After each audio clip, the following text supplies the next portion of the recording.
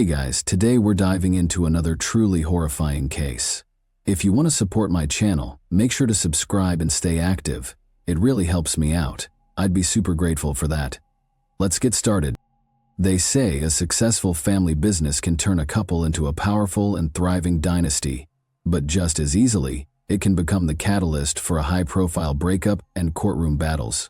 At first glance, building a business with your partner sounds like a dream. Complete trust, minimal risk of betrayal, and all the money stays in the family.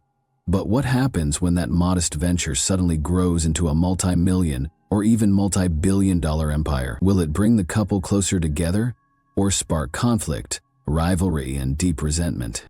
The case of Andreen McDonald was both complex and unsettling, even though from the start it seemed fairly clear who was responsible for the crime. She vanished from her own home without a trace, and almost no one believed she was still alive. Still without a body and with barely any solid evidence against the suspect, the situation was stuck.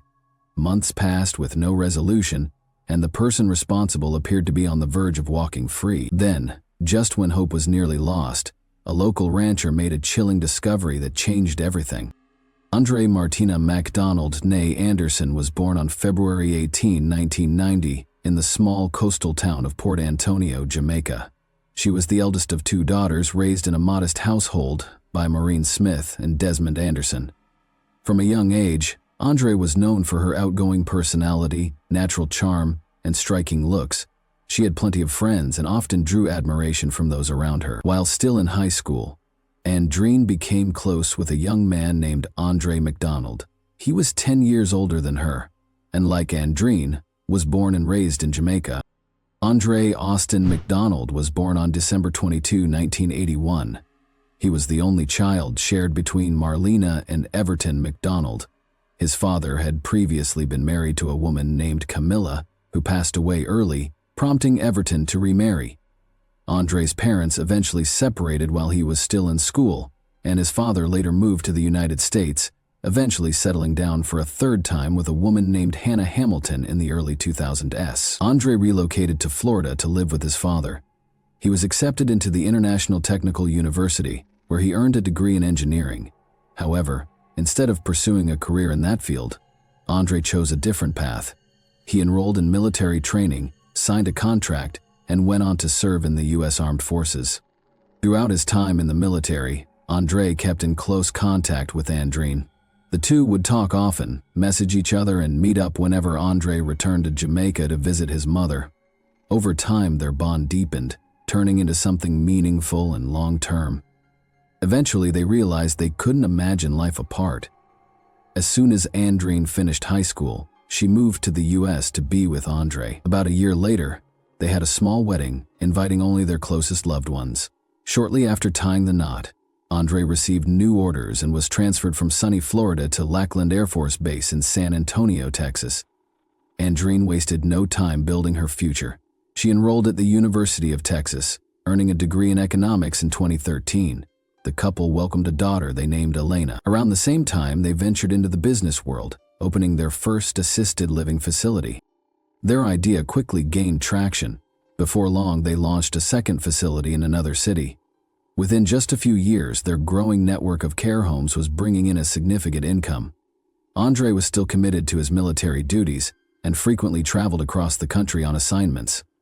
Meanwhile, Andre took the lead in managing the day-to-day operations of their multi-million-dollar business. The couple purchased a beautiful home with a pool in a high-end neighborhood in Bexar County, owned multiple luxury vehicles, and had plans to expand their business into neighboring states.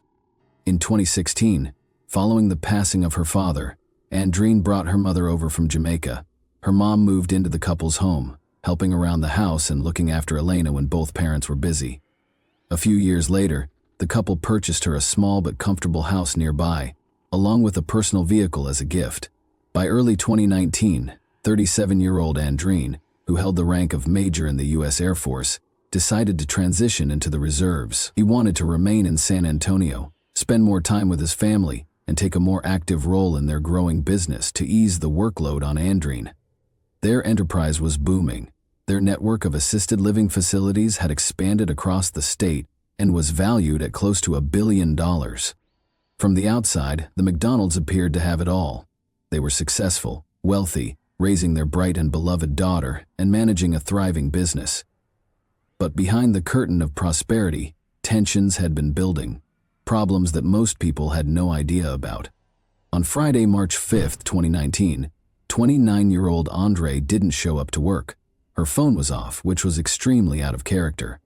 Her assistant and best friend Caroline Gonar quickly became concerned. After several failed attempts to reach Andreen, Caroline and 2 other co-workers decided to go to the McDonald residence to make sure everything was okay. Caroline knocked on the door for a long time, but no one answered. Refusing to leave without answers, she decided to walk around the house to check the property. That's when she spotted something alarming in the backyard. A burnt area with a zipper partially visible in the ashes. It looked like someone had been burning clothes. But who would do that, and why? Nothing else seemed immediately suspicious from the outside. When Caroline tugged on the back door, she found it unlocked and cautiously stepped inside. She called out loudly for both Andre and Andreen, but got no reply. The house was quiet, almost as if the couple had simply stepped out. But something didn't feel right. In the bathroom, she noticed strange streaks on the light switch that looked like dried blood. There were also a few dark stains on the floor that raised serious concerns. Caroline captured everything she saw on her phone and called local authorities to report what she had found. Officers quickly arrived and began searching the house. What they discovered only deepened their concerns. The carpet in the master bedroom had been thoroughly scrubbed with what seemed like a large amount of industrial-strength cleaner, the sharp chemical odor still lingering in the air. There were faint, cleaned-up blood spots on the floor and another smear on the doorframe. Detectives suspected the home could be the scene of a serious crime, but the limited traces of blood left room for hope that Andreen might still be alive. Andreen wasn't answering his phone, and no one knew where he was. The whereabouts of 6-year-old Elena were also unclear at first, but authorities soon confirmed she was safe, staying at her paternal grandmother's house. All 3 vehicles owned by the couple were accounted for. 2 were parked outside, and the third, a Chevrolet Malibu, was in the garage. It was this car that piqued the officers' interest. It was covered in dust, as if it had recently traveled along dirt roads, and small gravel particles were lodged in the tires. There were no obvious signs of damage or visible blood, but the vehicle's condition was suspicious. While investigators were still going over the house, the man of the house, Andre, suddenly showed up at the front door. He looked visibly anxious and shaken, seemingly confused about why law enforcement was on his property. When asked where he had been and what had happened, Andre claimed he had spent the entire night searching for his wife. He listed several hospitals he said he had visited to check if Andreen had been admitted. A follow-up confirmed that Andreen had indeed stopped by the medical facilities, but not until the following morning.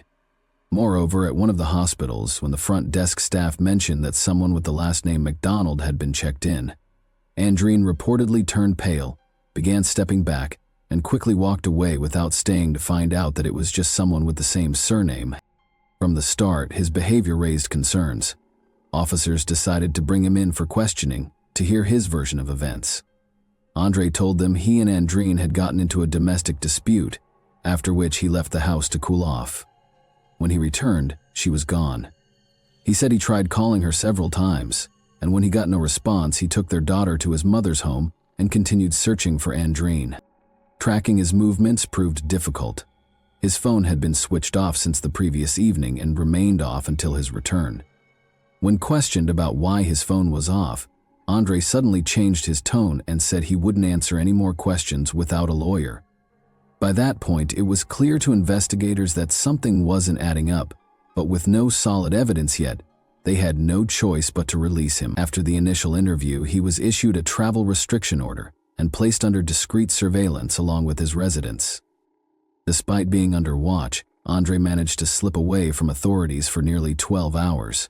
It was later discovered that earlier that same day, he had made a string of troubling purchases at various hardware stores. He paid in cash for items including a shovel, large heavy-duty trash bags, a small hatchet, work gloves, duct tape, and fire starter fluid.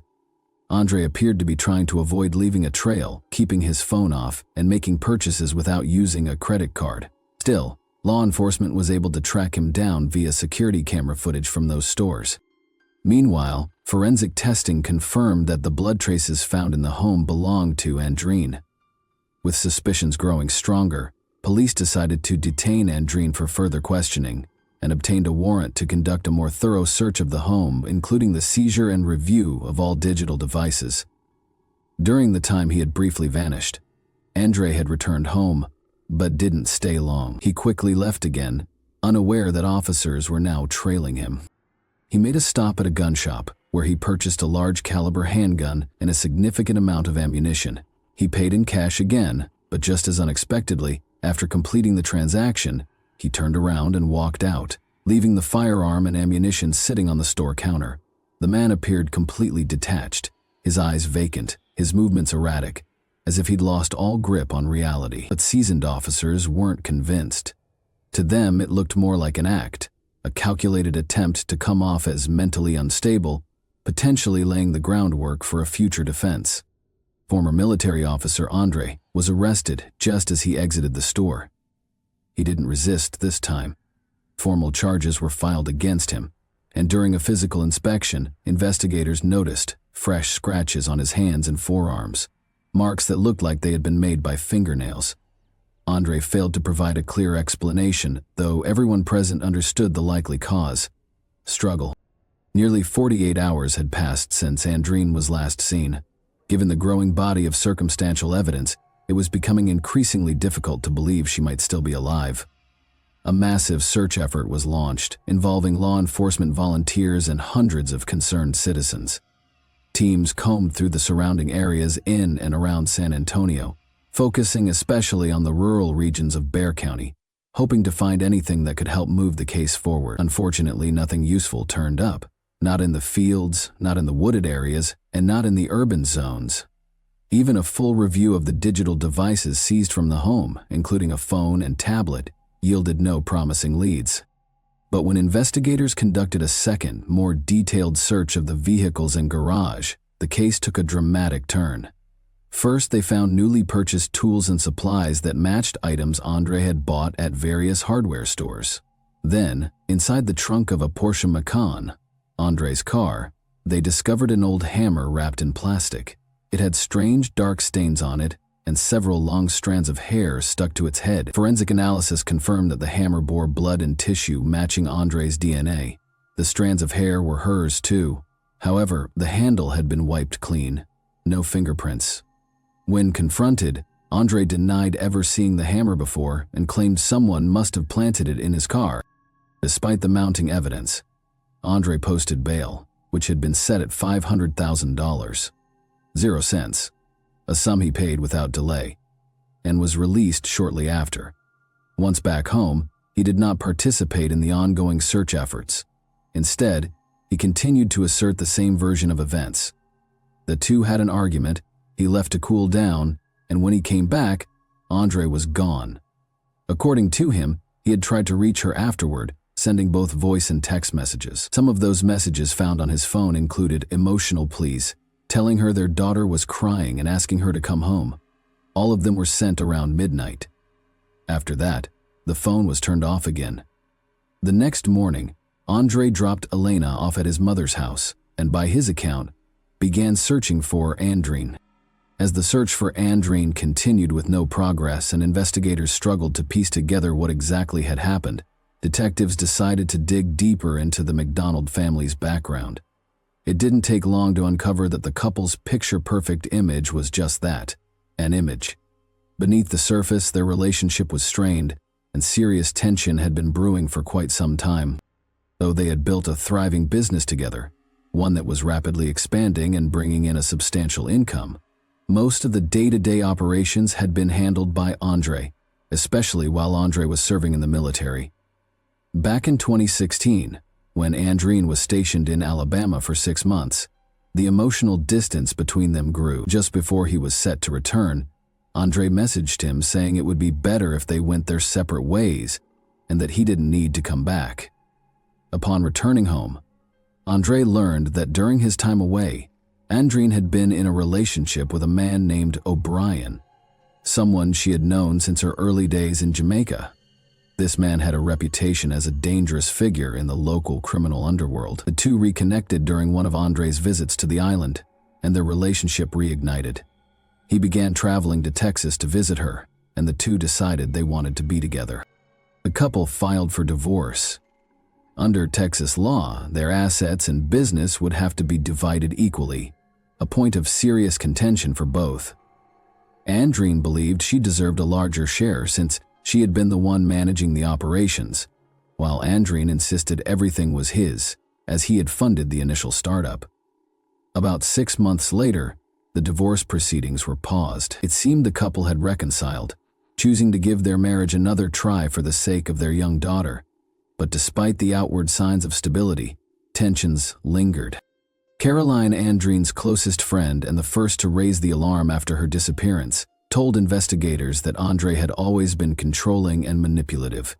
He believed the business, the home, and even Andreen herself belonged to him, reasoning that he had brought her to the U.S., helped her obtain citizenship, paid for her college education, and financed the launch of their first care facility. Not long before she vanished, Andre confided in Caroline, saying, "If anything ever happens to me, just know it was Andre."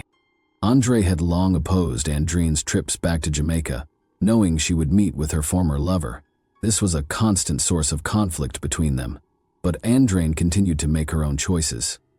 Then, just 2 weeks before she disappeared, Andre discovered that Andre had quietly registered a new company in her name and transferred part of their shared assets into it. That revelation likely felt like a betrayal and may have been the final spark that pushed everything over the edge. On July 11, 2019, 4.5 months after Andreen vanished, local farmer Clinton Clendy was walking through his large property on the outskirts of San Antonio. The land wasn't fully cultivated, and some areas had become overgrown. Clinton was surveying the grounds, preparing for future maintenance, when he suddenly caught a strong, unpleasant odor, something unmistakably linked to decomposition. Assuming it was a dead animal, he followed the scent, planning to bury or remove whatever he found in the tall grass. He first noticed a skull and bones that appeared to belong to a cow. Scattered branches were nearby, but beneath them he discovered the true source of the odor: a nearly fully decomposed human body. Clinton immediately contacted law enforcement. The remains were recovered and transported to the lab for analysis. The body was unclothed, and aside from confirming it was a woman, there wasn't much else investigators could initially determine. Still, given the timing and location, many suspected this was the missing Andreen McDonald. DNA testing soon confirmed those suspicions. However, due to the advanced state of decomposition, the medical examiner couldn't conclusively identify a cause of passing. Pathologists did note trauma to the jawbone and a fracture at the base of the skull, injuries consistent with being struck by the same hammer previously found in Andre's car. There was another disturbing detail. Much of the woman's hair was missing. At first, this raised eyebrows, but when examiners noticed partial burns on her right hand, they concluded someone had attempted to destroy the body by fire, likely to eliminate evidence. With this discovery, Andre was formally charged with the crime and taken back into custody. Interestingly, the area where the remains were found had already been searched multiple times by both law enforcement and volunteers, but the specific spot was located on private property, behind a fence about 60 feet from the road, off limits without a warrant, which is why it hadn't been searched earlier. When Andre was informed that Andreen's remains had been found and that the evidence suggested she had suffered blunt force trauma, he suddenly changed his approach. He told investigators he was ready to tell the full story in exchange for a lighter sentence. After consulting with his attorney, Andre presented a new narrative, portraying himself as a victim of circumstances. He spoke of his wife's infidelity, her efforts to take over their business and run it with her new partner, and, most importantly, his fear that she would take their daughter away from him in the event of a divorce. According to Andre had recently brought up the idea of ending their marriage again and had allegedly threatened to leave him with nothing and take Elena with her. That evening, they had a heated argument. He claimed that Andreen became aggressive and started hitting him, forcing him to defend himself. During the struggle, he said she sustained a minor cut. Andre admitted to pushing her, saying she fell and that he then kicked her multiple times and stepped on her chest to prevent her from getting back up. At that moment, Andre heard footsteps in the hallway and the voice of his daughter, Elena, calling out for her mom. Panicking, he rushed out of the room before Elena could enter, scooped her up, carried her back to her room, and told her that mom would come check on her later. Andre insisted that when he left the room, Andreen was still alive, lying on the floor and only slightly injured. However, when he returned, she was in the same spot, this time unresponsive. He believed that he may have unintentionally caused a fatal outcome by putting too much pressure on her chest during the struggle. Realizing the severity of what had happened, Andre said he panicked. He removed Andreen's clothing and burned it in the backyard. Then he transported her body outside the city and left it on private land behind a fence near the remains of a cow. Later, he returned home and sent multiple texts to Andreen's phone, pleading with her to come back, in an attempt to create the appearance that she had simply left after a disagreement. After that, he woke Elena and drove her to his mother's house, asking her to look after her granddaughter while he searched for his missing wife. To further sell the story, he visited several hospitals, pretending to look for Anne. At one point, he nearly fainted when he heard that a woman with the same last name had been admitted. By the time police brought him in for questioning the following morning, they still didn't have strong evidence linking him to a crime, so he was released. Once free, Andre began seriously contemplating how to make sure the body was never discovered. He even considered dismembering and burning it, then scattering the remains in different places. That's why he went out and bought a hatchet, a shovel, fire starter fluid, and heavy-duty plastic bags. The next day, he returned to where he had left Andreen, but when the time came, he couldn't bring himself to go through with his plan. Instead, he poured flammable liquid on the body and lit a fire, but it fizzled out quickly, only burning off the hair and partially charring one of her hands, according to Andre. The failure left him in a state of complete despair. In a fit of rage, he grabbed an old hammer from his car and began striking the body before coming to his senses and stopping. He then covered the remains with branches and cow bones. When questioned about why, he went to a gun store and bought a pistol and ammunition, only to abandon the items at the counter. Andre claimed he couldn't explain it. He said his mind was clouded, that he hadn't slept in nearly 2 days, and that he was no longer thinking clearly. The trial was delayed significantly due to the onset of the COVID-19 pandemic, with hearings finally beginning in January 2023. The defense team focused on portraying Andre as someone trapped by the circumstances around him.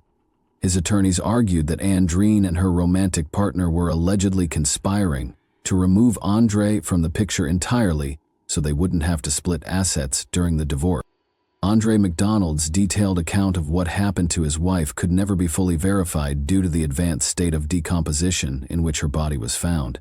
Forensic specialists were unable to determine an exact cause of death, or even confirm whether the injuries had been inflicted while Andreen was still alive, or if, as the defendant claimed, he had struck the body with a hammer after she had already passed. What was clear, however, was that for 5 months, Andre had remained silent, hoping to cover up the crime and avoid responsibility. In February 2023, to the shock of many, Andre McDonald was acquitted of first-degree charges. Instead, the jury found him guilty of manslaughter and evidence tampering. He was sentenced to 25 years in prison with the possibility of parole after 15. Full custody of Elena was awarded to her maternal grandmother. In a striking development, later that same year, Andre's father, Everton McDonald, was put on trial in Jamaica for the crime of his third wife, Hannah Hamilton. Even more disturbingly, this new investigation brought attention to the suspicious death of his first wife, Camilla, an incident that had long been brushed aside. Authorities now believe that Everton may have been involved in her passing as well. If convicted, he could face life behind bars. This chilling twist raised the possibility that Andre may not have been the first in his family to commit such a serious act, suggesting a legacy of violence that spanned generations. Thanks for watching, everyone. Your support means a lot to me, and you can help my channel grow by hitting that like button, dropping a comment, and sharing this video. Your engagement really makes a difference. See you soon. Hey guys, today we're diving into another truly horrifying case. If you want to support my channel, Make sure to subscribe and stay active. It really helps me out. I'd be super grateful for that. Let's get started. This is Sarah Beth and Jennifer Cooper, who had just been informed that their husband had passed away. On November 4, 2015, 37-year-old Andrew Harmon was shot dead in his own home. But as the weeks-long investigation unfolded, detectives would uncover a complex marriage, tangled lies, and a chilling conspiracy that uncovers a betrayal hiding in plain sight. On November 4, 2015, around 5:40 p.m., officers received a frantic call from a terrified wife. With this information, police and EMS quickly raced to Central Avenue in Kansas City, Kansas. Upon reaching there, they met with a grim sight: a man who had collapsed on the front porch. He was shot in the face and bleeding heavily from the head. Realizing the urgency of the scene, they rushed him to the emergency room, where he clung to his life.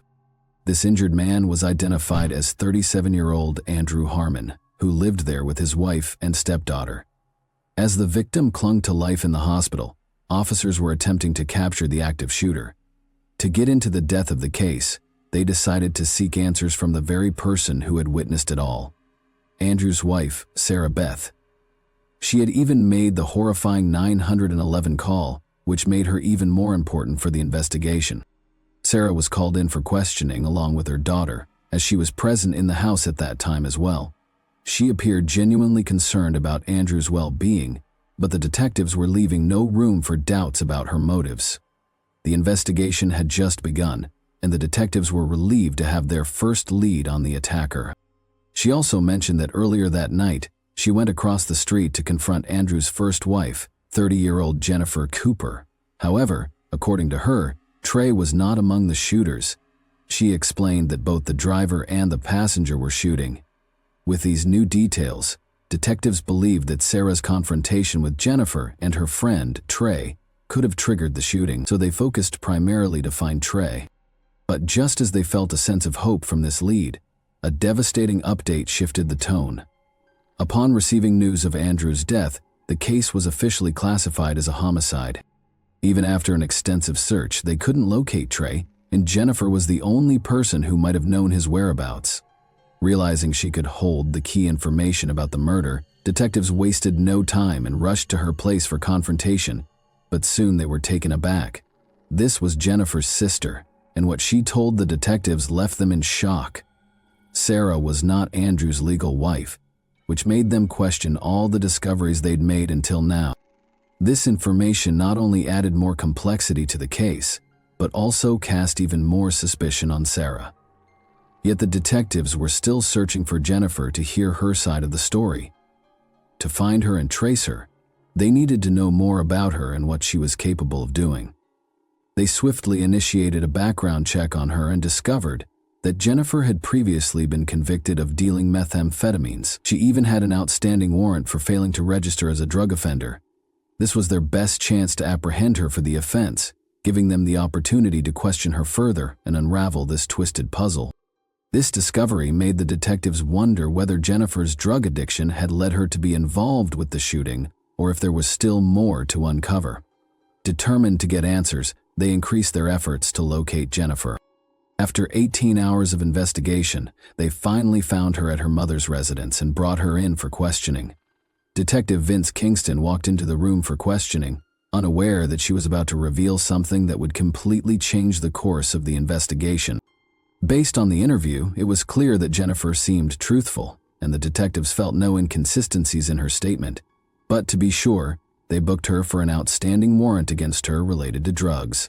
They also kept her cell phone with her permission for investigation, but the analysis would take time. This conversation, however, led to another speculation, that Trey could be involved with the attacker or ordered them to harm Andrew. Hopefully you can identify who she's talking about. Trey, who was the person that was involved in the disturbance right before the homicide happened? Sounds like he could be involved in what happened. With Trey as their prime suspect in the case, now they began to look for his Cadillac with a broken tailgate. Just a few days later, detectives got good luck while tracing him and wasted no time. He was brought in for questioning. Trey claimed that both Sarah and Andrew were outside when she broke his taillight. This claim, however, brought him more on their radar, as this could be the reason for him to fire gunshots at them. To further confirm their suspicion, they asked more from him. Trey's statement was still to be cross-checked, and he was still under their suspicion until he revealed a shocking truth that left the officers stunned: that she had something to do in the murder group.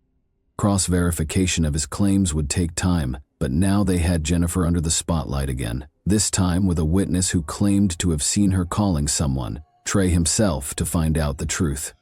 They again went to the county jail for Jennifer. Detectives had retraced their steps again to her, and this time they weren't here for small talk. They needed answers, and for that, they started with the most pressing question: her relationship with her deceased husband. Jennifer looked visibly distraught with the loss she was facing and was trying hard to cope with it. But then again, one question arose: who pulled the trigger? Jennifer, this time, gave a name of whom she believed to be the shooter. It's worth noting here that Jennifer had been in jail for a while, and she had no way of knowing this information on her own. So where did this name come from? Then she was asked about the call she'd made to someone on that shooting day, as mentioned by Trey. Jennifer said that she'd called a friend to pick her up after Sarah had damaged Trey's car. She then again broke down. The detectives then asked her about her take on her husband's relationship with Sarah. With nothing against her and listening to her claims, Jennifer was out of their suspicion for now. They then reached her mother's house to confirm her claims about Isaiah. Now the officers were left with more questions than answers. Just as they thought they could finally have a breakthrough, they were again left empty-handed. However, they didn't lose hope and tried to find him in their database. Just as they entered his details, a picture appeared in front of them of a 17-year-old teenager, Isaiah Butler. Isaiah Butler does fit the general description of the suspect. He's young, he has close-cropped hair, but the matching description wasn't enough. They needed concrete evidence against him for this, so they called Sarah again to identify the man in question.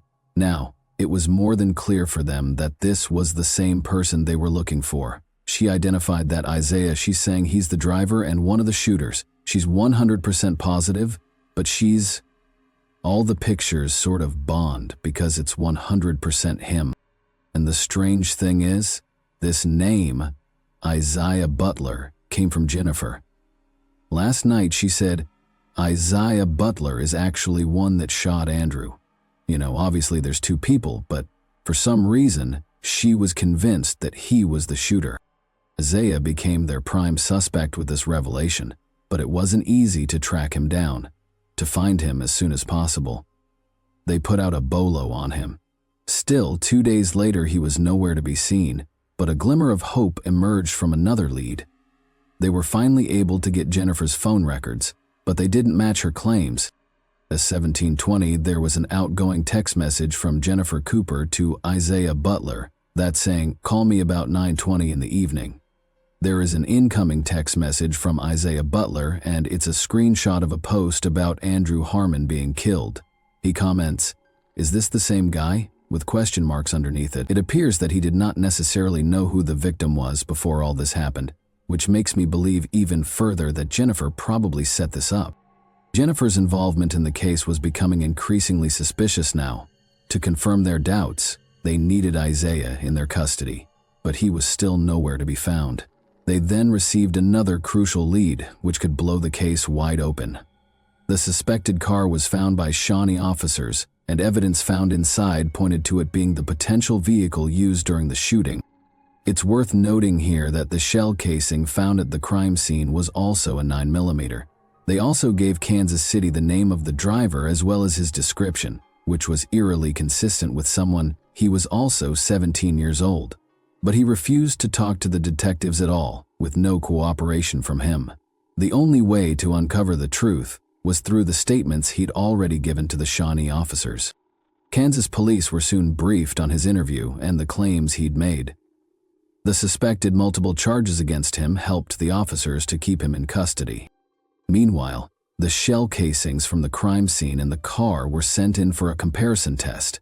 The investigators had grown increasingly sure about Jennifer's involvement in the case. With her phone records showing her connection with Isaiah, it was becoming clear that she was involved. However, on their way to interview her again, they noticed something that could be the biggest breakthrough in the case. However, the chase was soon dropped as it was dangerous at this speed for them as well as people driving around them. Despite having their main suspect in front of their eyes, they were left empty-handed. Then they finally reached the county jail to question Jennifer about all the mess she's created for a long time and kept playing with them. This time she was being questioned as a suspect and not a witness, but instead of answering the questions like before, she did something they didn't expect from her. With no possible new leads from Jennifer, they decided to go for a different approach. On the very next day, they called Isaiah's parents, hoping they might have some information about him. Unfortunately, even here, they were left empty-handed. But after 1 month, they received their biggest and most awaited breakthrough. Tulsa PD called them to inform them they had Isaiah Butler in custody. 4 months later, Isaiah was questioned at the Kansas City, Kansas courthouse. They began by asking him about that fateful day, to which he replied with eerie calmness. Isaiah then unraveled something that left everyone shocked. But he had just started. A teenager shooting at someone's house without any aim or target sent chills down their spines. He then revealed Jennifer's actions, which clearly put her at the crime scene. Isaiah was then confronted with a truth about his claims. He then finally admitted to having killed Andrew for a simple reason. Although they were able to get him and put him on trial, there was one question left unanswered. The officers presented all the evidence to begin a trial against the culprits. Ballistics confirmed that the shell casing from the crime scene matched the one found in the second suspect's vehicle, proving their involvement. Isaiah Butler pleaded guilty to second-degree murder and was sentenced to 17 years. Consequently, Jennifer Cooper pleaded guilty to solicitation to commit first-degree murder and was sentenced to 19 years. Thanks for watching, everyone. Your support means a lot to me, and you can help my channel grow by hitting that like button, dropping a comment, and sharing this video. Your engagement really makes a difference. See you soon. Hey guys, welcome to my channel, and today we're going to take a look at another horrible case with you. A young mother who never thought she would be killed by her husband.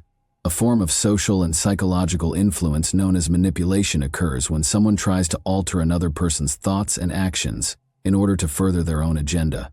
Similar techniques are usually used by manipulators, who may utilize physical or moral assault, blackmail, or deceit. Their tactics are frequently so complex and crafty that the victim is unaware that they are serving the manipulator's agenda. This usually occurs when the victim solely trusts the manipulator because they are in love with them. Maria Fernanda Quesada's case was categorized as femicide, which is defined as a male doing a willful crime against a woman. The most terrible thing about this crime was that it was completely foreseeable, and the girl's family thought the tragedy would happen eventually. Despite her fear of her violent husband, Maria caved in to his manipulation because she loved him and wanted to keep the family together for the benefit of their kids. She did not perceive danger when her lover asked her to a fatal encounter, since she had total faith in him. Childhood, family, and early years of Maria Fernanda Quesada. On June 18, 1994, a girl named Maria Fernanda Quesada was born in the northern Costa Rican town of La Garita, which is part of the Guanacaste province. For the Quesada couple, her birth was a great miracle because she was the only kid in the family. For many years, Maria's mother had been treated for infertility, and physicians had given up on her ever being pregnant. Nevertheless, she was able to conceive and give birth to a healthy kid, in spite of all the predictions. In an effort to shield her from all problems and give her everything she required, her parents lavished her with love and attention. Though her mother's health prohibited her from having further children, Maria remained an only child despite her early dreams of having a big family with brothers and sisters. The girl then made the decision that she would eventually have at least 3 children and start a big, contented household of her own. The Quesadas put in a lot of labor and were regarded as wealthy by the norms of their home province. They encouraged the growth of their only daughter's skills and abilities in every manner and sought to provide her with the greatest education possible. Maria got the chance to go to art school and study music at the family's large, comfortable home. All of Maria's family members were kind and trustworthy, but she was particularly close to her maternal aunt. Since Maria was only 6 years older than her mother's younger sister, they were close friends from an early age, sharing secrets and becoming practically inseparable. Quesada had a creative personality, was a gifted student, and loved painting and sculpture. She was described by those around her as a nice, intelligent, sympathetic, compassionate person who was always willing to help. She was quite gorgeous, always had lots of friends, and connected with people easily. At the age of 18, Maria, a single mother, began dating a boy she had known in school. Their bond grew rapidly. When Maria told the young man she was pregnant, everything fell apart. Even though he had looked dependable and affectionate, at her age the young man was utterly unprepared for the demands of family life and child-rearing. He urged that she end the pregnancy right away, and when she refused, he announced the end of their relationship. Despite her grief, Maria remained hopeful that the father would reconsider and return when the baby was born. But at that time, her ex-boyfriend had moved on to someone else and had no intention of interacting with the son he had fathered. Maria's parents and aunt provided her and her son with the majority of their assistance and financial support. The young mother understood that she would have to support her son independently, as she couldn't rely on her family indefinitely. She started searching for methods to make a living since she wanted to enjoy her job. She soon found internet tutorials on how to make soap and wax candles for decoration. Maria, who is artistic, was intrigued to this exercise and thought it had a lot of promise. Maria pushed herself into producing soap and candles by hand and selling them online. She took customized orders for personalized soap and candles based on each customer's tastes and set up social media groups to promote her products. Her business took off right away. Her orders increased quickly along with her social media following. She aspired to become a master craftsman and kept honing her technique in the hopes of earning enough cash to start her own store. Maria also began earning a respectable living by providing online classes on how to make soap. She kept living with her parents and kid, accumulating money for a house of her own and dreaming of a scary suitor and an education. Despite her hard work, Maria never gave up on her dream of finding a deserving guy who would adore her growing baby as if he were his own, and with whom she could have a happy, stable family. This dream was shared by her loved ones, but they were terrified for her future when she brought her new partner into the house. Quesada traveled to the city in the fall of 2017 to purchase materials for producing candles and soap. A charming young man called Esteban Rovira Vargas came up to her while she was shopping. He complimented her and said he couldn't help but come over and introduce himself since he was so taken by her beauty. Maria consented to go for a stroll with Esteban and have coffee with him because he came off as courteous and sincere, soon gaining her trust. Their surprising affair began when Maria handed him her phone number after a quick talk. Even though Maria was 12 years older than Esteban, she didn't think that would stop them from having a happy future. Although it was unclear to many around her what had captured her heart, she fell in love with him the moment they met. Maria was completely different from Vargas. Despite his harshness, rudeness, frequent use of profanity, and several negative habits, he never discussed his history. Although he had significant savings that many believed were acquired through unethical means, he did not officially hold a job. In the glove box of his vintage pickup truck, Esteban stored his handgun. He seldom gave up the pistol, but he never gave an explanation. Maria had a suspicion that her partner might have ties to the criminal underworld, but she was too scared to confront him about it. Nor was she aware of his previous relationships. Maria made the decision to present Esteban to her family approximately 4 months into their relationship. It turned out that she had every reason to be extremely anxious about her parents' response. Esteban was impolite, confrontational, and used profanity. Any inquiries or comments sparked rage and unexpected outbursts. Because he publicly scared Maria's parents, they started pressuring their daughter to end the connection as soon as he left their house, out of concern for her safety. But Maria wasn't merely in love. She refused to hear any arguments, since she was so overcome by her emotions. Her lover would eventually calm down, settle down, and become a good husband to her and a caring father to her son, as well as to the children they would have together, a family like his. Because she naively thought that her love, care, and support would help him manage his outbursts. After getting to know Quesada's parents for a few weeks, Esteban made the decision to present his family to Maria. His invitation to his mother's place for a family dinner became a nightmare for Maria. Like Esteban, the Vargas family members were irritable, violent, and conceited. They spoke loudly, shouted profanity, and any disagreement might quickly turn into a brawl. They were contemptuous of their son's new romantic interest, calling her names and even drawing comparisons to his former partners. That didn't sit well with them. They didn't try to hide their love, and Maria already had a child from a past relationship. Maria did her best to contain her cries of humiliation and pain. The situation was exacerbated by the fact that Esteban's relatives enjoyed drinking strong liquor, which made them even more hostile and erratic.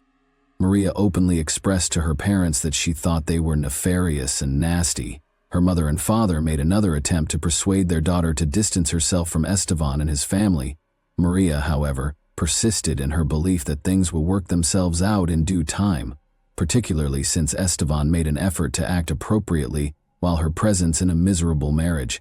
Maria announced her pregnancy to her partner in December 2018. Although he wasn't particularly excited about the news, Esteban concurred that it was time for them to formally announce their love. The bride was 4 months pregnant when the couple tied the knot on April 6, 2019. Their wedding was stunning, featuring a seashore ceremony and a white dress. After the wedding, the couple moved into a modest home that belonged to Esteban, but he started acting strangely from the first few days of their marriage.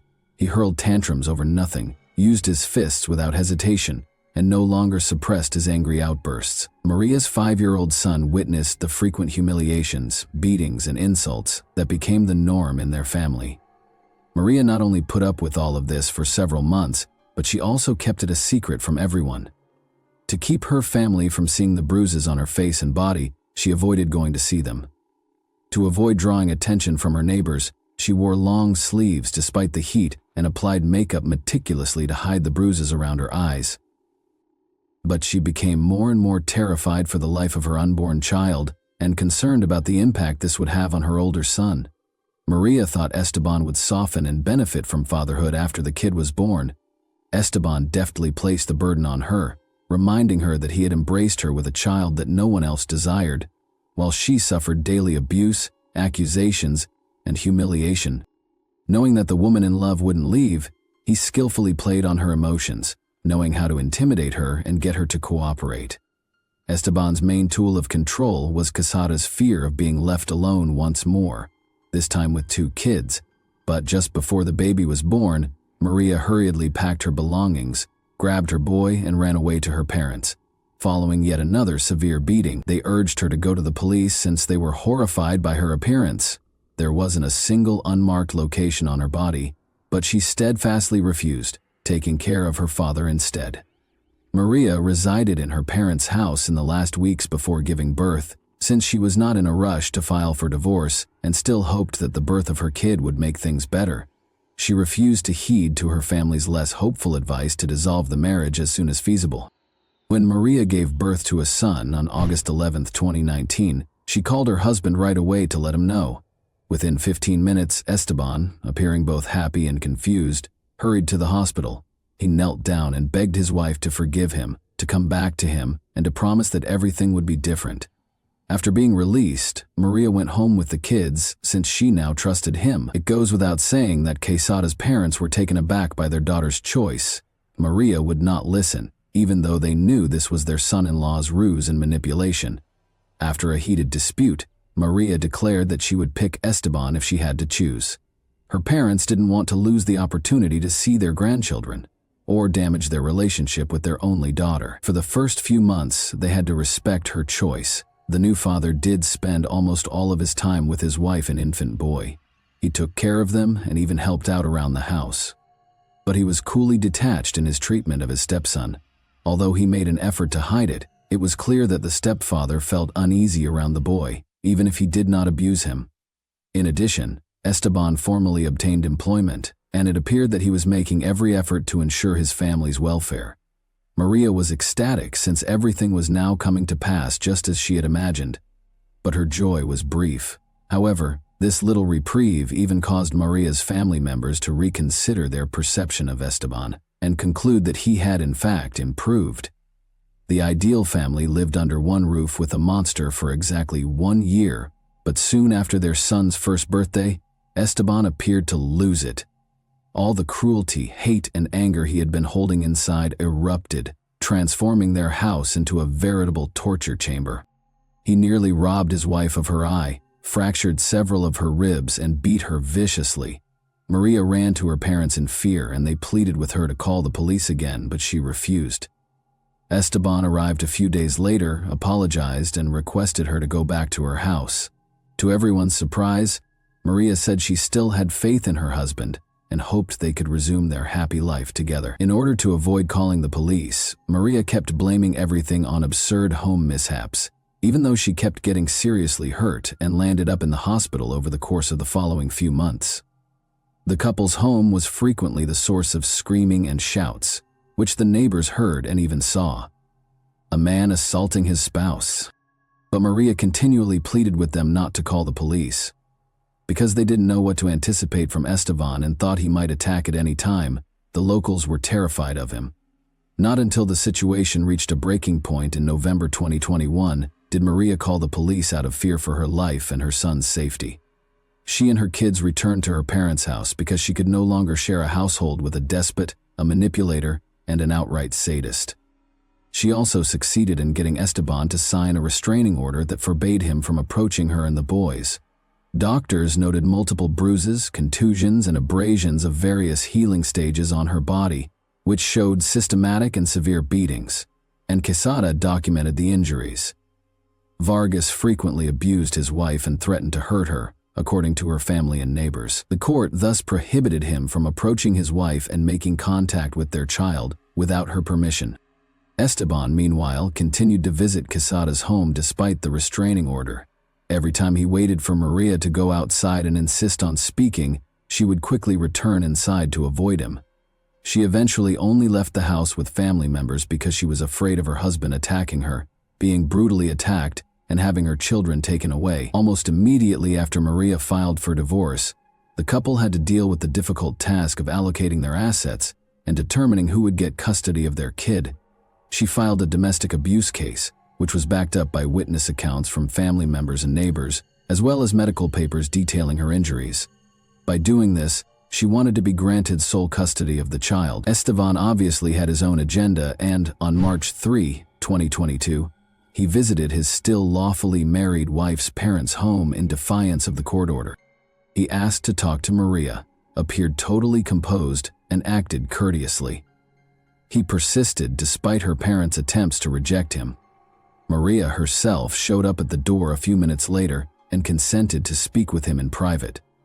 Although it's unclear exactly what Esteban said to her, he was quite persuasive, and Maria consented to accompany him to their shared house in order to resolve some matters. Furthermore, Esteban persuaded her that he missed the child and desired to spend time with him, so she brought their son along. Maria reassured her parents that nothing negative would happen, despite their strong opposition to their daughter and grandson traveling anyplace with this dangerous man. The last time her parents saw their only daughter alive, she took the child and climbed into Esteban's car. In the car, the couple began to argue.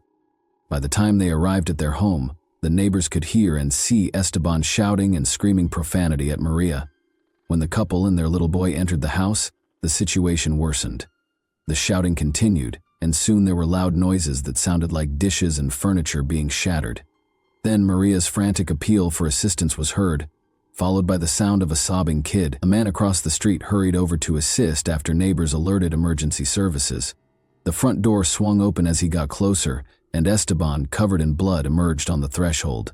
He had a blood-stained knife in one hand and the sobbing toddler in the other. His face was contorted in anger, and his eyes were wild. Vargas got into the car and drove off, while the neighbor retreated, terrified for the boy's life. Upon arrival, the cops discovered a young woman's disfigured body with no indications of life. Maria was lying in the kitchen, many stab wounds visible, in a pool of her own blood. There were bloodstains all over the walls, furniture, and even the ceiling, which demonstrated how viciously the victim had been attacked. The dead had 11 stab wounds on her body, according to forensic experts, the majority of which were located on her wrists and upper chest, which she had used to cover her face.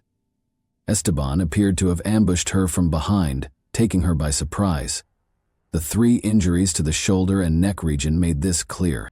Maria probably attempted to flee from behind, but her husband caught up with her and proceeded to stab her in the hands, head, and chest. The last stab wounds were detected close to the heart, and her body was discovered on its back. Look, find the kidnapped child and the perpetrator. Who had dealt with the poor widow was obvious, but where was the culprit, and where had he taken the child?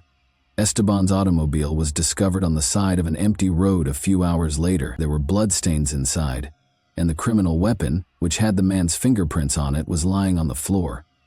The car was proclaimed sought, and the criminal decided to get rid of it, for obvious reasons. He could have stolen another automobile, boarded a bus, or hitched a ride. But since the man was wearing bloodied clothing, which would have surely raised suspicions or questions, the possibilities of using public transportation and hitchhiking were promptly discarded. It is likely that he stole a car to get away. The police had good grounds to suspect that the criminal would try to enter Nicaragua with the youngster, so they initiated an emergency manhunt. All border checkpoints received notifications containing pictures of Esteban and his small son within hours, and the fugitive was captured by dark. The criminal's jeans and sneakers still had bloodstains from the victim, but he had even managed to locate a clean shirt. He attempted to flee the nation in a stolen car with his small kid inside, as was to be expected, but he was apprehended at passport check. Without resistance, the man requested a lawyer right away. In the investigation of the stolen car crime, a gun that belonged to Esteban and had his fingerprints on it was also discovered. Femicide, a crime against a woman because of her gender, was the original classification for the crime.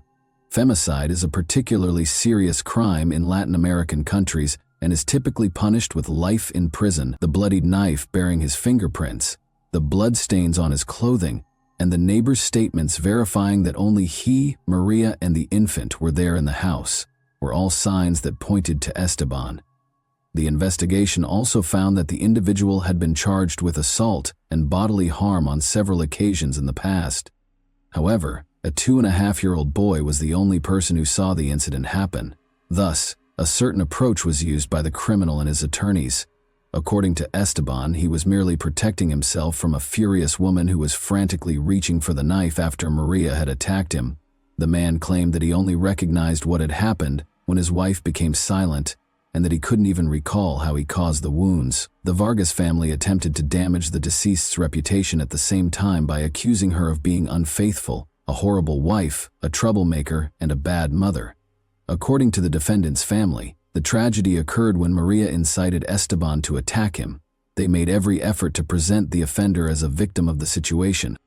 During the investigation, the lawyers said that the avaricious Quesada family planned to seize all of his belongings and deny him the opportunity to see his kid. The victim's body, which had been buried a week after the crime, had to be exhumed. Once again, independent experts confirmed that the first 3 blows were delivered to Maria from behind, denying Esteban and his defense's assertion that she had assaulted him first. Trial and sentencing. Since the criminal's trial didn't start until March 2023, the defendant and his attorneys had ample opportunity to prepare a strong defense. However, the Quesada family was backed by a number of activist groups that fought for women's rights, as well as by large crowds of people who demanded that the criminal receive fair punishment. The 9-year-old eldest son of the deceased was able to testify in court and describe the stepfather's brutal abuse of his mother. At the time of the crime, the younger child who observed it was just 2.5 years old. After consulting with him, psychologists concluded that the boy's cries of "Daddy, don't" were caused by a deep-seated phobia of kitchen knives whenever he came upon one. The child said that everything became red after his father had harmed his mother. To prevent additional trauma, the youngster was not brought into the courtroom even though these materials were turned in. Numerous witnesses, including neighbors, family members, and acquaintances, testified against Esteban, recalling instances in which he had been violent with his wife. Dozens of witnesses also frequently observed bruises and contusions on the young woman's body, and the police had recorded evidence of beatings just prior to the divorce proceedings commencing. Esteban Rovira Vargas was convicted of the premeditated crime against his wife on May 15, 2023, and given a 36-year sentence in a maximum security jail. The deceased woman's relatives were given custody of her 2 children. And that wraps up today's chilling story. If you enjoyed this video, don't forget to like and subscribe so you never miss a new upload. Also, let me know in the comments, what part of this story shocked you the most? Thank you for watching, and I'll see you in the next video. Hey guys, today we're diving into another truly horrifying case. If you want to support my channel, make sure to subscribe and stay active. It really helps me out. I'd be super grateful for that. Let's get started. 14 years later, the sinister mystery behind the disappearance is resolved. Due to a lack of witnesses or evidence, certain crimes can take years or even decades to investigate. Investigations are occasionally purposefully misinformed to cause misunderstandings or lead investigators astray. Many of these cases ultimately wind up as unresolved cases on the shelves of archives. However, investigations can be reopened at any moment when new information becomes available, and crimes involving life-ending acts and abuses of varying degrees of severity typically do not have a statute of limitations. Cases involving the disappearance of people, especially children, are frequently resolved quickly. The first 3 days, when there is a good chance of locating the individual alive, are thought to be crucial. After that, the likelihood of a positive result quickly decreases. Georgina Kruger, a German schoolgirl from Berlin who went missing, was the subject of an investigation that lasted more than 10 years and was regarded as one of the most enigmatic cases in German criminology history. The girl was only a few hundred meters from her home when she vanished during the day while returning from school. Even though the case was frequently reopened, there was little chance of solving the crime because no witnesses, leads, or evidence were discovered. However, the culprit was ultimately caught due to the careful work of undercover officers. How well known are Georgina Kruger and her relatives? Born in Munich on April 11, 1992, Georgina, also known as Gina Kruger, was the middle child of a modest household. She was raised with her younger sister Michelle, who was 2.5 years her junior, and her older brother Tommy, who was 8 years her senior. Gina's parents divorced when she was 11 years old, and her older brother, who was 19 at the time, elected to go home with their father. Their mother, Vesna, and their maternal grandmother were the main caregivers for the girls. Both girls were naturally creative, participated in dance and music, and excelled academically. The family led a simple life, and although their father stayed in touch with his ex-wife and children, he was more concerned with providing for his older son, whom he helped financially through school and in other ways. After receiving an offer of a lucrative position in Berlin, Vesna relocated there with her mother and daughters in June 2006. On September 1, the family moved into house number 8 on Stendal Street in the Moabit area. The sisters went to one of the top local schools, which was reachable by bus even though it was in a separate district. Vesna had high ambitions for the future and was thrilled with her new position, but the family's calm and collected life was quickly upended. Since she was little, she had aspired to be an actor. Gina took singing and dancing very seriously and gave them her whole attention. She attended acting and stage speaking classes, engaged avidly in school theater, and dreamed of a future in performing after being inspired by Indian cinema. Teachers who worked with Kruger as a child observed that she undoubtedly had the requisite skills and therefore foresaw her future success and notoriety. In addition, the girl was tall for her age, had a slim, feminine form, and a bright, expressive expression. In addition to keeping up with fashion trends, she made an effort to dress attractively and used decorative cosmetics with intelligence and expertise. It's important to note that Georgina used makeup and hired pros to do it for her friends and neighbors over the summer vacations in Munich and Berlin. She actively participated in casting calls in an attempt to get a job on television or the big screen. She was able to make a couple appearances in crowd situations, although they were extremely unnoticeable. But on Friday, September 22, 2006, she was finally blessed with good fortune. Her application was accepted for a guest appearance on the television show Turkish for Beginners. On Monday, September 25, Gina was expected to get a call back to confirm her cast status, go over specifics, and extend an invitation to sign a contract. The young beauty, who was the new beauty in town and at her new school, made a big impression right away and caught the interest of every boy in her class. But because the females openly envied her and viewed her as a rival, she found it difficult to get along with them. Her peers took a while to welcome her to the group and spoke with her grudgingly, despite the fact that Gina was outgoing, open, and kind, avoided confrontations, and made an effort to engage with every student in the class. In addition to being extremely attractive, the teenage lady was also a talented dancer and singer, and she even got an opportunity from a modeling agency to try her hand at becoming a photo model. She consented, but regrettably, she was unable to attend the scheduled early October photo shoot. Gina had a dream that she would eventually become a movie actress in Bollywood or Hollywood. Dreaming of fame, recognition, and film awards, she pictured herself alongside celebrities on the red carpets of major film festivals. She was prepared to put in a lot of effort to fulfill her dreams. A few miles from home, the schoolgirl abruptly vanished without a trace, just as she was about to make it happen. The schoolgirl had no qualms about her role in the TV show, so she was waiting for confirmation.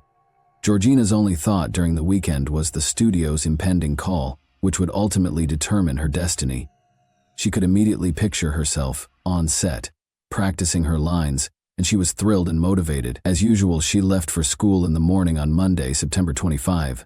Since the call was anticipated in the late afternoon, Gina urged her grandma to accept any calls, vowing not to loiter anywhere since she was scheduled to arrive home by 2 o'clock. For Kruger, the day went on and on.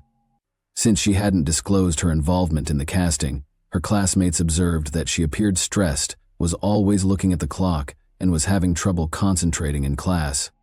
By the conclusion of school, everyone had a different interpretation of her nervous state. After gathering her things, Georgina rushed to the closest bus stop, boarded bus number 27, which she took every day, and left for home. 3 stops later, Rue Retinover, a short distance from her home, was where she got off. She disappeared somewhere in the middle of the trip to her apartment, though, and never returned home. Neither alive nor dead, Georgina Kruger was never seen again. Look for the schoolgirl who went missing. The grandmother had made lunch and laid the table about 2 in the afternoon as she waited for the girls to get home from school. The older granddaughter was excitedly anticipating the call and had no intentions to remain out, so it was rather odd that she did not show up. Georgina was scheduled to return first, and Michelle a little later, because she had extra sessions at the music school that day. The grandma became worried when Michelle got home at 3 and began phoning Gina to ask where she had disappeared to. But the schoolgirl's phone was off. Later attempts to contact her were unsuccessful as well. Anxiety increased, and Vesna recognized something serious had happened when she got home from work and discovered her daughter was missing and her cell phone was inaccessible. When the mother called the school first, she was told that Kruger had gone to all of her classes and had left on the bus as normal. In the hopes that the ladies had just gotten sidetracked in conversation or had stopped at a cafe on their way home, the woman then got in touch with a number of her daughter's friends. However, they informed her that Georgina was rushing and had gone straight home. After that, the worried women went to the police station and reported the 14-year-old girl missing. At first, the police were skeptical, speculating that the schoolgirl might have gone on a date, visited a friend, or gotten into a fight with a classmate and was sulking by herself in a park. Once every scenario had been tried, and it had been confirmed that the youngster was not present in any of the expected places. Assuming that the child might have run into problems, been hurt, or been harmed on her way home from school, detectives started looking through accident reports and contacting hospitals, but Gina had not been admitted to any of them either. Extensive searches and witness interviews started as night fell. As it turned out, the youngster was last seen getting off the bus and turning toward the street that led to her house at the bus stop. The schoolgirl wore a denim jacket, gray sneakers, a light blue t-shirt, and blue pants that were scuffed. Here, she was carrying her cell phone, textbooks, and notebooks in a pink sports bag with a long, broad strap. The signal from the girl's device allowed investigators to follow her travels. In fact, she went to school all day, got on the bus, and got off at her stop, but the signal abruptly vanished about halfway to her house and never came back. A search team with canines trained to identify the scent of living or deceased persons was sent to Stendhal Street, where the Kruger family lived, and that is where the search started. Finding the teenage girl alive and unhurt was still a possibility at that point. Disappeared without a trace.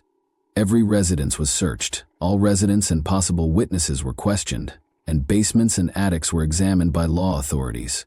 Even dogs were unable to find Georgina's trail by the following morning.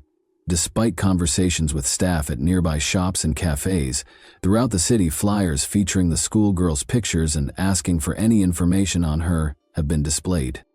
The police station received dozens of reports about people seeing a girl who looked like her in various locations throughout the city, but regrettably, all of the leads were untrue. At the same time, investigators started tracking down all area individuals who had previously been convicted, as well as those who had been released on bond. Criminals and those who had displayed an unhealthy interest in youngsters received particular attention. All of these attempts, nevertheless, were unsuccessful. The schoolgirl did not return home, as if she had disappeared into thin air. It appeared as though she had never been at all, as no signs or personal items were discovered. A false lead. The investigation was put on hold after months of fruitless searching because there were no leads, no clues, and no notion which way to go. But a year or so after Georgina vanished, an unidentified caller called the police station and said that the girl's body was lying at the bottom of a local lake. Despite not being able to identify the caller, authorities held on to this information and chose to look into it for a few weeks. Using cutting-edge gear, highly qualified divers searched the lakebed. They definitely checked almost every inch, but they couldn't find any sign of Kruger, even though the lead proved to be untrue. It renewed public interest in the case. It was determined to carry out another search because the missing girl was being aggressively debated and covered by the media once more. The police brought in search dogs and conducted additional interviews with neighbors, but it was obvious that these efforts would probably be fruitless because the dogs had failed to detect the girl's scent on the day she vanished. After a year, there was little chance of success because the Kruger family did not accept the investigators' conviction that the schoolgirl was dead. According to the mythology Vesna created for herself, her daughter had fled to India and was now acting in Bollywood movies, singing and dancing as she had always imagined.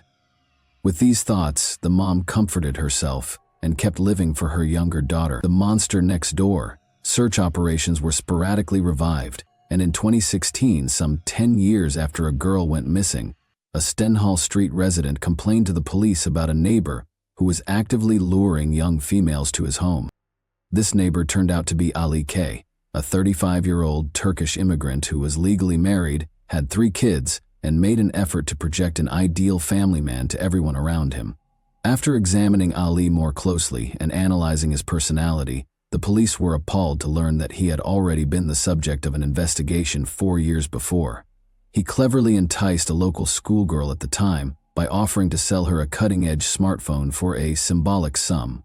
He led the girl to his storeroom in the apartment building's basement, hit her over the head, and forced her into tight quarters. After making the youngster promise not to tell anybody about what had happened, he helped her clean up before she left and offered her a paper napkin to wipe away her tears. In order to avoid the monster's grasp, the girl vowed to be quiet. However, she informed her parents about the incident as soon as she was free, and the two of them rushed to the police to report the aggressive acts.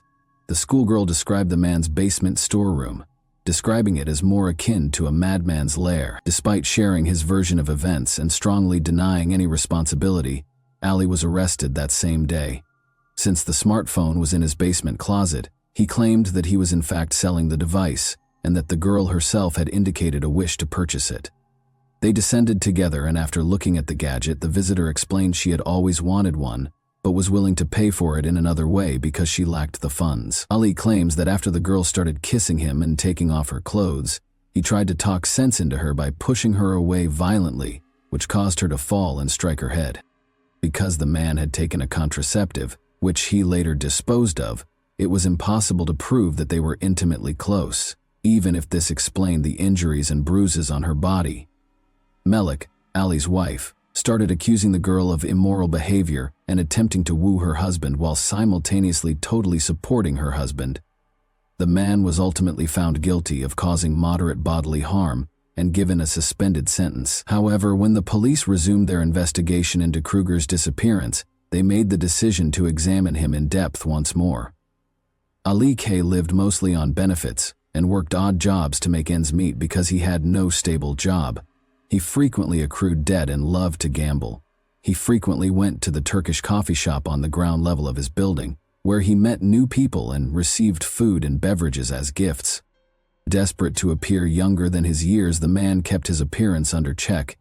He occasionally even spent children's benefits on his stylish attire.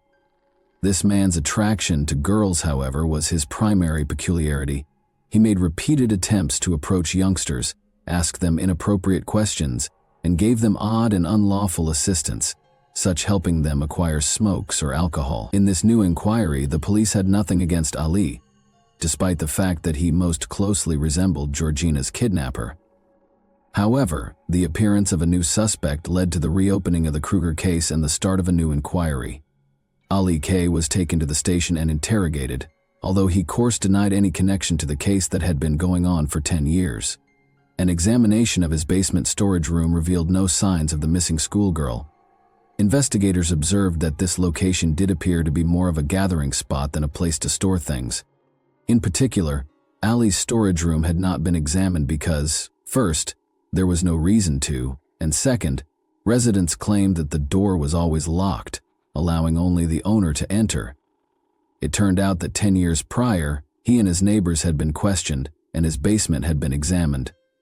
Ali was one of the most involved members of the search team at the time, and had been actively involved in it. The police chose to put K under surveillance in order to gather as much information as they could about him, even though they had nothing specific to accuse him of. All of his phone conversations were recorded, and unofficial surveillance was set up. This soon produced preliminary findings, and investigators learned that the man had large obligations that his wife was unaware of.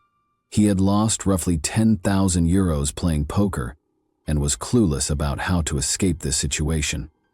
This element, undercover agents, was chosen as the investigation's main emphasis. It was decided to put an undercover agent in the suspect's inner circle in the hopes of winning his trust, getting the information he needed, and getting a confession to be recorded. To keep the suspect safe and avoid raising suspicions, everything had to be done gradually and cautiously.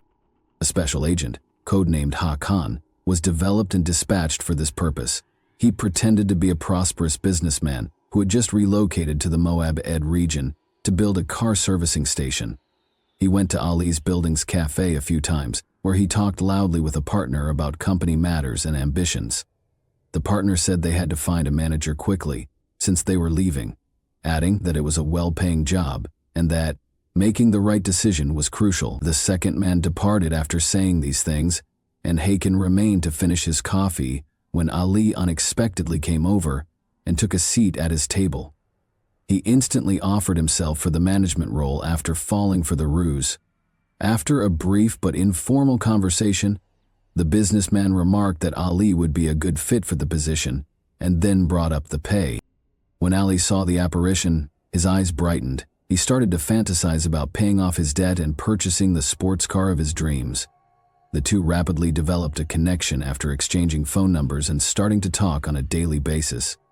In an effort to build rapport and earn Ali's trust, Hakan even began taking him on business trips to other cities. However, this friendship had the opposite effect, as the suspect tried to show his potential employer the best version of himself. He took pride in his accomplishments, no matter how small, and he would rather remain silent about any wrongdoing. After a few months, the investigation decided to bring in a new agent, this time a woman who would pretend to be Khan's girlfriend. After determining that the case was not moving forward, Susan entered the narrative at this point with the intention of becoming friends with Ali's wife Malik and attempting to learn whatever secrets the husband could be concealing. They got along after just a few meetings, and then the four of them began to interact like a family. Although Malik was outgoing, she thought her spouse was almost perfect. She had ignored his adultery for years, didn't trust the teenager who accused him of violence, and believed her husband was a fine man who was simply unlucky in his career. Now, though, things would soon alter. Susan came to the conclusion that Ali's wife wasn't merely acting as his stand-in. She really thought he was just not able to hurt anyone. The agents even chose to employ a ruse, spreading a story that an unidentified source had provided the location of Kruger's remains and that the case was making progress. Hakan went out. Ali had been borrowing his automobile from time to time, and there was a newspaper with this item in it. This vehicle also had a number of cameras and recording equipment installed. She quickly saw the newspaper left behind as the guy and his wife got into the car. Perused the piece quickly, expressed some astonishment that the case was still under investigation, and then tossed the paper aside without comment. Malik was obviously unaware of this, or else she would have unintentionally exposed herself. Good cop, evil cop. 6. The study ultimately came to the conclusion that their scheme had failed after several months. The K family had gotten to know the agents and even trusted them to take care of their kids, but there would be no admissions. Ali made an effort to come out as morally pure and honest, and his wife was merely ignorant of the crime her husband had committed. Furthermore, it was getting more and more expensive to keep their cover.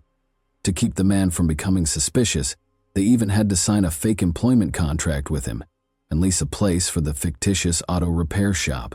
Then, in a last-ditch effort, the probe involved the introduction of a malevolent agent. The narrative said that Kaur was his name. In addition to having a criminal past and operating an underground enterprise, he was Hakan's cousin. It was hoped that Ali would open up and confess his sins after meeting a kindred spirit. The men's common interests led to a rapid relationship. Kaur bought drinks for his new acquaintance, and the two of them went to a number of seedy clubs and establishments. Ali voluntarily assisted the new friend in his desire to spend his money lavishly after he admitted that he had earned it through less than fully legal means. He also moaned about his girlfriend all the time, saying that he was unable to quit their relationship because she was blackmailing him and threatening to report his illicit business to the authorities. He claimed that her appetites were expanding and that she was always requesting money. One day, when he and his companion were drinking, Kaur announced that he was prepared to pay 100,000 euros to anyone who would perform the dirty deed in order to get rid of his annoying, blackmailing girlfriend in a drastic manner. At this, Ali became excited and volunteered to do it himself. His companion concurred, but recommended that they talk about the specifics in a private setting once sober. In November 2017, while seated in the agent's vehicle, the men made a horrifying admission about their scheme to get rid of his bothersome girlfriend. And for 2 to 3 hours, at one point, Kaur questioned whether Ali could actually kill someone. Ali responded by disclosing information he said no one else was aware of. He acknowledged that he had killed someone with his bare hands over 11 years prior. According to Ali, a beautiful young girl who had moved onto his block in 2006 enthralled him. On her way to and from school, she stopped by his house twice a day, so he had committed her schedule to memory and would go out to say hello and provide praise. Even though she was young, he said she was attractive, and his desire for her was intense. Ali saw his opportunity on a beautiful September day, when the girl was coming home from school and the street was unusually quiet and empty. Unaware of the risk, he requested a female who lived next door to assist him move some things out of his storage room, and she graciously accepted. He locked the door once they entered the basement and attempted to kiss the schoolgirl, who screamed and resisted. After the encounter, he took advantage of her and struck her in the head, knocking her unconscious. He chose not to let her leave because he was worried that she may call the police and report him. He put his hands on her throat and squeezed as firmly as he could. Ali gave a detailed account of the procedure, describing how he felt the crunch and saw her neck pulse diminish. For several days, the girl's body was left in the basement. Therefore, the search team would have found the criminal right away if they had examined his storage place. However, nobody had any suspicions, so after the chaos subsided, he covered the body with an old rug and threw it in a trash can that was headed straight for the landfill. After Ali's confessions were captured on a camera mounted in Kaur's vehicle, he was arrested that same day's evening. Sadly, the girl's remains were never located, because her corpse was effectively burnt and the landfill's rubbish was routinely burned. The trial and verdict. It took an additional 2.5 years for the offender to receive a final verdict in this case. He vehemently denied any guilt, saying he had made up the whole thing to win Kaur's trust. However, he was actually planning to turn in his friend to the authorities as soon as he got the money in order to save his fiancée. The criminal's own confession was the only piece of evidence discovered, but his comprehensive and in-depth description was sufficient to persuade the jury of this man's guilt. Almost 14 years after Georgina vanished, in March 2020, Alke was given a life sentence in prison without the chance of parole. Melit, his wife, was certain that her husband had implicated himself while pursuing a good cause. Thus, she never thought he was guilty. Thanks for watching, everyone. Your support means a lot to me, and you can help my channel grow by hitting that like button, dropping a comment, and sharing this video. Your engagement really makes a difference. See you soon. Hey guys, welcome to my channel, and today we're going to take a look at another horrible case with you. Keyshawn Mann, a 13-year-old boy, made the horrific 911 call that you heard. The Kentwood-dwelling child had a rather startling encounter. He was casually relaxing on the basement couch on January 25, 2010, when an unthinkable incident occurred. They heard someone approaching and the horrifying sound of a gunshot. His father had been shot while using his laptop, and his lifeless body lay on the floor. No youngster should ever have to see such a terrible and painful event. What secrets and ulterior intentions drove the man to be brutally murdered in his own house? How did the police resolve the case in the end? We'll examine Keyshawn Mann's convoluted case today. On January 25, 2010, this case brought us to Kentwood, a quiet town with a population of about 54,000 people, tucked away in a beautiful environment and renowned for its calm attitude and close-knit community. It provides a delightful fusion of natural beauty and suburban living. Kentwood offers a warm atmosphere for both families and single people, with its tree-lined lanes and amiable locals. Despite its peaceful exterior, Kentwood conceals a number of secrets that will soon be revealed. Everyone appeared to be going about their everyday lives as usual in the town of Kentwood on January 25, 2010. However, the police department was notified by an unexpected 911 call around 6 p.m.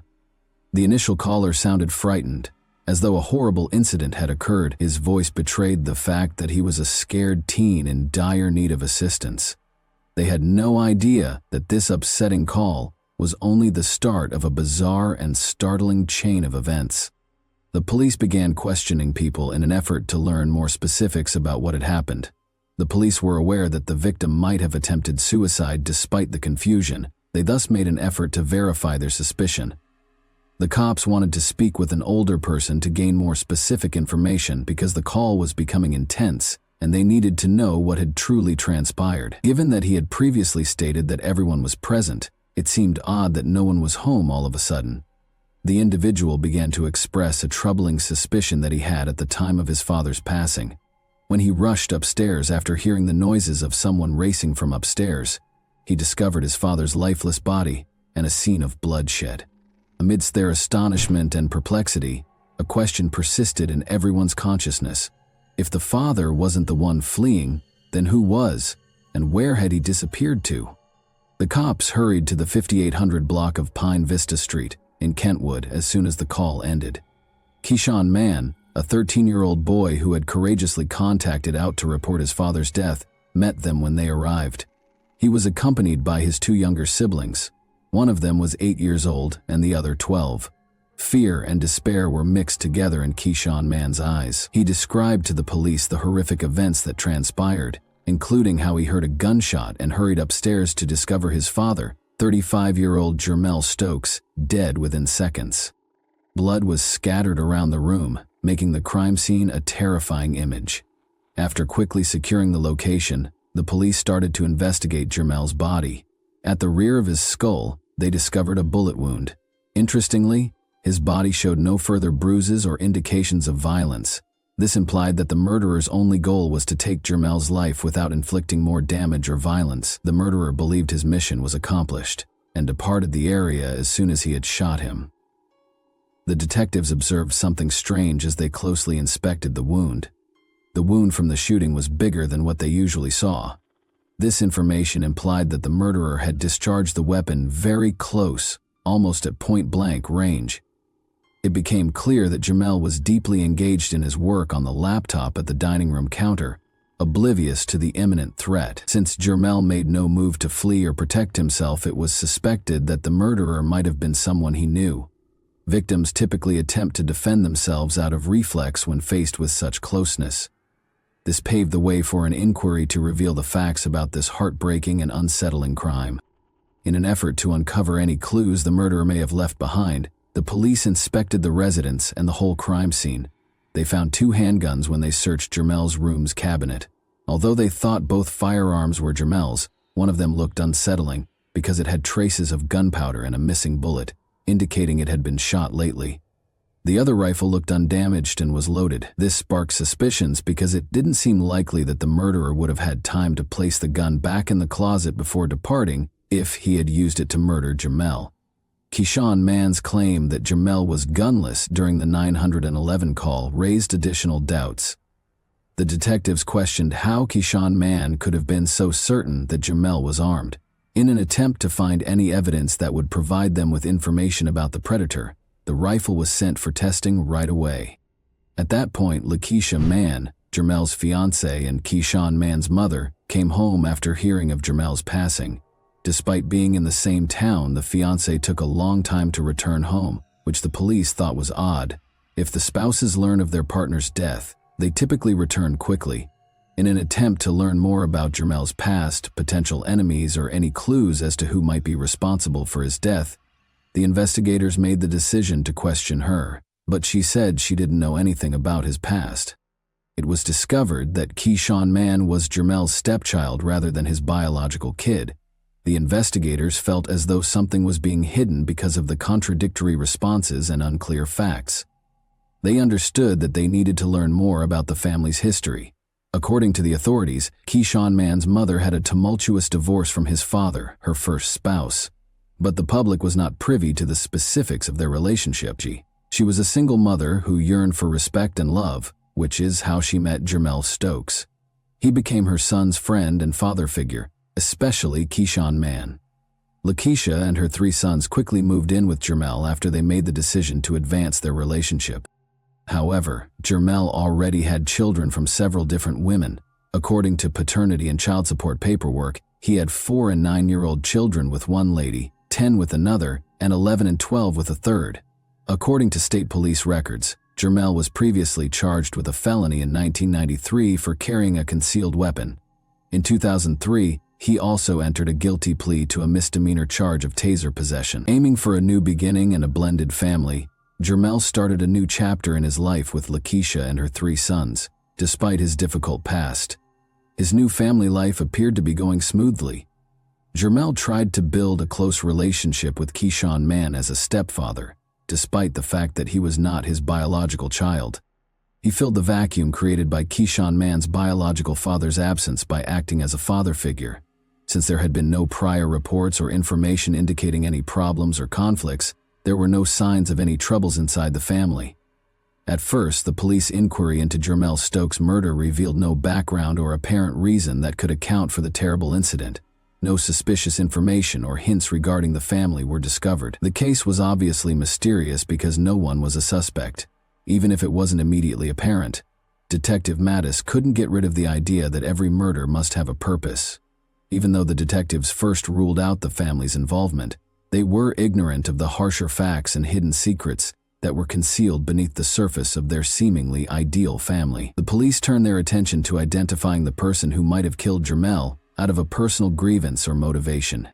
First, they asked the neighbors whether they could remember anything out of the ordinary or if they had witnessed someone fleeing the residence on the night of January 25, 2010. Still in shock after the terrible incident, the neighbors acknowledged hearing a gunshot but did not see anyone running away. In an attempt to find more leads, the police continued to question Jermel's acquaintances and family, but they were unsuccessful. It was difficult for the detectives to accuse anyone because there were no obvious hints to follow, no evidence left behind, and no signs of blood or fingerprints at the crime site. The stunning fact that left everyone startled was finally revealed by the firearms testing findings. His own stepson, Keyshawn Mann, had fingerprints on the gun that killed Jermel. Those who knew the family well were shaken by the unexpected news. Since Keyshawn Mann had been the one to phone the police in distress to report his father's shooting, this discovery provided a confusing twist to the case. The difficult challenge of figuring out the reasons behind this sudden change in circumstances now lay before them. With reference to Keyshawn Mann's 911 call, the police started to piece the puzzle together. At first, Keyshawn Mann said that everyone was seated on the couch when the murder occurred, suggesting that the family was present at the time. However, when authorities asked to talk with an elder member of the family, nobody was home, which caused suspicion. The police came at a conclusion based on these discrepancies. They thought that Keyshawn Mann saw the ideal chance to execute his plan on January 25, 2010, just before 6 p.m. when his mother was out. Silently, he took his gun out of the cabinet, fired at his father, and put it back where it belonged. Unaware that his decision to put the gun back would be used as strong evidence against him, he called the police in a panic and fear to report the murder of his father. They had not yet learned the reason behind Jermel's murder, though. To gain a better understanding of what transpired on the night of the murder, the police went back to the residence on Pine Vista Street in Kentwood and spoke with Keyshawn Mann in a different room. To their astonishment, Keyshawn Mann acknowledged that he had been playing with the rifle. When they asked him directly if he had killed Jermel, he clarified that he called the police because he was so terrified after inadvertently pulling the trigger. But something wasn't quite right. Keyshawn Mann had disputed that there was a gun in the house when the 911 call was made. However, after speaking with him, it became evident that something was off.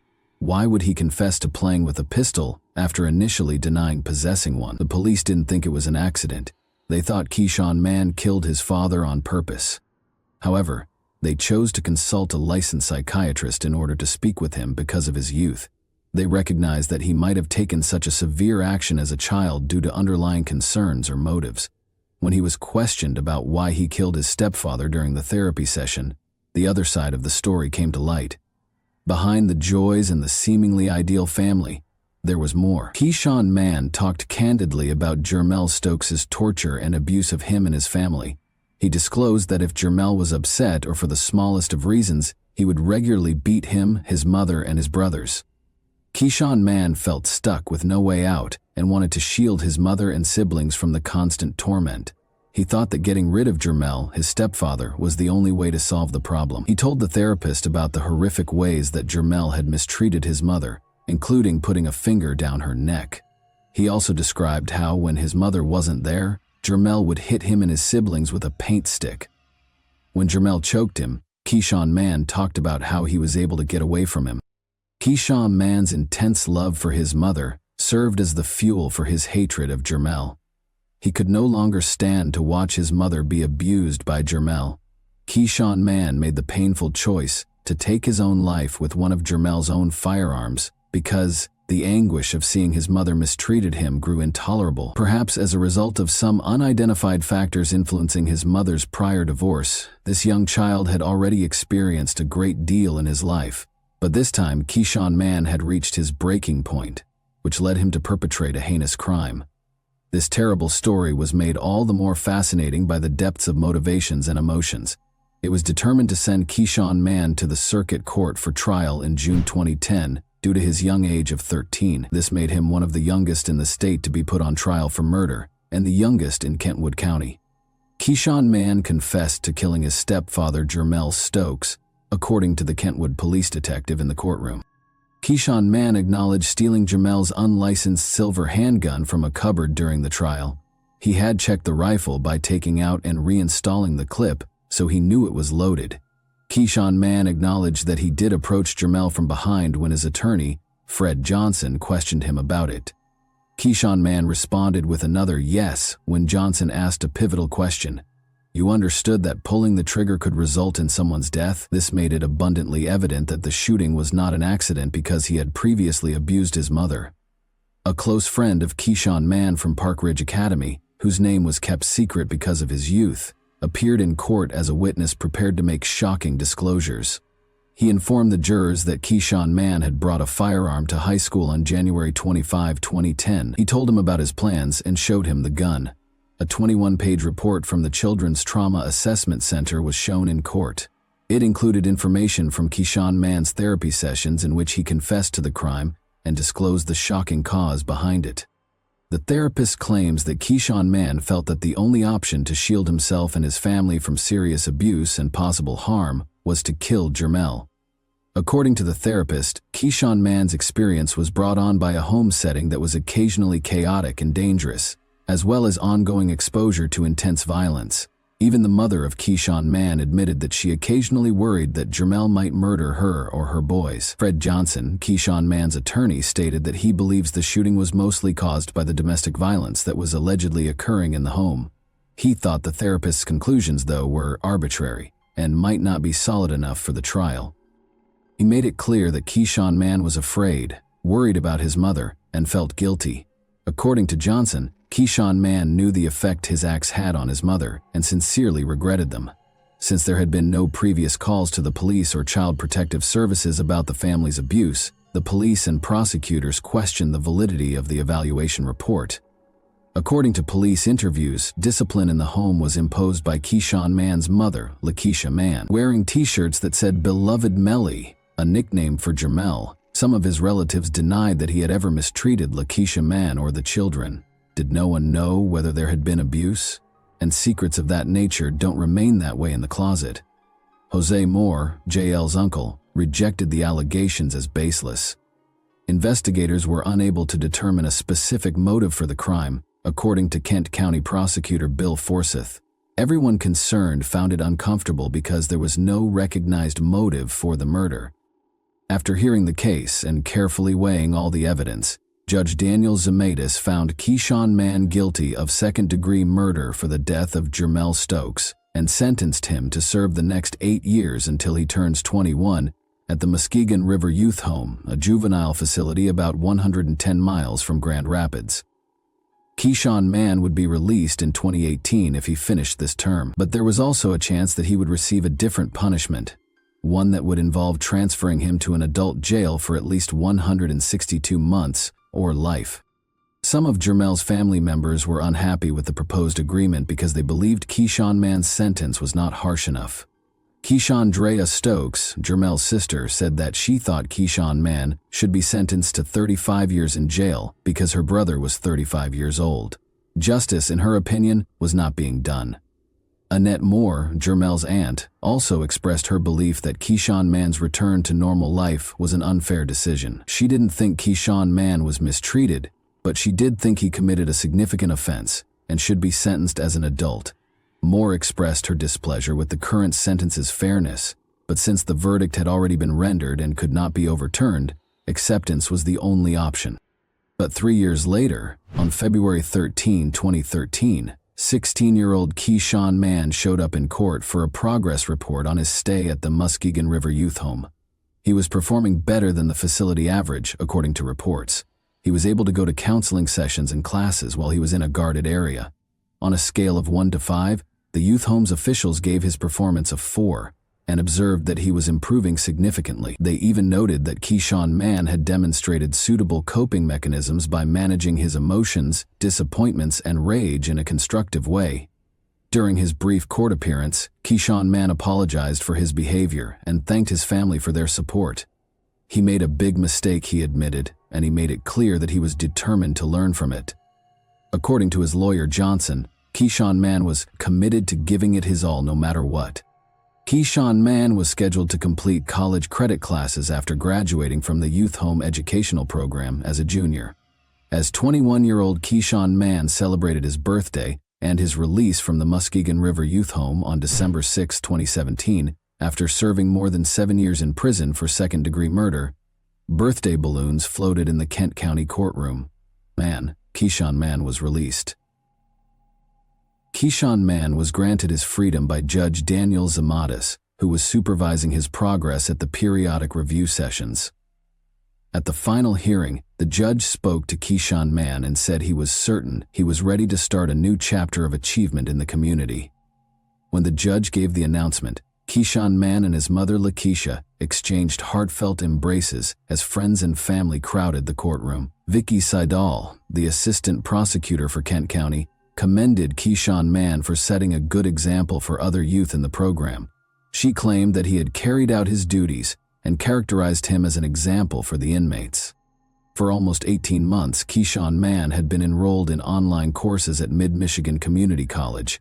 According to his family, he had plans to continue his education, possibly attending Grand Rapids Community College in 2017.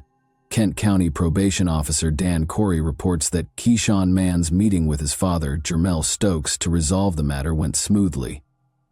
Mr. Stokes said he hoped Keyshawn Mann would have a fruitful life. Though it had been a tough 7 years, Keyshawn Mann agreed that his life had significantly improved. He conveyed his appreciation for the chance to improve himself, given that Keyshawn Mann was only a small boy at the time. Jermel's aunt also pardoned him for his behavior. She felt that Keyshawn Mann should be given the opportunity to start over, since she understood that his actions were motivated by fear. How do you feel about this case? Do you believe Keyshawn Mann should have been given another chance? And that wraps up today's chilling story.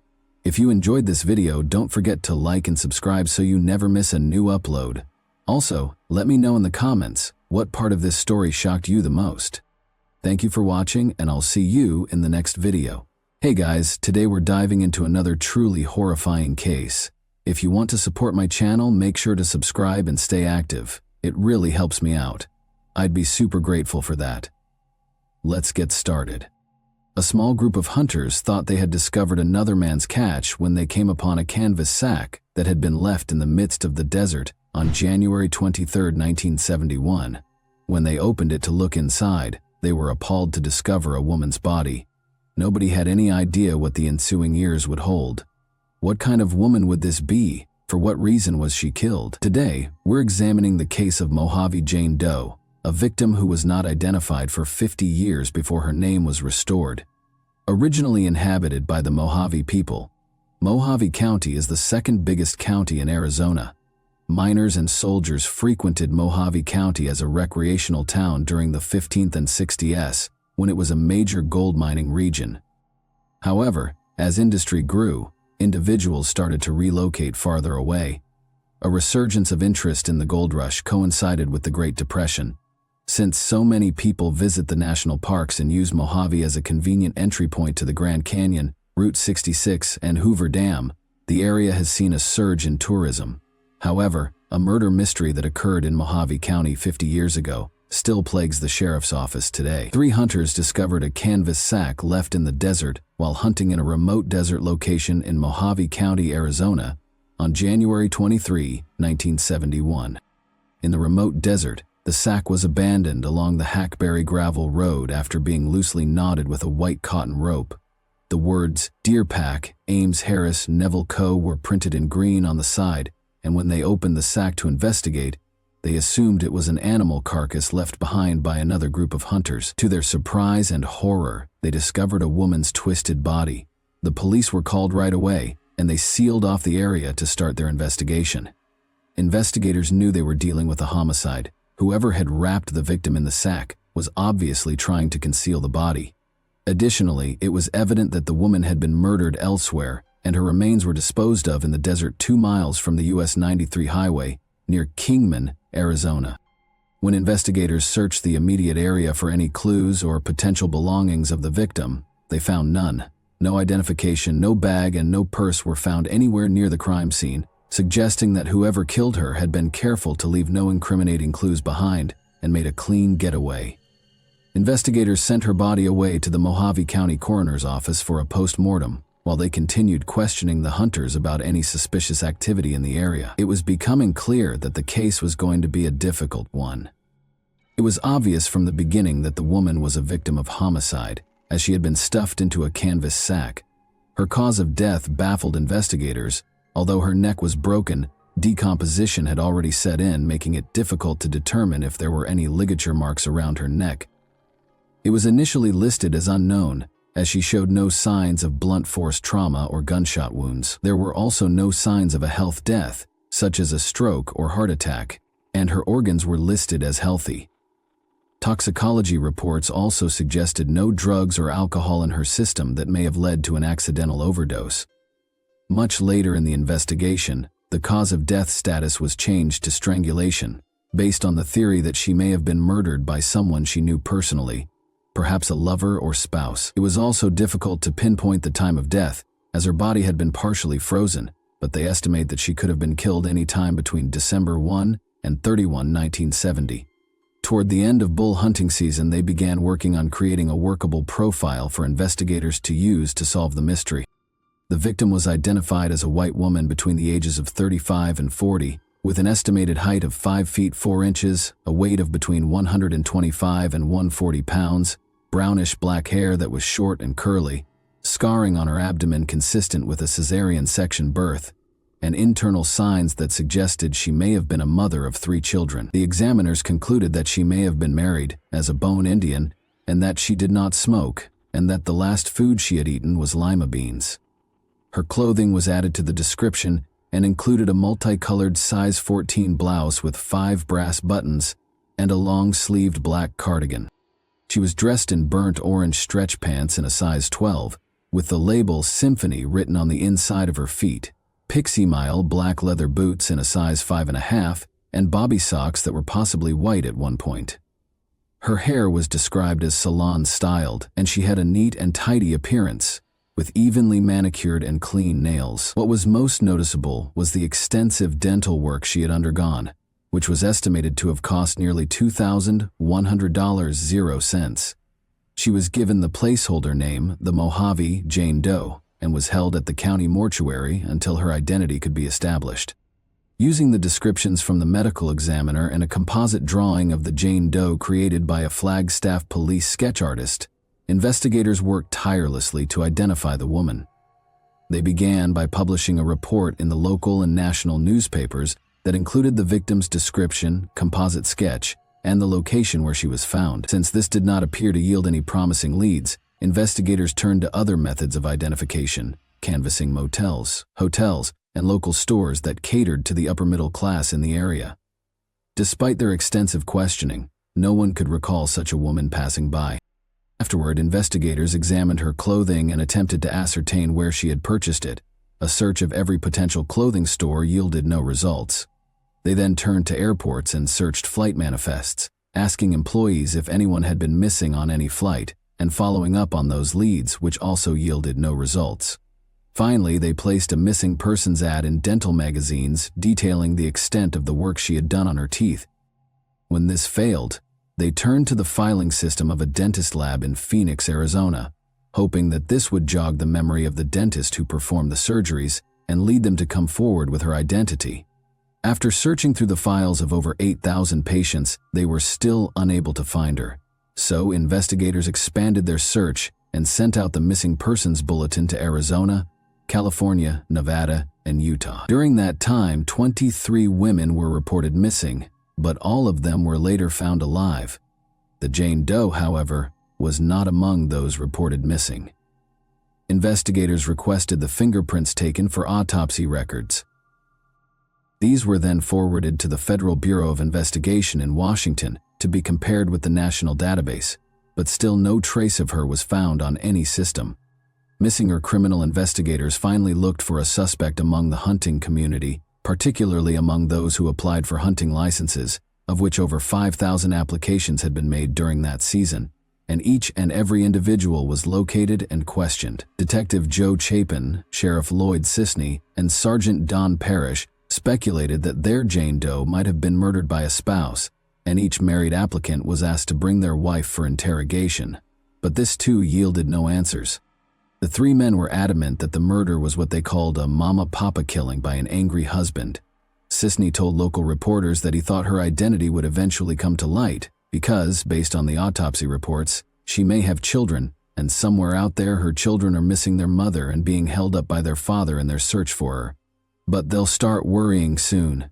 Time has a way of solving murder mysteries. He said that the thorough investigation had ruled out every possibility, but investigators remained hopeful.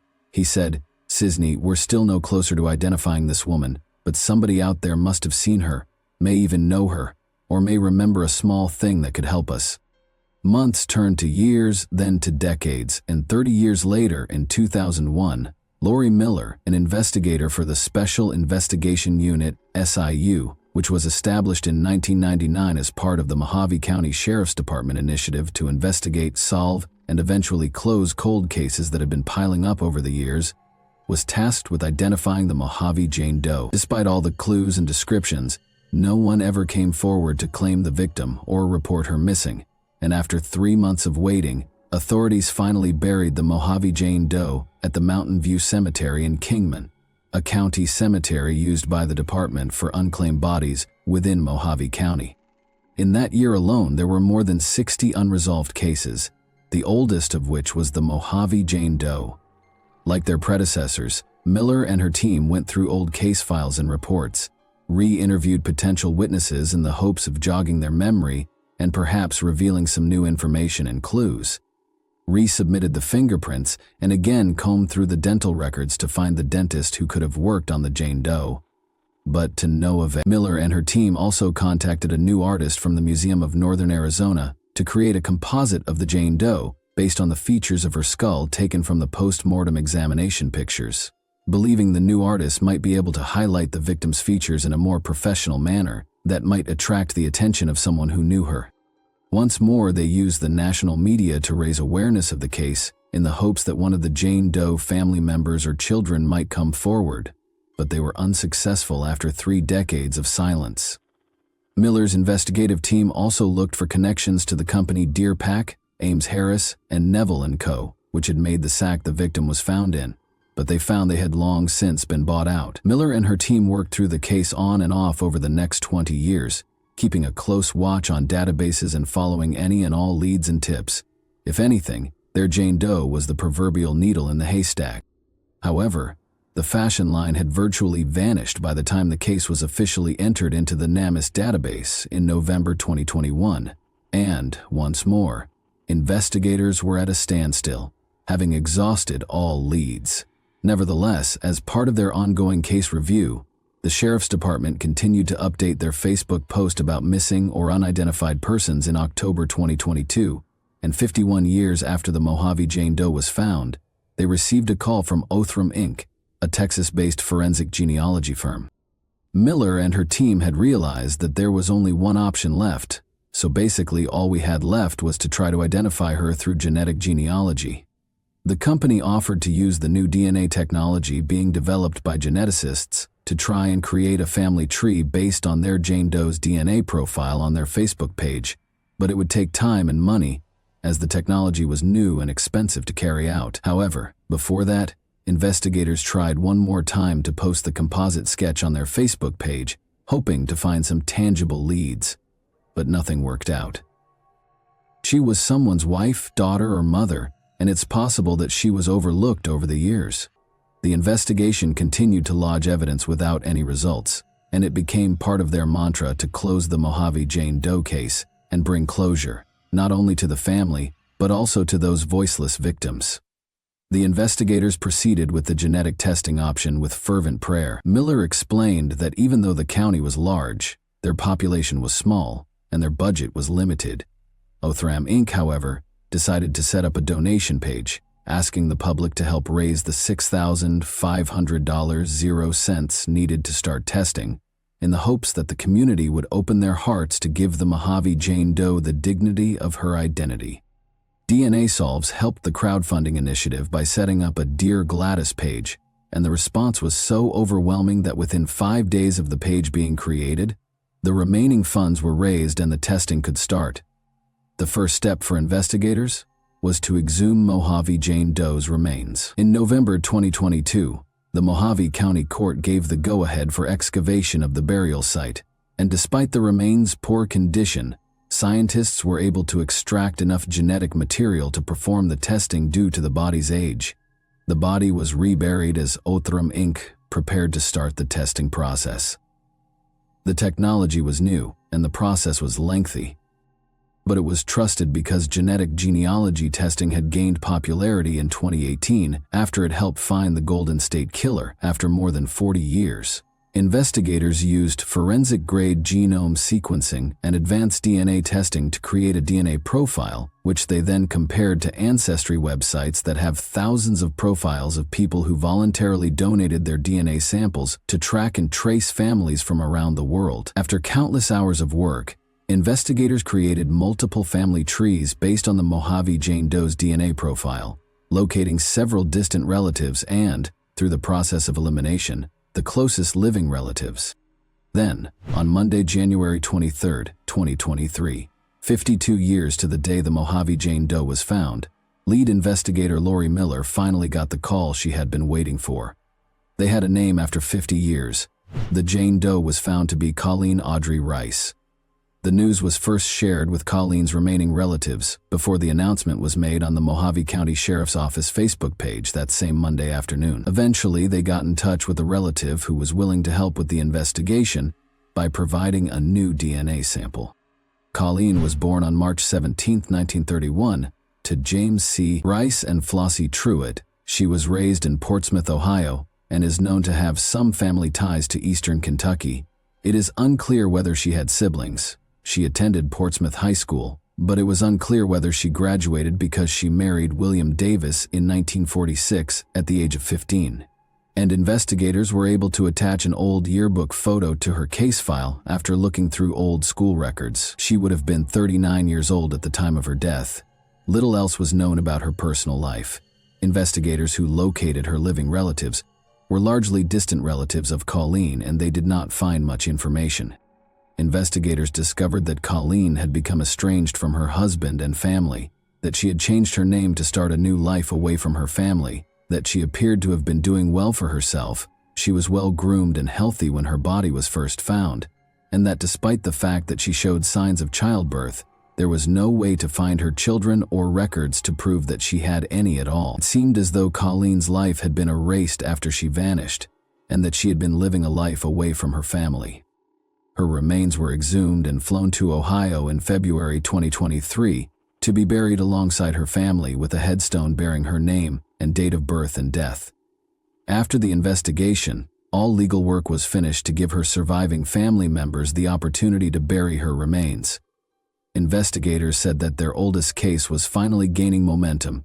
They now knew who their victim was. It is heartwarming to witness law enforcement and the public come together to restore a murdered woman's name after a half-century. For the investigators solving the crime became personal, and they felt Colleen deserved better, said Chief Development Officer at Othram Inc. It was a Jane Doe. Now I have a name. She's always been a person. Now she's a person with a name. It kind of hits you, said lead investigator Lori Miller, who kept a copy of the composite sketch taped to her computer as a daily reminder of who and what they were fighting for while investigating the cold case. According to news reports, Miller stated that one of the difficulties they encountered during the investigation was locating people who were still alive at the time of the incident. Wow. K13 News was able to find a distant relative of Colleen who also happens to be a genealogist himself, Miller said. Colleen's mother's side of the family includes Eli Allen, who resides in Ohio at the moment. Allen claimed that he realized they were related as soon as he learned the victim's name and learned about the case. It was much more intimate when I saw Rice, who was in my mother's line, and I had to know we were linked. The fact that Colleen was recognized after over 50 years is evidence of the job he and numerous others are doing. Who murdered Colleen and disposed of her remains in such a degrading way is perhaps the more perplexing subject facing investigators. The potential of assault was completely ruled out at the time, and autopsy tests revealed no foreign DNA on the victim's body. Interviews with the family revealed that Colleen had departed on her own initiative, ruling out the idea that her husband had killed her. Since there has never been a missing person complaint, no one who knew her personally at the time appeared very interested in finding her. Colleen's murder had not been connected to any potential killers who might have been active in the area in the 1970s, nor had it been filed throughout the 50-year inquiry period. Investigators were unable to identify any patterns associated with serial killers at the time, due to the lack of clues provided by her way of death. The lawsuit is still pending, even though Colleen has been identified. Finding the culprit or suspects behind Colleen's premature death is the goal of the SIU's ongoing investigation. The public is being urged by investigators to come forward with any information about Colleen's murder and her life after she left her family in Ohio to start over. The public in Arizona is encouraged to get in touch with the Special Investigations section of the Mojave County Sheriff's Office. The description box below will contain the numbers. By reporting on cases like Colleen's, we want to show off not only the hard work of detectives, but also the genuinely remarkable technological advancements that are now enabling the resolution of crimes that many people think would have stayed unsolved for all time. Aside from that, though, we also hope that these cases inform our community. Which aspect of today's case, in your opinion, was the saddest? The fact that it took decades to identify her, or that no one actually searched for her after she vanished? Thanks for watching, everyone. Your support means a lot to me, and you can help my channel grow by hitting that like button, dropping a comment, and sharing this video. Your engagement really makes a difference. See you soon. Hey guys, today we're diving into another truly horrifying case. If you want to support my channel, make sure to subscribe and stay active. It really helps me out. I'd be super grateful for that. Let's get started. Who planned a massacre in a sleepy community? In a small, peaceful town where everyone knows one another, almost any crime becomes a high-profile event that will be talked about for a long time. However, if it is a vicious crime against an entire family, which has never happened in these areas before, it becomes a topic of much discussion. Such tales then swiftly give rise to a variety of hearsay, conjecture, and fictitious graphic details before becoming true urban legend. The terrible news of a family's murder rocked the little Australian town of Kapunda, which has a population of approximately 3,000 and is situated on the Light River, close to the Barossa Valley in South Australia, in the fall of 2010. Law enforcement officials in the area were confused because they had never seen anything like this before. The city was instantly filled with rumors. Everybody told the story differently, so much so that the police had to categorize the case in part to prevent information leaks and further panic. In the city, the deceased family was well known and revered. There was no reason for the crime, and everyone at the time believed that they had no enemies or ill-wishers. What transpired initially appeared to be a senseless carnage, and investigators even hypothesized that it was the product of a crazy or insane. Notably, the actual offender was not even initially listed among the suspects, and most likely would have gotten away with it had he not unintentionally revealed himself. The Rowe family's story. English native Andrew Rowe, the family's leader, was born in England in 1965. He and his parents moved to Australia when he was 3 years old, and they made the decision to stay there forever. The youngster attended school in the Adelaide suburbs where the family had relocated. From a young age, he was outgoing, had a great sense of humor, had many friends, and enjoyed going fishing with his dad. A young man met Rose, a cheerful girl who was only a year younger than him, while he was studying in Adelaide, the capital of South Australia, after graduating from high school. The two students soon fell in love, and in 1985 they were married in a small ceremony that was only attended by their closest friends and family. The couple welcomed their first child, a boy called Christopher, into the world in 1987. Chantel, their daughter, was born in 1994. The family established their own modest business, offering expert carpet cleaning services after relocating to the peaceful and comfortable town of Kapunda. Their firm immediately gained popularity and generated a healthy revenue, so the Rowe was unable to stop themselves.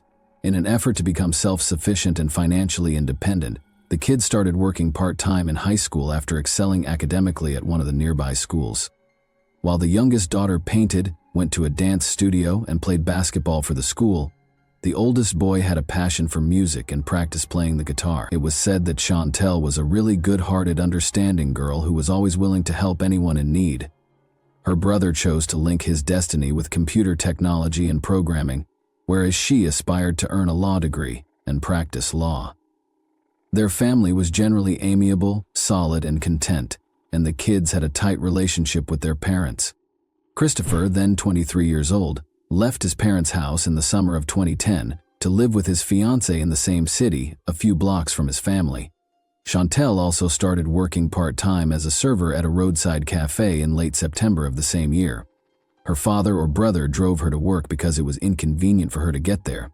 The girl, who was already 16, aspired to obtain her driver's license as quickly as possible in order to operate a motor vehicle. Unfortunately, these dreams were not meant to be realized. Young people organized a wedding shortly after Christopher and his girlfriend returned from their November 4, 2010 holiday in Brisbane. However, the young man grew quite worried on the 8th after failing to get in touch with any of his relatives. Chris sensed that something horrible had happened when he contacted his father's office and found out that he had not answered the phone and had not gone to work for an unclear reason. He then called his friend and requested him to come over to check on him. The A were brutally massacred. On November 8th, at approximately 3 in the afternoon, a patrol car arrived at the Rowe family residence. It is important to note that the little town police station only had 2 employees at the time, and they promptly asked the administrative center for assistance after realizing they were dealing with a vicious triple crime. Even the seasoned cops from Adelaide claimed they had never seen anything like the crime scene since it was so horrifying. The interior of the house resembled a horror film set. The floor, walls, furniture, drapes, and even the ceiling were all covered in blood. While Chantel's ripped body lay on the bed in her room, the breathless and severely damaged bodies of Rose, 44, and Andrew, 45, lay in the kitchen. Long before police and paramedics arrived, all family members had passed away from scores of piercing stab wounds. Since nothing was missing from the house, nothing was inspected, and valuables like phones, laptops, pricey cameras, and even cash were found in conspicuous locations, Suspicions that the crime was personal almost quickly surfaced. Because dealing with 3 adults is difficult, it was also implied that the murderer was not alone. The detectives concluded that the culprit had tried to conceal the evidence but had given up and abandoned the notion because it was either a tall, strong, and physically fit man, or because they saw that the tracks had been carelessly cleaned and wiped in some areas. Additionally, there were bloody, transparent shoe tracks on the floor that appeared to be going to the door but abruptly broke off, possibly indicating that the offender had removed his shoes and was only wearing socks. The fact that there were no indications of forced entry is another intriguing aspect. This may suggest that the offender entered the house through a different method, or that the victims knew him and escorted him inside. No one could even speculate as to who or why the parents and daughter had been so ruthlessly killed, and the family was said to have no enemies or ill-wishers. The slain girl's room had a number of distinct fingerprints on the door, but nothing came up when they were compared to the police database. The individual who abandoned them had never before been discovered by law enforcement. He either did not break any laws or was not prosecuted. In addition to being gated off from inquisitive eyes and the press representatives who showed up almost immediately, the residence was sealed off as a crime scene. In order to avoid frightening the offender and allowing him to hide or flee, it was decided not to reveal any information or publicize the investigation. Still, the city was soon filled with stories about the madman. People secured their homes with all the locks and bolts because they were scared to leave their homes at night. As crazy as it may sound, Christopher, the only surviving member of the family, was the first suspect. He was on vacation with his fiancée at Moreton Bay on the Pacific coast of Queensland when the tragedy occurred. When he found out that his loved ones were not in contact, he was the first to raise the alarm and boarded the first aircraft home. However, his fingerprints and alibi were examined first. But since he was actually on the opposite side of the continent when the crime was committed, he was automatically disqualified as a suspect. It was interesting to see that the young girl who committed the massacre changed into fresh clothing and rested on the bed after the massacre. In addition, there were bloody drag marks close to the bed, suggesting that Chantel may have attempted to hide beneath the bed to evade her executioner, but he dragged her away. Furthermore, it was quickly established by forensic specialists that she had suffered maltreatment before to her demise. As was previously mentioned, it appeared that the crime was highly personal, and the offender obviously had resentment toward the victims, which is why the cruelty was so irrational. The family's head was stabbed 36 times, and his wife was stabbed 50 times across her body. Based on the traces, she was attacked twice, but she survived the first one and even attempted to telephone for assistance. Forensic experts found 33 stab wounds on the girl's body. She was also mistreated. Immediately, the authorities started investigating whether the deceased had obsessive admirers, was in a relationship, or was dating someone.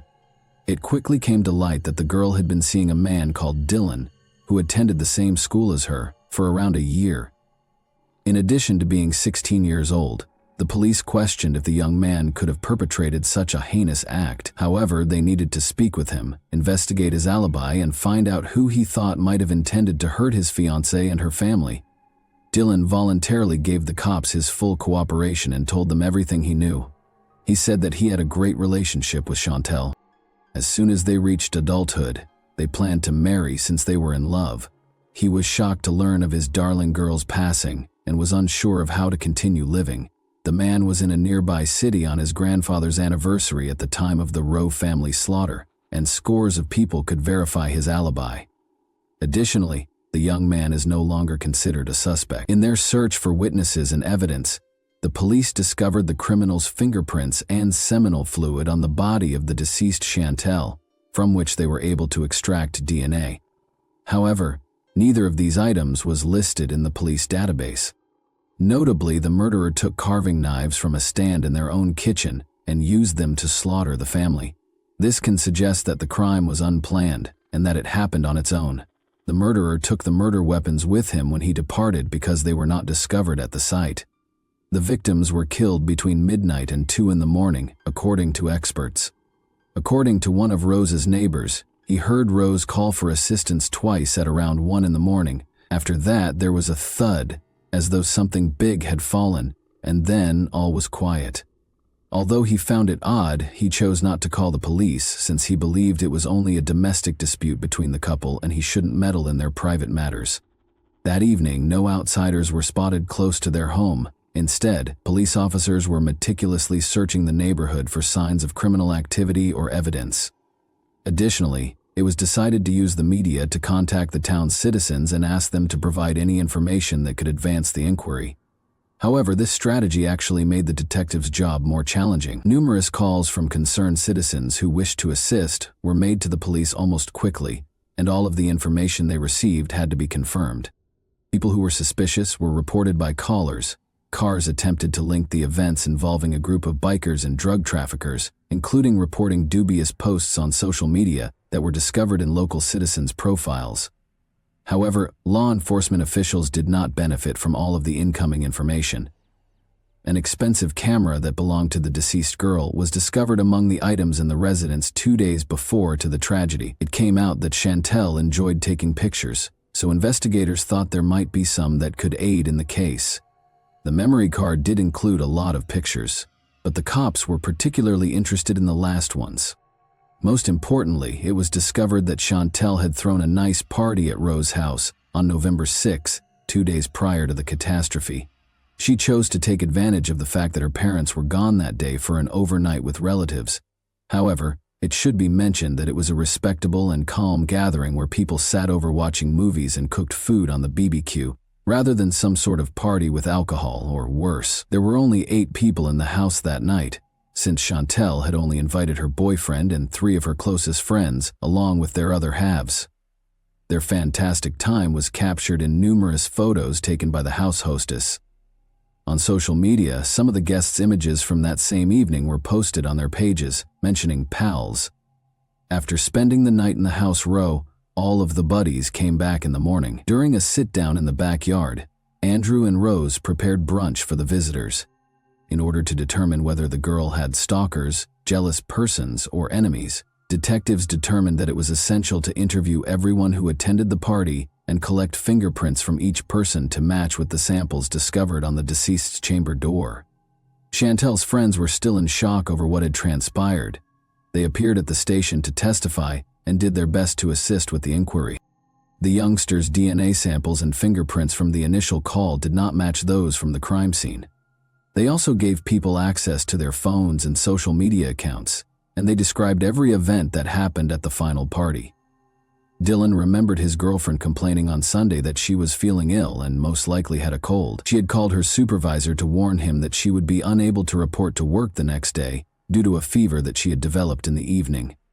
Around 5 o'clock the following morning, the man contacted her to inquire about her mood. The message appeared read to him, but Chantel never answered, replied the culprit. Read the note, and the man was unaware that his sweetheart and her parents had already passed away. Additionally, the police discovered that the offender attempted to type a return text message, but it was never removed since Chantel neglected to recharge her account. However, the criminal attempted to give the impression that young Roe was still alive. Surprisingly, Dylan and a few of the deceased's close pals assisted authorities in creating a list of everyone in Chantel's group who she had communicated with. Law enforcement started going over that list, speaking with and inspecting each person on it. A week or 2 later, they got to Jason Downey, a young man of around 18. He had graduated last year and was now employed at a nearby auto repair business, but he had previously gone to the same high school as the dead and her lover. Jason didn't initially give rise to any suspicions. He appeared utterly innocent, was of medium height, and was really thin.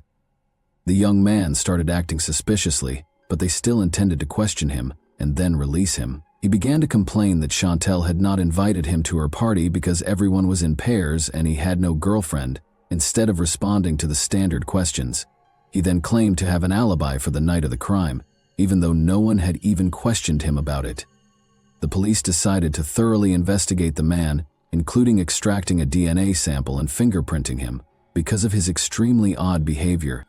When Downey learned of this, he merely consented to go through all the required procedures without expressing any enthusiasm or worry. At this moment, the police decided to proceed with the test, even though they once more questioned his guilt. The expert saw relatively recent severe cuts on the man's palms when he collected his fingerprints. All of the wounds appeared to be smooth, as though they had been made with a tiny, sharp instrument, but Jason clarified that he had injured himself while working at the machine shop. According to the test results, the prints discovered on the deceased woman's bedroom door were those of Downey. We just needed to wait for the DNA test results, which were due in 2 days, to get the whole picture. They made the decision to speak with the man once again in the interim and inquire as to how, if he had not attended the party the previous evening, his fingerprints had ended up in the deceased's home. Once more appearing completely composed, the suspect explained that he had likely left fingerprints at Rose's residence after visiting it with Dylan approximately a month and a half prior. However, since the prints were crisp and new, this version did not match reality, as would have occurred to them over such a lengthy period of time. They were not rubbed, smeared, or dusty. And when the DNA findings from the lab were returned on November 16, 2010, they eliminated any remaining doubts that Jason was the one who had tortured the girl that night and killed her and her parents. But why would he harm her like that? What was the source of this thin young man's anger and strength? Detectives had to discover what motivated him to carry out such a heinous murder of the family when he was captured the same day. Jason Downey is... who? Jason Downey was born in September 1992 in Kilmarnock, Scotland, and grew up and entered adolescence there. He grew up with his own older brother Jamie and was the youngest of the family's 2 children. The boy was raised by his mother Lorraine after his parents split when he was just 8 months old. The boys had a half-sister named Judy, but they hardly spoke to her because their father quickly remarried. They moved to the town of Kapunda, Australia, when Jason was 13 years old, together with his mother and brother. The woman married a local resident she had previously met online for the second time in her new home. This place did not appeal to the child who was raised in a large city. He genuinely detested country living and wished to leave. At school, Jason hardly had any friends. They spoke to him more sympathetically because they thought he was odd. He was a self-confident, overly chatty, and persistent liar who told everyone about his popularity, admirers, and athletic prowess. In fact, he was neglected by girls. Nobody wished to associate with this strange and unattractive young man. Jason and Dylan were teammates on the same basketball team, and Dylan felt bad for Jason because he was not liked by anyone. He began inviting him to a number of social events. He even made the fatal error of introducing him to Chantel, his girlfriend. Because Downey was her boyfriend's buddy, Chantel also spoke with him out of courtesy and sympathy. She even defended him a few times when other teenagers attempted to make fun of him. But Jason fell deeply in love with her because she wanted to help a boy who was being harassed and abused. Additionally, he started to believe that she feels the same way about him, but is unable to publicly express it because to Dylan, as Downey grew increasingly engrossed in his fantasies in which he was happy with Chantel, the youthful crush eventually turned into a true obsession, but others were unaware of it. The girl just made an effort to be kind and amiable. She never offered him hope or left any unclear clues. He mistakenly thought she was showing him love because she was the only person who showed him kindness.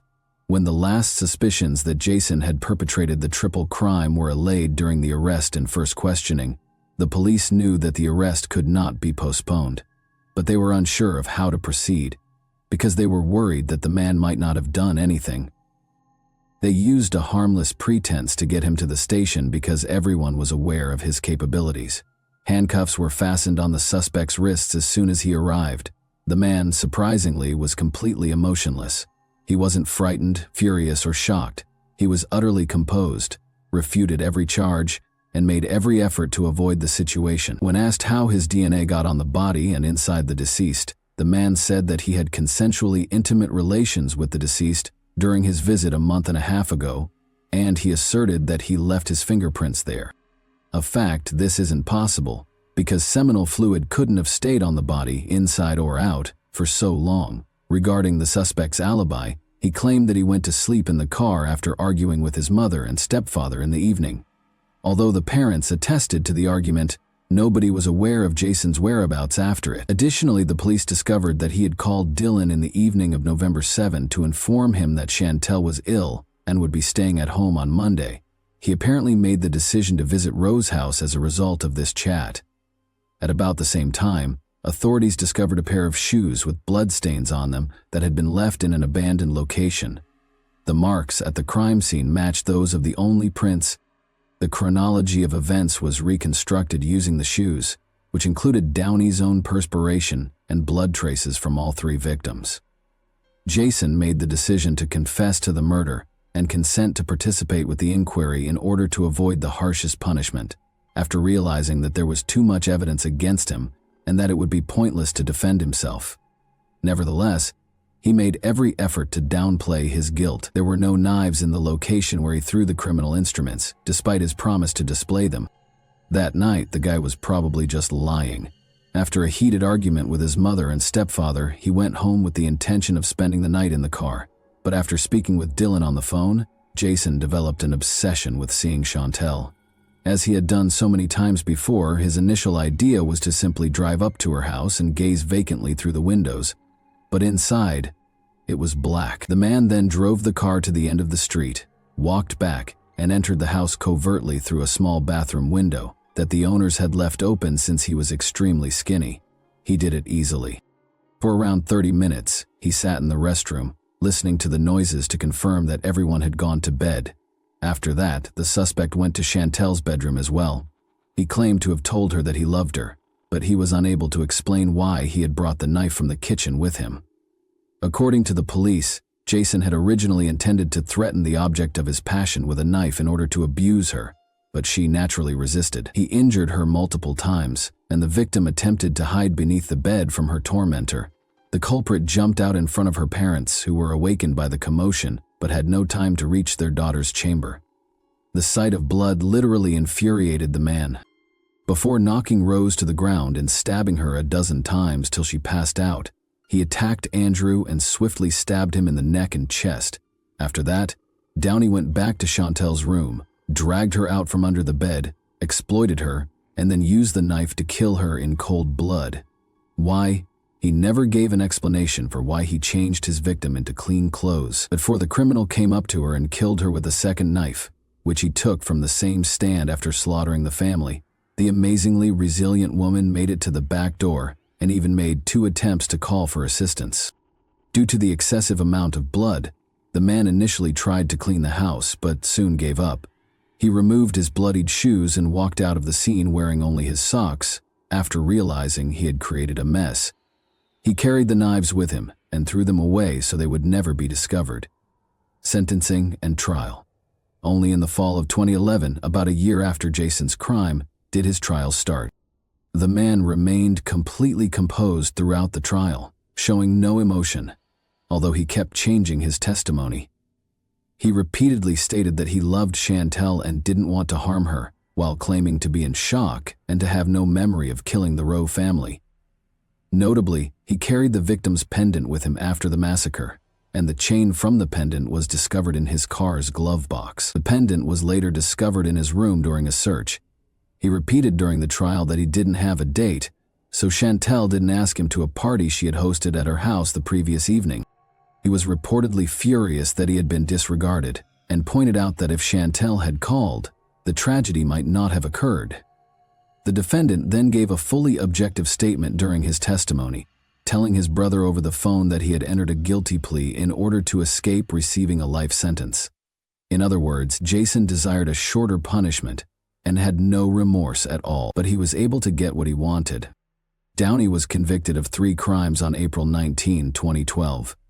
At the time of the punishment announcement, every muscle in his face trembled. He was given a life sentence with the prospect of parole after 35 years.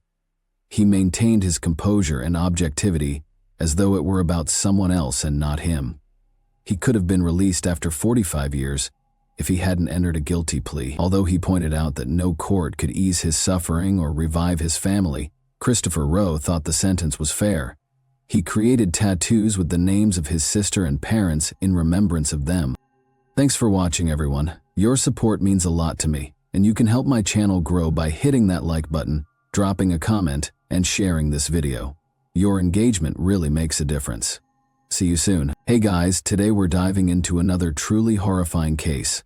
If you want to support my channel, make sure to subscribe and stay active. It really helps me out. I'd be super grateful for that. Let's get started. Just minutes after a frantic 911 call, police arrived at the Beverly Hills mansion of Jose and Kitty Menendez, and what they found inside was pure carnage. The couple had been shot execution style, their bodies so brutally mutilated that they were nearly unrecognizable. The scene was chilling. But what shocked the world even more came 7 years later, when their own sons, Lyle and Eric Menendez, were convicted of the murders. Case closed? Not quite. Decades later, the Menendez brothers' case continues to spark debate, dominate headlines, and flood social media feeds. Some still believe they were cold-blooded killers, motivated by greed. Others argue they were deeply traumatized, victims of long-term abuse who saw no other escape. But before we can begin to unpack the controversy, we need to understand where they came from. The Menendez family wasn't just wealthy, they were extravagantly rich. They lived a life most people could only fantasize about: private jets, luxury cars, and million-dollar homes.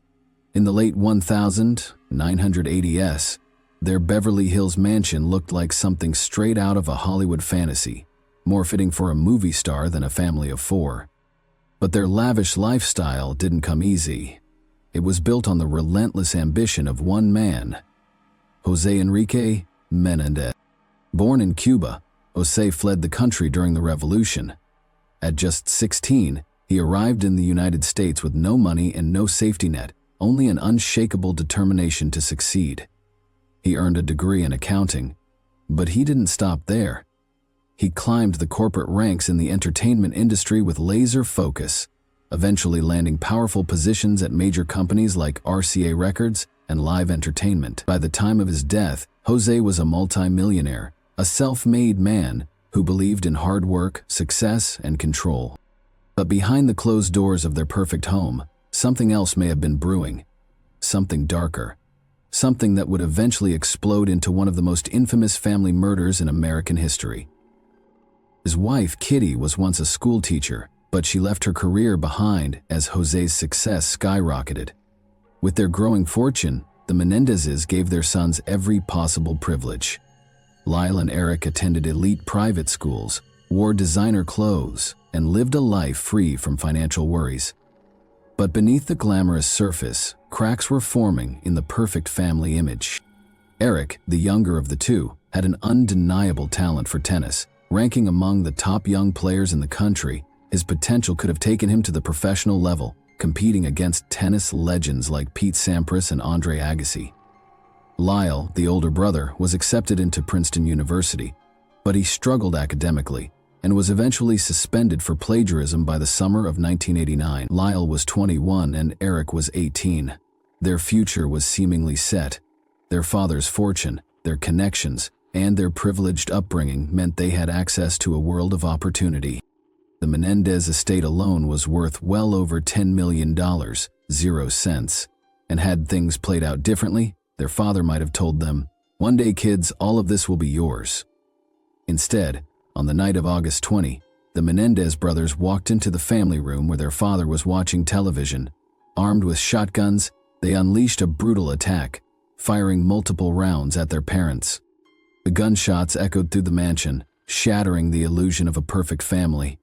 When it was over, their father was riddled with bullets, his body slumped over in the chair where he had been watching television. Their mother, who had tried to escape, was shot so many times that part of her skull was blown away. The sheer violence of the attack stunned even the most seasoned investigators. But what happened next was just as shocking.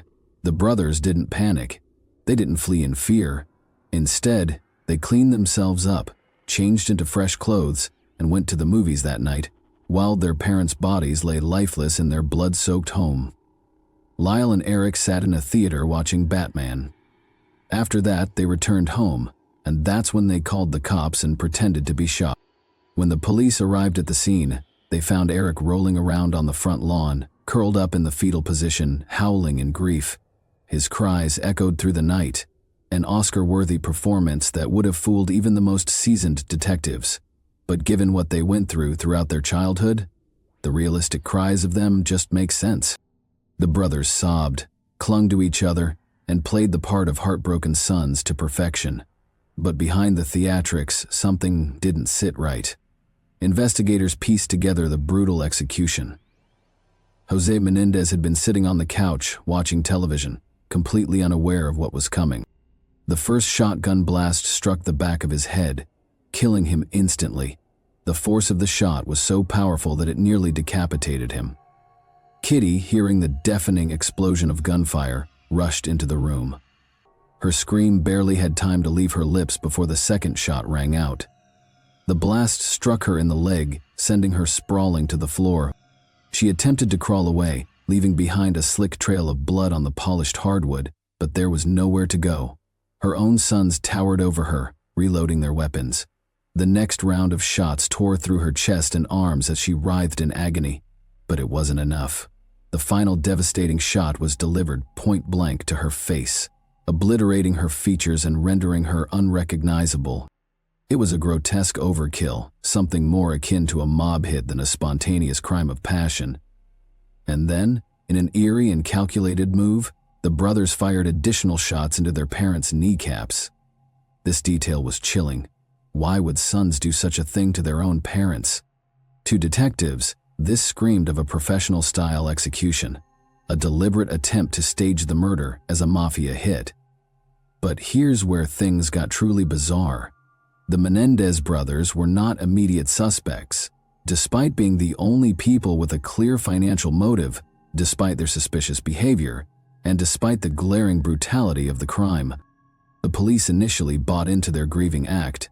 They didn't even test them for gunshot residue, a basic procedure in homicide investigations. For a while, it seemed like they might just get away with it. But their greed would be their downfall.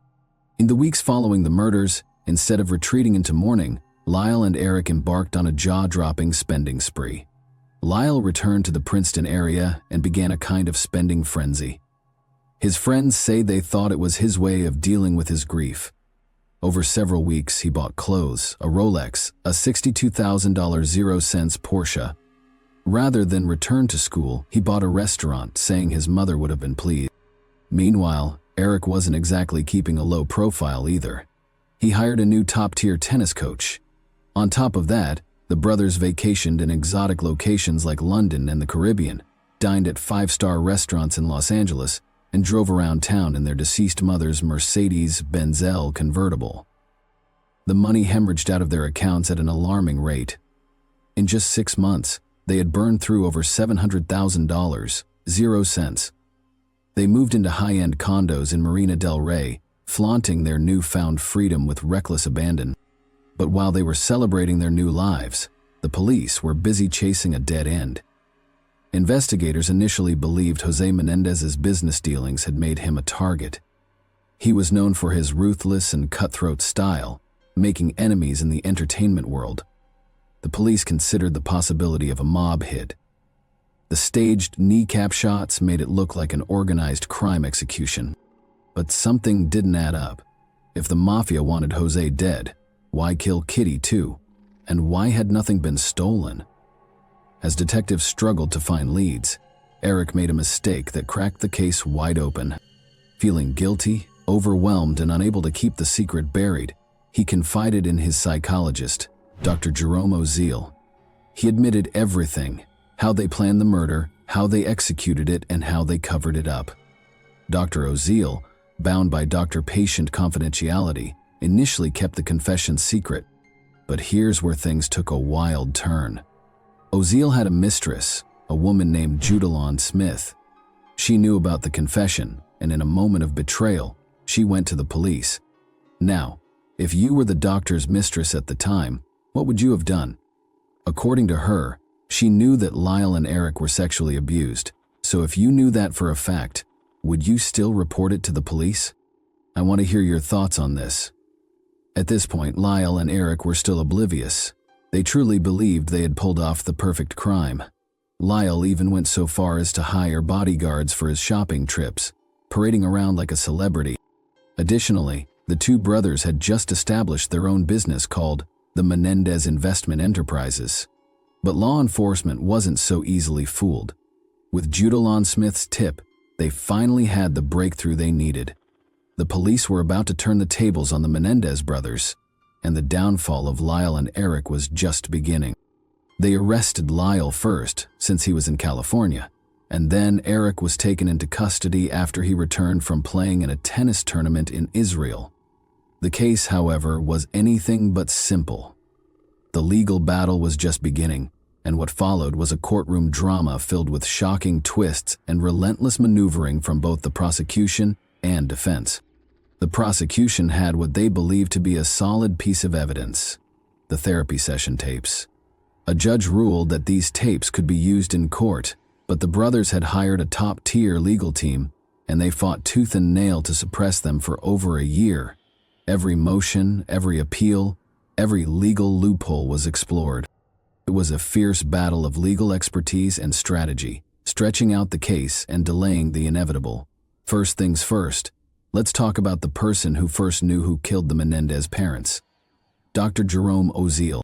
They started discussing what would happen, or how it would be, if the person who was a dominating force and a negative force and a very controlling person in their life wasn't there anymore. And at that point, it evolved into a discussion about killing the parents, most particularly the father. Basically, that the father had just been completely dominating and controlling, was impossible to please, had perfectionistic standards, that he was controlling of a lot of different aspects of Eric and Lyle's life in a very extreme way. They went up to the office where the infamous confession tape was recorded, a piece of evidence that would shake the entire case. But despite how damning the tape was, it didn't immediately lead to a guilty verdict. Instead, it played a major role in the Menendez brothers' defense. They claimed their father had abused them for years, physically, emotionally, and sexually, and they saw no other way out. In the tape, the brothers not only admitted to the murders, but also revealed something shocking. They had found their mother's suicide note before the killings, which deeply affected their decision. Eric described his mother's pain, how she discovered their father's long-term affair, and how it broke her. He recalled her struggling with alcohol and pills, telling him, "You don't understand how much stress I'm under. I take 13 pills a day and drink." The brothers believed that by killing her, they were actually doing her a favor, freeing her from misery. But there was also another terrifying thought.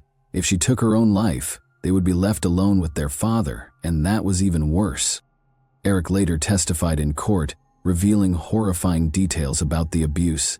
He said that one night he finally told his older brother Lyle what had been happening. When asked why, Eric simply said, "I wanted it to stop." He described how their father forced him into oral sex and even used pins and tacks to hurt him during the assaults. He also shared that their father once threatened him with a knife, a jagged Rambo knife, to keep him silent. Lyle also took the stand and testified about the abuse he suffered between the ages of 6 and 8. To back up their claims, their defense team showed disturbing photographs as evidence, revealing the dark reality the brothers said they had endured. This is a proof sheet of the sequence of photographs from Eric's 6th birthday party. These photographs were found in an envelope with the handwriting of their mother. Among those photos was one that should have never existed, one of Lyle's nakedness, saved by his own mother.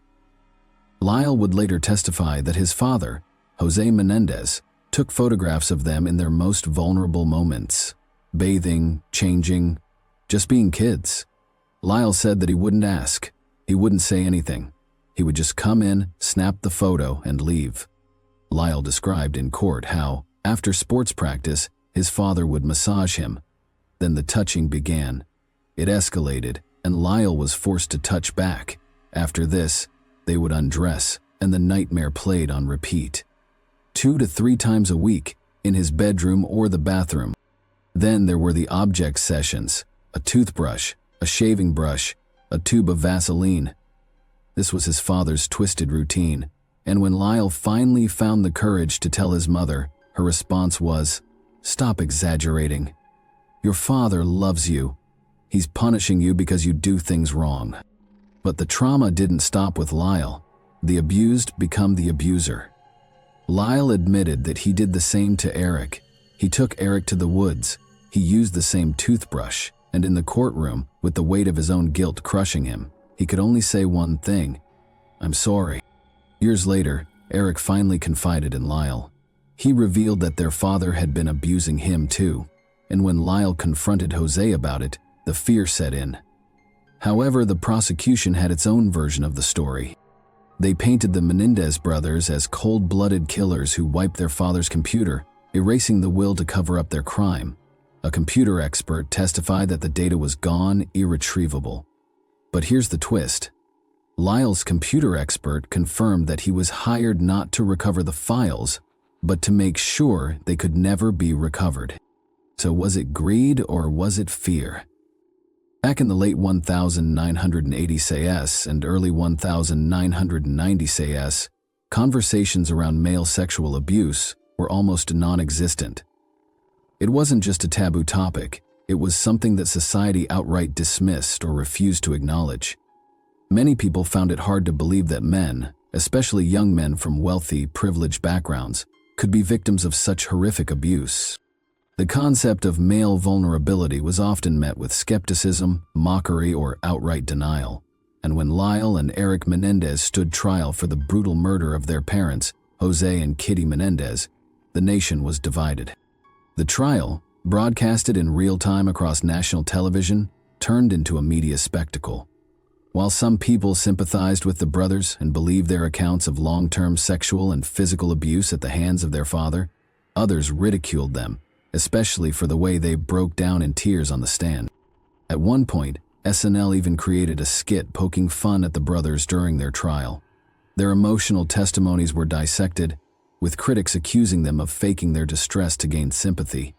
Late-night talk shows made them the butt of jokes, and tabloid headlines painted them as greedy, spoiled rich kids who had killed out of a thirst for money and freedom.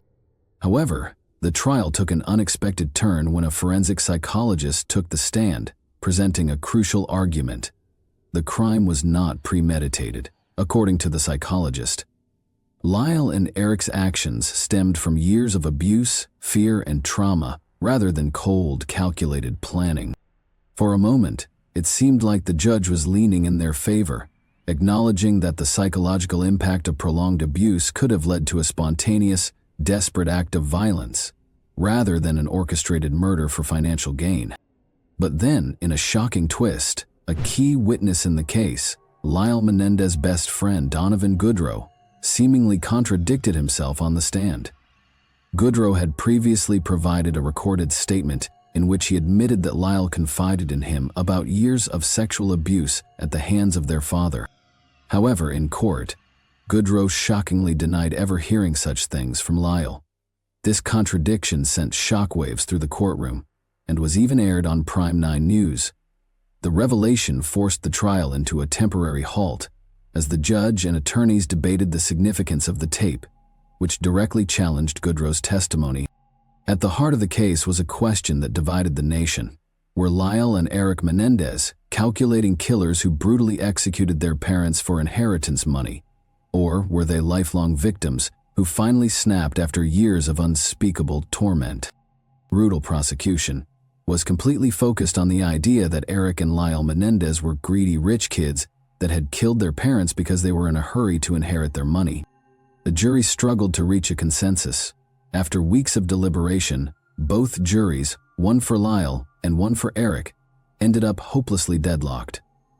On January 13, 1994, Eric's jury announced they were unable to reach a verdict, and just days later, Lyle's jury did the same.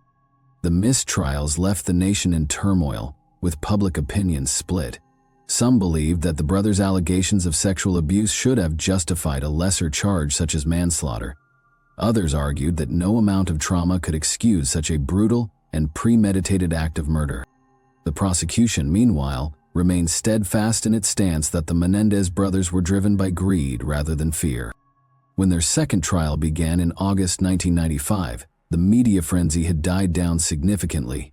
Judge Stanley Weisberg, who had presided over the first trial, made a critical decision this time. No cameras were allowed in the courtroom. The lack of live television coverage meant the case no longer held the same level of public spectacle, and as a result, much of America lost interest in the proceedings. But behind closed doors, the defense faced major setbacks. Judge Weisberg significantly limited the testimony regarding the brothers' claims of sexual abuse, making it harder for the defense to argue that the killings were an act of desperation rather than cold-blooded murder. Additionally, unlike in the first trial, the jury was not given the option to convict the brothers of manslaughter instead of first-degree murder. Prosecutors dismissed the brothers' claims as nothing more than an abuse excuse and worked aggressively to dismantle their defense. Lyle, who had testified in the first trial, chose not to take the stand this time. On March 20, 1996, after just 4 days of deliberation, the jury found Lyle and Eric Menendez guilty of first-degree murder and conspiracy to commit murder. 3 weeks later, after 3 more days of deliberations, the jury sentenced them both to life in prison without the possibility of parole. The once prominent Menendez brothers, who had grown up in Beverly Hills luxury, were now locked away for life, their fate sealed. But despite their convictions, their story was far from over. Years later, new evidence surfaced that suggested the Menendez brothers had been telling the truth all along. In May 2023, the defense team filed a habeas petition citing newly discovered evidence that could potentially overturn their convictions. One of the most significant pieces of evidence was a letter Eric Menendez had written to his cousin Andy Cano in December 1988, 8 months before the murders. In the letter, Eric detailed the ongoing sexual abuse he was enduring at the hands of his father. He expressed his fear, his inability to escape, and his hesitancy to tell anyone, even his own brother, because of his father's threats. Despite this evidence, the prosecution had previously dismissed Cano's testimony during the original trials, branding him a liar. However, the letter written long before the murders suggested that Eric had indeed been desperate for help, contradicting the prosecution's claim that the abuse allegations were fabricated after the fact to justify the killings. But the revelations didn't stop there. In 2023, Roy Rosello, a former member of the Latin boy band Menudo, came forward with shocking allegations. Rosello claimed that Jose Menendez, who was an RCA Records executive at the time, had sexually assaulted him when he was just 14 or 15 years old. According to Rosello, Menendez had lured him to his home, drugged him, and raped him. He further alleged that he had suffered multiple assaults by Menendez, once before and once after a performance at Radio City Music Hall. His sworn affidavit was submitted as part of the Menendez brothers' legal appeal, lending further credibility to their claims of abuse. If their appeal is successful, the Menendez brothers could be retried under different charges, possibly reducing their convictions to manslaughter.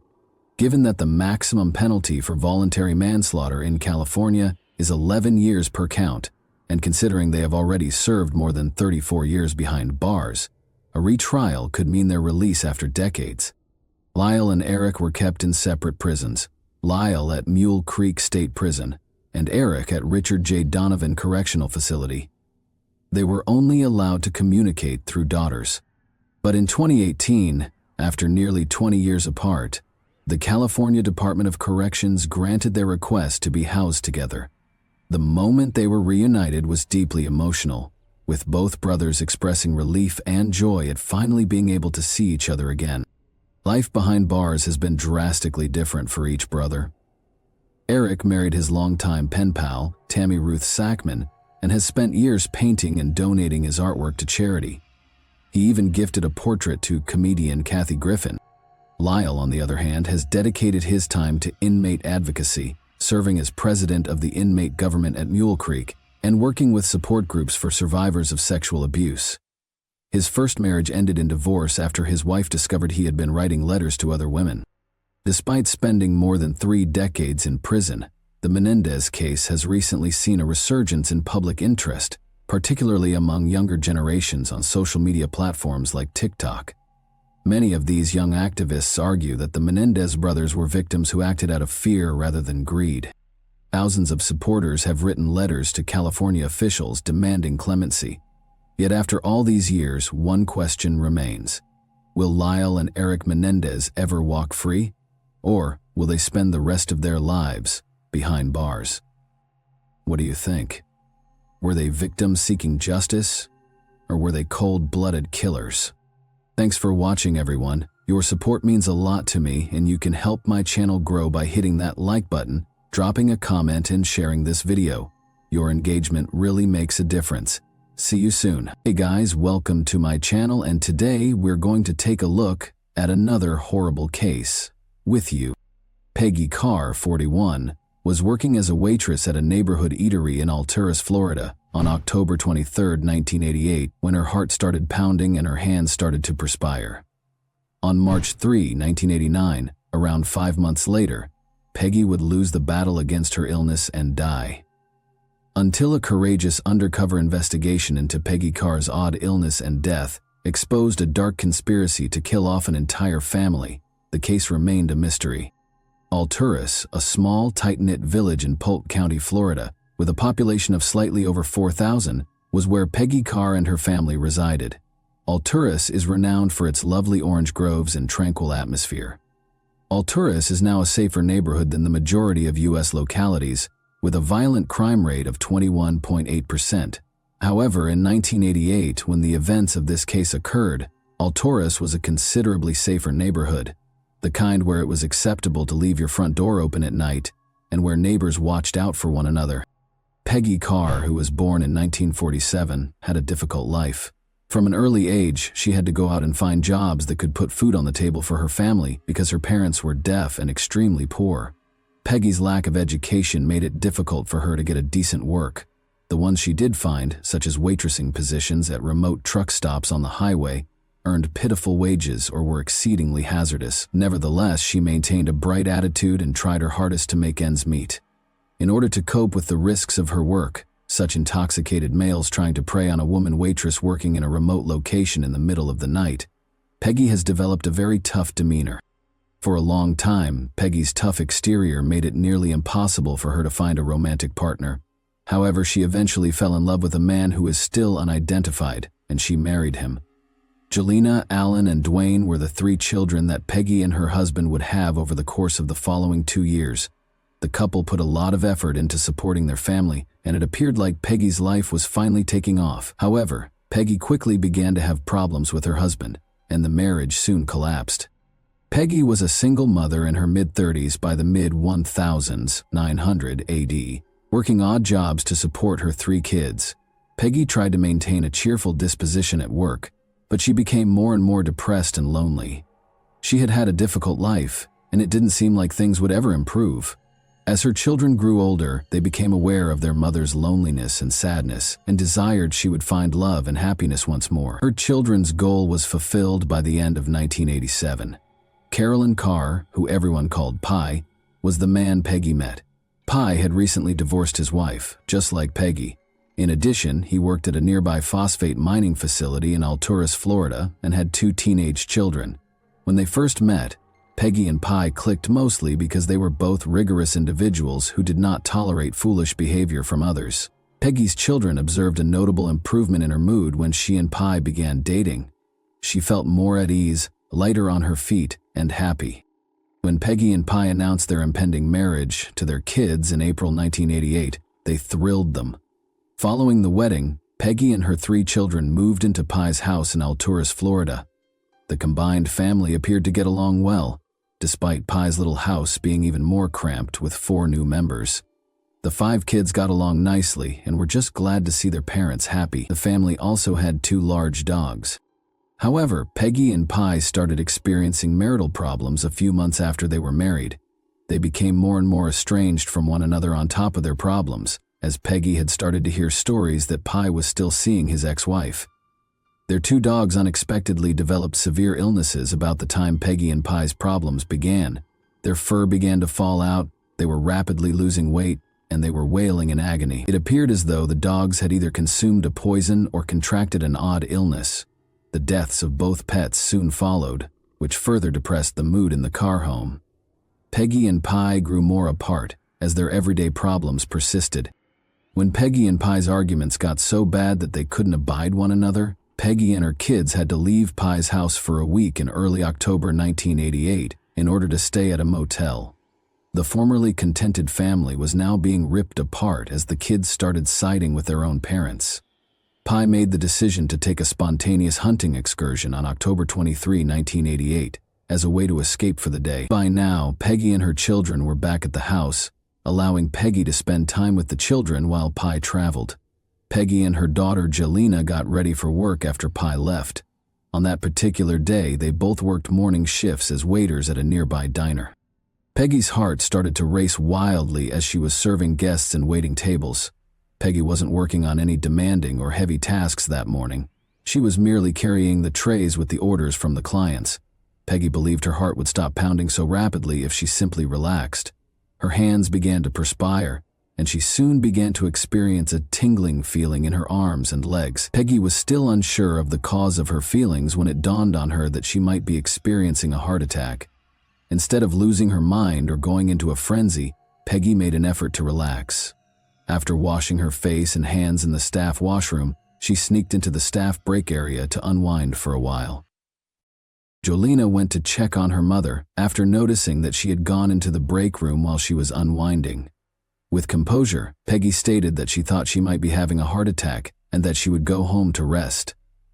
Jelena was not startled by Peggy's composed manner, but she was instantly concerned that her mother might be having a heart attack. She thought there was nothing to worry about if Peggy claimed she would sleep off a heart attack, because she knew she disliked setting off false alarms and panicking needlessly. She did, however, get her mother to swear that she would visit the hospital if her condition worsened. Due to her current mood, Peggy told the manager she would be taking the remainder of the day off. Jelena said she would follow up with her as soon as her shift was over. The house was vacant when Peggy arrived home. She went to her bedroom to lie down because Pi was still on his trip and the kids were still at school. A few hours later, Dwayne, Peggy's 17-year-old son, came home from school to discover his mother sprawled in bed. Dwayne was instantly aware that something was up when he saw Peggy napping in the middle of the day. Even when she was sick, Peggy never napped. Dwayne asked Peggy if she was okay, and she replied that she was, his face displaying worry. However, Peggy abruptly blurted out that she was not feeling well and felt awful as he turned to leave the bedroom. She claimed that she could hardly speak because of the blinding pain which seemed like fire being pumped through her limbs and legs. Dwayne's suspicions were validated at this point. Dwayne knew his mother had to get to the hospital right away if she claimed that this was the most agonizing thing she had ever experienced, because she was not a dramatic person.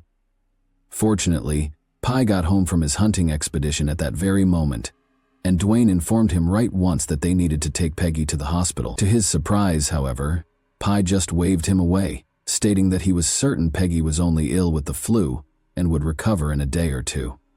Since Pi didn't intend to take Peggy to the hospital himself, Dwayne called his sister right then and asked her to come home so she could do it. Jelena's condition had deteriorated to the point where she was unable to walk or stand, so Dwayne had to assist Peggy to the car when she got to the house. The true issue started when they arrived at the hospital and Peggy was brought into the acute care unit to start treatment, because neither Dwayne nor Jelena knew what might have caused Peggy to feel the way she did. Peggy was now limited to lying down and groaning in agony. Her limbs still felt like they were on fire. Her heart was still pounding, and she was now throwing up and feeling sick.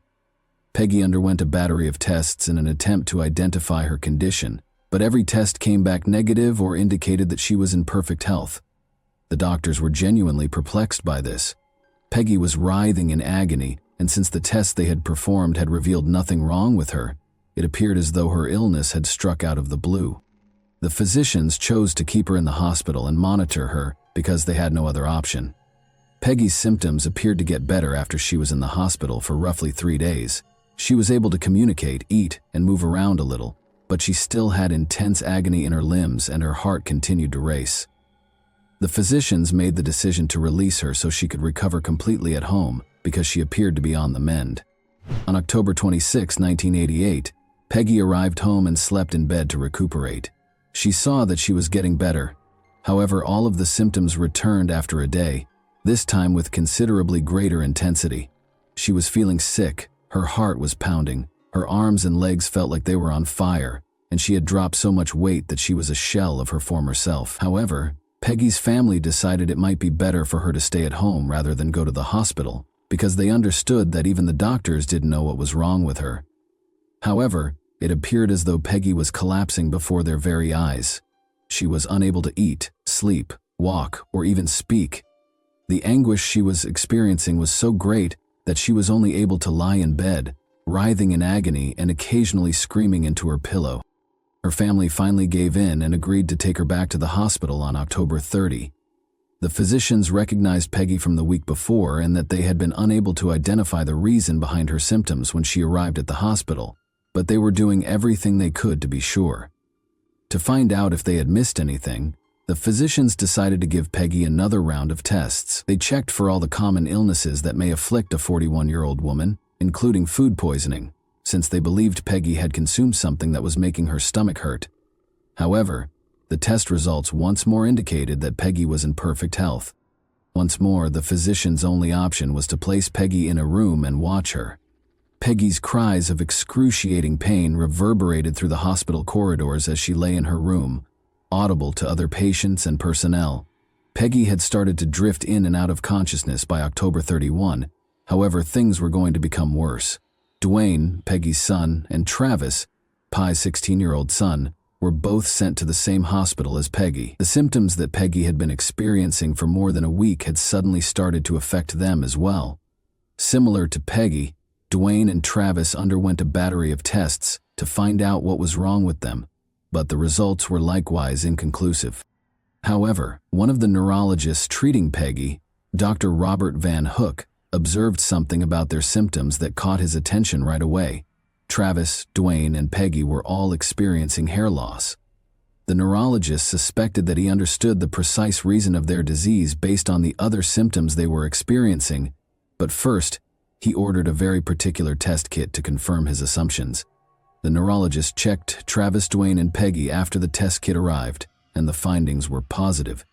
Each of the three had consumed thallium nitrate, a costly and uncommon substance. Once employed as rat poison, thallium nitrate is a tasteless, colorless, and odorless metal that was outlawed due to its high toxicity to humans, with symptoms including extreme hand and limb pain, nausea, hair loss, weight loss, and irregular heartbeat. Even a minor increase in the naturally occurring amount of thallium, which is present in the ordinary human body in trace amounts, can have deadly results. Dwayne and Travis each had roughly 20,000 times the amount of thallium that naturally occurs in their bodies, whereas Peggy had 50 times that amount. The remaining members of the family were tested by the doctors, and while their thallium levels were not as high as those of Peggy, Dwayne, and Travis, they were all elevated. The doctors had not previously thought that Peggy and her son's conditions might be criminal before the test results. However, they started to view the case differently once the test findings suggested that Peggy and her family might have been poisoned. The hospital informed the Polk County Sheriff's Office about the case and the possible criminal activity occurring there. No one knew where Peggy and her boys had encountered such a costly and uncommon substance. Were they intentionally poisoned, or was it an accident? As the authorities started their inquiry, Peggy's situation appeared dire. Even though thallium poisoning may be cured, Peggy's body had been so thoroughly damaged by the poison that she was unlikely to live even if therapy had been given. As they waited for the poison to kill her, the doctors told her that the only thing they could do was to make her as comfortable as possible. For the boys, however, there was hope. Everyone hoped that the treatment they received would be quick enough to save their lives. Peggy fell into a coma a few days after learning that she was not going to be saved. After 2 months in the hospital, her family opted to remove her from life support on March 3, 1989, although she would stay in the coma for the following 4 months. Dwayne recovered completely. Although Travis would finally recover from the poisoning and spend 6 months in the hospital, the severe damage the poison had done to his limbs meant that he would never be able to walk again. The situation involving Peggy and her sons was extremely difficult for Polk County Sheriff's Office Sheriff Judd. They had a murder and other attempted murders on their hands, and a killer was at large, regardless of whether they were poisoned on purpose or not. There was a chance that the poison's source was still available for other Alturas residents to consume if they had accidentally consumed it. Sheriff Judd was determined to find the truth because the stakes were high. Every surface and object in the Carr residence was examined for thallium by investigators, but the results were all negative. Meanwhile, panic broke out in Alturas as word spread that the Carr family had been poisoned and that the authorities were unsure of the source of the poison. Families feared they might already be dying and not be aware of it, or that the poison may have originated from their groundwater. Because the car's well water was connected to at least 2 other homes, detectives looked into it, but they discovered nothing. Furthermore, Peggy and her sons had experienced symptoms that no one else in the town had. The investigation was then joined by prosecutor John Aguero of the Florida State's Attorney's Office, who began investigating the possibility that thallium originated from pesticides, insecticides, or any other plant spray.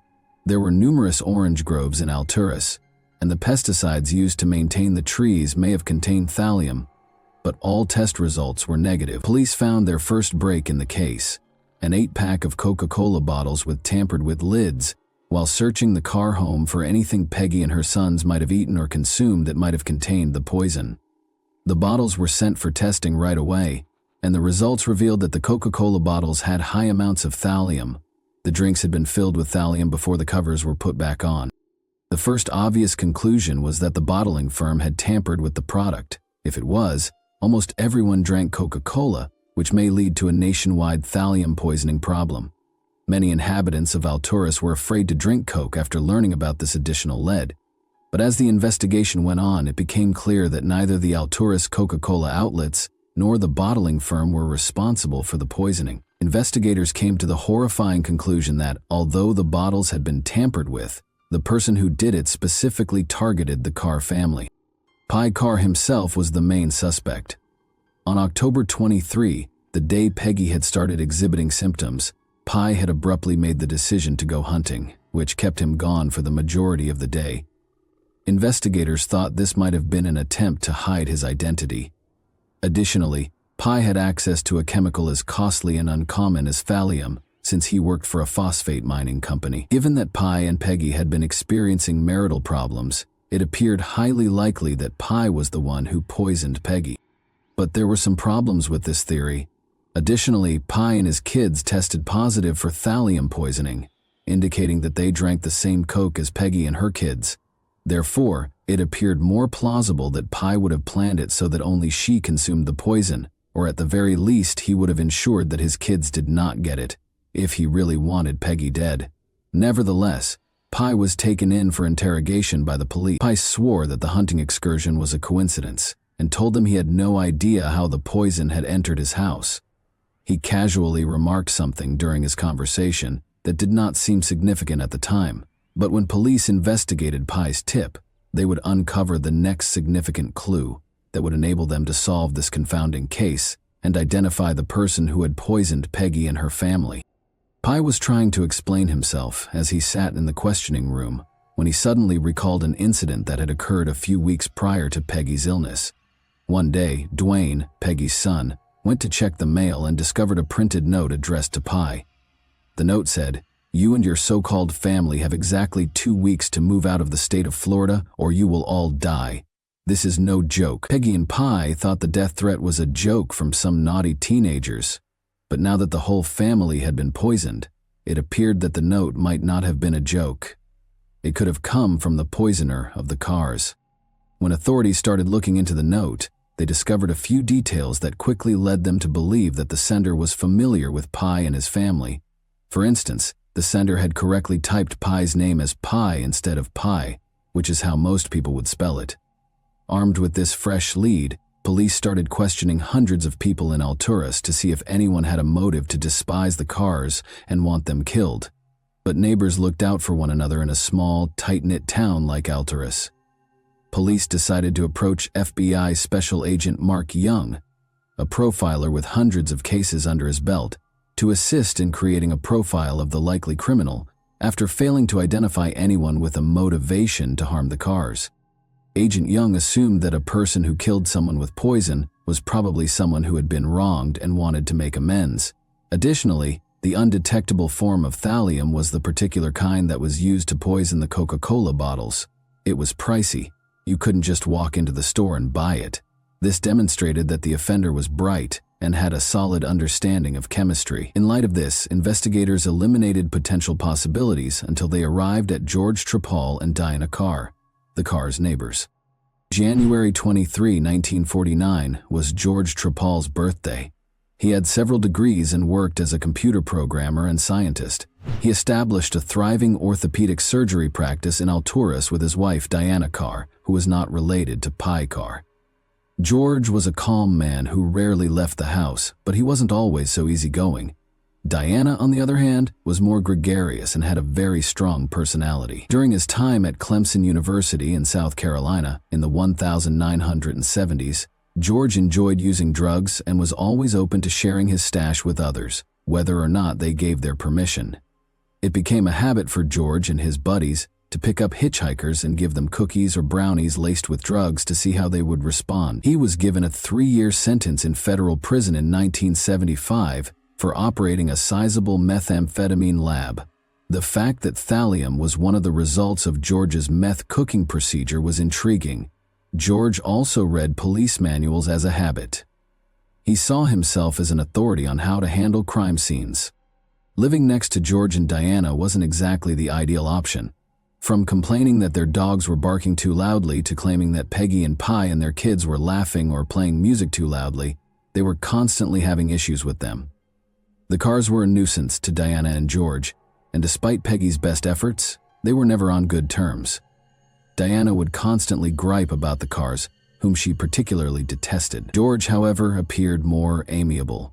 In private, George detested the cars just as much as his wife did, but he waved and grinned at them and did not gripe as much. George accused Pi of breaking zoning restrictions in March 1988 when he attempted to turn his garage into an apartment for his stepdaughter Jolena and her infant daughter.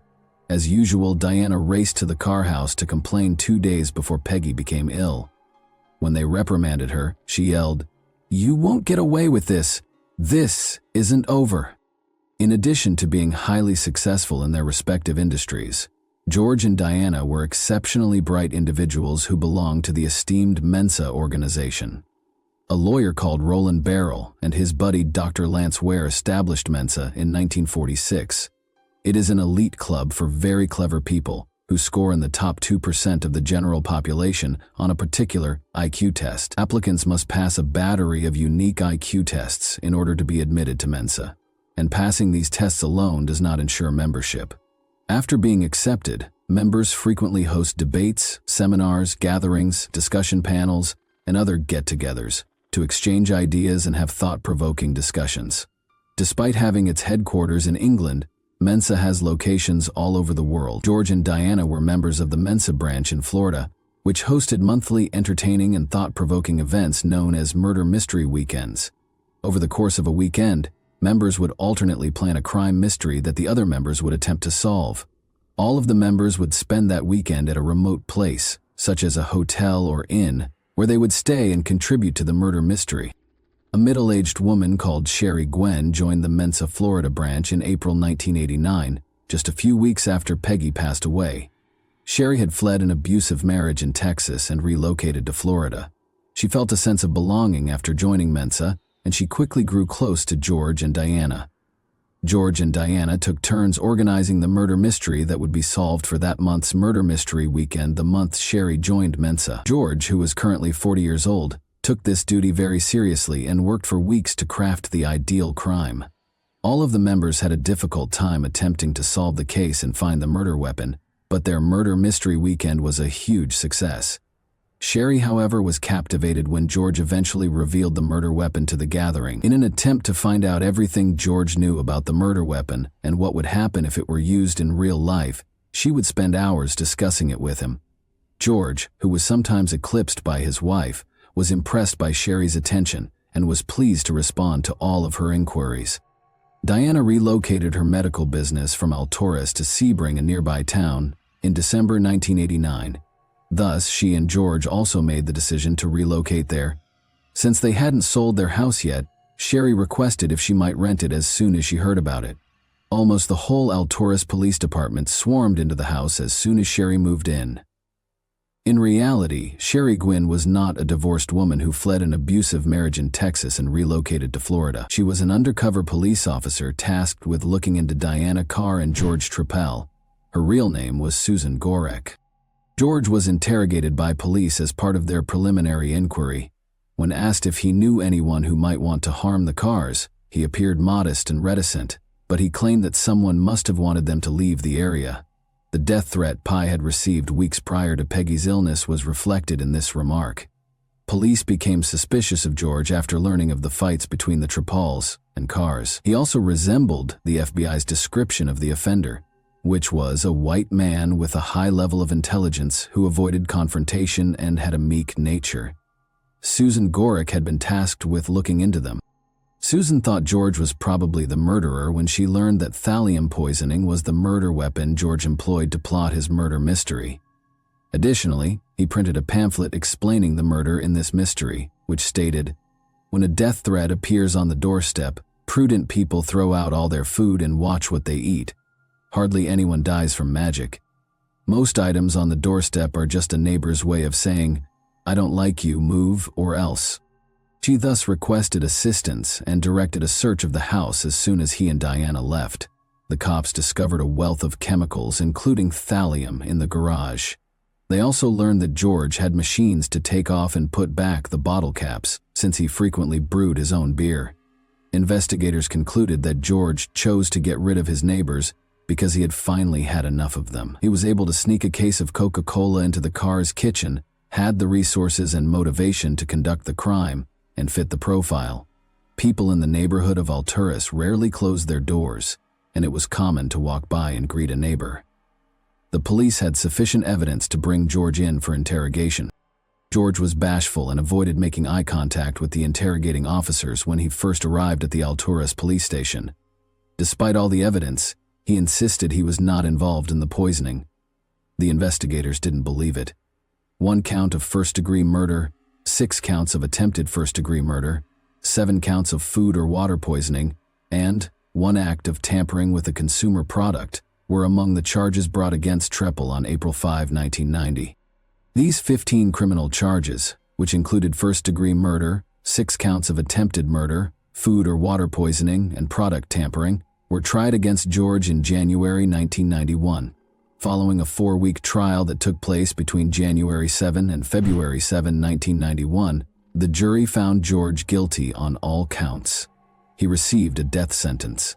George is still incarcerated at the Union Correctional Institution in Rayford, Florida, on death row today. George has appealed the FBI's investigation process and the reliability of the state's witnesses on multiple occasions, but each time his pleas have been rejected. Deanna Carr never faced any charges. She will eventually remarry after divorcing George in 1996. Since learning that the evil mastermind who killed their mother, paralyzed their stepbrother Travis, and almost killed Dwayne has been brought to justice, Peggy's children, Alan, Jelena, and Dwayne, have moved on. Peggy's life had been extremely difficult for a long time, and just as things were starting to improve, a neighbor who simply didn't like her and her family cruelly took her life away. At least her family can finally move on knowing that she received justice. However, do you believe Deanna Carr ought to have faced charges of murder, or at least attempted murder as well? And that wraps up today's chilling story. If you enjoyed this video, don't forget to like and subscribe so you never miss a new upload. Also, let me know in the comments what part of this story shocked you the most. Thank you for watching, and I'll see you in the next video. Hey guys, today we're diving into another truly horrifying case. If you want to support my channel, make sure to subscribe and stay active. It really helps me out. I'd be super grateful for that. Let's get started. When people live together for a long time, it's not uncommon for them to reach a breaking point in their relationship during these periods. Tensions often rise and mutual accusations start flying. Claims of manipulation, toxicity, controlling behavior, and even narcissism. But while some of these struggles may pass with time or counseling, there are situations where one partner, often a woman, remains trapped in a deeply destructive dynamic, facing emotional and physical mistreatment day after day. The real question is, how can we tell the difference between a temporary crisis and a situation where someone is in real danger? The Summers family became one of the most complex and debated legal battles in recent years, taking over 5 years to reach a conclusion. On the surface, they appeared to be a happy, united household, by all accounts a picture-perfect American family. But behind closed doors, what unfolded was something far more disturbing. What seemed like an ordinary domestic situation hid a reality so unsettling, many struggled to accept it was even possible. As the story unraveled, It was revealed that when the head of the family was faced with divorce proceedings initiated by his spouse, he refused to accept the separation. Instead, he devised a calculated plan to retaliate, one that went far beyond typical legal disputes. He manipulated his own sons and daughters into taking part in his scheme, turning them into instruments of control and convincing them that their actions were in the best interests of the family. Elisa Jill Summers was born on February 18, 1980, in a suburb of Philadelphia, Pennsylvania. She grew up in a modest middle-class household. In 1995, at the age of 15, she met a boy named Trevor Stephen Summers, who was 2 years older. They both attended the same high school, often ran into each other outside of class, and shared many mutual friends. Their connection began as a friendship, hanging out at gatherings, talking between classes, and spending time with other students. As time went on, they grew closer, discovering shared interests and similar outlooks on life. However, they didn't start officially dating until 2 years after they first met. Their relationship developed gradually. Both were focused on finishing school and figuring out their paths in life. Their parents supported the relationship and approved of the person their son or daughter had chosen. Friends and classmates admired them as a sweet, balanced couple, sociable, kind, cheerful, and loved by many. They enjoyed planning thoughtful surprises for those around them and were often the center of attention in their friend groups, with some people even quietly envying their happiness. In 2001, 4 years after their romance began, they tied the knot. Elisa was 21, and Trevor had just turned 23 by then. They had already been through enough to feel confident in starting a life together. Everyone believed they were headed for a long, happy marriage. The newlyweds moved into a modest home in Philadelphia and quickly began building a life together. In 2003, they welcomed their first daughter, Arden. 3 years later, Elisa gave birth to their son, Landon. Over the next several years, their family grew to include 3 more daughters, Bree, and sons. Elisa chose to put her career on hold and devoted herself to raising their 5 kids and managing the household full-time. From the outside, the Summers appeared to be the definition of a happy, tight-knit family. And to be fair, in the early years that was the reality. But as time went on, things began to change, and not for the better. Trevor had taken on the role of sole provider early in their marriage, and as the family expanded, the pressure on him only increased. Elisa was a full-time stay-at-home mom, and the financial responsibilities fell squarely on Trevor's shoulders. In 2004, they moved to Florida, where he launched a landscaping company, but the business struggled from the start and eventually shut down just 3 years later. Following that, the family relocated to Alabama. There, Trevor opened a small used car rental and sales shop. Despite his efforts, that venture also failed every couple of years. The Summers family packed their belongings and moved to a new state so Trevor could attempt yet another business. But time after time, those attempts ended in failure. Over more than a decade, Trevor dabbled in a wide range of ventures: real estate, pool maintenance, flower and souvenir sales, but failure seemed to follow him at every turn. Each attempt left him deeper in debt, yet Elisa never lost faith in him. She stood by his side, offering unwavering support through every setback. No matter where they moved, the couple remained outgoing and friendly, quickly building new circles of acquaintances. Their home was always open to guests. Elisa cooked warm home-style meals, while Trevor enthusiastically pitched his next business idea, assuring everyone that this time it would work, that this project would finally bring them success. But as their household grew, it became harder and harder to make ends meet. Due to a poor credit history, Trevor was repeatedly denied loans, and aside from Elisa and their sons and daughters, no one really believed in his entrepreneurial dreams. He even asked relatives to co-sign loans, but most dismissed him as unreliable. In truth, Trevor struggled to commit to any one path and kept hopping from one idea to another, hoping that something would eventually pay off. In 2015, the family returned to Florida, this time planning to settle down for good. The constant moves had taken a toll. Arden and her siblings struggled to adjust to new schools, couldn't make lasting friendships, and were under a great deal of stress from the instability. The parents eventually decided to switch them to homeschooling, thinking it would solve the problem and offer some consistency. Their eldest daughter, Arden, helped Elisa manage the household and often looked after her younger brothers and sisters. She had always been what people might call a daddy's girl, incredibly close to Trevor. She trusted him completely and saw him as the best parent in the world, but over time the dynamic within the family began to shift. Although things were deteriorating, Elisa continued to pretend everything was fine. As Trevor's business ventures kept failing, he became more frustrated, anxious, and, at times, displayed troubling behavior. He started fearing that Elisa might leave him for someone more successful or financially secure. These thoughts began to consume him. Eventually, Trevor's behavior became increasingly controlling and domineering. He started accusing Elisa of being unfaithful, without any evidence. He grew suspicious of her every move, became jealous of anyone she spoke to, friends, neighbors, even casual acquaintances. Simple greetings on the street would spark confrontation. As tensions grew, Trevor demanded she delete her social media account and forbade her from creating new ones. He regularly checked her phone, reviewed her call logs and messages, and insisted that she remove every male contact, even longtime family friends. He also began controlling what she wore. At first, he told her not to wear certain outfits he considered too revealing, even though they weren't. Then he took over choosing her clothes entirely, forbidding her from using makeup and insisting she wear only modest, dull, and conservative outfits. Fragrances and any kind of jewelry, aside from her wedding ring, were no longer allowed. Trevor didn't stop there. He continued to tighten his control over Elisa in every aspect of her life.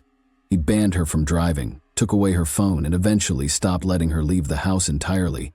Whenever he stepped out, he would lock her inside, along with the younger sons and daughters. The only one allowed to come and go freely was their eldest daughter, Arden. Trevor often took her with him and tried to convince her that everything he was doing was for the good of the family. The head of the household monitored every detail of their lives.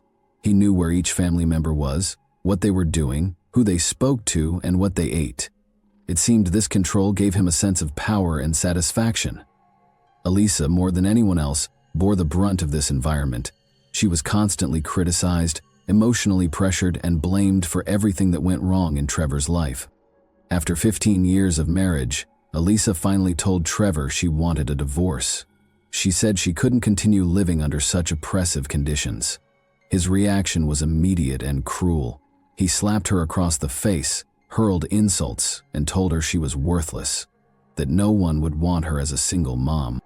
From that moment, the household rules became even more restrictive. Around the same time, Trevor came under police investigation for financial misconduct and was placed under house arrest. Being trapped in the house with him became unbearable for Elisa. It was during this time that she realized she could no longer share a home with this person. In October 2016, Elisa found herself once again confined within the walls of their home for 2 full weeks. Trevor didn't allow her to set foot outside. The situation had become extremely dangerous, and he watched her constantly, with no access to the outside world. She had no way to seek help or even alert anyone to her circumstances. Then came a narrow window of opportunity. One day, Trevor, no longer under investigation, left the house for a few hours. During his absence, Elisa managed to find a phone and called emergency services. She reported ongoing mistreatment and said that her husband had been keeping her locked up.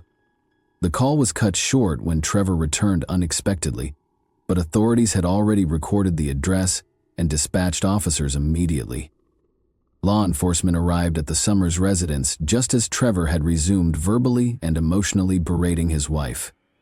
It's important to note that he had learned to avoid leaving visible injuries. His methods were primarily psychological, though he occasionally used physical intimidation.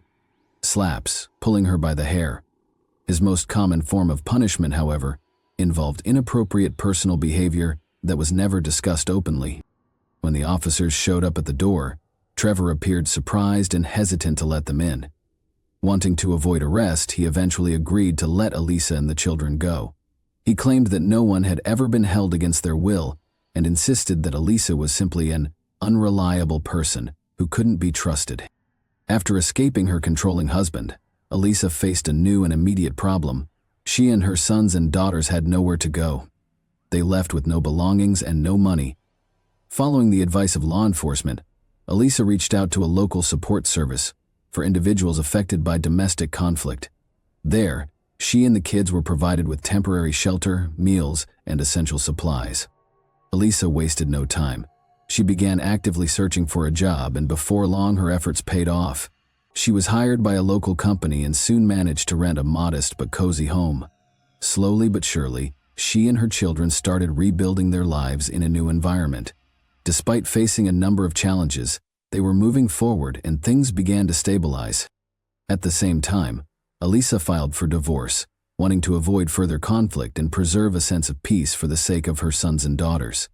She chose not to press formal charges against Trevor for his past actions. She hoped the separation could be finalized without hostility. Initially, Trevor tried to contact her repeatedly, urging her to come back, but after some time he seemed to accept the situation and backed off, at least on the surface. It wasn't until 6 months after the separation that Elisa finally began to feel a sense of freedom. For the first time in years, she started to live without constantly looking over her shoulder. She even began to open up to new people, hoping to rebuild her personal life. During this time, she met a man named Jeffrey Matheson, and by the spring of 2017, their friendship had grown into a romantic relationship. Once the divorce was finalized, the former couple agreed on a shared custody arrangement. The sons and daughters would primarily live with Elisa, while Trevor could visit them twice a week and take them for overnight stays on weekends. The arrangement seemed reasonable to everyone involved. While Elisa was not thrilled to interact with Trevor, she didn't object, preferring to keep things calm and civil. Trevor appeared composed, showed no signs of aggression, and successfully lulled Elisa into believing he had moved on. Then, in March 2017, he called her unexpectedly. He asked her to come over to sign a few papers related to their divorce and property division. His tone was polite, and nothing about the request raised suspicion. Elisa drove over to his house. Trevor greeted her at the door and invited her in. As soon as the door closed behind her, his demeanor changed completely. It quickly became clear there were no documents. This was a setup. The whole request had been a ruse to get her to his house alone, without their sons and daughters present.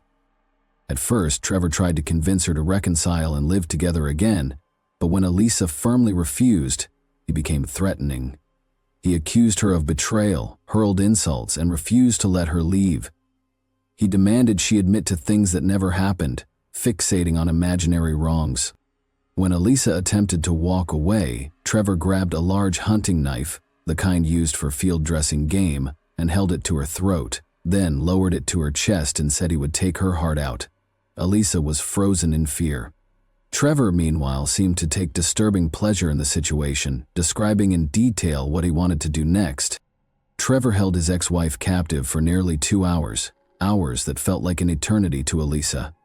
The entire time she pleaded with him to stop and think clearly, reminding him that if he hurt her, he'd end up in prison and their sons and daughters would be left without either parent. She begged him not to make them orphans. Surprisingly, her words seemed to have an effect. Trevor paused, thought it over, and ultimately decided to let her go. But before he did, he made Elisa promise she would never tell anyone what had happened. She gave her word. However, the moment she was far enough from the house, she contacted law enforcement and reported the threats and aggression. Trevor was arrested that same evening. Still, he denied everything, calling Elisa a habitual liar and accusing her of betrayal and manipulation. There were no visible marks on her body. Her clothing remained intact, and without physical evidence, it was hard to prove the assault had taken place. It became a case of her word against his. With no hard evidence, Trevor was released, though both he and Elisa filed for mutual restraining orders. After the incident, Trevor shifted his focus to the children. He began trying to manipulate them emotionally, insisting that Elisa was the only reason the family had fallen apart. Every time he saw them, he talked about how much he missed their mom and wished things could go back to how they were. He took them to places the family used to visit on vacations or weekends, trying to rekindle old memories and create a sense of longing. The kids, young and emotionally vulnerable, believed their father wanted what was best for everyone, They saw him as kind and well-intentioned. The one most affected was the eldest daughter, Arden, who had always idolized Trevor and saw him as a flawless parent. Trevor counted on her loyalty and made her the centerpiece of his plan. It's important to note that the children had never been subjected to harsh behavior from Trevor. Because of this, they didn't recognize the risk he posed. Elisa, trying to protect their mental health, had never spoken poorly of their father, fearing emotional harm or confusion. That silence made it easier for Trevor to manipulate them. At his request, the kids began keeping tabs on their mother, watching her, reporting back about daily routines, and sharing what she said or did. Working with Arden, Trevor started developing a plan, not for reconciliation as he claimed, but for revenge. On Saturday, March 11, 2017, Trevor picked up the younger kids for their scheduled weekend stay, but later that night, he returned to Elisa's house with the car lights off and parked on the side of the home. He waited patiently for a signal from Arden, who was supposed to crack open Elisa's bedroom window and let him know when she and the middle kids had gone to bed. Once he saw the agreed signal, Trevor told the younger ones to stay quiet in the car, saying he was about to surprise their mom. Then he slipped into the house through the unlocked window. In the dark, he ambushed Elisa. He dragged her out to the living room, took her phone, and used a cable tie to bind her wrists. When the frightened children followed after them, Trevor told them to go back to their room and assured them everything would be okay. After restraining Elisa, Trevor turned to Arden, his 14-year-old daughter, and instructed her to take her siblings and drive them to his house using his vehicle. Although Arden didn't have a driver's license yet, Trevor insisted it was necessary and told her she could handle it. He reassured her that he and her mom would follow shortly in Elisa's SUV, and that from that night on, their family would be back together. Once the car with the younger kids pulled away, Trevor returned to Elisa to subject her to hours of unimaginable suffering. He injected her with a sedative he had prepared in advance, aiming to weaken her resistance. When the drug took effect, he dragged her into the bedroom, restrained her to the bed, and committed a disturbing act of aggression. Elisa drifted in and out of consciousness, but Trevor deliberately kept her alert, ensuring she was aware of everything happening while she lay helpless. He began speaking about having large sums of money in offshore accounts and claimed he had purchased a yacht. His supposed plan was to take her and the children away to a remote location where no one would ever find them. He told her the family belonged to him and that he wasn't letting anyone go. Meanwhile, Arden had managed to drive safely to her father's house with her brothers and sisters. Fortunately, it was late at night and the roads were empty, which helped the young teen avoid any accidents. She parked in the driveway and the kids went inside, waiting for their parents, who never showed up. Around 5 p.m., Trevor began suffocating Elisa with a pillow, tightening it around her face, then briefly letting go so she could catch her breath, only to start again. This terrifying pattern continued for about 30 minutes until Elisa, physically and emotionally broken, agreed to comply with whatever he demanded. He then untied her, placed her in the car, and drove off down a quiet road leading out of town. At about 6 a.m., a car pulled into the parking lot of a small 24-hour convenience store on the outskirts of the city. A man exited the vehicle and walked into the store. Just minutes later, a barefoot, partially clothed woman with her hands bound managed to escape from the passenger seat. She ran toward an employee who was standing outside, begging for help. Suddenly, the man came rushing back out of the store, grabbed Elisa mid-run, and forced her back into the car. The vehicle sped off before the stunned witness could react, but he had seen enough to understand that he had just witnessed an abduction. Thankfully, he managed to remember the make, color, and even the license plate number of the vehicle and quickly provided that information to authorities. Law enforcement tracked the car owner using the license plate. What they discovered raised immediate concern. The name was linked to an active restraining order, a volatile divorce, and reports of controlling behavior. The top priority became locating the couple's sons and daughters to ensure their safety. They were found at Trevor's home, but none of them knew where their parents were or what was happening. They were confused and had no understanding of the terrifying events unfolding elsewhere. The young witnesses were interviewed one by one with care, and what they revealed painted a disturbing picture of life inside the Summers household. The sons and daughters hadn't realized the severity of what had been happening around them. They were never on the receiving end of their father's actions, so his controlling behavior and mistreatment of their mother seemed like just a regular part of life. But the details they shared made it clear Elisa was in danger and had to be found as soon as possible. At that point, Trevor and his hostage were already far from the city, heading toward an isolated area near the coastline. He stopped at a small hotel they had once visited as a family. Lost in memories for a moment, his demeanor suddenly shifted. Trevor said he had figured out a solution. He pulled out a notebook and pen and began writing what appeared to be a farewell letter. Then, dissatisfied, he tore out the page, crumpled it, and started over. This continued for hours. Elisa realized that he was planning to end her life and then his own, using the letter to explain it all to their sons and daughters. After Elisa's failed escape attempt in the supermarket parking lot, surveillance cameras had caught glimpses of their car, helping authorities narrow down the direction they were heading. The search lasted 55 hours. During that time, Trevor wrote multiple farewell notes and used a razor blade to cut Elisa's wrist in an attempt to make it look like she had harmed herself voluntarily. Eventually, Trevor brought her to Little Harbor, a coastal resort town. There, he once again violated her and told her they would soon be leaving the world together. He put a makeshift cord around Elisa's neck and began strangling her. But just then, the sound of sirens echoed nearby. Trevor let go and bolted for the car, flooring the gas pedal in an attempt to flee, only to drive straight into the path of a police cruiser. Realizing he had no way out, Trevor grabbed the razor and tried to harm himself, managing only superficial cuts. Fortunately, officers arrived just in time. They disarmed him, pulled him from the vehicle, and rescued Elisa. Both were transported to the hospital for emergency medical attention. Following his arrest, Trevor denied all wrongdoing. He claimed Elisa had voluntarily gone with him and even alleged that she had asked him to tie her up, choke her, and engage in violent behavior, framing it as part of some shared interest in danger and control. Unsurprisingly, no one believed him. Prosecutors filed 11 charges against him, including abduction, assault, and attempted murder. The legal process dragged on, and with the onset of the pandemic in 2020, the trial was delayed indefinitely. Fortunately, Trevor was denied bail and remained behind bars, where he stayed for nearly 5 years awaiting trial. During that time, Elisa found a new beginning.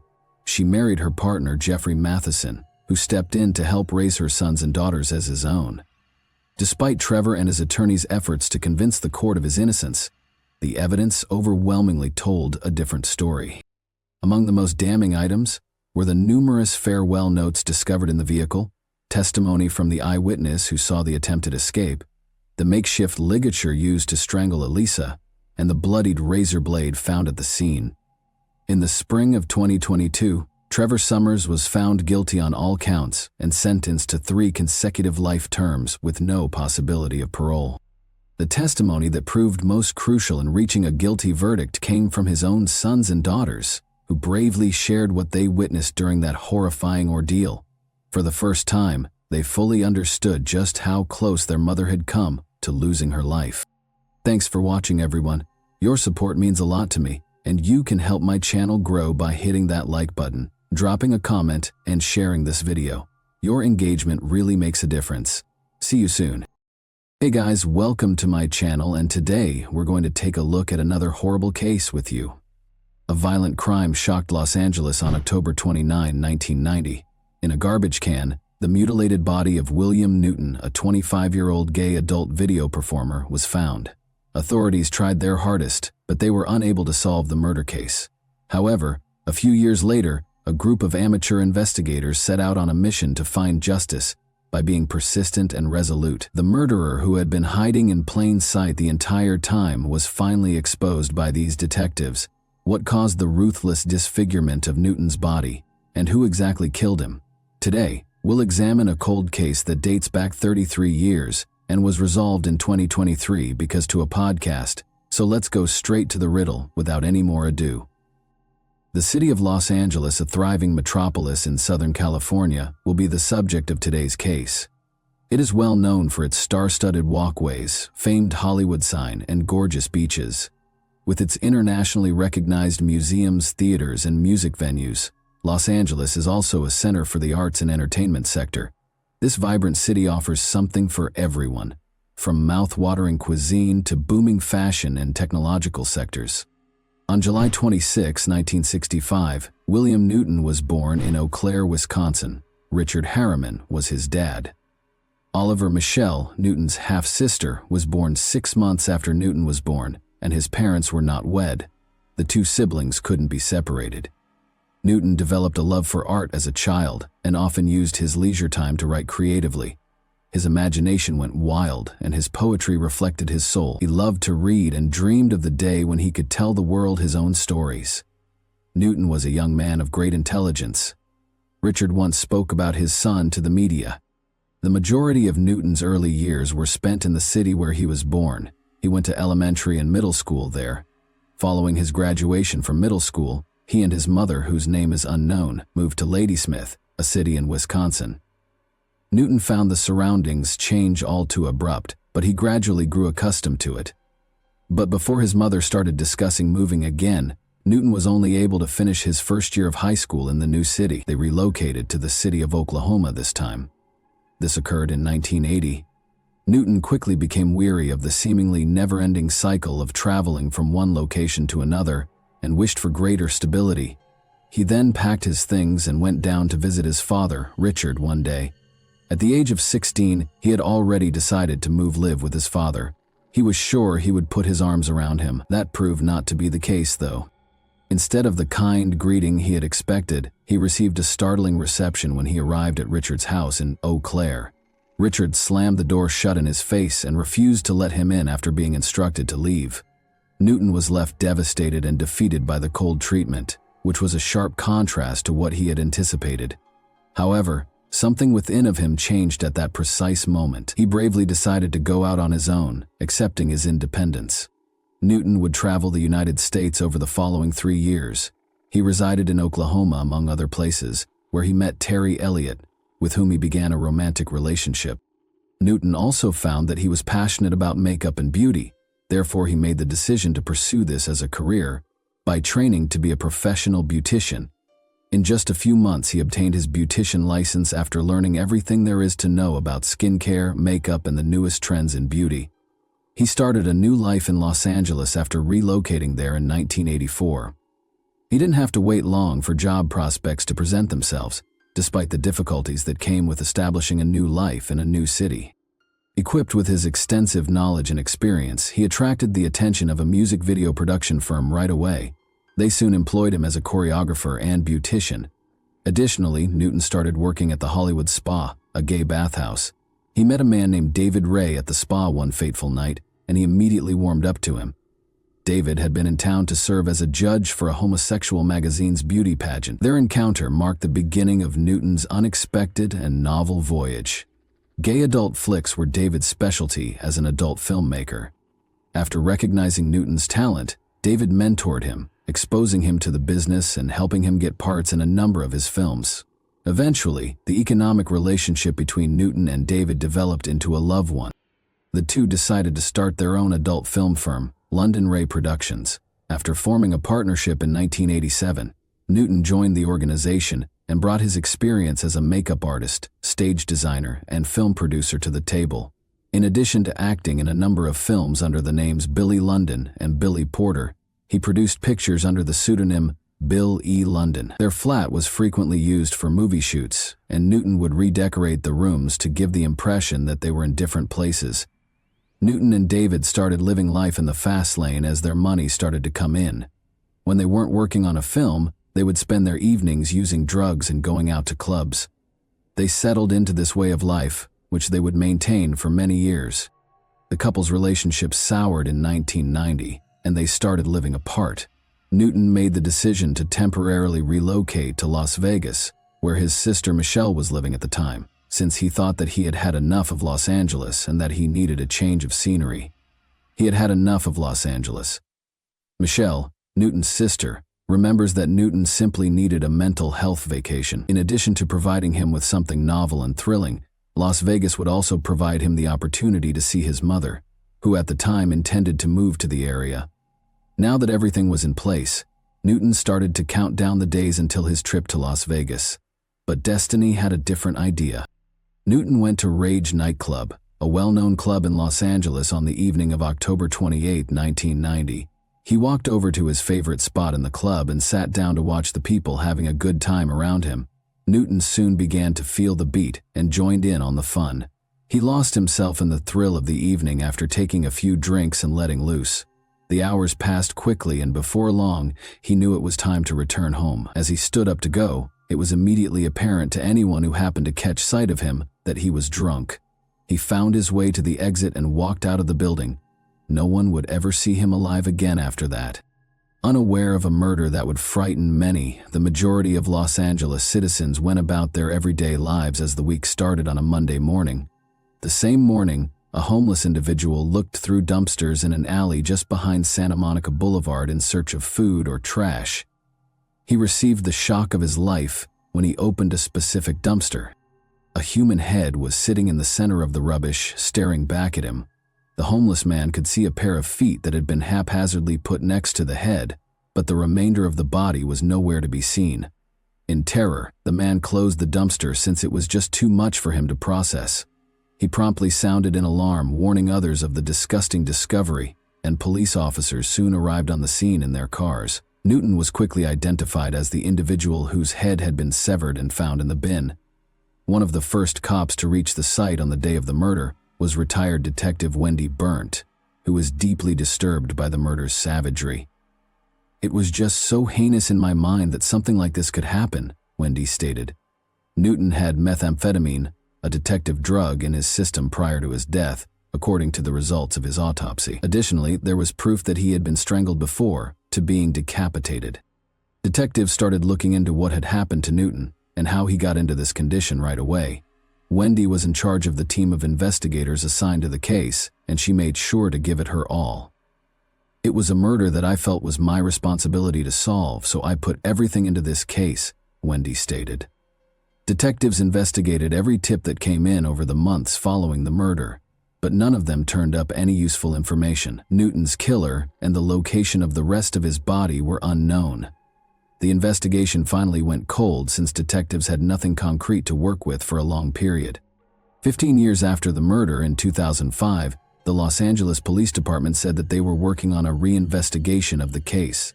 However, nothing significant came of the examination and the case was closed. The case then returned to the press at the end of 2006. The following year, the Los Angeles Police Department had neglected his son's murder case and could have done much more to try to solve it, according to a reporter named Mickey Ski, who said that Newton's father had contacted him this time.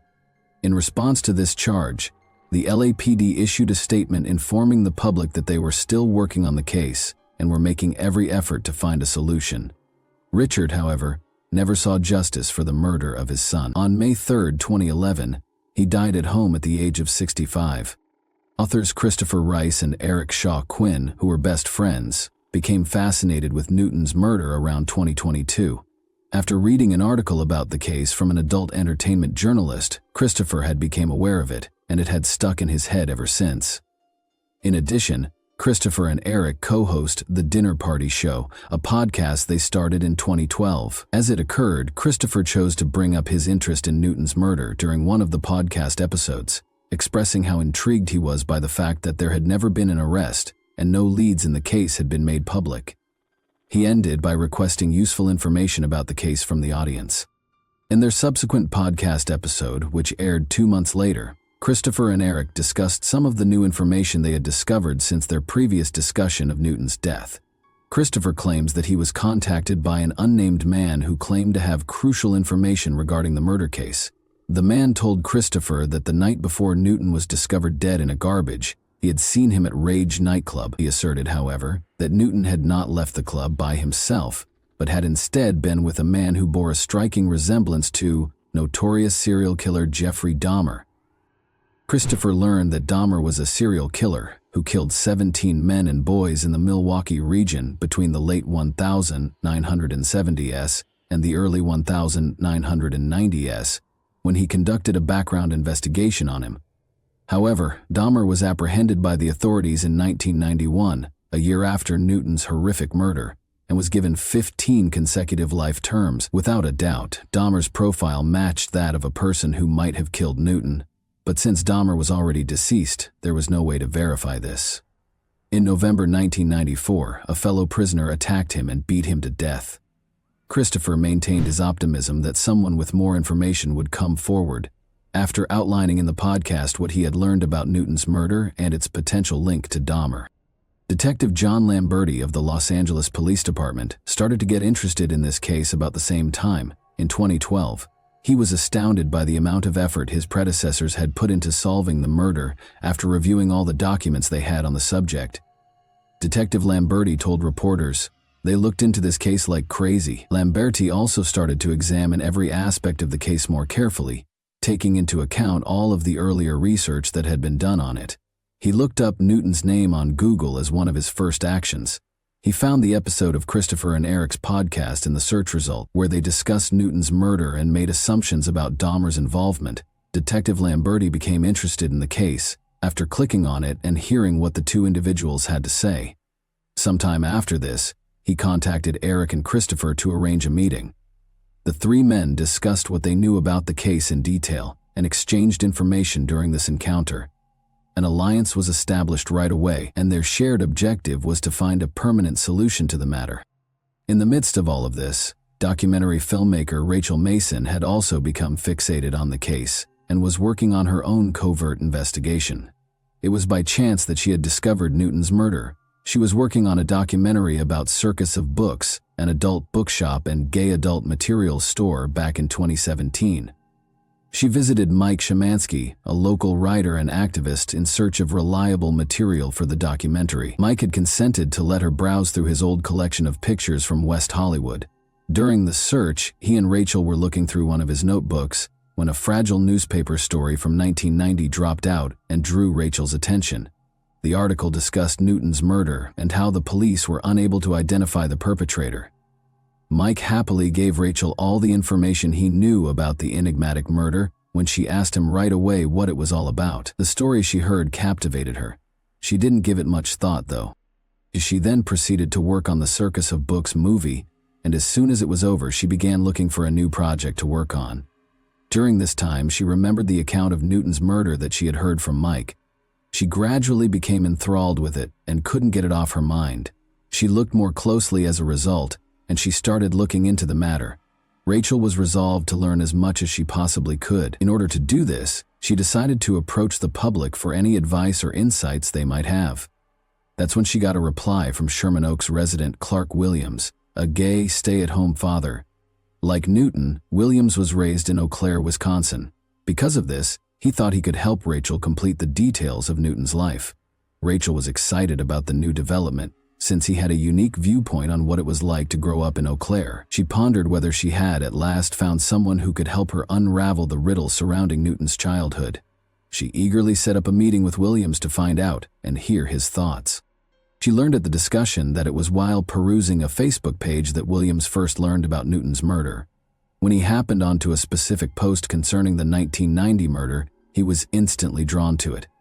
He was startled by how much his upbringing resembled Newton's as he read the specifics. He was unable to stop thinking about the case after that and made the decision to act alone. Something was propelling me, moving me to just get involved in whatever capacity that I could, Williams stated.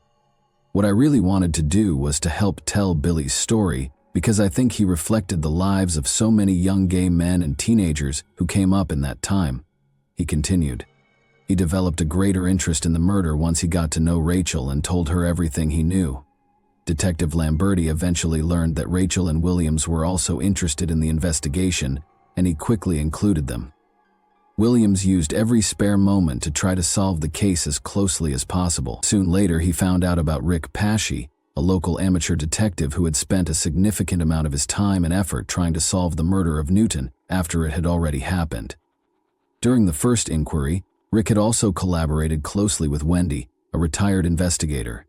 Williams was disappointed to learn that there was no way to contact Rick because he was long dead, but because, to his extensive and persistent research, he was able to learn some other crucial information about Rick, including the fact that he was a gay adult film producer going by the name Richard Lawrence, in addition to owning and operating a skate store in West Hollywood. Given that Rick and Newton had been employed in the same field at the same time, Williams knew he needed to identify the connection between them. Williams started carefully going over Rick's movie credits to find the identities of the actors, producers, and editors. He wanted to find everyone who might still be alive so they could tell their story. The films he prioritized had been made in the immediate aftermath of Newton's murder. He was particularly interested in one movie. The Devil and Danny Webster, as it was called, had debuted Billy Houston, a young, talented actor. Williams took a particular interest in Billy right on and started learning everything he could about him. Upon more investigation, he learned that Billy's true identity was Darrell Lynn Madden and that he was incarcerated for the life term for the killings of 2 men. Williams learned that Darrell confessed to the authorities about his crimes after being apprehended, claiming that he and another man named Bradley Qualls were responsible for the initial offense. On the day of the event, Bradley and Darrow had gone out with a dark plan to kidnap a gay guy in order to introduce Bradley into a white supremacist gang called Chaos Squad Skinheads. They eagerly waited for an unfortunate person to walk by. Unfortunately, a man by the name of Stephen Domer fell into their carefully set trap. Bradley and Darrell both enticed their victim to a remote location, bound him in their own car, and then took him on a ride. The poor man begged, but in the end, he was strangled to death with a coat hanger. The 2 men then disposed of the body in a nearby creek after realizing they had killed him. In a surprising turn of events, Darrell later shot Bradley, his accomplice, for an unspecified reason before running away. However, he was caught by the authorities after being unable to hide for very long. All of this had taken place in Oklahoma City. And Williams learned all of this, he continued. As he continued, he soon learned that Darrow had been interviewed for a book called American Honor Killings. Williams decided to try to obtain the book since he felt it had more potentially significant material. After what seemed like an eternity of waiting, he finally received the book that he had ordered online. He started reading right away, and as he turned the pages, he was astounded by what he saw. In the book, Darrell not only discussed killing Stephen, but he also discussed another murder that occurred in Los Angeles. He did not, however, elaborate on that specific occurrence. Williams was both astonished and thrilled by the startling discovery. He was aware that he was right. Darrell had admitted to killing someone in Los Angeles, the same city where Newton had been murdered. Williams was convinced that Newton was the person Darrell had mentioned, but just to be sure, he made the decision to contact Detective Lamberti and tell him all he had learned.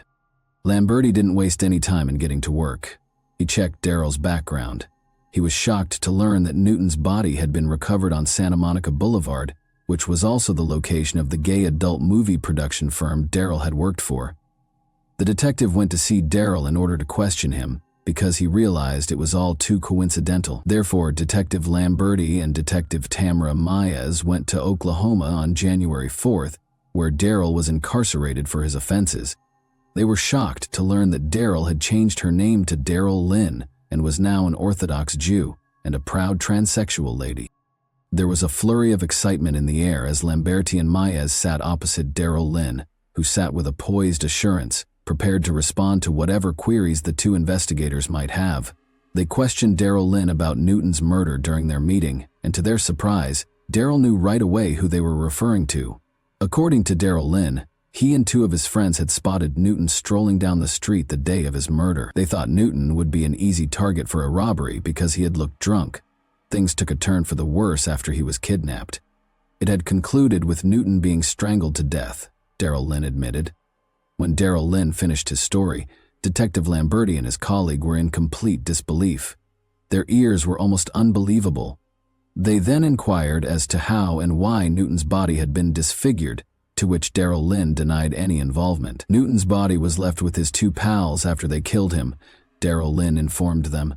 Darrell Lynn will not provide the names of the 2 accomplices when questioned about their identities.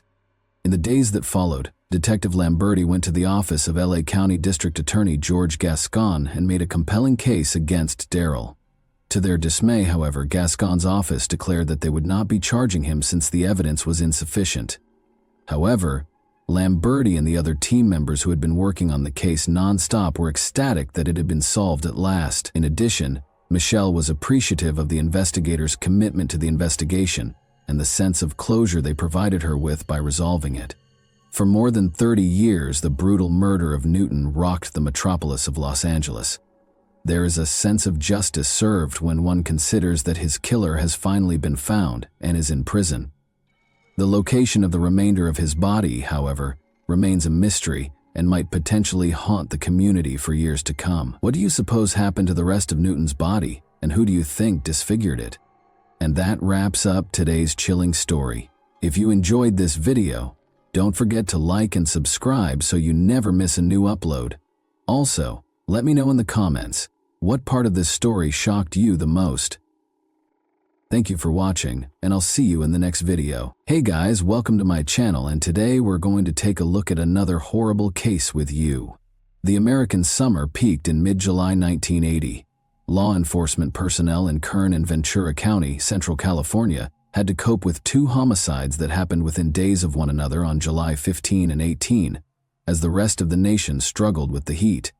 For decades, the murder mystery remained unresolved, until DNA technology filled in the gaps, giving police the advantage they needed to apprehend a deranged murderer. However, who were the victims, and how did they relate to each other? Today, the connected cases of the Kern County and Ventura County Jane Does transport us back to California in the 1980s.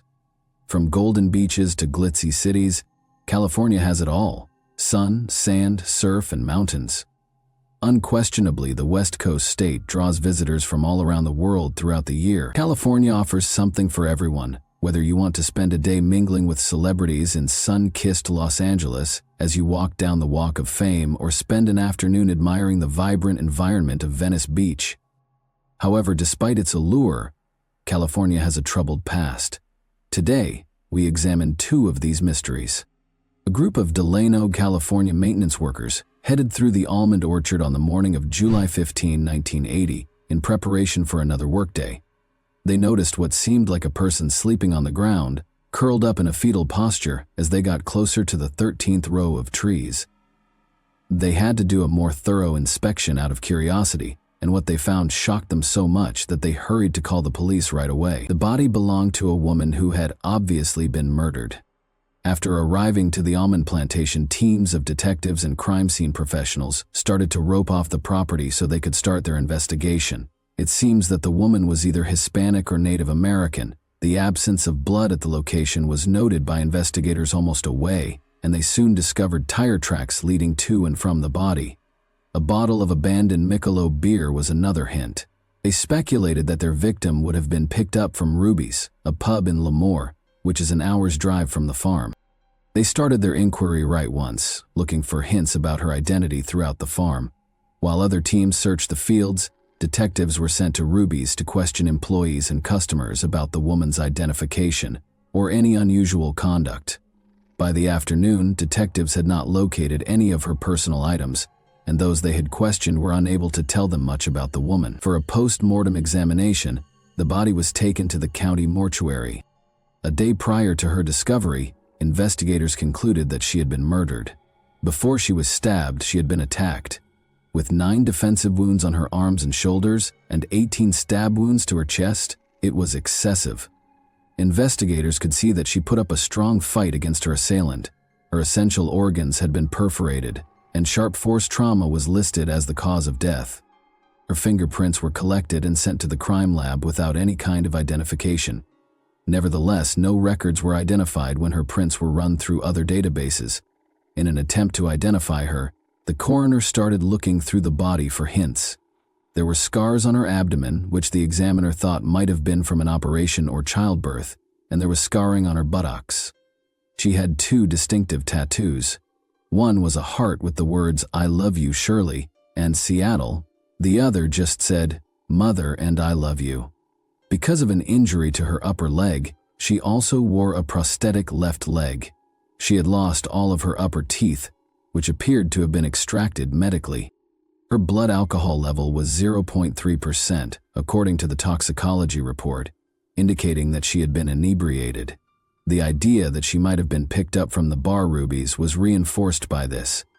The examiner's findings were used to create a thorough profile. She was 5 feet and 4 inches tall, weighed 115 pounds, and was thought to be between the ages of 25 and 35. She was Native American and had black hair that was slightly curled. There were indications on her physique that she may have given birth at least once. According to the tattoo, she was born in Seattle, Washington, and Shirley was either her real name or the name of a loved one. She was dressed in a pink top, blue jeans, blue socks, and white shoes when she passed away. Her body was given the placeholder name Kern County Jane Doe and held in the county mortuary until she could be identified. Additionally, investigators produced plaster impressions of the tire tracks discovered close to the victim's body and removed fingerprints from the abandoned beer bottle discovered at the scene. The victim's clothing was also removed by the forensics team, who were able to recover biological material from it. In order to screen for potential DNA that might have been transferred during the attack, they also asked the medical examiner to submit the victim's nail clippings. While the investigation was ongoing, all of these were sent for DNA profiling. However, she was only the initial casualty in what would turn out to be a multi-decade mystery. Authorities were notified of another homicide in nearby Ventura County 3 days after the Kern County Jane Doe was found. On July 18, 1980, the body of another woman was found in the Westlake parking lot of Thousand Oaks High School. Investigators discovered that the woman was either Hispanic or Native American when they got there. She had multiple apparent defense wounds on her arms and had been partially undressed. Since there was not much blood found close to the crime scene, a search revealed that she had been slain somewhere else. A trail of blood from the edge of the tarmac surface to the body's location suggested that she had been dragged from a car and taken to the parking lot. Investigators knew that nearby Kern County had seen a similar attack 3 days earlier. At the time, investigators did not think the two crime sites were connected, despite their obvious parallels. Investigators searched the surrounding area but were unable to find any hints because they could not find any tire tracks or the victim's personal things close to the crime site. When questioned, the school custodian who discovered the body was only able to say that he had discovered her while performing his regular tasks at the school. At the moment, detectives could not help but notice that she was also pregnant.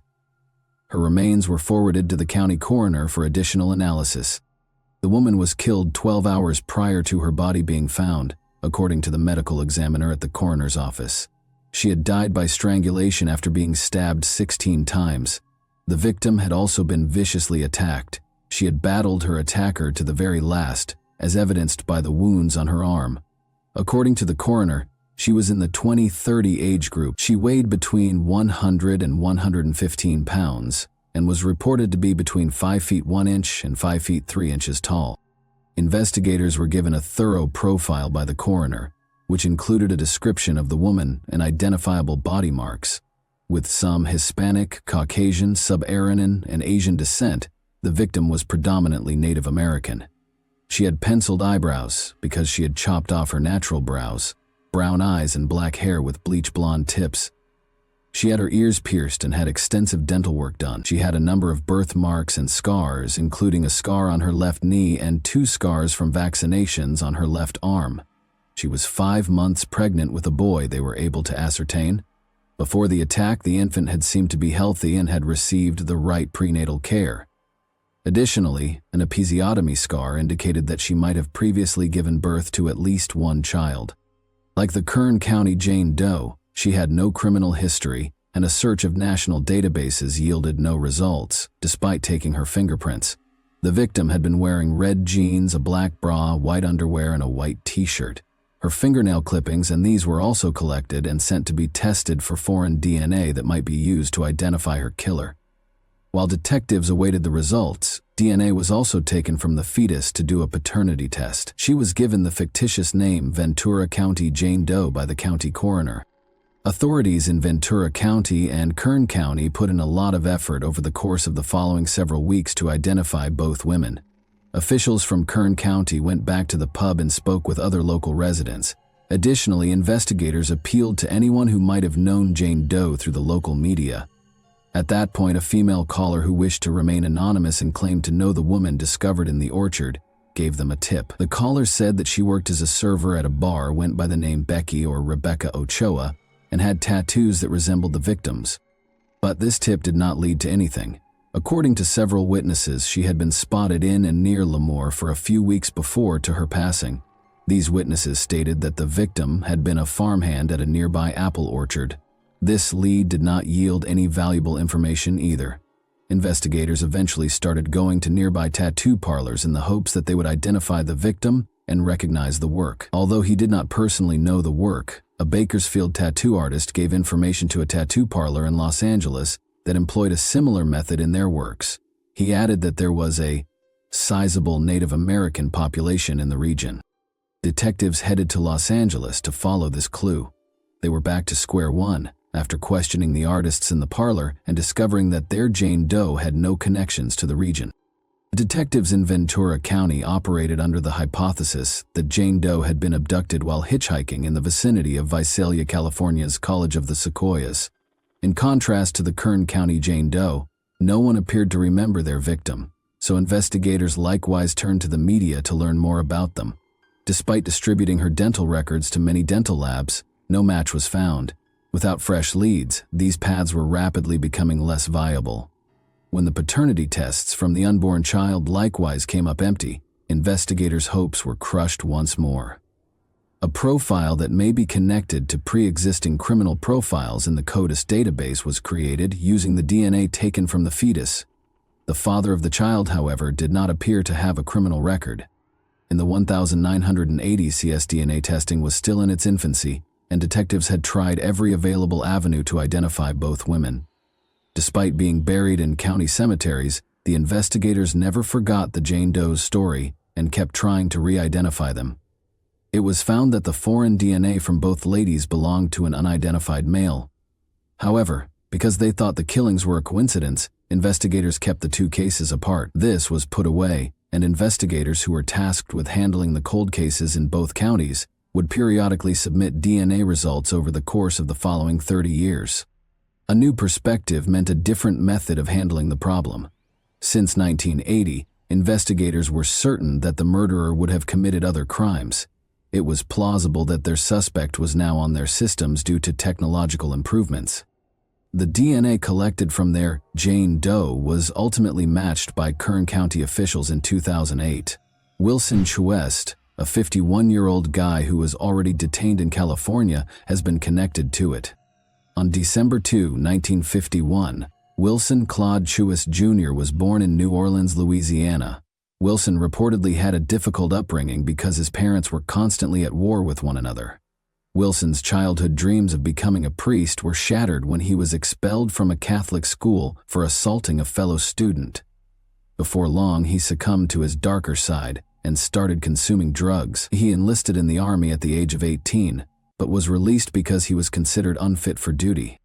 Wilson made the decision to marry and go to Los Angeles in 1969 after coming home. Wilson's move to crime revealed rifts in the marriage, despite the fact that the pair appeared content and even had a daughter. In October 1977, he committed his first significant offense. A young woman who had been standing on the side of a road in Los Angeles had been offered a lift by him. After she climbed in, he kidnapped her and took her to a faraway place. Wilson then attacked her and tried to kill her by strangulation. When she went unconscious, he figured she was dead. She regained consciousness after he abandoned her body in a ditch and reported him right away to the closest police station. Wilson, unable to avoid the allegations, struck a bargain with the prosecution and was accused of kidnapping in November 1977. Although he was granted parole in June 1980, it was short-lived. 2 months after being freed in August 1980, he robbed someone. He made another attempt to kidnap a woman outside Visalia's College of the Sequoias that same month. He had threatened to use violence against her if she didn't comply, but 2 witnesses, who happened to be passing by at the same moment, stopped his plan. After she told him she was married, he released the woman he had kidnapped and assaulted in September 1980. In the end, he was apprehended, found guilty of all 3 offenses and given a 12-year-to-life term that same year. However, Wilson served 24 years before being granted release in 2004. However, after determining that he exhibited no remorse, the committee changed their mind. However, in 2016, he was eligible for another parole hearing. Investigators were able to connect Wilson's DNA to the DNA profile found on the Kern County Jane Doe while he was still incarcerated, He was not charged right away, though, and no explanation was ever provided. After learning that Wilson was connected to an unsolved murder in Kern County in July 1980, Ventura County officials sent the DNA profile of their cold case suspect to CODIS in 2012 so that it could be compared to any potential matches to inmates already listed on the system. It was a match in January 2013. DNA from their Jane Doe's clothing and fingernails had also connected her to Wilson Shuis. Investigators in both counties were perplexed by it because they had spent years looking into two instances that had striking parallels but were never connected. However, the struggle for justice was far from ended. DNA had not been able to identify both Jane Does, despite having connected Wilson to both killings. One of the lawyers decided not to pursue the cold case with unidentified victims when the case was handed to the Ventura County District Attorney's Office. However, John Barrick, a senior deputy district attorney, was unwilling to give up. Wilson was to be prosecuted for the killings of Jane Does in Ventura County. "I don't have to prove their identity under the laws of murder. All I need to do is demonstrate that they are human," he thought. "I felt it was worth the effort because if we don't, these women, even if we don't know their names, will never receive the justice they deserve, and there's a good chance Wilson will escape, and that is not a person who deserves to be out among law-abiding citizens," Barrick stated. On September 23, 2015, a court order sent Wilson Shuis to Ventura County while he was still in detention. He was charged and arrested on 3 counts of murder while he was being detained at the county jail, the deaths of Jane Does and her unborn child. Wilson initially denied any involvement in the attacks and killings of the 2 ladies. Barrick and a number of prosecutors from Ventura County and Kern County spent the next 3 years trying to make Wilson pay for his crimes by presenting a strong case. He was put on trial on May 14, 2018. In court testimony, 3 of the women who survived his attacks characterized Wilson as a predator. Their accounts were similar in that Wilson had approached them and enticed them into his vehicle. Patrick Scott Bell also came forward as a witness. In 1980, Patrick was a teenager who frequently stayed with Chowis, a family friend. He described to the court how Wilson had admitted to him that he had murdered an unidentified woman and disposed of her remains. He added that one evening, he and his brothers had assisted Wilson in cleaning his car, and that when their mother questioned them, Carolyn Bell had made up the story that Wilson had struck a deer. Carolyn Bell confirmed this confession in court, as well as in a prior 2013 interview. Prosecutors used tangible evidence discovered at the Kern County crime scene following the confessions. Wilson had previously been identified by DNA and fingerprints recovered from the abandoned beer bottle. Additionally, a positive match was found in the DNA taken from the Jane Doe's clothing and fingernails. Andrei Ninjev, Wilson's defense lawyer, made a feeble claim when he claimed that his client and the women had agreed to intimacy. Additionally, he contended that there was no tangible proof of Wilson's presence at the Ventura County crime scene. On May 31, 2018, Wilson was convicted of killing both adult victims following a 2-week trial. The jury returned a guilty verdict with a unanimous vote. They were unable to convict him of the unborn child's murder, though, because the legislation the prosecution cited to support their case had not been amended since 1994. Wilson's age and the dearth of witnesses who could testify on his favor prevented the death sentence from being sought. Wilson was given 2 consecutive life sentences without the chance of release on July 12, 2018. The California Substance Abuse Treatment Facility and State Prison in Corcoran is where he is presently completing his term. Wilson was found guilty and charged with killing both Jane Does, but this did not help detectives get their names back. However, since the 1980s, DNA testing has made significant progress. Steve Rhodes, a cold case investigator in Ventura County, was aware that suspects in cold cases that had been unsolved for decades were being identified using a novel genetic genealogy testing technique. It could undoubtedly assist in identifying the victims. It had placed the Golden State Killer in jail. Both Kern County and Ventura County officials sent their DNA samples for genetic analysis in collaboration with the DNA Doe Project, DDP, an all-volunteer organization that uses genetic genealogy to identify John and Jane Does. To date, one of the victims of serial killer John Wayne Gacy has been positively identified by the DDP. Southern Texas, Central Mexico, Northern New Mexico, Indigenous California, and Guatemala are among those mentioned on their website and Facebook page. Family members have yet to identify her. Investigators were able to identify her unborn child's father in 2021. He is thought to be a Honduran immigrant with connections to the Central American population in Los Angeles' Koreatown neighborhood. Investigators couldn't get in touch with him to find out anything about their Jane Doe. However, they are aggressively looking for any leads and are encouraging family members to come forward and provide their DNA. Finding anything useful for the Kern County Jane Doe was a little more challenging because the DNA recovered had deteriorated over time. In May 2019, she started her inquiry. The victim was Indigenous, according to the DDP, and her parents were probably from Mesquakis, Alberta, Canada. The issue was that very few Native Americans had given genealogical websites their DNA profiles. To aid in the case's resolution, a request was posted on the DDP Facebook page for anyone of Indigenous heritage to submit their DNA. Violet Sousa, who had spent decades looking for her missing aunt Shirley Ann Sousa, saw this appeal. In February 2020, Violet sent her DNA to GeneMatch. In April 2021, the DNA Doe Project announced that Shirley Ann Sousa had finally been identified after tests revealed that Violet was, in fact, a close relative of the Kern County Jane Doe. When she was slain, she was 35 years old. On February 6, 1945, Shirley was born in Alberta, Canada, on the Sampson Cree Nation Reserve. Each of her 7 siblings belonged to a close-knit family. When Shirley's father died, she was just 14 years old.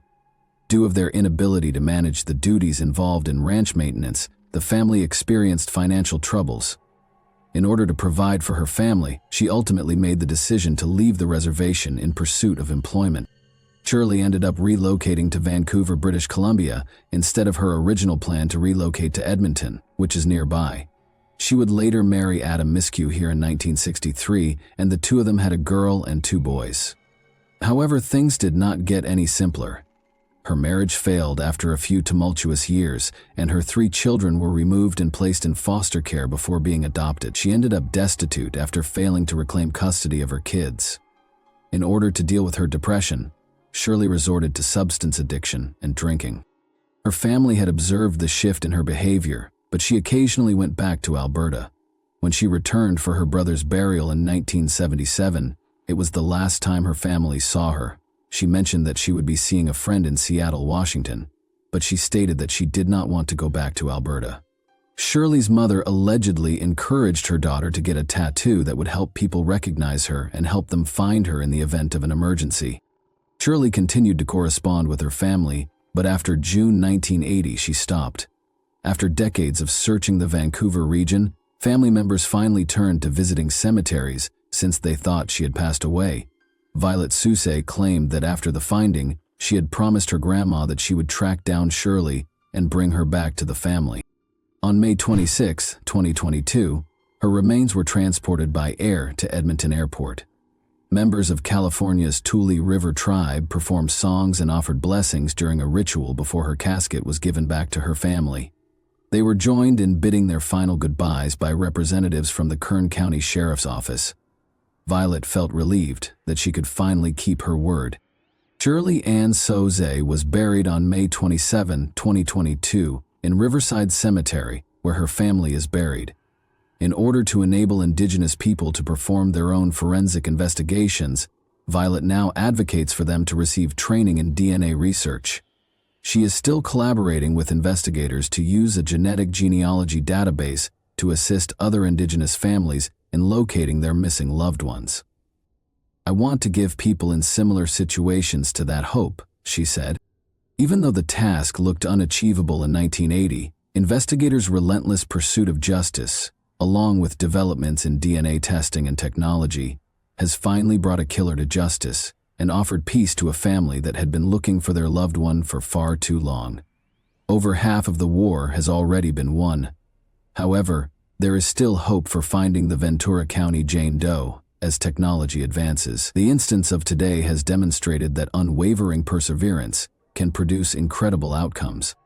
How do you feel about the advancements in technology that have helped locate and provide closure to families who have been looking for answers regarding the location of their missing loved ones for years? And that wraps up today's chilling story. If you enjoyed this video, don't forget to like and subscribe so you never miss a new upload. Also, let me know in the comments what part of this story shocked you the most. Thank you for watching, and I'll see you in the next video. Hey guys, today we're diving into another truly horrifying case. If you want to support my channel, make sure to subscribe and stay active. It really helps me out. I'd be super grateful for that. Let's get started. Relationship termination nearly invariably results in emotional distress and scars that take time to heal. Individuals respond to such circumstances in different ways. While some choose to stay friends, others would rather never see or talk to one another again in order to prevent revisiting old scars. Nevertheless, there are situations in which ex-lovers are no longer together but are also unable to fully split up because of a common characteristic that is difficult to end fast. Unpredictable results may result when ex-lovers begin new relationships while still in each other's company and continue to communicate. Though it seemed like a fairy tale, the saga of Ildiko Krajniak, a prosperous businessman and owner of a posh spa salon in California, ended tragically and suddenly. At first there were hints of an accident, an assault, or rival schemes, but the reality was much more sinister. The successful and gorgeous woman suffered a terrible fate at the hands of Ildiko Krajniak, whom she formerly loved and trusted deeply. Early life. On June 8, 1969, a girl named Ildiko Krajniak was born in the northern Hungarian city of Miskolc. She was the youngest of two children in a middle-class household. In the 1980 Ses Juliana, her mother, retrained in the increasingly popular field of aesthetic medicine after working as a nurse in the Department of Plastic and Reconstructive Surgery. She then launched her own clinic.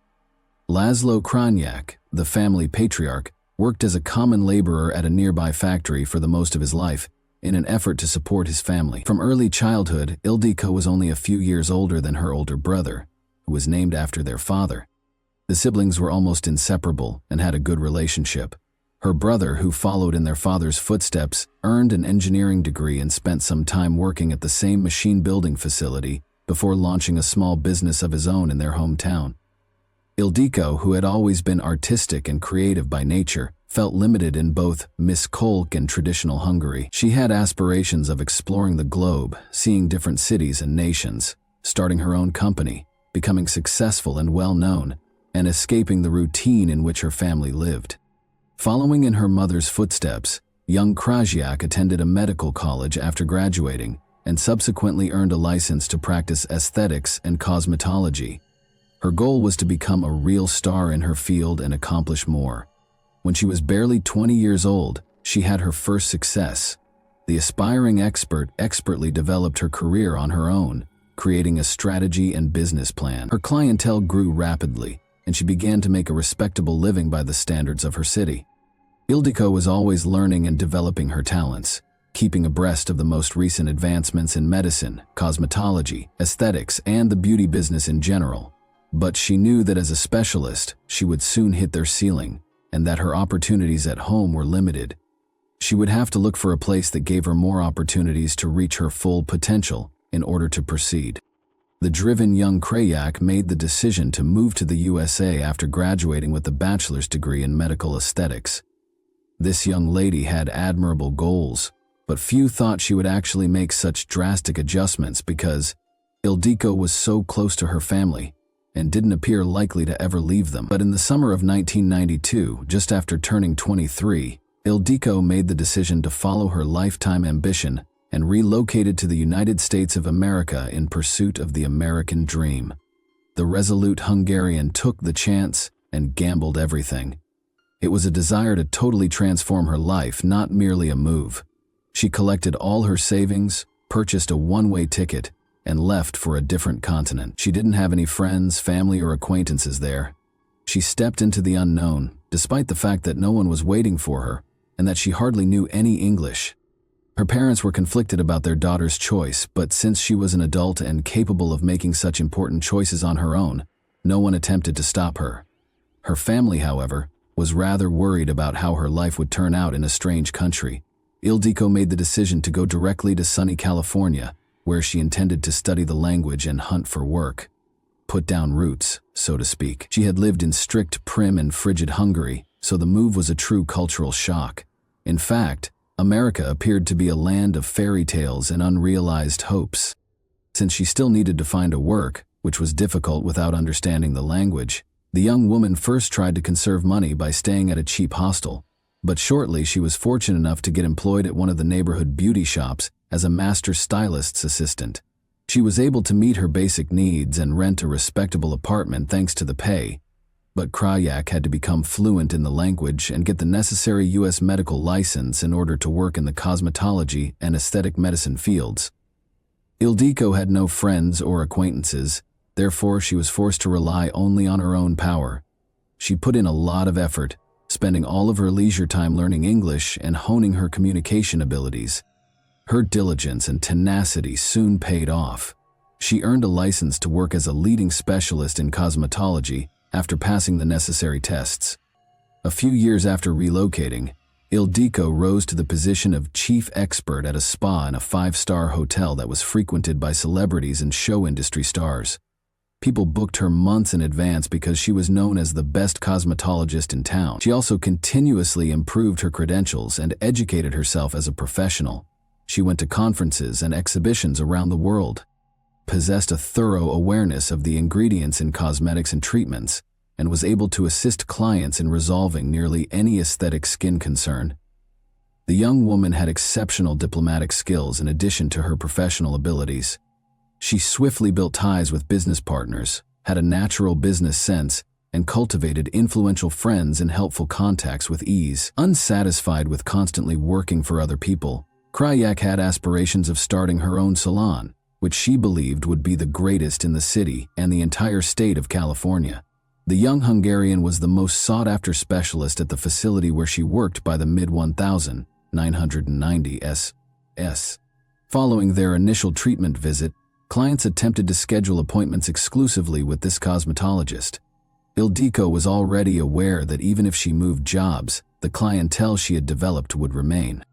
The spa complex's management was aware of this as well, so they made every effort to keep the experts by providing the best possible working and family environments.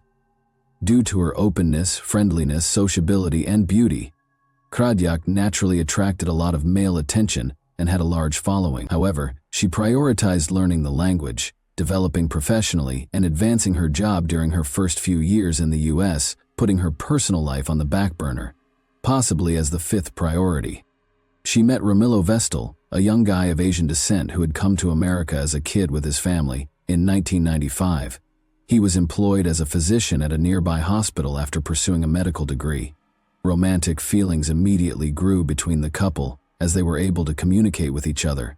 Only their closest friends and family were present at their little wedding, which took place in the spring of 1996, a year after they first met. The couple's only child, a son they called Keanu, was born 2 years later. The new parents spent all of their leisure time with family since they loved their child. Everyone who knew them observed how well they complemented one another and how joyful they exuded, and their house was a place of love and understanding. They traveled together in the mid-1990s, and Ildiko persuaded her cousin to follow suit, relocating to the U.S. with her spouse and kids. The family moved close to her house. Their families became great friends, they visited one another frequently, and they corresponded frequently. Krajnak's father died in 2000 following a protracted illness, which was a devastating loss to the family. By then, their mother, Juliana, was living alone in the family house, depressed, while her older brother Laszlo was already married, had children, and lived in a different city. She also started exhibiting dementia symptoms, which made it dangerous to leave her alone. To ensure that her mother wouldn't feel alone and could live out her last years with family, Ildiko made the decision to move her to California. Moving to America was a difficult transition for Juliana as well, but her daughter supported and loved her at this time. In addition, the grandma was ecstatic about the opportunity to show off her kid. In 2002, Krajnak made the decision to create her own salon based on Keanu, whom she had previously only seen in pictures. By then, with the help of her loved ones, she had amassed a sizable clientele, acquired business expertise, and amassed enough money. The young lady was willing to take a big chance. Ildiko opened her spa in Aliso Viejo, California, which is in southern Orange County's San Joaquin Hills. Magyar Cosmetica, which means Hungarian cosmetics, is the name she gave it. Her restaurant quickly received a 5-star rating, and word of its success quickly traveled across the state. Ildiko exclusively employed high-end cosmetics, treatments, and tools in her work. She took tremendous delight in her status as one of the top cosmetologists. The woman had picked a great spot for her salon and had built and run her business with finesse. Her business was situated in a Southern California commercial district, around 70 miles from Los Angeles and 10 miles from the well-known Laguna Beach. The cosmetologist built her business successfully for many years, and her income increased steadily. She and her spouse moved in with their kid and Krajak's mother in a lavish, spacious home they had purchased by the late 2000s. The woman had domestic help and her own driver, was able to live the life she had always imagined and afford anything she wanted. It's also important to remember that Ildiko was a live billboard for her salon. She never seemed to age and always looked beautiful. She also earned an international medical certificate, continued to improve her credentials, and was able to practice in almost any nation. As time went on, the cosmetologist also started teaching seminars and courses for industry professionals. Krajanak worked at her favorite job for many years, always trying to be the greatest. In order to remain competitive, she conducted market research, created advertising campaigns, identified trustworthy suppliers, and created business plans. Despite all of this, she continued to see clients in person who came to her for help with her only child, whom she loved. The woman covered the cost of language classes, music lessons from the greatest professors, and schooling at a prestigious private school. She had first-hand knowledge of the value of learning multiple foreign languages and their potential applications in daily life. Keanu enrolled in a prominent university in 2016 and traveled to Washington for his studies. Crisis and the final vacation. Ildiko had a particularly difficult start to 2017, when the business center where her spa salon had been located for more than 15 years abruptly changed hands. Tenant leases were soon terminated, once the new owner made it apparent that he had his own ambitions for the building. In a prestigious region, Ildiko had to find a new place to move Krajnak right away because he was unprepared for this change of events. It was a significant source of stress. After suffering enormous losses, she looked for a suitable location near the old one. Moving from the opulent business center to a 2-story commercial structure that took up half of the first floor, she remained in Aliso Viejo. Because it involved moving a lot of pricey equipment that needed to be handled carefully, the move itself also came with a high cost. Before the new facility could open for business in March 2018, it also required some minor cosmetic renovations. A stressed out and exhausted Ildiko made the decision to take a brief vacation after the major construction was over and the spa salon reopened at the new location. She took a plane to Portugal, where she spent 2 weeks lounging at a well-known beach resort under the warm sun. She appeared to have overcome the challenges and was eager to make up for lost time. Laszlo took a plane to California a month later to see his mother and sister. They spent time together, communicated effectively, and even surprised Keanu at university on May 5 with a family trip to Washington. Ildiko took a plane to their home country of Hungary with her brother. Ildiko chose to combine a work trip with a visit to relatives she hadn't seen in a while. While the man was heading back home to be with his family, she was excited to apply the cutting-edge therapies she brought back home, which had beautiful, revitalizing results. Sadly, the salon where she had poured her soul was demolished less than a week later, and on May 15, 2018, she was discovered dead from an accident, an attack, or a planned crime. Several reports of a strong explosion were sent to the emergency services at around 1 in the afternoon, and a fire at the business complex where Ildiko's spa salon is located. A few streets away, the bomb was heard, and terrified individuals thought it might have been an attack, worrying it was the first in a series. When parents learned of what had happened, they hurried to the daycare across the street from the demolished building to make sure their kids were safe. Several police patrols, fire engines, and ambulances were sent to the location right away. The structure itself suffered some damage. The interior was engulfed in flames, and bricks, glass, and pieces of roofing covered the roadway. It was unknown at the time how many individuals were inside when the explosion occurred, and if anyone had been killed or injured. A loud blast and acrid smoke were observed by witnesses, and they swiftly spread along the roadway, setting off nearby car alarms. The image grew more horrifying as rescuers approached the explosion's epicenter. Inside and behind the rubble and shattered furniture, there was blood everywhere. Later, 2 injured individuals were located. They turned out to be a mother and daughter who had visited the spa for treatments. The women suffered serious burns, shard lacerations, and concussions on that awful day. Thankfully, both were spared, although the blast wave rendered them unconscious. The most horrific finding awaited the rescuers behind the former reception desk: deformed and horribly burned human remains. A number of additional staff members and customers were brought to the hospital after suffering minor injuries and smoke inhalation. Although identification was not feasible right enough, it was quickly determined that the person in the epicenter was Ildiko Kradiak, a 48-year-old spa proprietor. Since there was no guarantee that another explosion would not happen, bomb disposal troops were there. It was challenging to identify what had exploded and what had produced such a catastrophic blast right from the start. Since there was a particular place of explosion, the original explanation of a gas leak and electrical short was promptly discarded. Although no more explosive devices were discovered in this or nearby buildings, the likelihood of a terrorist act was looked into. The idea of a well-thought-out crime against Ildiko was another really credible argument. The dead was a generous, honest, and charitable individual who was always ready to lend a hand to others. She was a prosperous businesswoman, though, and had a lot of jealous competitors who would have wished to completely destroy her. Every theory had to be verified, but first, the surviving witnesses and the victim's friends and family had to be interviewed. Meanwhile, a woman named Lori Stone called in an emergency because she was unable to get through to her boyfriend Stephen Bill. He was a co-founder of the spa salon and may have been inside the building when the explosion occurred, she said. Eyewitness reports. The surviving mother and daughter were in critical care after suffering severe injuries and undergoing an emergency operation. They consented to talk to police authorities and describe everything that transpired that day as soon as their condition somewhat improved. The women were receiving care at the spa salon in Kraniak. Previously, they headed to the reception counter to pay for their cosmetic services. Everything was going according to plan because they had been there previously and knew the owner well.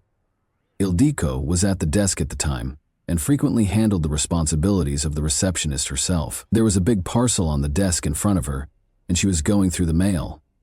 She collected the money, gave the customers their receipts, and then, carrying on the lighthearted discussion, grabbed a box cutter and started to open the box itself. Then there was a sudden, strong explosion, and the rest of the time seemed to be a blur. The daughter claims that after seeing a bright flash and a thunderous blast, she felt a rush of heat and realized she was in midair.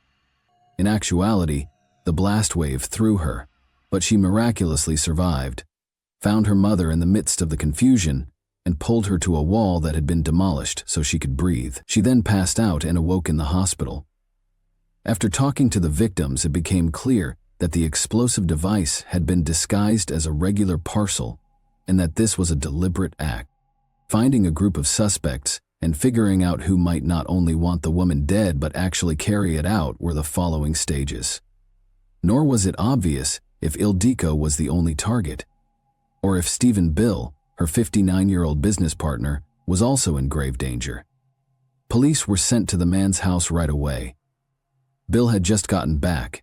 He received a stack of goods at his door after earning money on a business trip. Bomb disposal specialists assessed all the boxes once he was evacuated to a safe distance, but they just contained store orders, and no explosives were discovered. When questioned, Stephen seemed stunned to learn of Krasic's passing and was unable to identify any former spouses who might have wanted her to suffer harm.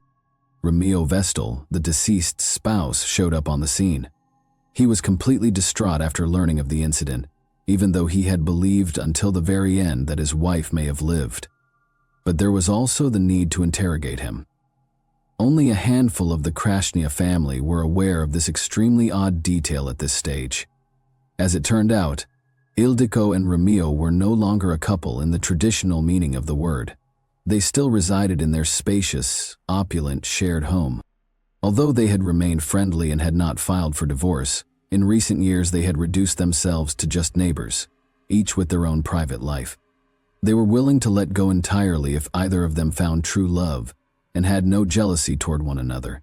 The cops found this situation to be odd and quite suspicious. Ramillo, who was still his wife's legal spouse, would inherit the house, all of the property, and the lucrative business in the event of his wife's passing. This final factor, however, supported the man's innocence. Why would he ruin their family business partners and ex-lover's primary source of income, the spa salon? It was determined that the deceased had dated at least 5 different males in the previous 2 years. 2 identities caught the investigators' attention in particular, although the majority were passing curiosities. According to a close friend of Krajak, the woman had been dating a man named Nicholas for a few months and was very attracted to him. She did not rule out the idea that their relationship could develop further, possibly even ending in marriage. The couple flew impulsively, canceling all other plans, to spend a weekend together in Sacramento, 1 week prior to the tragedy. This man was swiftly caught and questioned by detectives, but it was discovered that he had nothing to do with the tragedy, was just as startled by what had happened as everyone else, and had no reason to hurt the woman he loved. It later came to light that Ildiko had been intimately associated with her business partner, Stephen Bill, for a number of months prior. About a year and a half ago, when the woman was having major business issues, trying to find a new location for the salon and suffering large losses, an interesting story emerged when investigators looked into how they met and why they became partners, even though Bill had no prior connections to the beauty industry. She got to know Stephen. She was so beautiful that he fell in love with her right away and promised to pay for all the costs of moving the spa center. Additionally, he made a sizable investment in its growth and concurrently joined Krajak as a business partner. They started dating, which lasted for roughly 6 months. The woman probably gave back out of appreciation, but she didn't really have a strong connection to Bill. They took a vacation together in Portugal in March 2018, but by then, Ildiko had already begun an affair with Nicholas and was always phoning him, which annoyed Stephen. She was already content in her new relationship, but she broke up with him as soon as she got back. The 2 of them kept running the company together, and Bill persisted in attempting to win her back. He even began dating Lori Stone in an attempt to incite her jealousy. However, this had little effect on Krajak. She had lost interest. Bill probably had a grudge against her and might have pursued a bizarre pastime, skeletons in the closet, or retaliation. After deciding to investigate Stephen more, the cops learned that he had a very particular pastime. He was skilled in pyrotechnics and worked on creating explosions. The individual did not hinder or refute this. Officers searched his house and discovered professional equipment, ingredients for making rockets and fireworks, gunpowder, and other flammable compounds. Bill was released since the police at the time lacked a good reason or any supporting evidence to hold him.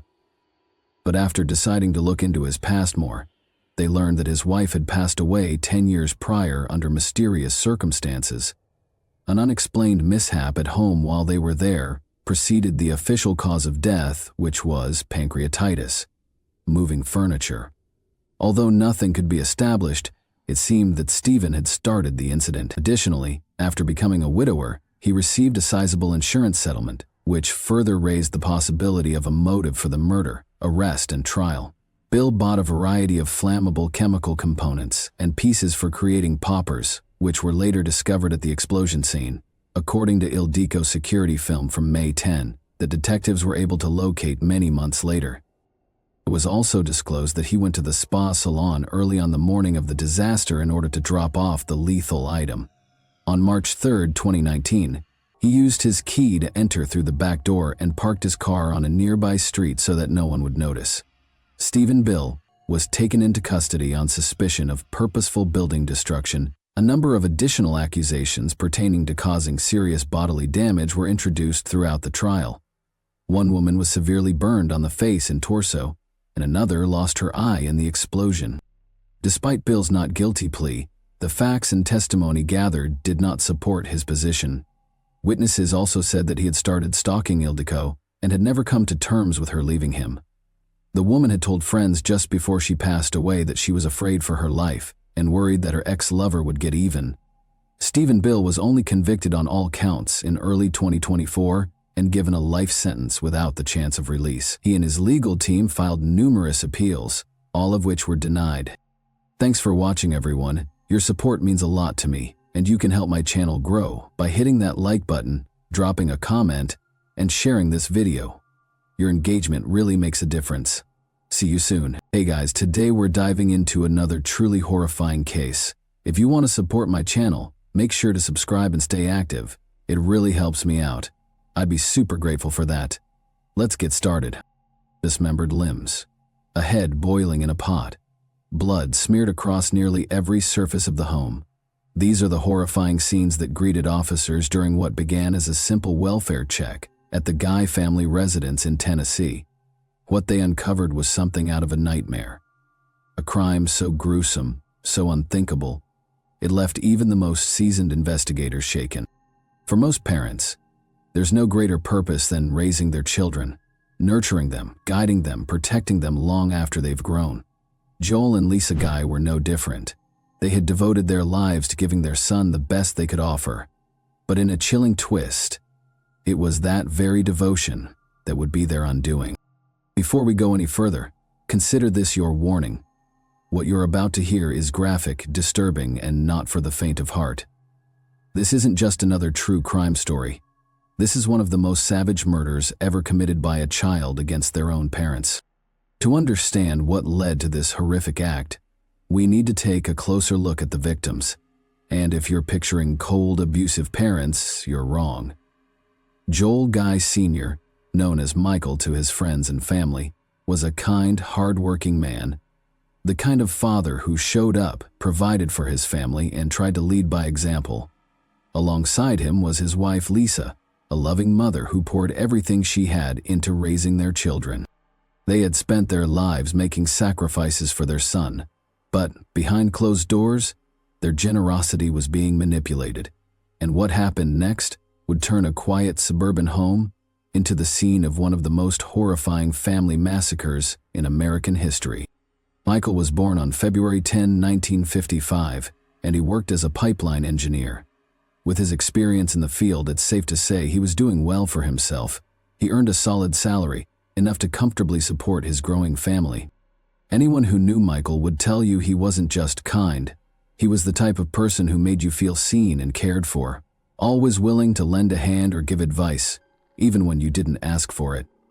He took immense pride in everything he did, whether it was his career or his family, and he made sure the people around him felt that pride too. If you were close to Michael, you knew he wasn't just a dad or a husband. He was someone who genuinely cared and wanted to make sure everyone around him was doing well. Now, Michael had 3 daughters from his first marriage. While the reasons behind the divorce weren't entirely clear, one thing was certain. The daughters held no grudges against their father.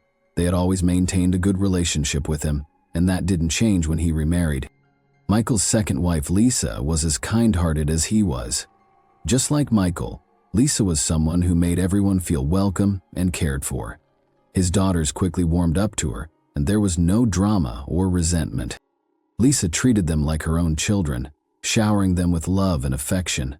This was evident when one of Michael's daughters testified in court, explaining how Lisa became a mother figure in her life.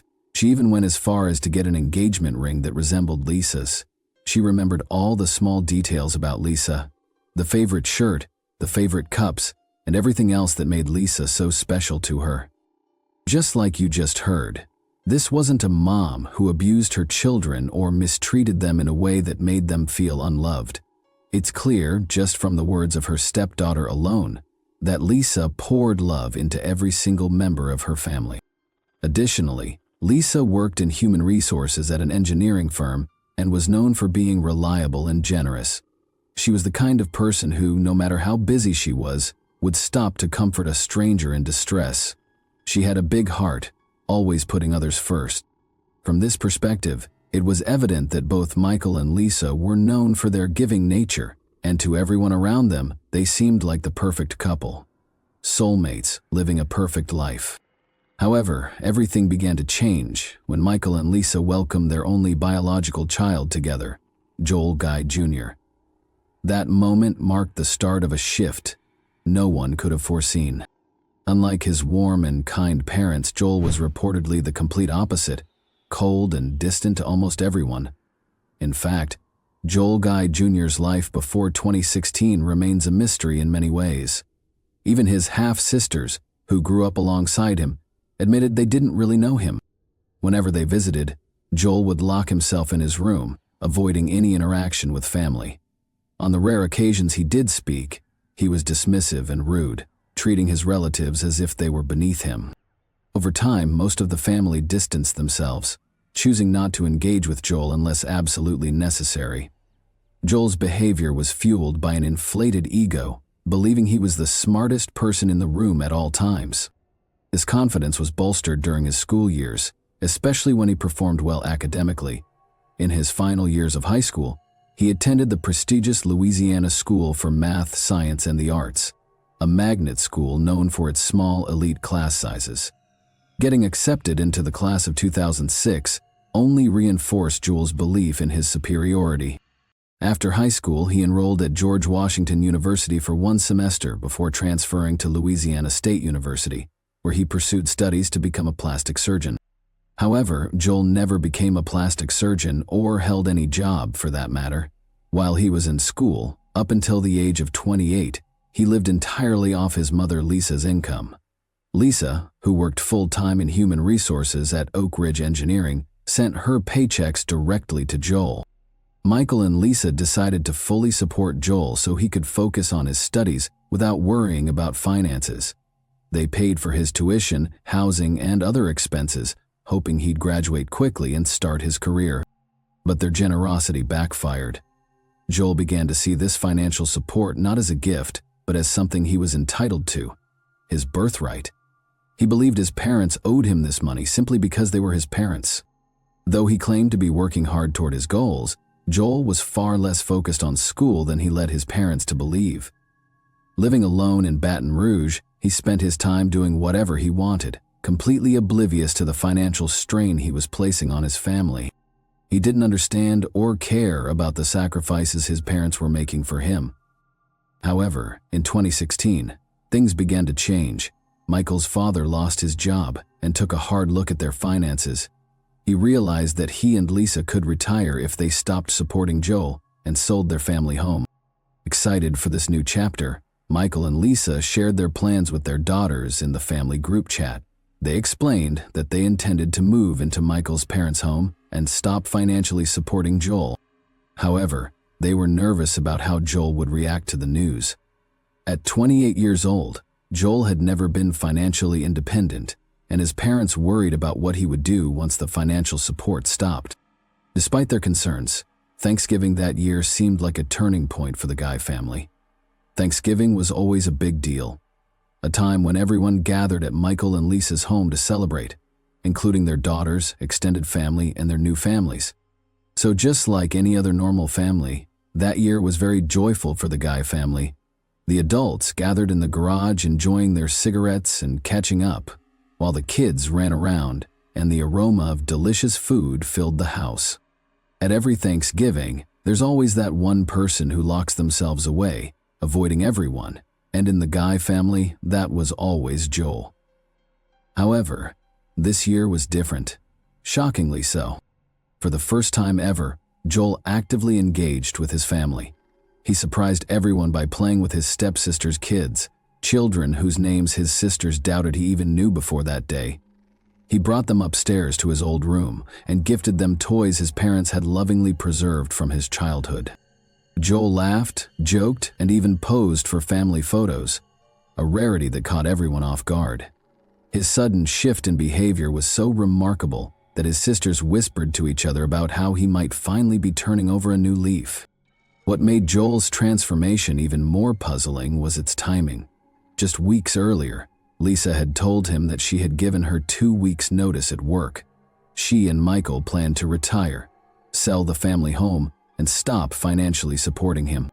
Originally, they'd intended to break the news at Christmas, but Lisa decided to tell Joel early, hoping to give him time to prepare for independence. Everyone braced for a meltdown or tantrum, but instead, Joel seemed fine. More than fine, actually. He appeared happier and more social than anyone had ever seen him. His family took this as a positive sign. Maybe this was the wake-up call Joel needed. Perhaps he'd already made peace with the idea of standing on his own 2 feet and was reconnecting with his family as part of a fresh start. One of his sisters even mentioned to Michael that Joel might be trying to repair their relationship. Still, Michael held firm that they wouldn't resume funding his lifestyle, no matter how well he was behaving. Little did they know, Joel's cheerful demeanor masked something far darker. While he was smiling and bonding with his family, he was also laying the groundwork for a chilling plan. That day, Joel brought over 2 large plastic tubs, which he carried into the house without much explanation. They seemed heavy, but no one thought to ask what they contained. What they didn't know was that Joel had spent weeks plotting his parents' murders. Those tubs held the tools he intended to use in his gruesome plan. As it turned out, Joel wasn't handling the loss of his financial lifeline as gracefully as he appeared when Lisa told him they were cutting him off. Joel didn't see it as a push toward independence. He saw it as a betrayal. He decided to take matters into his own hands, crafting a plan to murder his parents, frame his father for his mother's death, and stage it all as a murder-suicide. In Joel's warped mind, he was a genius capable of orchestrating the perfect crime. His education and endless hours of watching crime shows like Law & Order convinced him that he could pull it off without a hitch. But while Joel once excelled in academics, his arrogance blinded him to his own shortcomings. So instead of heading back to his apartment like usual, Joel decided to stick around at his parents' house for 2 whole days. At first, Lisa and Michael probably thought it was a nice change. Maybe Joel was feeling sentimental about the family house before they sold it. After all, with Lisa preparing for retirement, they were all gearing up for a big life change, and the idea that Joel might actually want to spend some time with his family seemed like a nice, albeit unexpected gesture. But things took a strange turn just 2 weeks before Lisa was set to retire. Her co-workers and boss had been planning a celebratory send-off for her. She was well-liked, dependable, and a hard worker who would always communicate if anything was off. So when November 28 came around, and Lisa didn't show up for work, Jennifer, her boss, started to worry. It wasn't like Lisa to just vanish without a word, especially since she'd been so involved in the retirement celebration plans. Jennifer tried calling her several times, but there was no answer. Then she reached out to Michael, but he didn't pick up either. That was strange. Lisa and Michael were the kind of people who always made sure to check in, even if something came up. This wasn't adding up, and Jennifer knew it. So after a couple more unanswered calls, Jennifer made the decision to call the non-emergency police line and request a welfare check at the Guy family home. When the officers first arrived at the house, everything seemed normal, so they didn't think much of it and were about to call it off. But Jennifer, Lisa's boss, wasn't convinced. She had a gut feeling something wasn't right, so she called again. What they uncovered next was something no one could have prepared for. During a thorough check, the officers noticed a few strange things. The house had a for sale sign out front, but something seemed off. There was no lockbox on the front door for a realtor's key, and the doorknob didn't look like it had been there long. It didn't even match the door. It had obvious signs of being tampered with, likely with a screwdriver. Not wasting any time, the officers decided to check the back of the house, and that's when things took an even darker turn. The back door was missing its doorknob altogether. One officer peered through the hole where the knob should have been and was immediately hit with a blast of heat from inside the house. But that wasn't the worst part. There was a sharp chemical smell hanging in the air. It was the kind of smell that instantly tells you something was seriously wrong. The officer looked closer and saw bottles of bleach scattered across the floor, still unopened. But the clues didn't stop there. He also noticed groceries that had been dropped at the front door, like someone had rushed inside without finishing what they were doing. That was enough for them to make their move. They headed back to the front, found an unlocked vehicle with the garage door opener inside, and used it to gain access.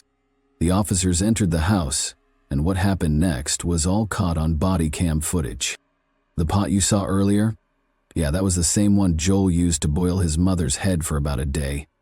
It's chilling when you think about it. Investigators first found a table with the guy's wallets and a sledgehammer on top, followed by another table with long guns. As they made their way up the stairs, they could hear a dog intermittently barking. They then spotted Michael's ring on the floor in a hallway and eventually discovered the dismembered bodies submerged in a solution in the bathroom.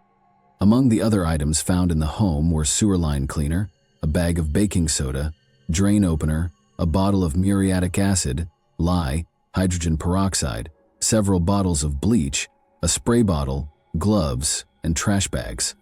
Investigators also came across a note inside an open suitcase, which included the name and address of a Louisiana Ace hardware store, as well as a reference to sewer line cleaner. Given the hazardous chemicals, the Knox County Sheriff's Office hazmat team had to step in for biohazard removal. With the overwhelming amount of evidence, the KCSO Forensics Unit worked through Monday night and into the next day to process the crime scene. Now, what really happened after that Thanksgiving on November 26? Joel Guy Jr. attacked and killed his father in a second-floor exercise room while his mom was out shopping at Walmart.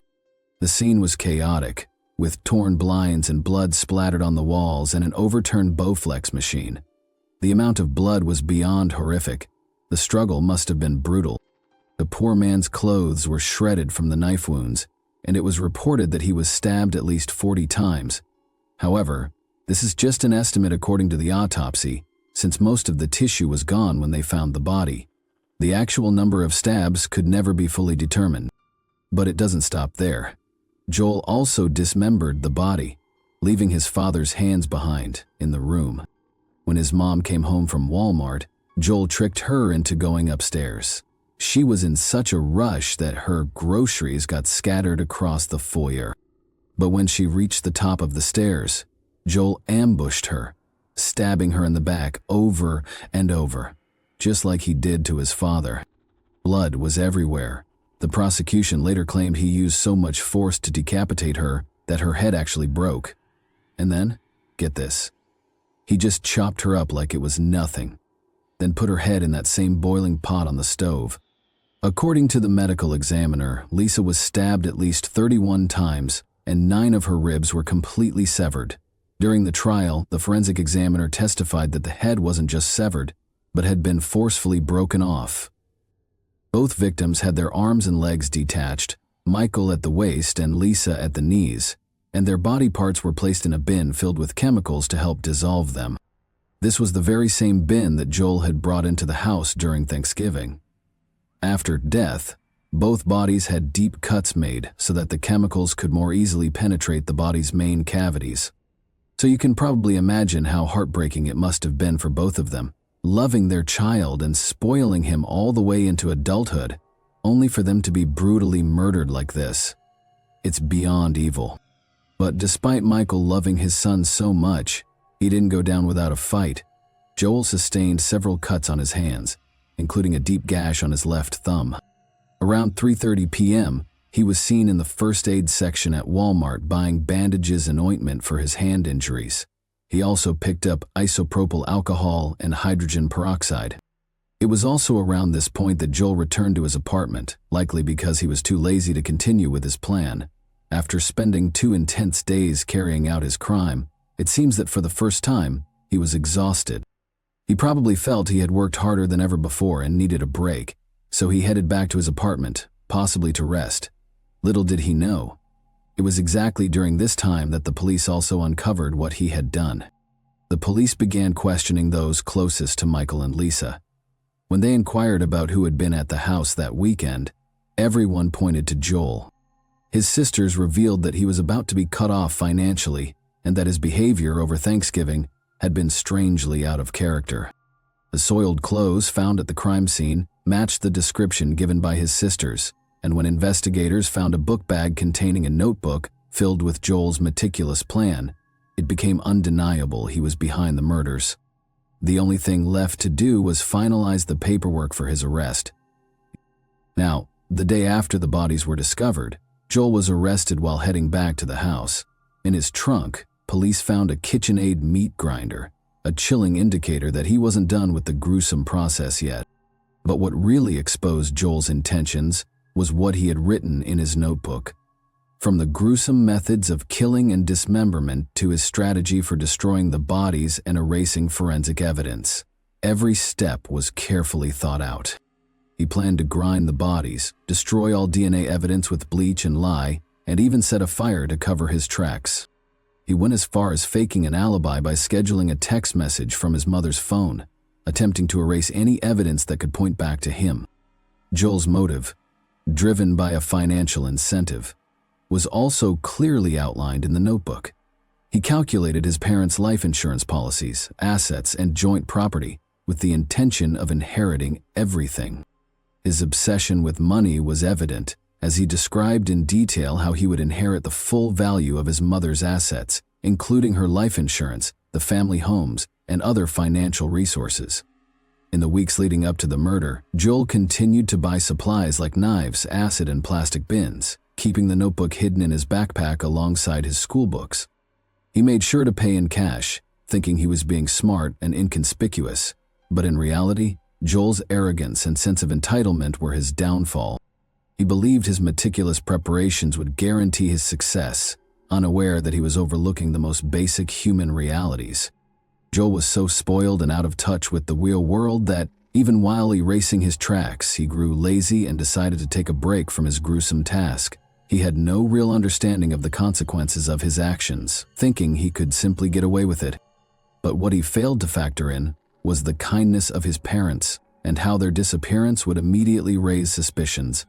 Despite the mountain of evidence stacked against him, Joel Guy Jr. still pleaded not guilty, dragging his family through a painful 4-day trial.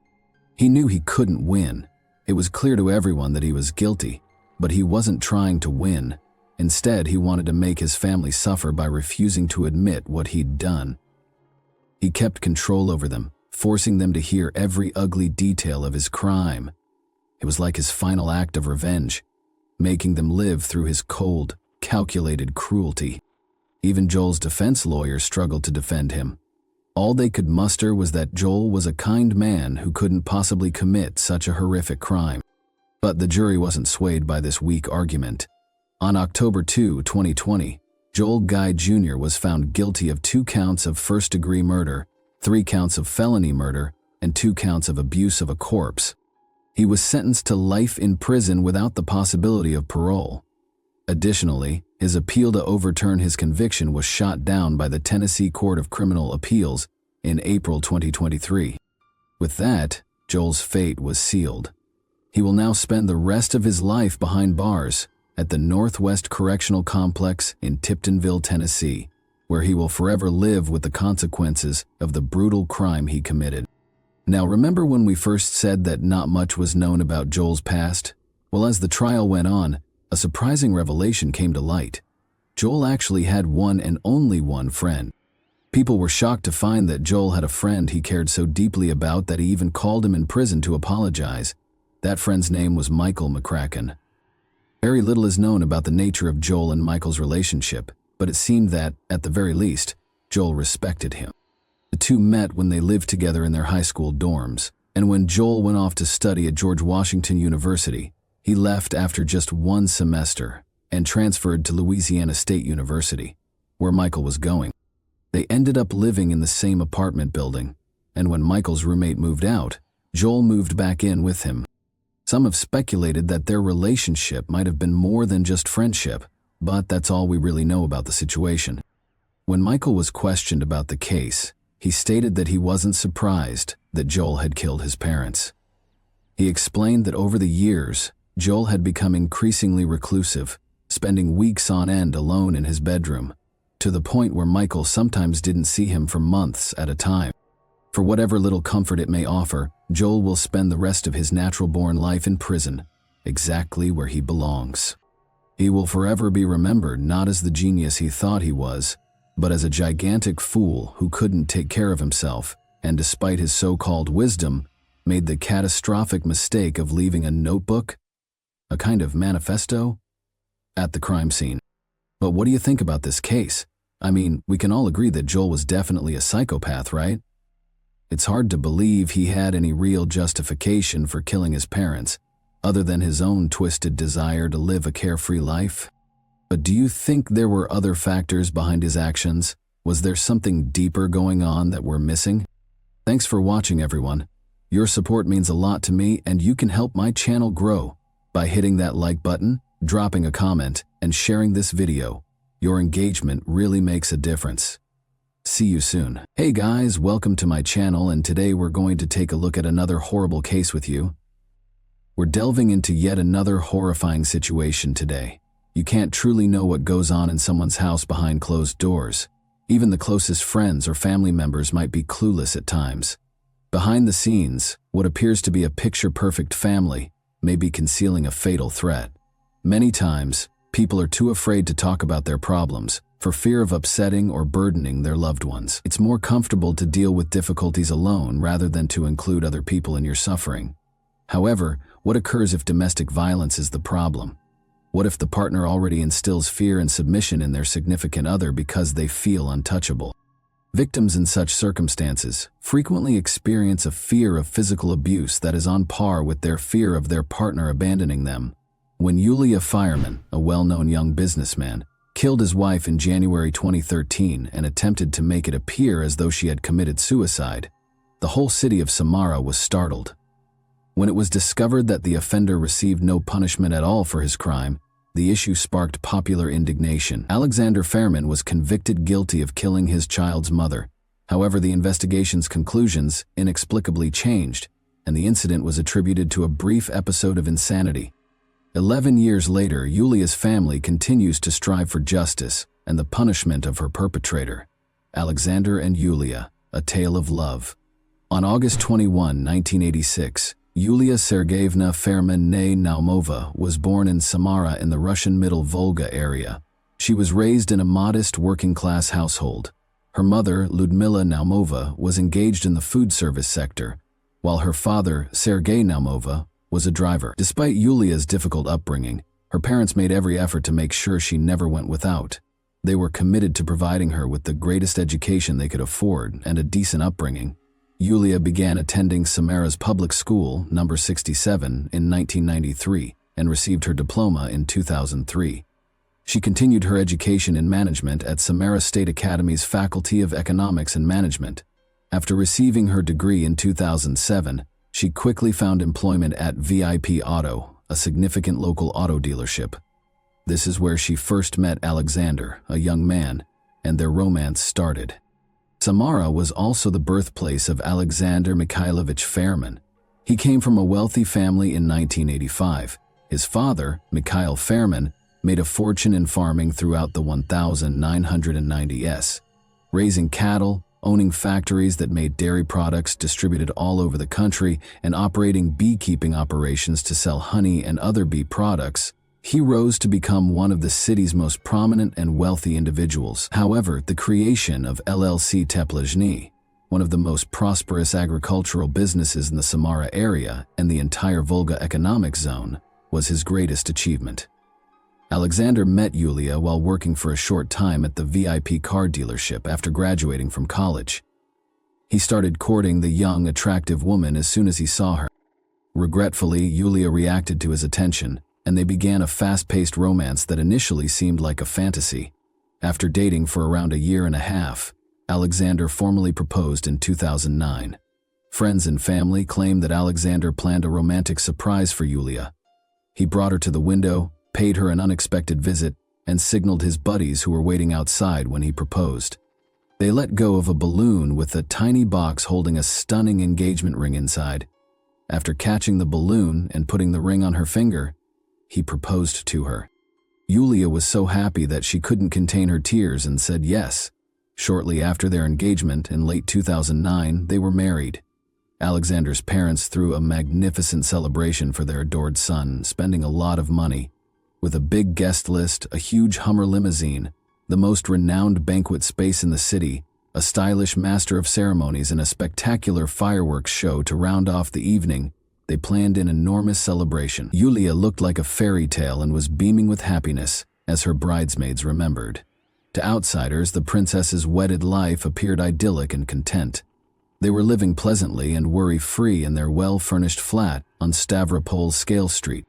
At that point, Alexander had begun working for LLC Teplichny, his father's business, where he assumed the position of executive director.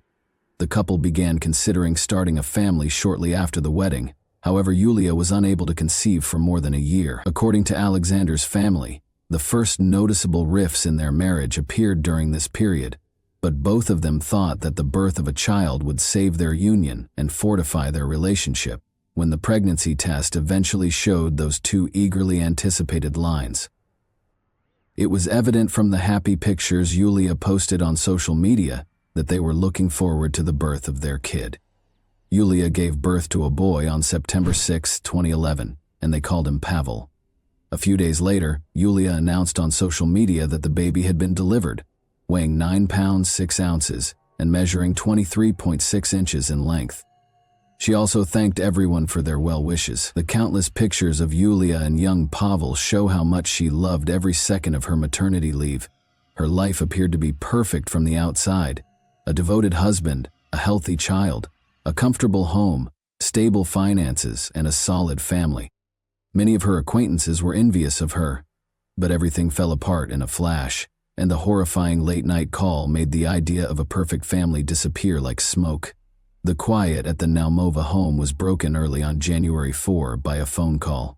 Ludmila Naumova answered the phone half drowsy, not quite understanding what was being said. On the other end was Alexander, her son-in-law, who icily informed her that Yulia had passed away. The earth seemed to have vanished beneath her feet. Unbelievably, she began to scream and cry, thinking it must be some cruel, pointless prank, which prompted her shocked husband to hurry in. Everything felt like a nightmare after that.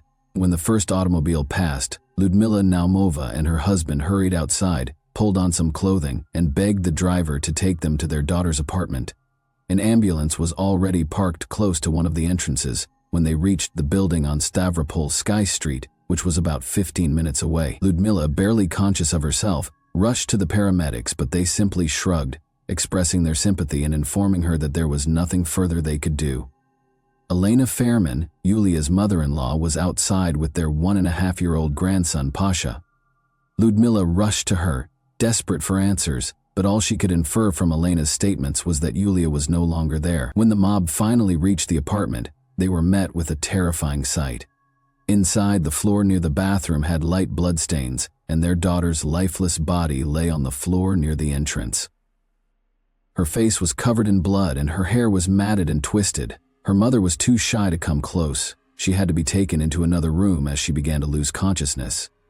After Ludmila Naumova had calmed down, Alexander, her son-in-law, rushed up and shoved a phone in her face, demanding that she look into what her daughter had done.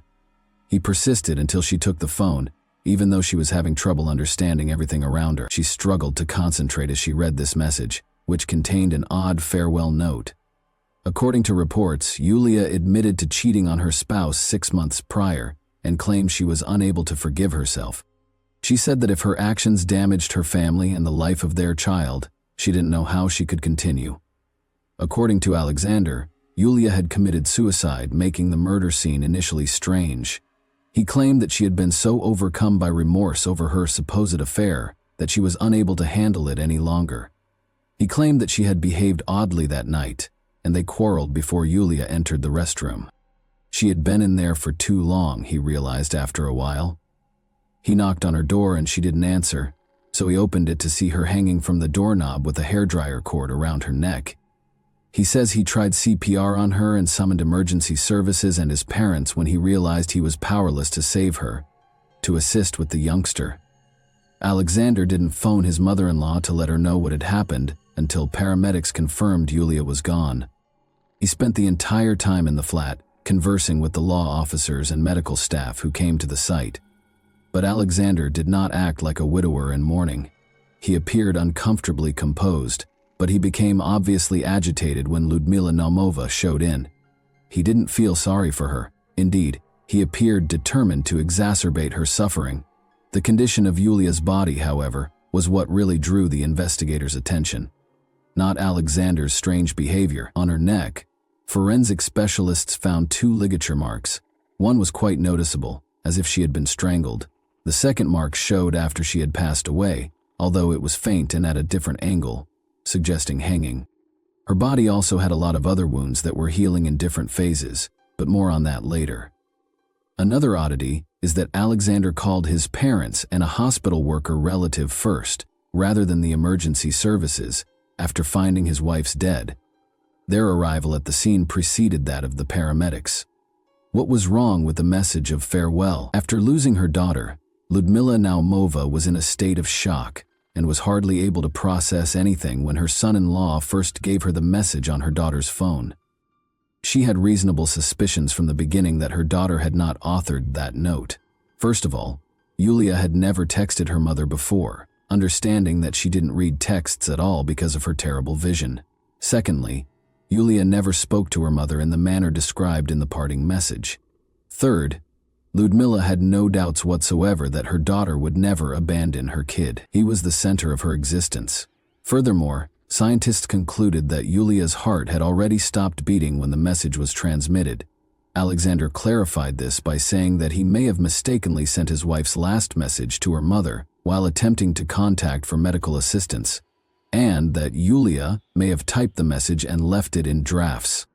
Yulia's phone also showed a conversation she had with a close friend in which she disclosed marital issues and her husband's aggressive actions. She didn't elaborate, but it was obvious that she was terrified of Alexander.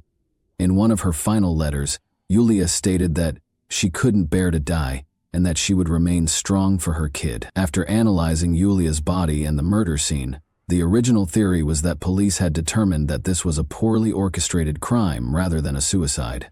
Alexander was the main suspect right away. He was arrested and placed in a correctional facility, pending the completion of the investigation. Initially, Alexander persisted in his belief that his wife had committed suicide. He accused her of adultery, saying that her need was fueled by regret and guilt. But it was evident from the forensic report that Yulia had been brutally murdered. The preliminary theory states that the pair got into a furious dispute over a pointless issue on the evening of January 3. Alexander attempted to disguise his wife's death as a suicide after beating and strangling her during the dispute. He was formally charged with the offense on January 18. The investigation went on and his prison period was prolonged. Alexander later acknowledged that he and his wife had a heated argument that evening during which he punched her and grabbed a nearby hairdryer, but he said he couldn't recall what transpired next. Only when he noticed Yulia's motionless body, the hairdryer cord around her neck, and blood on the floor, did he realize what had happened. At that point, Alexander said, his sole worry was that their 1.5-year-old son, Pavel, wouldn't wake up and discover what had occurred. Alexander began wiping the bloodstains off the floor once they were able to put their son to sleep. Then, to make it appear as though his wife had committed herself, he carried her body to the bathroom and hung it from the hairdryer cord on the doorknob. He maintained that he had some kind of memory blackout and was unable to recall how he accomplished all of this. According to the results of the initial psychological and mental assessment, Alexander was completely sane at the time of the crime and knew exactly what he was doing. Things at the funeral, however, started to drastically change in the months that followed. Yulia's body was taken home from the morgue on January 5 in order to get ready for her funeral, after a custody dispute. On the same day, Alexander's parents visited the Naumov flat and begged for as much forgiveness as possible for both themselves and their son. They then departed, and neither they nor any other member of the Fairman family showed up for the funeral or memorial service. The following day, January 6, the funeral was held. Not a single member of the Fairman family attended the more than 100 guests who gathered to honor the young woman who was taken too soon. Ludmila Naumova started the process of requesting custody of her grandchild a few days after she had begun to accept her loss. She went to the appropriate authorities, who told her what paperwork she needed to collect. She saw physicians, psychologists, and other specialists for weeks, but when all the paperwork was prepared, Ludmila was abruptly turned down. Due to their affluence and ability to give him a more comfortable living, the child welfare authorities chose to leave little Pasha with his paternal grandparents. Ludmila and her husband were only permitted to take their grandson on weekends, which they did as frequently as they could. The small boy now resided in a spacious suburban villa in the Volsky area. Who, then, was actually unfaithful? As previously mentioned, Yulia's husband, the murderer, wrote and sent the farewell message discovered on her phone after she had passed away. There was no question about it, even if Alexander denied it over and over again. He only invented a fictitious lover to present the tragedy as the result of an unfaithful, guilty wife's regret. He made the text up as he went along and typed it. Yulia had no affairs and couldn't have had any, according to the results of a comprehensive inquiry and witness testimonies. She was totally focused on her son once he was born, spending every moment with him and hardly leaving him. In the hopes that things would improve in the future, she was even prepared to put up with her violent husband's abuse in order to keep the family together. Alexander wasn't so innocent for the sake of little Pash. He didn't even bother to conceal the fact that he had been having an affair. He was frequently spotted with a young woman who lived close by, and it was obvious that their relationship went beyond simple friendliness or neighborliness. Elena, Julia's cousin, claims that she saw Alexander and this woman cuddling in his car just before the catastrophe, but she just told her mother about it, and she subsequently had confirmation from her. After arguing with his wife on New Year's Eve, Alexander went out to celebrate with friends and Yulia, the same woman. She confided in her best friend, whom she could always rely on, rather than telling her parents about it to avoid upsetting them. Everything was altered by the new assessment. In May 2013, a second psychological evaluation came to the unexpected conclusion that Alexander was temporarily insane at the time of the crime against his wife. Because of this, the murder charge, which was previously punishable by up to 15 years in prison, was immediately reduced to 3 years by being categorized as a crime committed in a condition of temporary insanity. Alexander had gone to considerable pains to stage his wife's death as a suicide after killing her, which is not the usual behavior of someone in a temporary state of insanity, but for some reason, no one seemed to care. In order to conceal the evidence of the beating, he cleaned the floor. He even emailed Yulia's mother a phony farewell message posing as her, regarding the lawyer's actions and the custody dispute.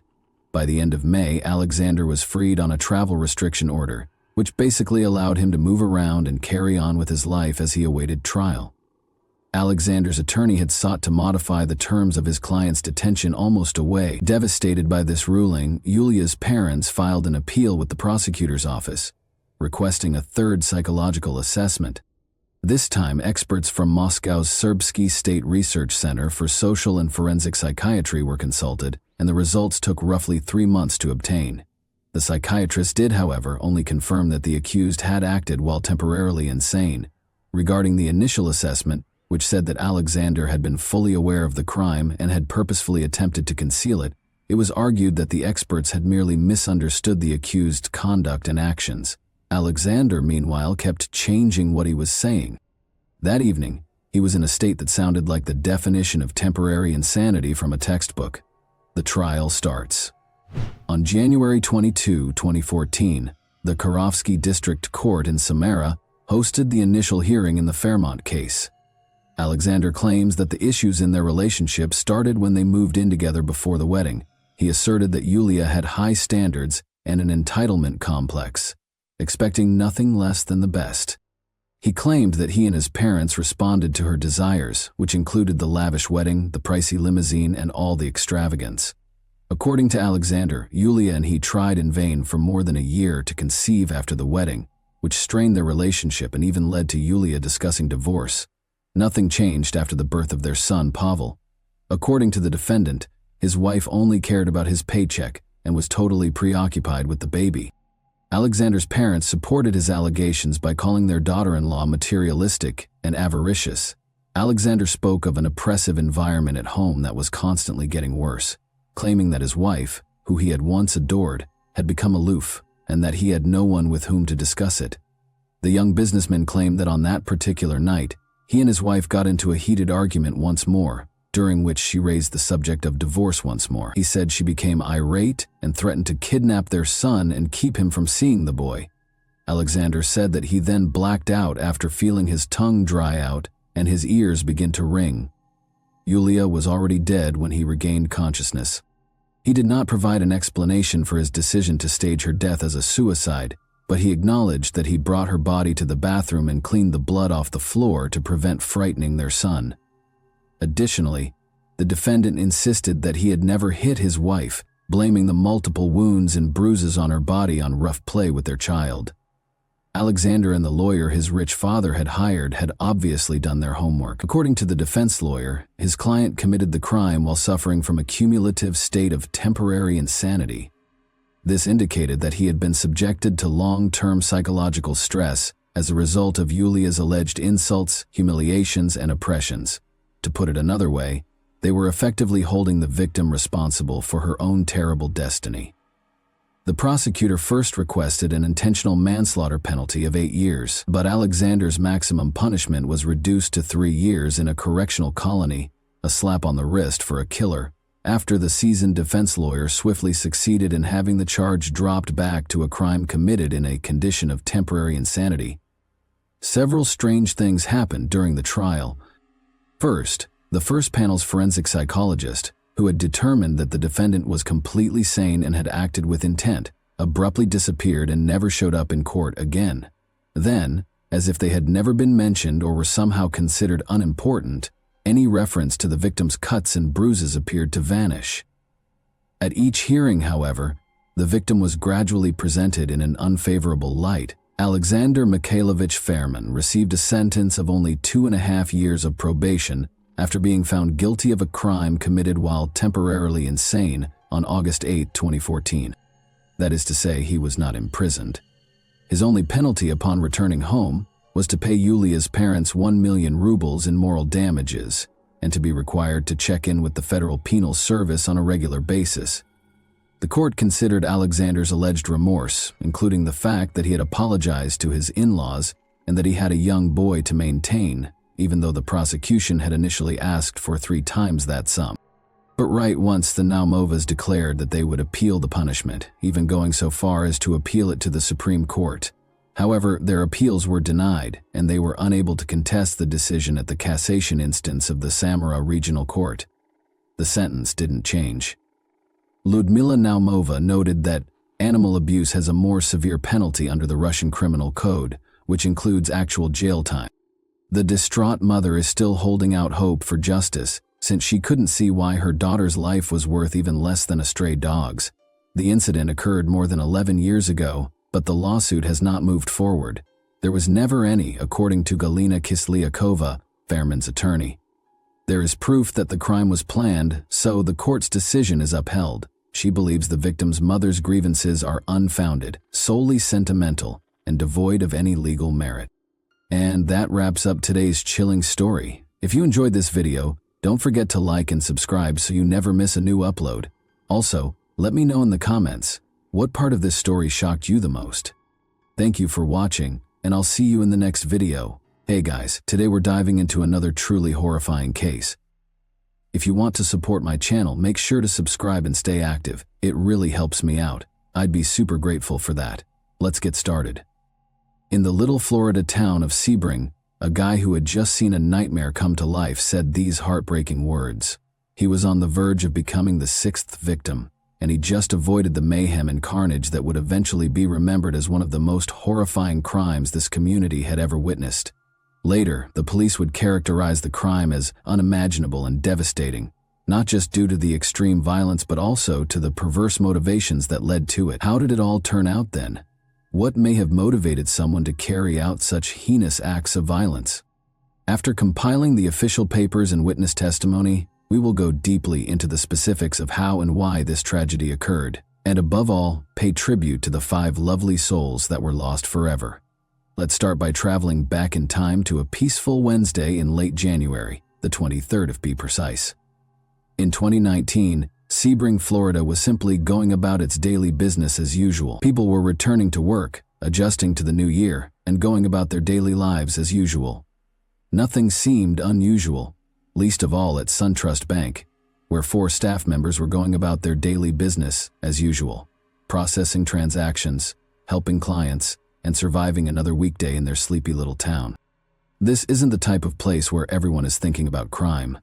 Only roughly 10,000 individuals call this small, tight-knit hamlet in Highlands County home. It's the type of area where people feel comfortable running errands or getting coffee without giving it a second thought, and neighbors still wave at one another. In a city like this, the idea of a violent crime occurring in broad daylight was something you would only hear about in the news. But because of one man, nobody could have predicted that Sebring would make national news on this particular day. That man was 21-year-old Zephan Zaver, who had a dark side that no one had completely anticipated. At approximately 12:30 p.m., Zephan entered the bank. He wasn't there to perform any standard banking or inquire about his balance. He had only one goal in mind, though, as he was wearing a ballistic vest underneath his hoodie. He abruptly drew a revolver and pointed it at a bank teller, telling her and the other employees to huddle behind the wall. Customers and staff were forced to comply in this type of circumstance, which put Zephan in command. Everyone was then trapped inside after he instructed the teller to lock the doors. Zephan instructed the 5 women, 1 customer, and the bank staff to lie on their faces on the floor with their heads facing the wall. There were icy, well-thought-out directives without any justification or obvious motivation. Then, in a terrifying moment, Zephan fired 9 shots in 5 minutes, shooting all 5 women in cold blood. Particularly in a little town like Sebring, where such brutality was unheard of, it was startling and brutal. What followed, however, was even more terrifying. Zephan stayed put. He made no attempt to hide or run away. Instead, he took a risk. He made a 911 call at precisely 12:36 p.m. As he talked to the dispatcher, he informed the operator that he had just shot 5 people. As if things couldn't get any worse, he then returned to the victims' bodies and fired 2 more shots at them. Even while he was still on the phone, he put the gun to his own head and threatened to commit himself. Even though this sounds terrifying, it is also unsettling that Zephan was so composed as he made his confession. To make matters worse, it is extremely unnerving that he fired again while on the phone, still speaking so calmly. It seems as though he was utterly cold without any fear or regret. The man you see in the video in the introduction, Victor Sparks, had just arrived at the bank with his wife, Deanna, at approximately 12:35 p.m., while the call was still in progress. As Victor got closer to the bank's north side doors, he saw that they were closed. They had intended to make a deposit, just a routine errand. He looked through the front glass doors, but he couldn't see anything because it was dark inside, so he assumed the doors were just jammed. They were still locked when he tried again. The sight of a row of 4 or 5 individuals lying face down on the floor with a figure walking behind them stopped him cold when he looked through the glass doors for the second time. Victor quickly realized that something was seriously off. He started to head back to his car right away, but as he did, he heard 2 huge bangs, the distinct sound of gunfire. He reported what he had seen to the police right away, but the harm had already been done.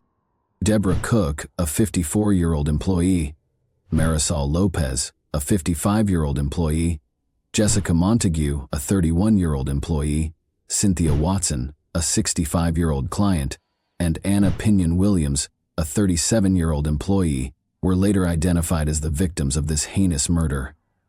Families were waiting for all 5 of them to get home that day. Their plans were plans that would never materialize. The fact that none of these women knew Zephan Zaver or had ever interacted with him before makes the situation even more tragic. As startling as it may seem, only one person survived, bank employee Benjamin Wazakowski. It all happened suddenly. During his lunch break, Benjamin, a teller at SunTrust Bank, stopped into Checkers for a quick bite to eat. He went back to the bank and welcomed Larry Smith, a frequent customer, before making his way to the break room, which is located at the rear of the building. He began eating his meal and using his phone to watch some YouTube videos. However, things changed when he heard 2 huge explosions, approximately half an hour later. Benjamin believed they may be fireworks at first, but then he realized they were shots. He took a quick look at the security monitor, but nothing caught his attention because the screen was switching between cameras and the incident wasn't visible at the time. He was still looking at the monitor when he heard more gunfire. Benjamin realized then that something was seriously amiss. With no way to get in touch with anyone, he hurried out of the building by the back entrance, leaving his phone behind. He dashed to the closest residence through a wooded area behind the SunTrust Bank. He made it to the second house on Tubbs Road, where the residents phoned the police for him. After the first one he arrived at didn't help. There was actually one additional 911 call in addition to the one made by Victor Sparks, aside from the employee's call. However, The call with Zeffin had already concluded when that call came in. The SWAT squad hurried to the area as soon as Zeffin's call ended, ready for a possible standoff, but the crisis negotiator was still on the line with Zeffin in a delicate and tense situation. She spent an hour trying desperately to calm him down. Her steady, soothing voice miraculously made its way to him. She was able to persuade Zeffin to down the gun by being patient. They had been conversing for over 40 minutes at this point. She kept talking to him and calming him down until the SWAT squad showed up and managed to arrest him. That was the end of the horrifying experience. People couldn't stop talking about the crime because the story had already spread like wildfire by this point. Everyone was wondering why a young man would attempt to rob a bank or do something so drastic without any clear justification. Were the victims people he knew? Was there a fight or personal animosity that caused this? However, the answer is actually no. There is no proof that Zeffin knew the victims, even though he did withdraw $600.00 from the bank 4 days before to the shooting. Zeffin even stated in a contact with the crisis negotiator that he was treated kindly by the bank clerk, proving that he wasn't there to commit a crime and that his actions had no ulterior intent. He had a difficult past and was only a young man. The only question that remains is whether this might have been avoided. Zeffin, who was born on April 2, 1997, informed police that he was originally from Plymouth, Indiana, but that he had only been in Sebring for a year or less. He explained that he was the kid of divorced parents, which he felt had influenced him in ways he was unable to properly articulate. Furthermore, he was never good in school. Despite attending schools in Bremen and Plymouth, Indiana, he was never able to complete his education. His behavioral and mental health issues prevented him from completing high school. Police say Zeffin hurt himself when he climbed onto his father's roof when he was about 15 years old. His struggle with darkness had begun years earlier, but that was his first visit to a mental health facility. He acknowledged to investigators that he had been hearing voices, not just whispers but full-fledged orders, urging him to harm and murder since he was 11 years old, and that this was not the first time he had followed their instructions. Zeffin once attacked a student in high school without any provocation. He spent only a week in a mental health facility after the attack. It seems that he kept the voices a secret from the doctors. After his discharge, life continued on until that fateful day. Many people have speculated that Zeffin's breakup with his fiancée at the time is what led to this entire incident. Before he killed everyone, he apparently texted her, according to rumors. Later, Alexandra Gerlach, one of his ex-girlfriends, was contacted by the police to be questioned. Both of them had been admitted to the same hospital twice for depression, Gerlach revealed, and the two had first met at the mental hospital when Zeffin was first admitted. Gerlach acknowledged that Zeffin had suicidal ideas even at that time. Even after their second visit to the mental health facility, Gerlach revealed that Zeffin kept saying things about hurting himself. She claimed that she forced him to swear not to commit suicide. However, Zeffin's perspective appeared to change after that. "If I can't kill myself, then I want to kill others," he once remarked, and he turned into a furious individual. Gerlach claimed she didn't know the source of all that rage. Zeffin would confide in her that he had murderous dreams, including one in which he injured his classmates. He even brought it up to a counselor at his high school, which led to his expulsion. Gerlach stated that this might have occurred in 2014 or 2015, but she was unable to recall if anything comparable occurred at school again after that. Additionally, Gerlach noted that Zeffin enlisted in the military in 2016, but was released soon after. Zeffin had told her he had joined because he believed he could kill people and get away with it, she remembered. She added that Zeffin's threat to kill another member of his squad led to his expulsion from the service. After that, he joined the Florida Department of Corrections as a trainee correctional officer at the Avon Park Correctional Institution. But on January 9, 2019, a few weeks prior to the terrible murder, he resigned from this role. Gerlach said that once Zeffin was released from the military, she had very little touch with him. But Gerlach said she was private messaging Zeffin on Instagram a week after the incident, and he gave her a picture of a new weapon he had bought. When Gerlach questioned him about why he purchased the gun, Zeffin only said, "Because I just wanted one." Gerlach acknowledged that she was unable to recall many details regarding the weapon when questioned about it. She claimed that was the final conversation she had with Zeffin. When speaking with the police, the individual himself didn't mince words. Zepin was uncannily helpful, almost as though he wanted to explain everything. He acknowledged that on the day of the killing something seemed different, even though he had only bought the handgun 2 days prior. Not only were there voices in his head, but they were louder than ever, demanding, overwhelming, and unavoidable. He was all alone at home at the time because his mother was gone in Illinois for a week-long work training. However, Zepin did get in touch with one of his former girlfriends, Imani Davis, not Gerlach. Later, Davis testified about their past, having known Zepin from a long-distance, primarily online connection. She disclosed that their relationship had been characterized by somber, gloomy chats since they first met while she was still in high school. Together, they had discussed trying to injure themselves, delving deeply into themes of death and hopelessness. They would talk about these bothersome subjects on the phone for hours or even days at a time. However, their relationship ended in May 2018 and they ceased communicating completely. That is, until the day of the shooting on January 23, 2019. Suddenly, Zepin sent her a message. His initial expression was one of exceptional happiness, almost excitement, which was very out of character for him. Then, when Zepin was still in his car in the bank parking lot at precisely 12:14 in the afternoon, Davis got a message that chilled her to the bone. The message read, "The fun part, the cliché clincher, is that I'm not going out alone. I've always wanted to kill somebody, so I'm taking a few folks out with me. Watch for me on the news when I try it out and see how it goes. Florida Sebring." Davis was appalled. "There's something wrong with you," she said right away. "Really?" She didn't stop there, though. Recognizing the gravity of the issue, since she was in gym class at the time, she showed her gym teacher the messages right away. The situation swiftly worsened from there. Law enforcement in her area and Sebring were notified, and the principal and psychiatrist of the school became involved. However, it was already too late. Zepin reportedly smiled as he walked into the bank and walked up to the teller before abruptly brandishing the revolver at her. Another witness even asserted that, in the parking lot, he and Zepin had met eyes right before the shooting. "In your own words, what can you tell me you include them?" Zepin was charged with 5 first-degree murder charges. He entered a guilty plea to all counts in March 2023. By a vote of 9-3 in June 2024, the jury recommended the death penalty, which the prosecution had pressed for. Zepin received a death sentence on December 16, 2024. Judge Angela Cowden emphasized how his acts were intentional and had a significant effect on the community and the families of the victims. By a vote of 9-3, the jury concludes that Zepin and Alan Zaver ought to receive the death penalty. The state attorney's office lobbied for this decision, with assistance from the families of Anna Pena Williams, Deborah Cook, Marisol Lopez, Jessica Montague, and Cynthia Watson. Their family were forever scarred by the loss of these 5 lives. For instance, the daughter of Marisol Lopez expressed the profound gap that was left in her life.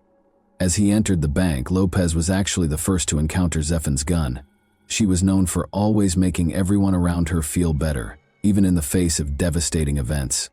The family and everyone who knew Marisol, a mother of 2 small children, will always miss her. Then there was 38-year-old mother of 7, Anna Pignon Williams. Anna liked her job at the bank and was just as committed as Marisol. She was a strong and resilient person because of her commitment to her job and her kids. Her family was devastated by her unexpected death, and the people of Sebring shared their sorrow.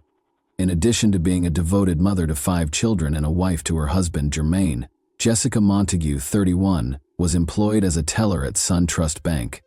Only a few days prior to the photo shoot, Jessica had been preparing to celebrate her wedding anniversary. There are no adequate words to describe the loss of the couple's 3-year-old child's mother. According to a friend, Jessica was a vibrant woman who was always able to make a space more cheerful. Her sudden passing undoubtedly devastated her family and left a hole that would never be filled. Another victim was Deborah Cook, a California native who was 54 years old. Since 1984, she has been wed to her spouse, Michael. Deborah was well known for her friendliness and dedication over her many years of employment at the bank. A granddaughter, a grandson, a daughter-in-law, and 2 sons survive her and continue her legacy. Her family recalls her as a kind, encouraging woman with a big heart. Last but not least was Cynthia Watson, a 65-year-old bank customer on that particular day. Only a few weeks prior to the incident, Cynthia had tied the knot with her longtime companion, Tony Watson. Before getting married on January 3, 2019, they had been dating for 5 years. They currently reside in Venus, Florida, with their pets, which include goats, chickens, and 2 Shih Tzus. Friends knew Cynthia as a fervent animal lover. On the surface, Zippin appeared to be a completely normal person, which is why we said that this tragedy really took everyone by surprise. There was nothing about him that suggested he was capable of such cruelty.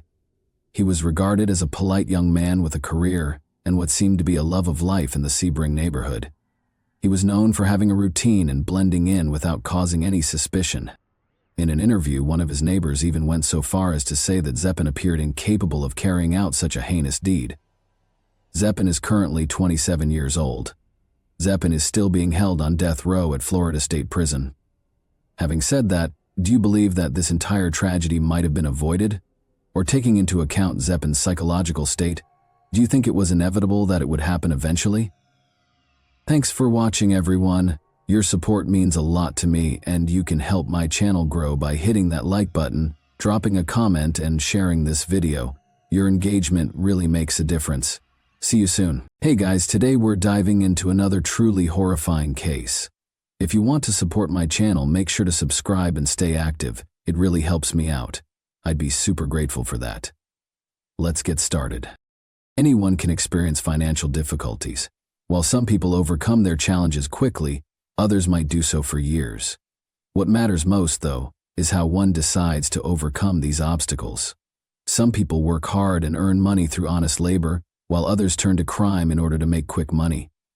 A third group is likewise prepared to participate in the production of content that is both controversial and in demand, all in exchange for a big payout. Although it is allowed to operate in this field, actors, and frequently actresses in this genre, face harsh social criticism and condemnation.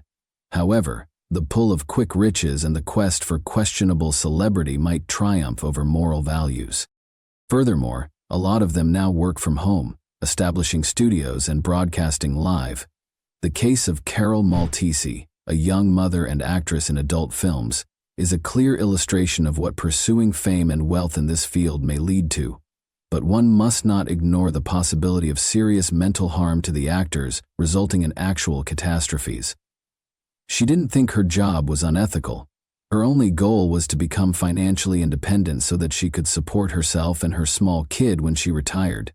Sadly, her body, which had formerly been admired by hundreds of followers, was later discovered dismembered on a steep ledge next to a road. She was never able to quit the industry, though. Carol Maltese's early years and childhood. On September 19, 1995, Carol Nicole Maltese was born in a small Italian province. She was the only child of Fabio and Josephine, and her father was Dutch and her mother was Italian. She stayed with her mother when her parents divorced when she was just 4 years old. Her father later remarried, had more children, and returned to his native Netherlands. Since her ex-husband provided minimal assistance, Josephine decided to stay in Italy and raise her daughter by herself. They were residents of Sesto Calende, a tiny town in the Varese province. In order to provide her daughter what she needed, a quality education, and the chance for a better life, the mother worked several jobs at the same time. Carol developed into a lovely, compassionate, and outgoing young woman who had plenty of friends and got along well with everyone. She frequently went to a dance studio as a schoolgirl and was involved in sports, especially horseback riding. Maltese spoke 3 languages with ease. I read a great deal, enjoyed to travel around Europe, and could talk about practically everything. She developed a small feminine body as a teenager, gained a lot of fans and suitors, and enjoyed being the focus of attention. Following graduation, she enrolled in a technical institution to study fashion, the arts, and industrial design, quickly rising to the top of her class. Carol became romantically involved with a young guy a year her senior who was enrolled in the Faculty of Architecture and Design, which led to an unexpected pregnancy during her freshman year. Carol found out she was pregnant in the fall of 2020, at the age of 20. She and the child's father were completely taken aback by this news. Both of them were students and completely unprepared for this kind of thing. Carol, however, was adamant about keeping the child. The young couple's lives took a significant turn in 2016, when they welcomed a son into the world. In order to provide for themselves and their infant, they both had to drop out of school. Since there were more chances to make a living and support their family in Verona, the new parents made the decision to go there. Carol secured a position as a sales consultant for a major network of retail stores selling perfume and cosmetics. Her boyfriend took care of their son shortly after his first birthday, while working from home on several tasks. Carol started a passionate romance with Angelo after she unexpectedly fell in love with him in the middle of 2019. For over 6 months, the pair met in secret, renting hotel rooms, messaging one another at night, and making an effort to spend every second of their free time together. But shortly before the new year, Carol's child's father learned of her affair and made the decision to break up with Maltese, his cheating partner. Since she was already about to leave for her new lover, I thought this was for the best. But then something went wrong. They agreed to rent an apartment together because Carol couldn't move in with her child from a previous relationship, and Angelo lived in his parents' house. However, the young couple was unemployed and unable to buy their own apartment at the time due to the global coronavirus outbreak. After a while, Carol moved in with her new boyfriend's parents and made the decision to temporarily leave her 4-year-old son with his biological father until things calmed down and she could welcome him into her home. A general self-isolation regime was proclaimed as the situation deteriorated in the interim. Carol had severe financial issues during this tough time, and everyone was confined to their homes. Carol received the best support possible from Angelo and his parents. She was unable to provide for her little kid financially, so she essentially stayed in their house at their expense. In addition, Carol's mother required expensive therapy and an unexpected source of money due to her Parkinson's disease diagnosis, which was getting worse. Maltese desperately thought of ways to make money from home during the lockdown in order to provide for her sick mother and son. She made the decision to try making money by sharing about her struggles and life in isolation on social media and on her own YouTube channel. Although there wasn't much interest in this content, her unusual appearance as a new blogger caught people's attention, leading to praise and even some inappropriate suggestions in the comments. A subscriber advised her to register on the website OnlyFans, pointing out that her attractive appearance would be greatly valued there and that she might swiftly rise to fame and fortune. Following this recommendation, Carol signed up for the service under the fictitious name Charlotte Angel. She started uploading her private images and brief films, creating content that was revealing.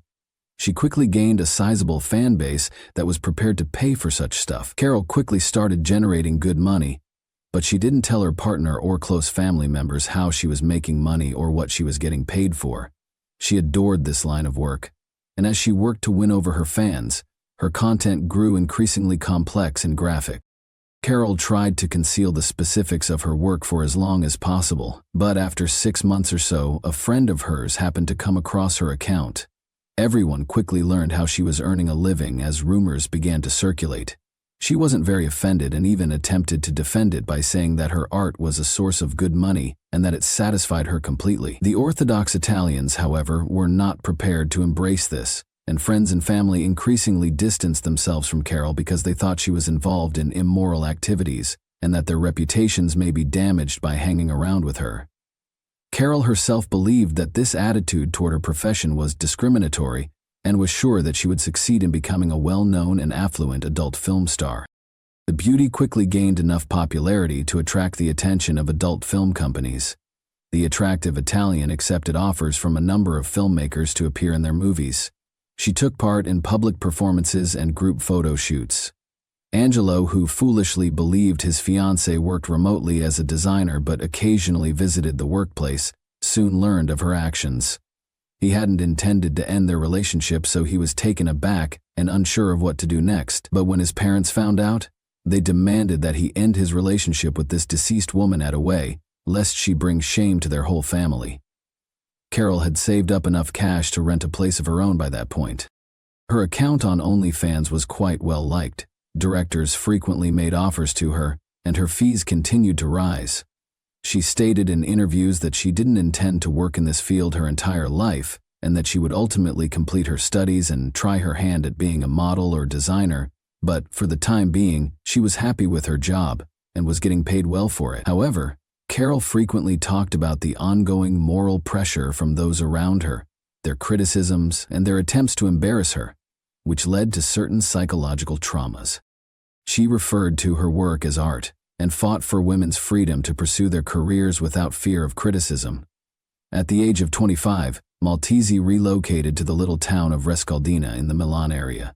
In an effort to move on and find a new dominant boyfriend, she made the decision to start over, intended to leave the adult sector, and secured a position as a sales consultant at a perfume store. Her life appeared to have entirely transformed, yet this was only a momentary transformation. A couple of months later, she got to know Davide Fontana, a 42-year-old local banker who loved photography and specialized in nude shots. He was looking for a model for his own projects when they first connected online. He extended the invitation to Carol, and the two were immediately captivated by each other. Fontana had been legally wed for a long time. He nevertheless began dating the young beauty in spite of this. As they started dating, they planned graphic photo shoots that always culminated in sensuality. He soon found out about Carol's previous endeavors and persuaded her to pursue filmmaking again. David had conflicting views about her, recognizing her true brilliance. He enjoyed watching his young lover in sexual movies, but he also loved her and wanted to own her.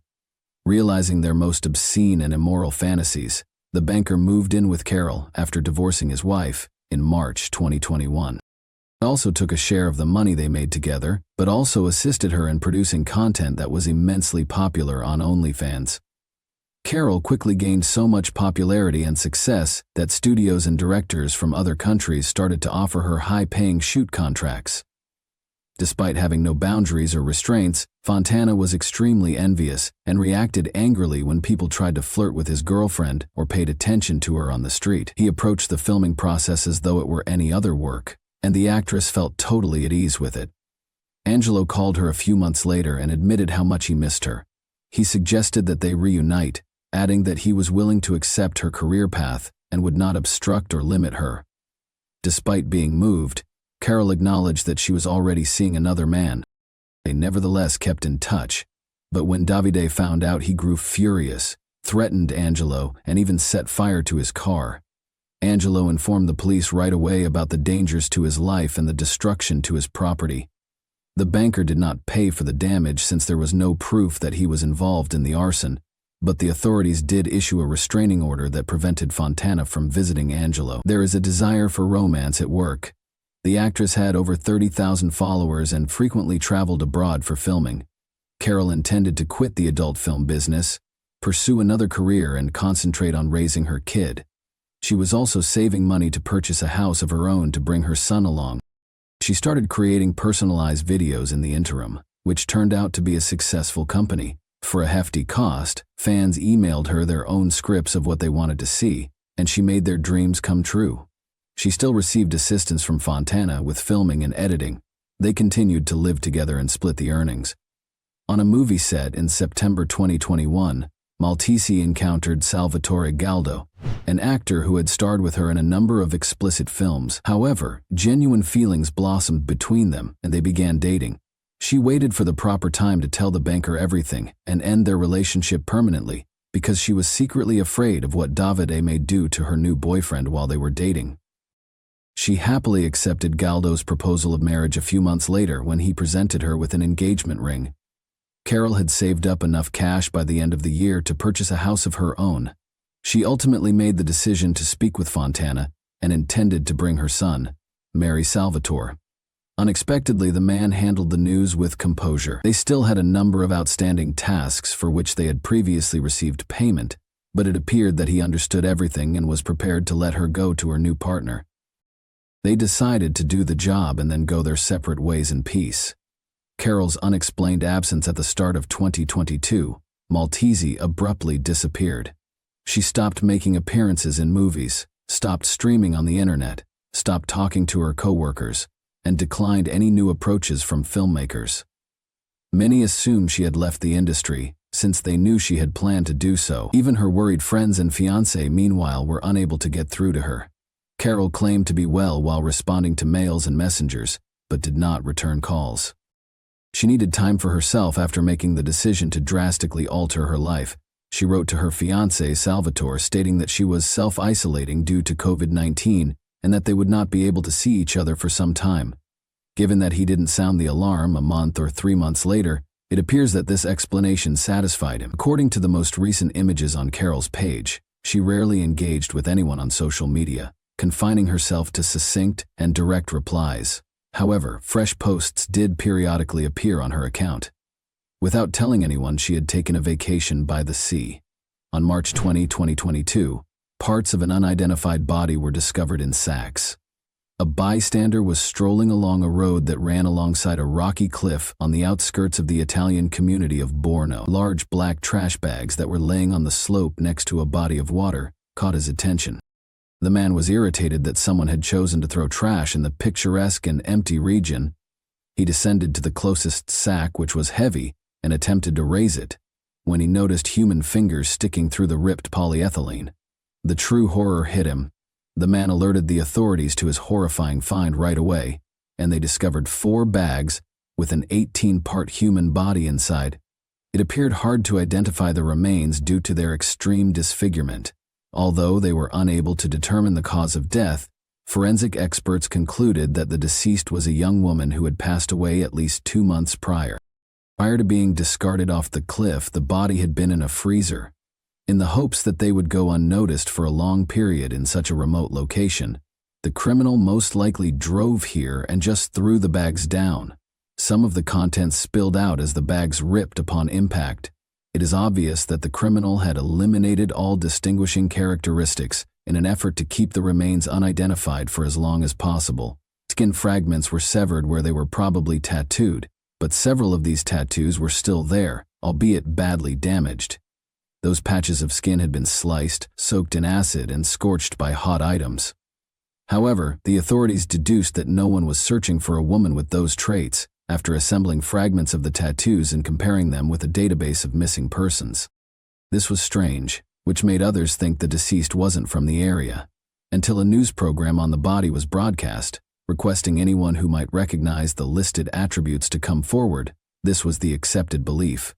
A woman who had starred in adult films soon visited the station and claimed that she recognized her colleague who had vanished in early January, based on the tattoo's description. The actress did not know the deceased's true identity, but she did reveal that she operated under the alias Charlotte. This information was vital since it allowed law authorities to easily determine the girl's identity and true name, since they now knew how she appeared in real life. The odd fiancé. As soon as the deceased's name was established, it was discovered that she had recently become engaged to her co-worker Salvatore Galdo, who oddly had not filed a missing persons report. As a result, the first suspect was located and taken into custody. The man, however, was obviously distressed by the death of his spouse and perplexed as to why he was being suspected. Salvatore cited their correspondence as evidence that he had maintained contact with the woman via social media and messengers. So he was unaware that Carol had been dead for a long time. He said he hadn't gone to see his sweetheart since she was self-isolating after getting COVID-19 earlier in the year. He claimed to have spoken on the phone with Fontana, who was nearby, and had promised to take care of the woman, when police questioned him about why he hadn't phoned her to see if she needed assistance. Although the fiancé's account was inconsistent and unpersuasive, his evidence introduced a second suspect, who required detention and questioning. But David himself showed up at the station the following day to report a person missing, so there was no need to look for him. The terrible truth is that Fontana had not been keeping up with the news since he clearly did not anticipate the body being discovered so soon. He was concerned to hear that Carol had been located and recognized, but he continued to think the police would not find him. But when the police took Salvatore into custody, the man knew the police would find him because they had spoken on the phone. So he made up a tale about COVID-19 and said he would take care of his fiancée. David's explanation was wildly unrealistic. He was obviously scared, and he kept contradicting himself. He claimed that although he and Carol had been close, they had not seen one another in months, and she had ceased communicating. He was at a loss as to why he had simply called the police. Fontana ultimately started testifying under pressure and admitted that he had unintentionally killed Carol. They were filming extreme video for a client who had paid a lot of money, he said, in early January. According to the screenplay, David had to bind the woman, tape her lips shut, place a bag over her head, and then use a hammer and other instruments to viciously beat abuse, and torment her. They had decided that she would seem to be in excruciating pain, but he would not strike her with full force. But he allegedly overreacted, miscalculated a hammer blow, and broke her skull in the process. She was in the final stages of death when he took the bag off her head, but instead of attempting to save her or phoning for medical assistance, he chose to finish her misery with a final hammer blow out of mercy. After allegedly dismembering the body in a frenzy, the criminal, uncertain of what to do next, kept the parts in his freezer for more than 2 months before choosing to get rid of them. The investigation's reconstruction of the real events showed that David, the enigmatic and perverted client, had contacted the woman under a false identity. Since she had chosen to leave him, he obviously didn't want to let her go and came up with a clever plan of retaliation. The passcode to her phone was reportedly taken out by the man during the torture session, which was allegedly also part of the script and a client's desire. Around 9 o'clock in the evening on January 11, Fontana struck the woman with a hammer, killing her. He dismembered the body the following day after using the deceased's credit card to buy a huge freezer and an axe and saw from a hardware shop. He did everything he could to make the body unidentifiable. After removing the skin and the tattoos, he attempted to burn, tear apart, and practically erase what was left. For more than 2 months, David kept the body pieces in the freezer after placing them in bags. The criminal maintained the victim's social media accounts and spoke with her friends and family on her behalf during this time, giving the impression that Carol was still alive. The thief reportedly opted to dispose of the body by dropping it off a cliff in an abandoned area by the end of March, presumably believing that the threat had passed. He hoped the remains would never be discovered or would have deteriorated to the point where they could no longer be identified. But Davide was wrong, and the body was found 2 days later. Within a week, authorities found him, tried him, and found him guilty. None of the girl's friends or family had reported her missing for almost 3 months following her abduction, which was the most perplexing and unfathomable part of this case. All of them expressed satisfaction with the social media posts and messages they received. Carol never tried to see her and never returned calls, which did not worry even the fiancé, who believed she was unwell. The victim's phone had been active and in David's hands the entire time, so if someone had set off the alarm, the killer could have been located right away using the signal. Fontana apologized and vowed throughout the trial that he loved Maltese and had accidentally killed her. Additionally, he stated that he was unable to handle the pain following her death and had intended to take his own life. Even though the defendant himself had ordered the gruesome film to be recorded on June 12, 2023, the defense maintained that the occurrence was, in reality, an unintended act of violence. Of course, this assertion sounded ridiculous, and no one believed him. Fontana was given a 30-year prison term after the court found him guilty of manslaughter. In addition, he was mandated to give €200,000 in compensation to the deceased's son, 100 to Carol's mother, and 50 to her child's father. The offender may be eligible for parole since, surprisingly, the manner of the assassination was not declared cruel, and the dismemberment of the body was not regarded an aggravating element.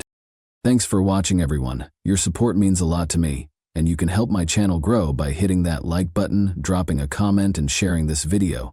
Your engagement really makes a difference. See you soon. Hey guys, today we're diving into another truly horrifying case. If you want to support my channel, make sure to subscribe and stay active. It really helps me out. I'd be super grateful for that. Let's get started. 11 years old, 9-year-old Kiana Davis, Kiara Phillips, age 7, Carrie McDonald, age 5. When this 2-story duplex caught fire due to arson, Kiani Welch perished. Known as Indiana's Garden Spot, the sleepy community in Carroll County was always tranquil until November 21, 2016, when 4 little sisters lost their lives in a devastating fire. What caused the fire to start? Was it set on purpose? Or was it an accident? We'll learn the specifics of this tragic situation today. Galen Rose was thrilled to have begun a new, higher-paying job. She aspired to provide the greatest life possible for her girls. At the ages of 11, 9, 7, and 5, her existence revolved around her daughters, Kiana Davis, Kiara Phillips, Carrie McDonald, and Kiani Welch. The girls were brimming with enthusiasm. For her daughters, Galen envisioned a life of limitless chances, but she passed up many of them. She didn't want her daughters to grow up as dull as she had. When she was just 12, her father, Tracy Rose, was imprisoned for narcotics offenses. Even still, this was insufficient because she didn't have him until 2011 when he returned to her life. Tracy relocated to Florida and encouraged Galen to accompany him because he loved her and his grandchildren so much. Despite her initial reluctance, she had missed her father terribly. She thought about his offer for weeks before she and the daughters followed her father to Florida. For her and her young daughters, Florida represented a new beginning. Before finding a large apartment, Galen spent 8 months living with her father and the girls. The monthly rent for the 2-story duplex was $500.00. For her and the girls, this was a welcome change. The street was surrounded with trees, and the duplex had a front porch, and they quickly adapted. Outside, the girls would frequently play together. They made new friends in the area and were amiable to everyone. Since they didn't have a dog of their own, they played with the neighbors. In addition, the 4 sisters enjoyed dancing, playing sports, and spending time with their families. They were cheerleaders for the Lafayette Diamonds. The Saturday before the fire, they had just participated in a cheering competition, and Kiana had a basketball game on Sunday. Kiana devoted numerous hours each week to basketball since she liked the game.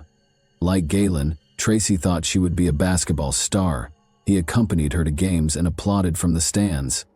Galen was incredibly proud of her daughters.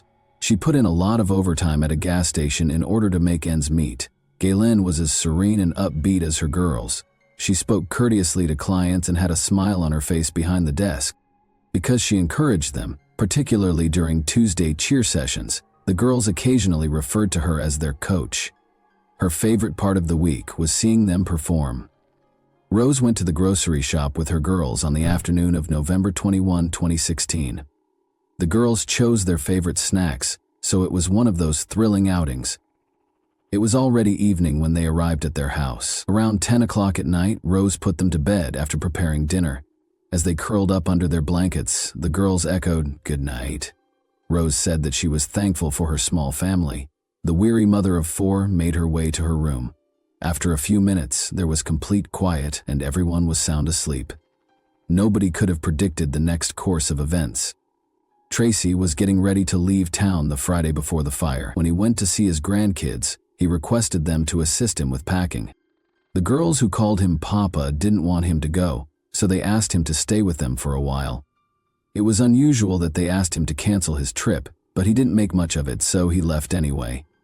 A few hours later, he woke up to a call from Galen, who said that his granddaughters were dead. How did it happen? Galen was sound asleep when she heard screams coming from her daughter's bedroom, and she jumped out of bed as soon as she heard them. The flames were spreading quickly as the screams continued from their bedroom upstairs, and she tried to reach them, but the extreme heat prevented her from doing so. She was unable to speak or breathe, and the flames pushed her back from the staircase. At that point, she realized that she was saving them and that alone was not an option, so she fled the house to get assistance from neighbors. When the first 911 call came in at 3:30 a.m., neighbors gathered around the house to help the 4 girls while their injured mother watched helplessly. The screams became softer as time went on, and when the Carroll County Sheriff's deputy Drew Yoder, he too suffered from severe smoke inhalation. Later, Galen was airlifted to Eskenazi's burn center, where she was burned all over and had smoke in her throat. When Yoder arrived, he asked Galen where the children were, and she pointed to their room upstairs. The girls shared a bedroom on the 2nd floor, and Yoder immediately called the county to send medics. Coughing, he attempted to climb a narrow, smoke-filled stairway, but the climb was difficult and impossible. Galen desperately steered Yoder from outside, telling him to keep climbing until he reached the girl's bedroom, but the smoke overpowered him. A few seconds later, he left the building, moaning and breathing heavily, and he hurried to the Florida Fire Department, which was on its way. Deputy Yoder and Officer Dissinger, wearing air packs, prepared to crawl on their hands and knees to the front door as the fire department edged closer. Unfortunately, the flames came towards the cops from the back of the house. Firefighters arrived to rescue the officers and 3 of the girls, and CPR was started on the girls right away in the hopes that they would be saved. Yoder yelled at them to get the fire equipment moving. While firefighters fought the fire inside the house and the medical team attempted to save the lives of the girls outside, The fourth girl was taken out of the house, and while the fire raged through the house, all 4 sisters died at the scene, with Yoder and Dissinger being airlifted to the hospital after suffering injuries. The speed at which the flames spread throughout the building shocked the neighbors, and Flora, a town barely larger than a square mile, was plunged into a state of grief, suspicion, and fear, as everyone wondered if the fire was started on purpose. The investigation began right away after rumors circulated throughout the town, and after determining that the fire originated in the kitchen, the Indiana State Fire Marshal changed the cause of the fire to arson 2 months later after finding accelerants all over the house. Investigators refused to discuss the type of accelerants they found, and days later, the state police issued a contradicting report, which raised more questions. Further investigation revealed that accelerants were only found in one part of the house, indicating that the fire started in one location. The Indiana Fire Marshal's fire investigator assigned to the Floor House fire resigned, adding insult to injury. Investigator Dennis Randall did not provide an explanation for his resignation, but this move was suspicious. The private investigator's email to state police confirmed the concerns of many, saying in part that the press release statement regarding accelerants being found in multiple locations is absolutely not based on any evidence discovered at the scene during the investigation, and the investigator, Dennis Randall, was not performing a proper origin and cause investigation based on the current procedures of NFPA 921, 2016 edition to express that opinion. Josh Ayers, Randall's boss prior to his resignation, was also Galen's landlord and president of the Flora Town Council. The resignation is bad news for Galen and her family, who think it will hinder the investigation and leave many questions unanswered. For example, could Randy's resignation hurt the chances of locking someone up for arson? It would be hard for a new investigator to take on the case with the same zeal. Will the small-town politics impede justice? The answer is not yet known, but if Galen's suspicions are correct, it would be another devastating blow to the case. It's been over 8 years since the incident, and there's no justice. They're focused on finding the arsonist. Doug Carter maintains that the fire was intentionally started and that someone who knew the family committed it. Carter also disclosed that detectives have traveled to Ohio, Kentucky, Illinois, and California for investigation. There is no justice, which leaves much to be desired, considering that the Delphi murders received more attention. Remember how Abby Williams and Libby German were killed on February 13, 2017? The police swung into action and arrested the suspect. Since then, Richard Allen has been arrested and sentenced to 130 years in prison. The arson case, ironically, is still unsolved. Police claim it is unfair to compare the two cases, saying that while they have over 80 zero tips regarding the homicide, they have very little information about the arson case. Is that the case, or are they concealing something? When reporters asked to speak with Deputy Yoder, the officer who was hospitalized following the fire, Carroll County Sheriff Toby Leesenby refused. Additionally, Leesenby declined to speak with Flora Fire Chief Todd Trent. When reporters contacted the lead investigator, he declined to comment. However, State Police Superintendent Doe Carter made a mysterious statement regarding the Flora investigation, saying, "There are a couple of pieces that we need, and those that know what those pieces are know what I mean, so I'll leave it at that." Why are the police keeping quiet? Is there something they're not telling the public while Flora residents wait for the police? It is unclear what her alleged drug use has to do with the investigation, but Galen's involvement in the fire is at the top of the list of rumors that have been circulating around town. Did the girl's mother intentionally set the house on fire? Here are the startling facts. On July 19, 2019, the Indiana State Police wrote to Galen Rose, stating that they wanted to talk about the fire and, as if that wasn't enough, that they offered her immunity over her alleged illegal drug activity. She maintains her innocence, and investigators have not named her as a suspect despite the fact that the letter was written 5 years ago. The police later expressed frustration over her lack of availability to speak to investigators, stating that she spoke to them 3 weeks after the fire with nothing concrete to further the case. When journalists attempted to clarify the offer for immunity, the Carroll County Prosecutor's Office declined to comment. They would not speak to anyone until after the investigation. Investigators also have another reason to suspect Galen. Documents filed as part of the investigation showed that on August 6, 2016, a policy was written for the house the girls lived in, with liability coverage of $392,882.00 and effective September 15 of that year. The documents included a home appraisal dated September 10, which was valued at $45.00. Policies are sometimes written based on a verbal conversation with the property owner, and the timing of the policy and the fire raises serious red flags. Was this a case of insurance fraud? Was the policy created to cash in like a lottery ticket? As the rumors persisted, Gaylin added a twist to the case. On August 25, 2022, she filed a federal lawsuit against her landlord Josh Ayers, his business partner Troy Helderman, and their company Birch Tree Holdings.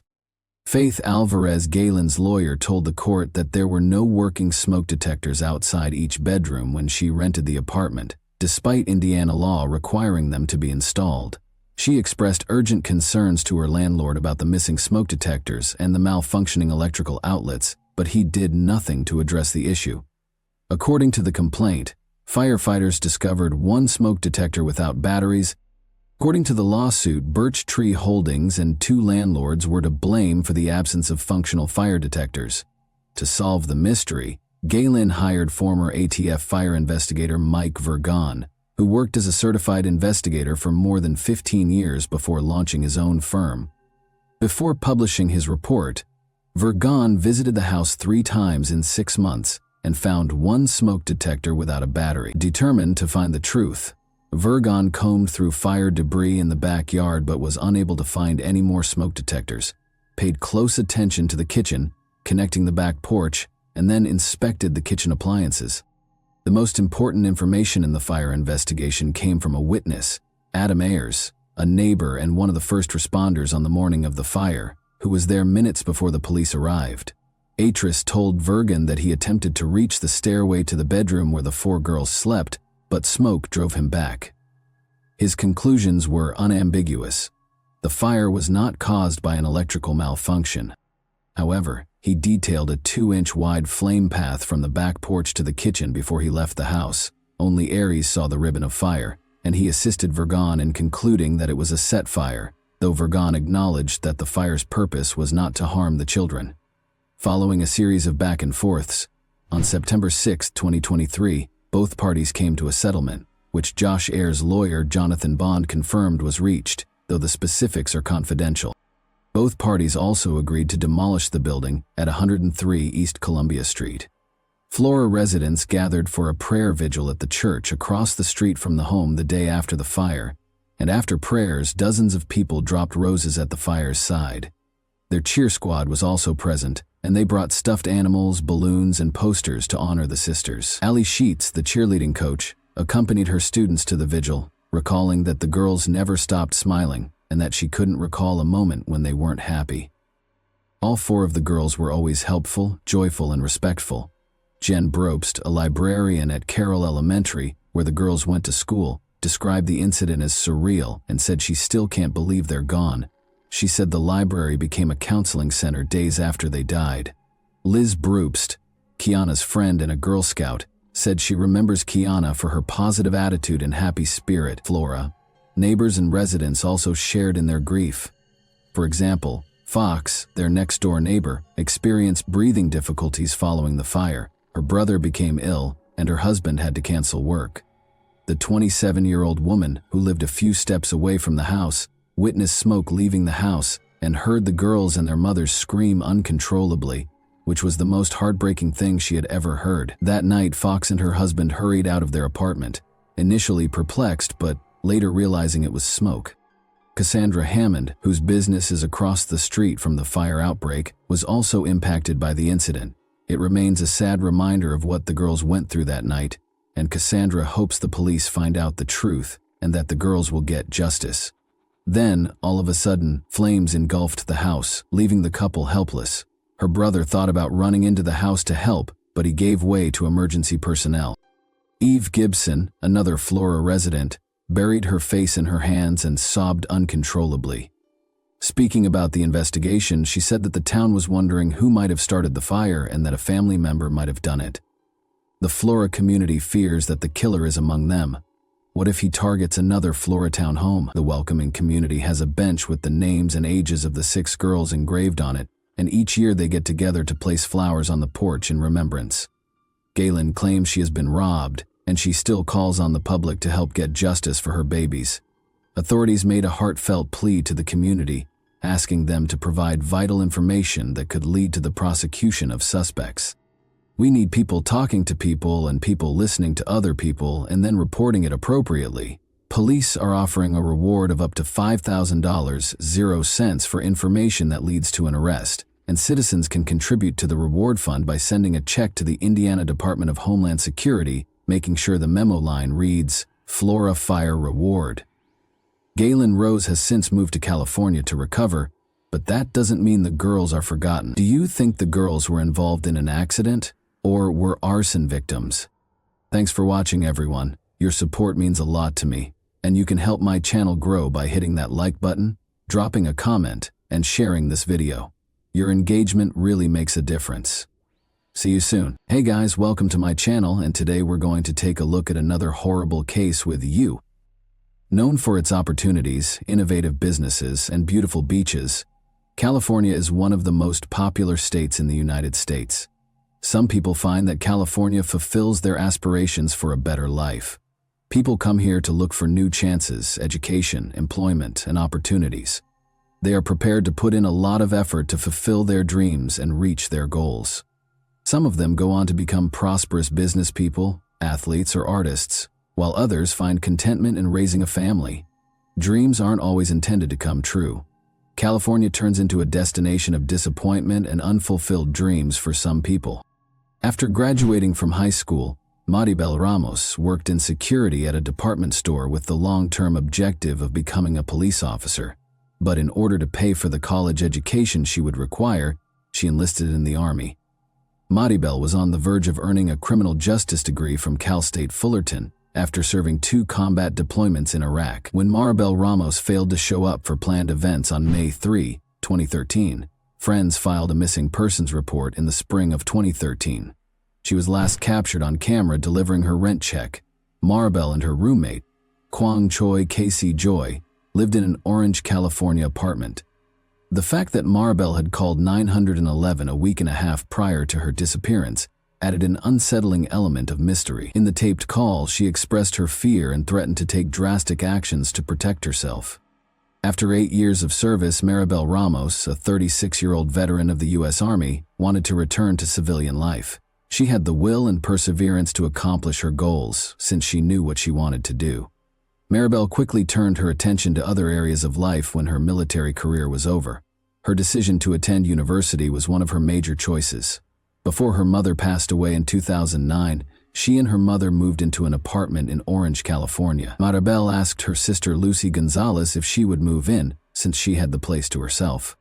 Regretfully, Lucy declined, stating that she and her daughter were content with their current residence, and that they would move in if Maribel was unable to find a roommate.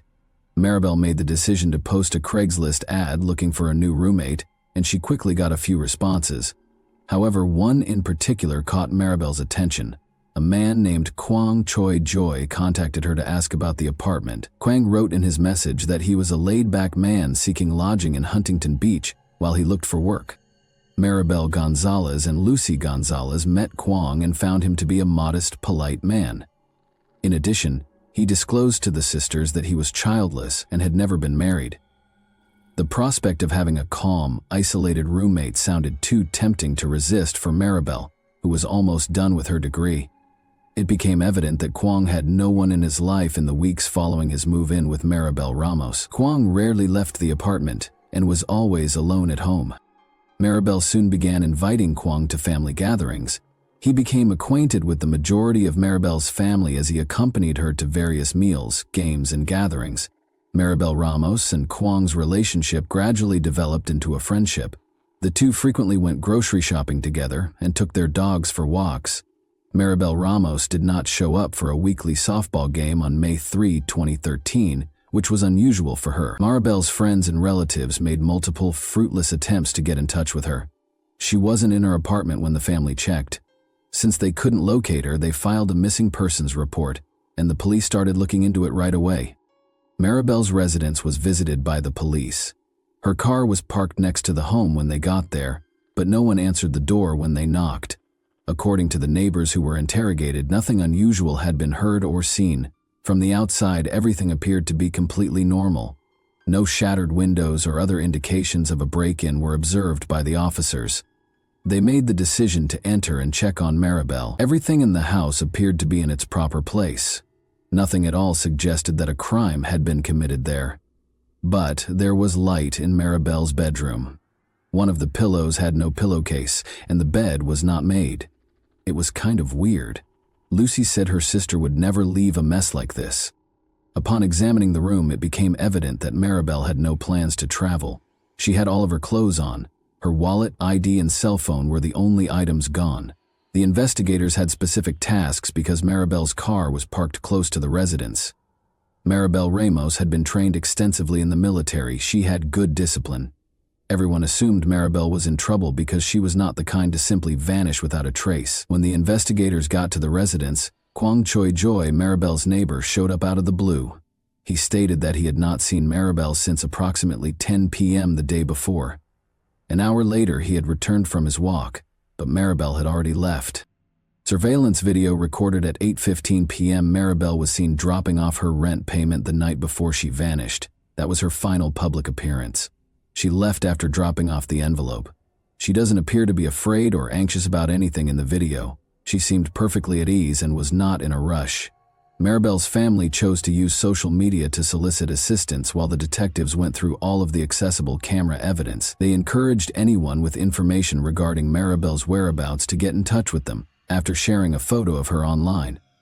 Involving as many people as possible in the hunt was their goal. When the investigators attempted to track down Maribel's cell phone, it was unreachable. The police were investigating her personal life when they learned that she had recently been romantically involved with a man called Paul Lopez. On the day before Maribel vanished, he was the last person to call her.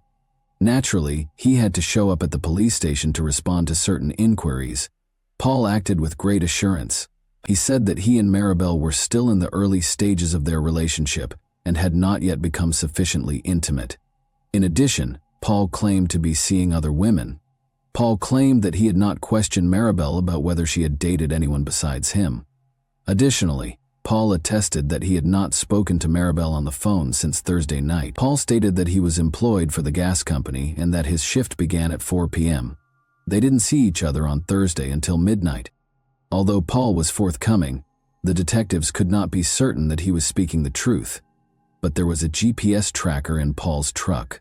All of his movements that evening were monitored by the cops. This information indicates that Paul was not in the vicinity of Maribel Ramos' residence. During his discussion with the investigators, Paul brought up Maribel's roommate, Kwang. Maribel's relationship with Kwang had recently worsened, according to Paul. In talks, she frequently brought up her roommate, lamenting his lack of funds to make the rent payments on time. Furthermore, Maribel was arguing with Kwang on Thursday when Paul spoke to her. Maribel told Kwang she wanted him to go, and Paul overheard her say it. She informed him that the following day was his move-out date. Paul threatened to evict Kwang and his belongings if he didn't move out the following day while he was on loudspeaker. Maribel said that there was no need for that and that she was going to bed when Paul offered to help and that he would drop by if needed. They didn't talk again after that. The investigators turned their whole attention to Kwang after they heard about the arguments between him and Maribel. Kwang was 54. As a teenager, he traveled from South Korea to the United States. There was nothing to suggest that he had a criminal history, and his record showed no serious transgressions. But as they dug deeper, they found a history tainted by rage. His sister claimed that Kwang was so violently angry that she had to file for a restraining order against him. An examination of his social media profiles revealed a close relationship between him and Maribel Ramos. But after talking to Maribel's relatives, the investigators discovered that her relationship with Kwang was not as ideal as it appeared in many social media pictures. Kwang and Maribel Ramos appeared to be the ideal roommates, until Kwang made the decision he wanted more. Kwang called Lucy Gonzalez during the summer of 2012. He told her that he wanted to marry Maribel and start a family with her because he was in love with her.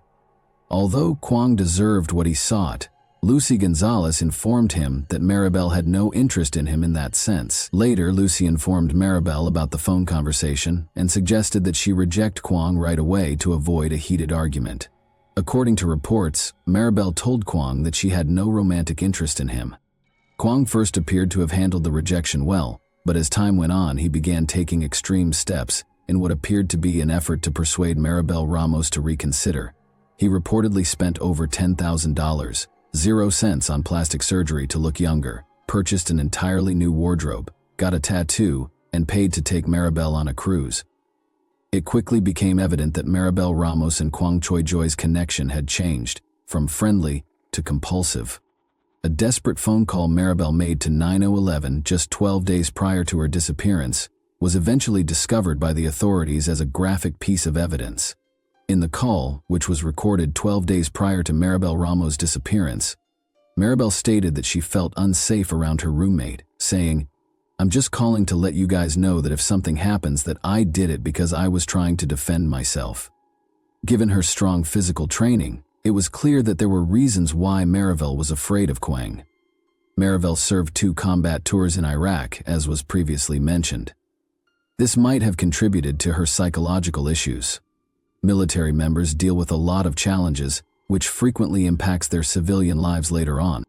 The detectives called Kwang in to question him in order to determine what transpired between Maribel and him. He appeared affable and at ease. Kwang claimed that he was deeply concerned about Maribel's disappearance because she was a close friend. Kwang claims that he had a wonderful time living with Maribel for around a year and a half. They enjoyed parties, danced in clubs, and on a trip together, the investigators requested Kwang to explain Maribel's 911 call because they knew that things were not as great as he claimed.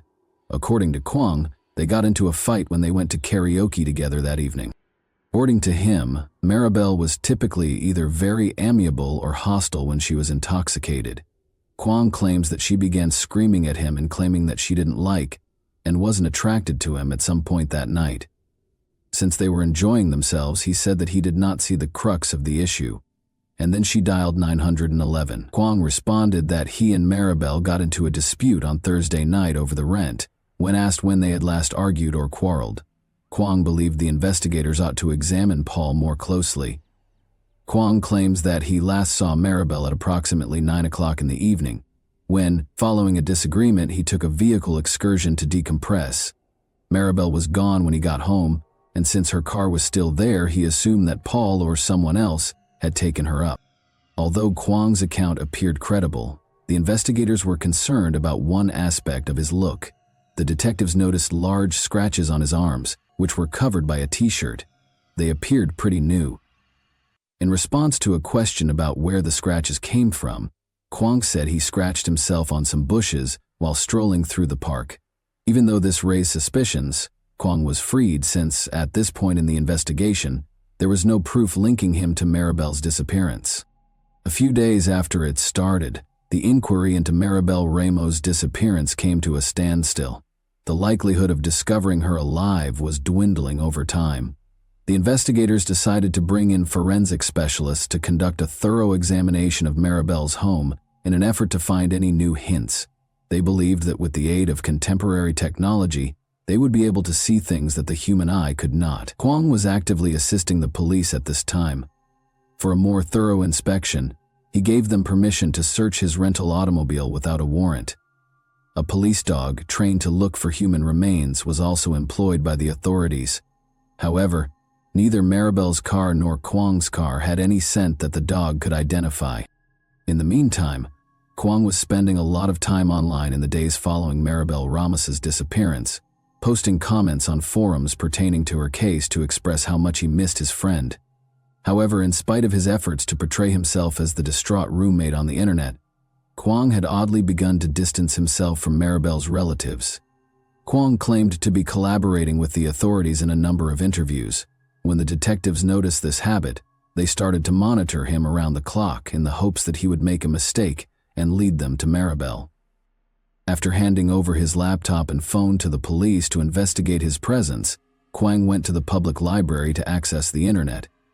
The investigators want to see CCTV footage. His actions didn't seem out of the ordinary at first.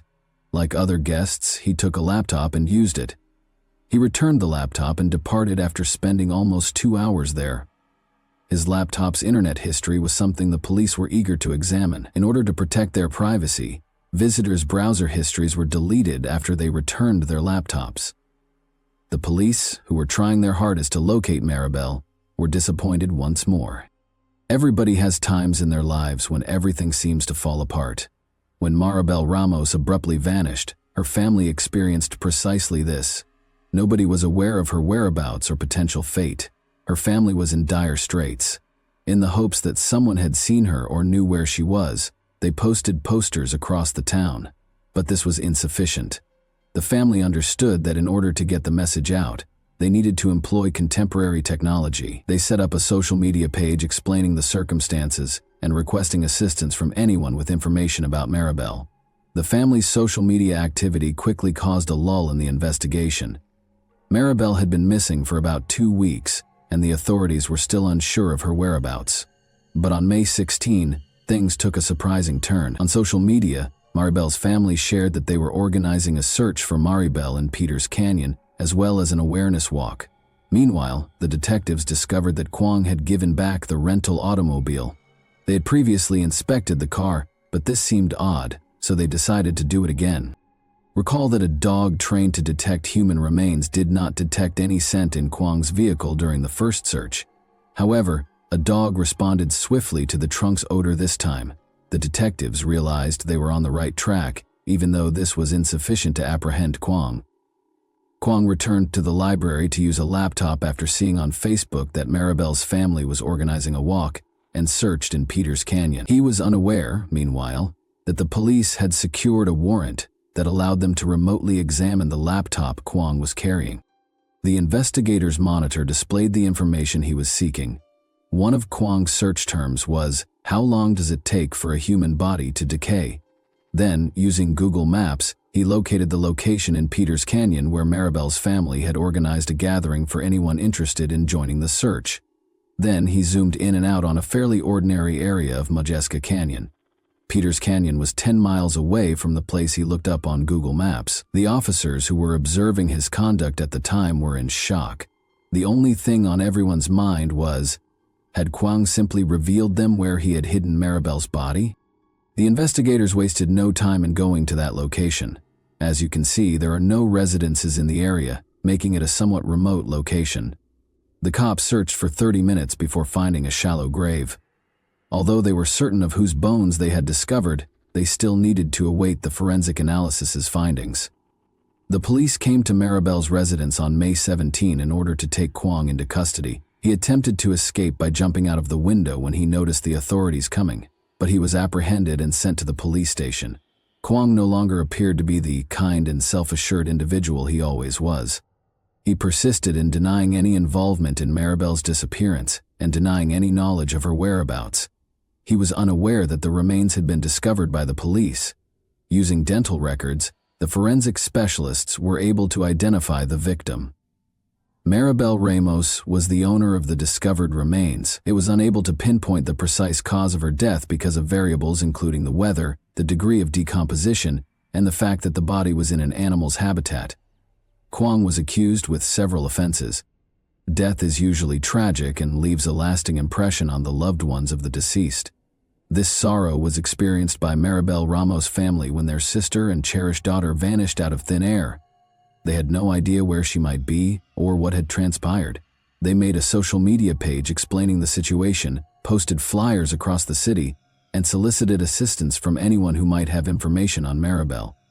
However, the family's hopes were dashed 2 weeks after she vanished. Despite experiencing sorrow, suffering, and hopelessness, they managed to find the fortitude to go on. They love Maribel and remember her. The trial was held in 2014. The authorities could only conjecture as to how Kwong might have killed Maribel Ramos because her remains were too decayed to establish her cause of death. Joy, according to the authorities, was in love with Maribel Ramos, who had other feelings for him. On May 2, 2013, Kwong and Maribel got into a fight over rent. They surmised that Kwong must have ambushed Maribel because she was combat trained, and could have easily defeated him in a fair fight. According to the detectives, he smothered her while she was sleeping after sneaking into her room in the middle of the night. After that, he drove her to a distant place while placing her body in the trunk of his rental car. He had to navigate through stretches of barbed wire there, which caused his hands to get scratches. There was a chance that Kwang had moved Maribel's body more than once, because the police dog did not pick up the scent during the first check of his vehicle. But there was no proof to support this notion. Forensic evidence linking Kwang to the crime was scant. But during his trial, the jury was told how Kwang had developed an obsession with Maribel, how she had called the police to tell them she was scared of him, and how Kwang had used Google Maps to locate the precise location of her grave. During the trial, Kwang entered a not guilty plea. "I miss Maribel more than anyone. I think about it. I've been here about 440 days in jail. I think about it almost every day." He added that he had never Googled the location of the gravesite in Mojeska Canyon. "Family wants me to apologize, which I cannot apologize for something I haven't done. Maybe someday truth will come out. Maybe I'll just die inside prison." "No," he replied. Kwang claimed that although they went on a single vacation together, they slept in different beds. "In my assumption, I was set up straightforward. We always maintained we were good friends. We were platonic friends. She was like my sister," he stated. He said he didn't know who killed Maribel when questioned about it. During his opening statement, Adam Vining, Kwang's attorney, termed him strange but maintained that his client was not involved in Maribel's death. "A crime will be proven here," stated Adam Vining, "and the crime that will be proven here is improper disposal of a body." According to Vining, Ramos was prone to paranoia after returning from years of fighting PTSD. He also suggested that she might have passed away from a medical issue. Prosecutors concurred that the case was circumstantial. Kwang's online search at a public library, which focused on the exact location where Maribel Ramos's body was discovered, was the crucial piece of evidence. Kwang Choi Joy was convicted of second-degree life deprivation on July 30, 2014. His sentence ranged from 15 years to life in prison. Kwang insisted on his innocence in dozens of letters to the judge. And that wraps up today's chilling story.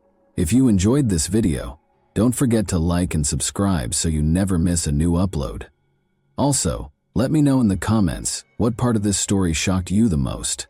Thank you for watching, and I'll see you in the next video. Hey guys, today we're diving into another truly horrifying case. If you want to support my channel, make sure to subscribe and stay active. It really helps me out. I'd be super grateful for that. Let's get started. Be careful who you let into your home, they say. What if you were Cheryl, though? Would you let your ex-convict brother-in-law in the middle of the night? This movie, however, explains everything. The biggest mass murder in Connecticut history occurred on July 22, 1977. The crime was so heinous that the state's Supreme Court characterized it as vicious and seemingly unmotivated. And believe me when I say that the graphic details will stay with you for a very long time. Furthermore, sensationalizing is not our goal. It's unvarnished, heartbreaking, and genuine, and as always, we're dissecting this horror to find out what actually transpired with the Beaudoin family. First, let's learn more about the family and their world. On Cedar Hill Drive in Prospect, Connecticut, the Beaudoin family resided in a tiny, close-knit neighborhood. In 1977, there were just over 6,500 people living in this small village. Neighbors knew one another, and the allure of country living brought a feeling of security and tranquility. Although it may seem like a minor detail, this close-knit atmosphere is crucial to the events that transpired later. Since the Beaudoin family was not your average family, let's now discuss them. 10 people shared a single residence. Frederick Beaudoin, the father, and Cheryl, the mother, who was just 29 at the time, were the family's leaders. They had 7 kids together, ages ranging from babies to pre-teens: 10-year-old Sharon Lee, 9-year-old Deborah Ann, 8-year-old Paul, 6-year-old Roderick, 5-year-old Holly Lynn, and 4-year-old Mary Lou were the next in line after the oldest, 12-year-old Frederick Jr. As if that weren't enough, they also had a niece, Jennifer Santoro, who is 6 years old. Their home must have been a bustling, hectic place with all the daily ups and downs of a large family, because there were so many young lives involved. The Beaudoin family enjoyed a really exciting and enjoyable day together, as you may expect. And on the evening of Thursday, July 21, 1977, it was unquestionably the case. In Prospect, Connecticut, the 8 children were having a great time playing and swimming in their neighbor's pool.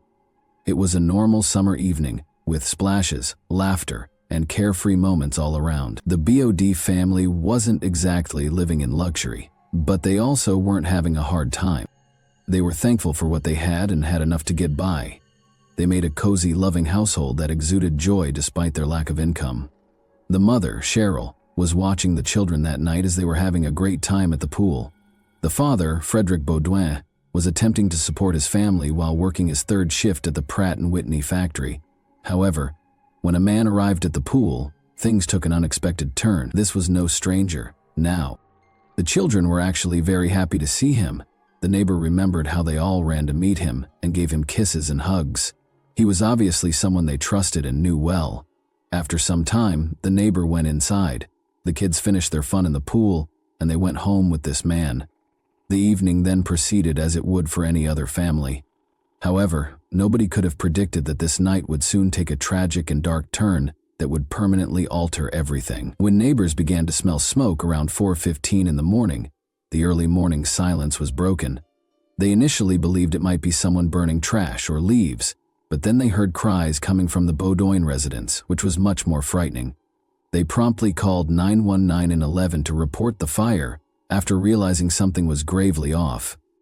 With sirens blaring through the night, fire engines from Prospect and the neighboring town of Bethany raced to the site. After roughly half an hour of valiant efforts, the firefighters were able to put out the fire, but none could have predicted what would happen next. Firefighters started searching the house as the smoke cleared and the flames subsided. They found an unimaginable tragedy within. The house was filled with the bodies of Cheryl Baudouin, her 7 children, and her niece Jennifer Santoro, age 6. Before the fire, they had all been mercilessly murdered. The burned body of Cheryl was discovered on the kitchen floor. 2 of the children were found in another bedroom, while 3 were found in another. There were 2 children in the back and 1 in the master bedroom. The situation in the bathroom was very horrific. Cheryl was among the numerous victims who had their hands bound behind their backs, which added to the misery. Before their bodies were burned by the fire, all of the youngsters seemed to have suffered significant head injuries, and 2 of them had their feet shackled. Even the most seasoned investigators were astounded by the heinousness of the crime, which was of unfathomable depravity.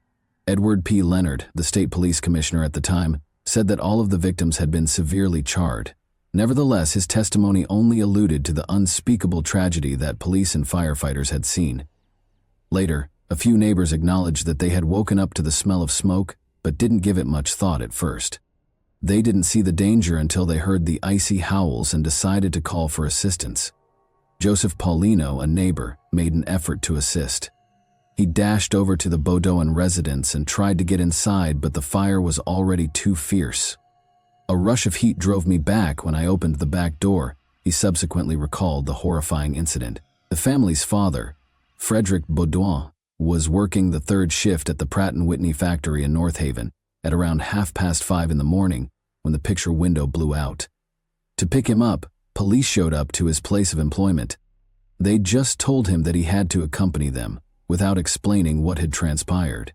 The family's Reverend Joseph Donnelly was waiting to break the heartbreaking news to him at his mother's house, so they took him there. Frederick turned to Reverend Joseph and asked him a question that neither husband nor parent should ever have to ask. "Are they all dead?" His greatest suspicions were validated by Joseph's solemn reply. Frederick lost everything he valued in a single terrible night, including his wife, kids, and entire family. He reportedly sobbed as he remarked, "There's only one thing, to see the bastard pay." He was shaken by grief. But even as Frederick struggled with this unfathomable loss, detectives were already putting in endless effort to uncover the truth. Determining to stop every vehicle on Route 68, they established a command post outside Prospect Town Hall and started halting traffic. Police also carried on their investigation at the Baudouin residence. At that moment, they became aware of an oddity. Every window and door was locked. An unsettling issue was brought up by this. How could the murderer have gotten away if the interior of everything was secured? It raised the terrifying possibility that the criminal had either locked the doors behind them or was already inside the residence. The detectives, of course, began to speak with neighbors. They then found out about Lorne Quinn, who happened to stop by when the children were having a good time at the neighbor's swimming pool. That wasn't all, though. About a mile from the house, the neighbors reported seeing him again early on Friday morning, sitting by himself in a black automobile, parked in a neighboring church parking lot. The investigators were alarmed by this information. Why was this individual lingering at the house both before and after the catastrophe, and who was he? Additional information regarding Lorne's relationship to the Beaudoin family was provided by the neighbors. He wasn't merely a haphazard character on the outside of their life, as it turned out. In fact, he had been living in their basement for approximately 2 years. Then, suddenly, he disappeared from their lives. However, he reappeared on that fateful Thursday night, the same night the Beaudoin children were swimming at the neighbor's pool, just as suddenly as he had vanished. Investigators, meanwhile, couldn't afford to ignore anyone, not even the distraught father, Frederick. The individuals closest to the victims are frequently examined in the early phases of any investigation. Frederick therefore didn't think twice when police requested for his consent to search his truck. He had nothing to conceal. The search was a necessary step in ruling him out, but it turned up no proof or suspicious objects. The probe was a flurry of activity by the time it reached the 24-hour mark. No time was being wasted by the police. They had examined more than 100 witnesses, including Frederick and Lorne, set up roadblocks and talked to neighbors. No information was too minor to be taken into account, and every detail was crucial. Officers discovered something much more concerning than anything they had heard from the neighbors, though, when they entered Lorne Aquin's name into their system. This was not a man who had a few small legal issues. He was portrayed as having a hazardous and unpredictable streak by the patterns found in his criminal record. Lorne received a prison sentence for stealing in April 1974. Released in February 1975 after less than a year of service, freedom didn't last for him. He was back in jail by March 1976 after making a frantic and careless attempt to break out of custody, which suggested his audacious, unbridled personality. He was released on parole in September 1976 after serving time for that charge. When the incident at the Beaudoin residence occurred, this is the aspect that really sparked concerns. It had just been 7 months since Lorne's release from prison. There was barely enough time for him to establish a stable existence again, let alone demonstrate that he had changed, and yet he was linked to one of the most heinous atrocities the community had ever seen. It was hard for investigators to overlook the circumstances and timing of Lorne's comeback. It was difficult to ignore the picture painted by his criminal history and his peculiar actions in the days preceding the tragedy. Why had he spent so much time away from the Beaudoin residence? Why was he seen the morning after the fire sitting in a black automobile in a neighboring church parking lot? Investigators discovered a startling twist to add to the intensity of the situation. Lorne was more than a stranger with a criminal history. In reality, Frederick's foster brother was him. What a crazy turn of events. Investigators went to Lorne's residence at around 9:30 a.m. on July 22 and asked him to come in so they could question him. To the surprise of all, he nodded without question. He accompanied them to the police station with composure. However, what followed caught everyone off guard. Lorne did more than simply respond to inquiries. He explained everything. He didn't just deliver an evasive or ambivalent response. He was prepared to confess. Rather, he provided a comprehensive and terrifying description of the crime that made everyone shudder. He said that in order to make sure his sister-in-law and the kids were headed in the correct direction, he had attacked them. The police did not end their interrogation there. Even when they brought in his psychiatrist to speak with him, his account remained consistent despite the fact that they asked him the identical questions 3 times. Lorne remained firm in his confession. By this time, it was obvious that Lorne was to blame. Investigators weren't taking any chances, so they arrested him and charged him with 9 murders and 1 arson charge.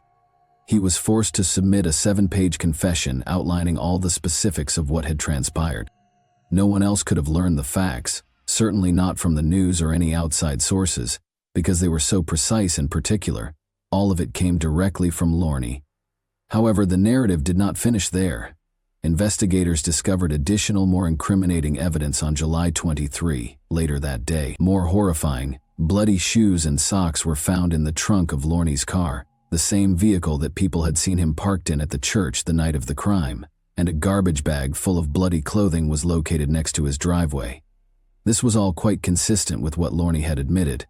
The evidence was pointing straight toward him and was piling up like a mountain. However, if you believe that the case was concluded at this point and that Lorne was permanently imprisoned, you're not exactly right. Even though everything appeared to be moving toward a speedy conviction, things were about to take another unexpected turn. The defense unit led by Lorne wasn't prepared to give up just yet. They continued to search for methods to sow uncertainty and change the situation to their advantage. His lawyer was working tirelessly to find weaknesses in the prosecution's case. Even as the evidence against him, his confession, the bloody clothing, and the witnesses, was mounting.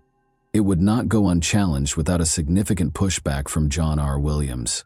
The defense team began to fight for a delay, even though it seemed like everything was pointing to Lorne's guilt. They claimed that the court had gone too far in asking for a blood sample from Lorne without any concrete proof. They attempted to provide fresh possibilities, such as the idea that Cheryl's brother might be the true murderer, and they wanted the confession and the blood evidence to be omitted from the trial. The court, however, didn't buy it. They refused to allow the defense to divert attention from the evidence, which they saw for what it was: terrifying, consistent, and unambiguous. The trial proceeded according to schedule there, and on July 16, 1979, the jury was sworn in, and it seemed as though the last chapter was drawing near. Then came the day that everyone had been anticipating. Lorne's confession was made public. And it didn't let me down, I can assure you. It described what he had done in graphic detail. Lorne described every moment with icy accuracy as she confessed to killing Cheryl, her kids, and other people. He even described how, before the violence started, he went to the house in the evening to pick raspberries with the children. Although it was difficult to accept, Lorne's story was not over yet. He claims that after leaving the house at 8:30 p.m., he returned early the next day at 2 or 3 a.m. by sneaking in through the unlocked basement door. Cheryl walked down to see what was happening when he casually turned on the light in the kitchen. Lorne claims that she didn't appear overly shocked to see him, and that she didn't give him any trouble when he asked to borrow some equipment from the basement to fix his automobile. But after obtaining the lug wrench, things swiftly took a tragic turn. Returning upstairs, Lorne requested a beer from Cheryl. He was family after all, so she didn't see anything wrong with it. However, Lorne struck her over the head with the lug wrench as soon as she turned around to retrieve the beer. And it didn't stop there. He continued to swing, striking her repeatedly and without hesitation. The worst thing, according to Lorne, was that Cheryl didn't cry out for assistance or scream. What was going in her head at the time is beyond my comprehension. Was she attempting to be silent in order to avoid disturbing her kids? Did she want to live through this assault without being noticed? Regretfully, it was unsuccessful. After running to the kitchen after hearing the commotion, one of the children was hit by Lorne using the same wrench. He then proceeded to use the wrench and tire iron to assault the other kids, but he returned and began stabbing Cheryl after hearing her moaning in the kitchen, indicating that she was still alive despite the severe injuries. Later, Lorne told the authorities that he had tragically beaten 10-year-old Sharon before killing her after tying up some of the kids with twine. Imagine the anguish this young child went through at the age of 10, being beaten senselessly and then attacked. He then poured gasoline all over the house, including Cheryl and the kids, and set it on fire. But Lorne's story completely changed on September 5, 1979, when he took the stand. All of his confessions were disputed by him. "I didn't do any of that," he said. He asserted that the only reason he signed the confession was because his psychiatrist advised him to do so. "It would be better for you if you signed," the doctor had told Lorne. During his interview, Lorne also said he constantly asked to talk with a lawyer, saying he wanted to do so repeatedly, but the police consistently turned down his petitions, claiming they already knew he was guilty. They persuaded him that it would be in his best interests to just confess. Lorne had a peculiar response when asked about the bloodstains on his clothing. He asserted that the blood came from a fight he got into the night of the killings, rather than the murders. Lorne claims that some men attacked him outside the cafe in retribution while he was out for coffee.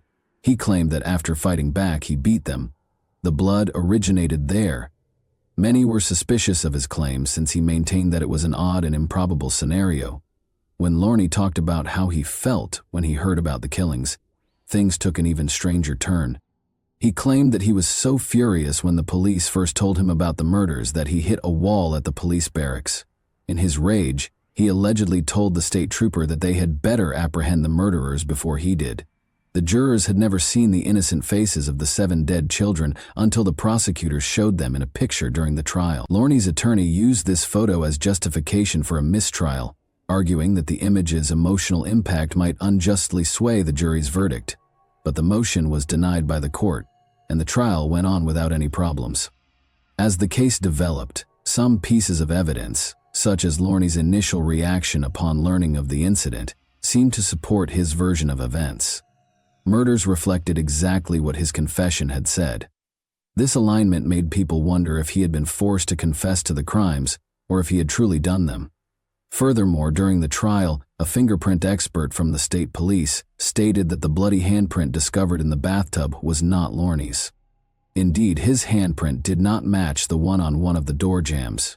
Given that the prints didn't resemble any of the victims or even Frederick the father, this revelation cast more suspicion on his involvement. Additionally, there was the issue of a previous interview that writer Lincoln Milstein from the local daily The Current had done with Lorne in October 1977. More discrepancies were exposed by this interview, which had been kept secret until the confession was made public. Lorne acknowledged to Milstein that he didn't remember the murders. He only vaguely recalled seeing bodies and blood all over the place, chatting to Cheryl, and the home being on fire.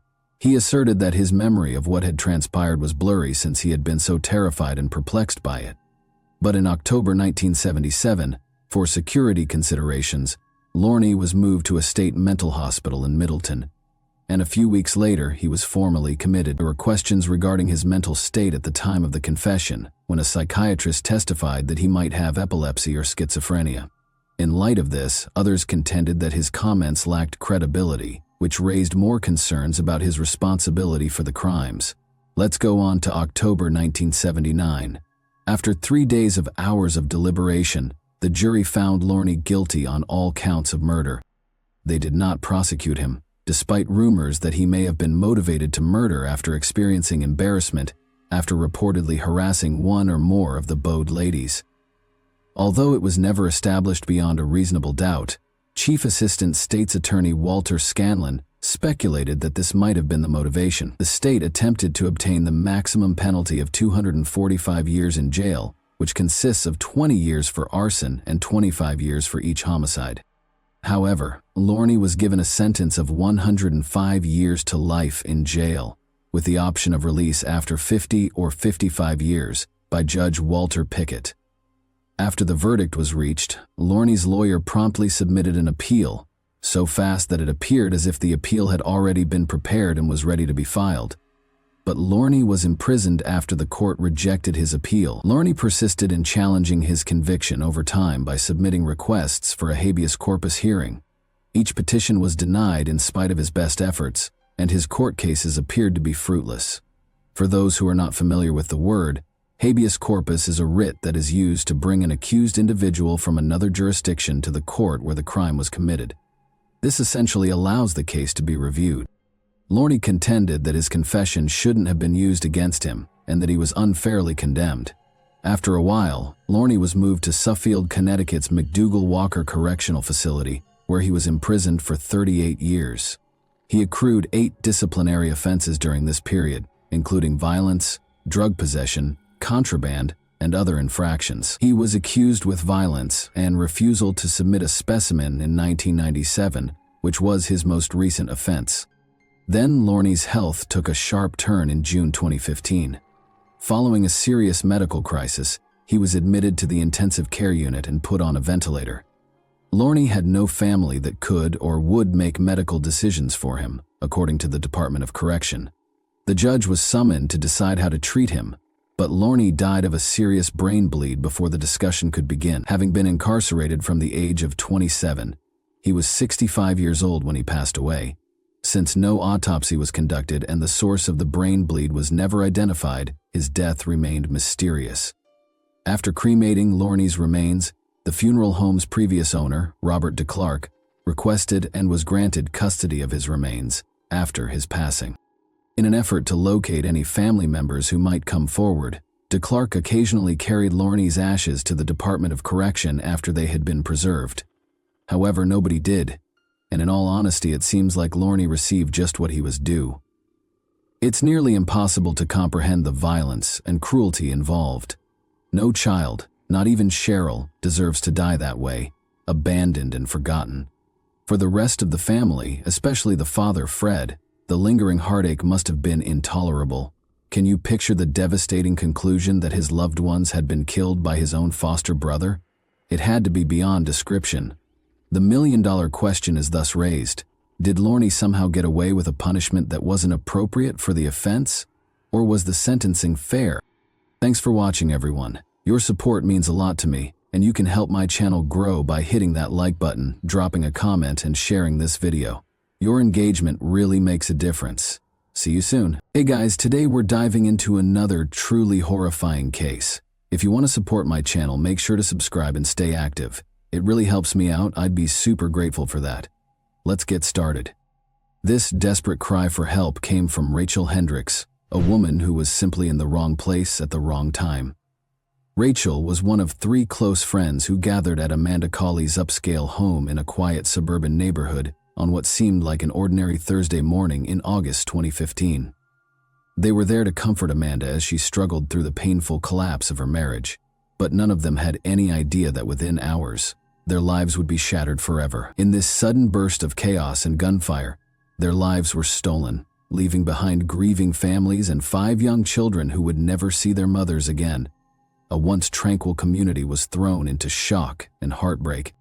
But what could have caused such a horrific attack? What led to this moment of terror? This is the tragic story of Amanda Cawley, a woman for whom the help of the courts came far too late. Amanda had been living in her family home in Marabella, a beautiful and upscale neighborhood in St. Augustine, Florida.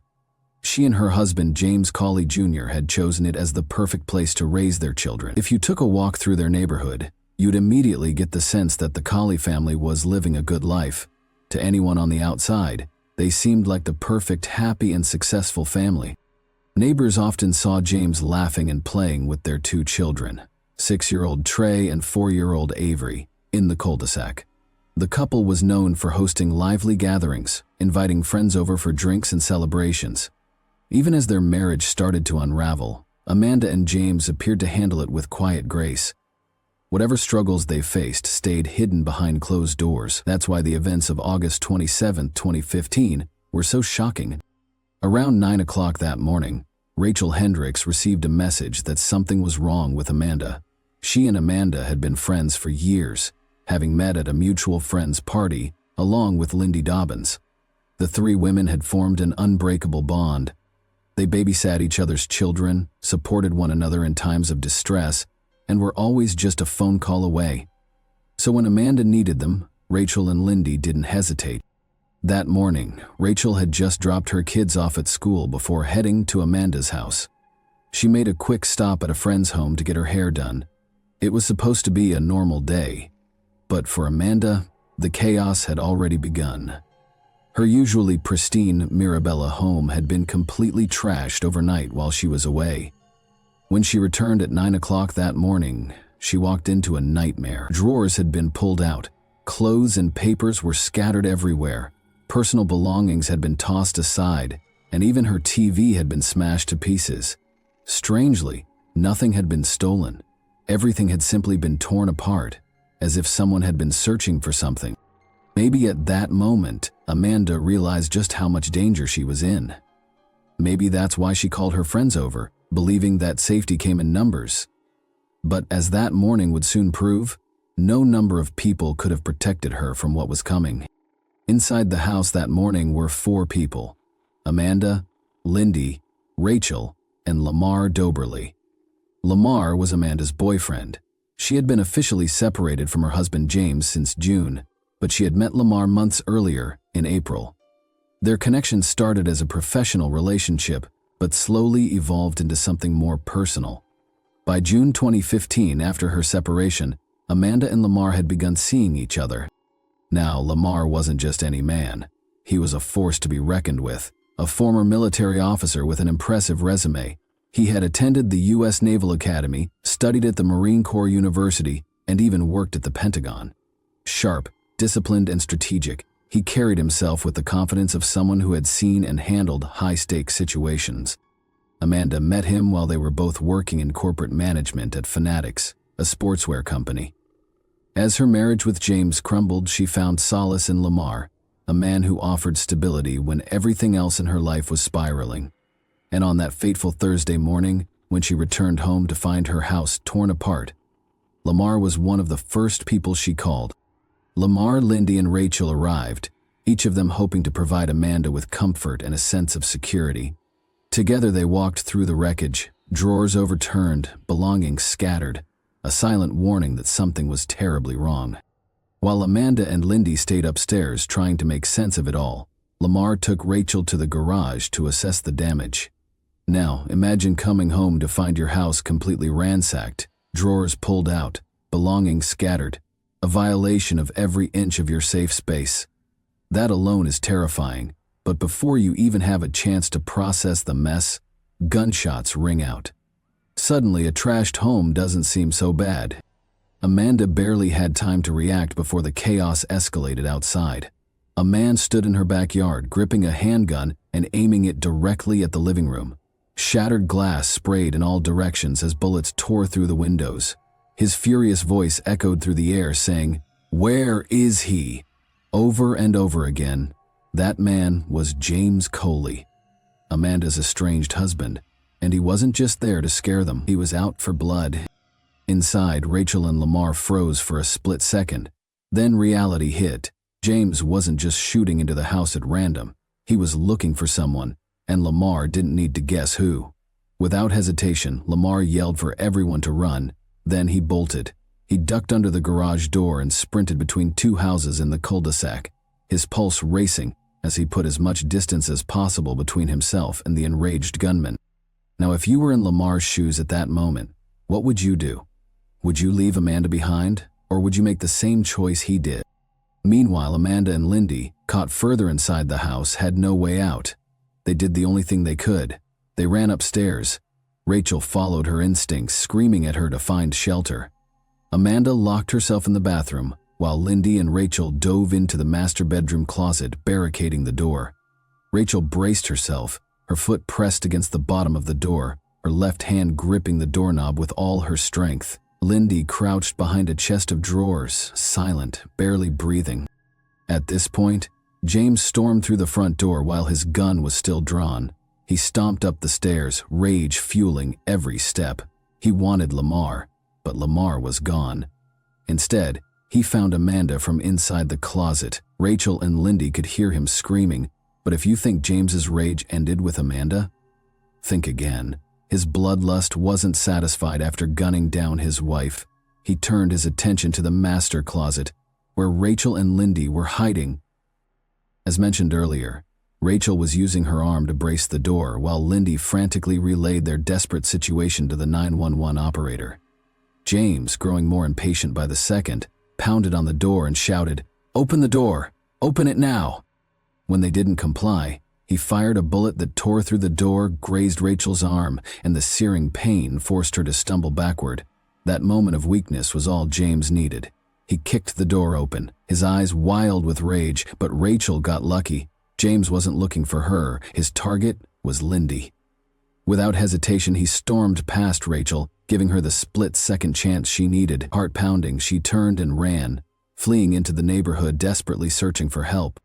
Meanwhile, Lamar, who had escaped earlier, had also found someone who called 911, and 11 of the law enforcement arrived. It was too late. James had vanished, leaving behind a house soaked in blood and horror. The once safe home was now a crime scene, a place of unthinkable violence and devastating law. Lindy had been shot 3 times, Amanda 9. James had shot her once before forcing his way into the closet where Lindy and Rachel were hiding. Then, after killing Lindy, he unleashed 8 more bullets into Amanda's body. He had started with a 9mm handgun, emptying it into Lindy, and when that was out of bullets, He pulled out his .45A backup weapon, proof that he had come prepared for something far worse than just an argument. This wasn't just a crime of passion, it was pure, calculated rage. But why? Not much is known about the early days of James and Amanda's relationship. Amanda was 36 years old in the year 2015, a year older than James. She was born in Orlando, Florida, and had built a successful life for herself. Professionally, she thrived, and socially, she was surrounded by people who adored her. James, on the surface, appeared just as put together. He worked in the mortgage industry and lived what seemed to be a stable life alongside his wife and children. To those looking in from the outside, he was a devoted father, a man who spent every waking moment with his kids, teaching them how to swim. Always present, always involved. His sister, Crystal, spoke of him with admiration, painting a picture of a loving, family-oriented man. But behind the carefully crafted image of a devoted father and hard-working professional, James harbored a darkness that had been with him for years.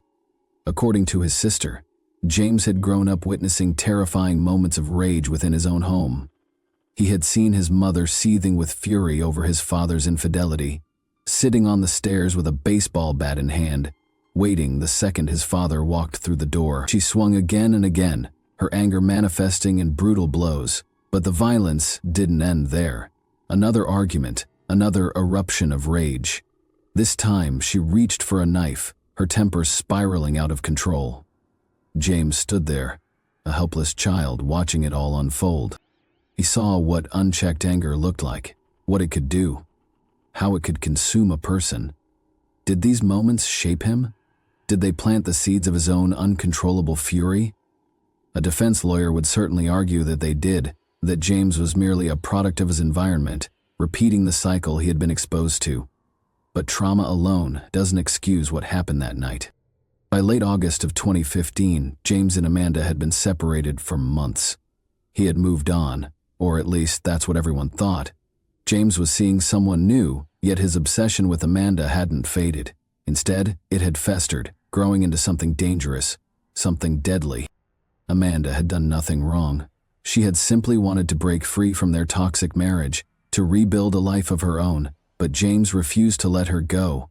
His attack wasn't just a crime of passion or a fleeting moment of lost control. It was premeditated. It was the culmination of his growing rage, his need for dominance over the woman who dared to walk away. And in the end, Amanda paid the ultimate price, for nothing more than wanting to be free. All of this toxicity came to a peak when a neighbor sent James a photo of Lamar shirtless mowing Amanda's lawn. That was all it took to set him off. Fury consumed him, igniting a relentless storm of abusive text messages and voicemails that wouldn't stop until the day of the murders. In their conversation, he texted her, "Oh, and your boyfriend has been parking at the playground and walking around the back. The whole neighborhood knows. You should just have him park out front like a man. Yeah, everyone knows what you are. Don't worry, I will speak with him face to face sooner than later." Amanda, trying to defuse the situation, responded, "He's not my boyfriend like I've told you before. He helps me with the yard work, painting, moving furniture, etc." But James wasn't having it. "So, why doesn't he park in the driveway if he isn't hiding? And I guess he is married, right? I have a picture of him." These weren't just messages, they were threats.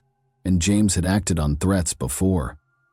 Amanda had already filed a domestic violence injunction against him, but he had no respect for boundaries.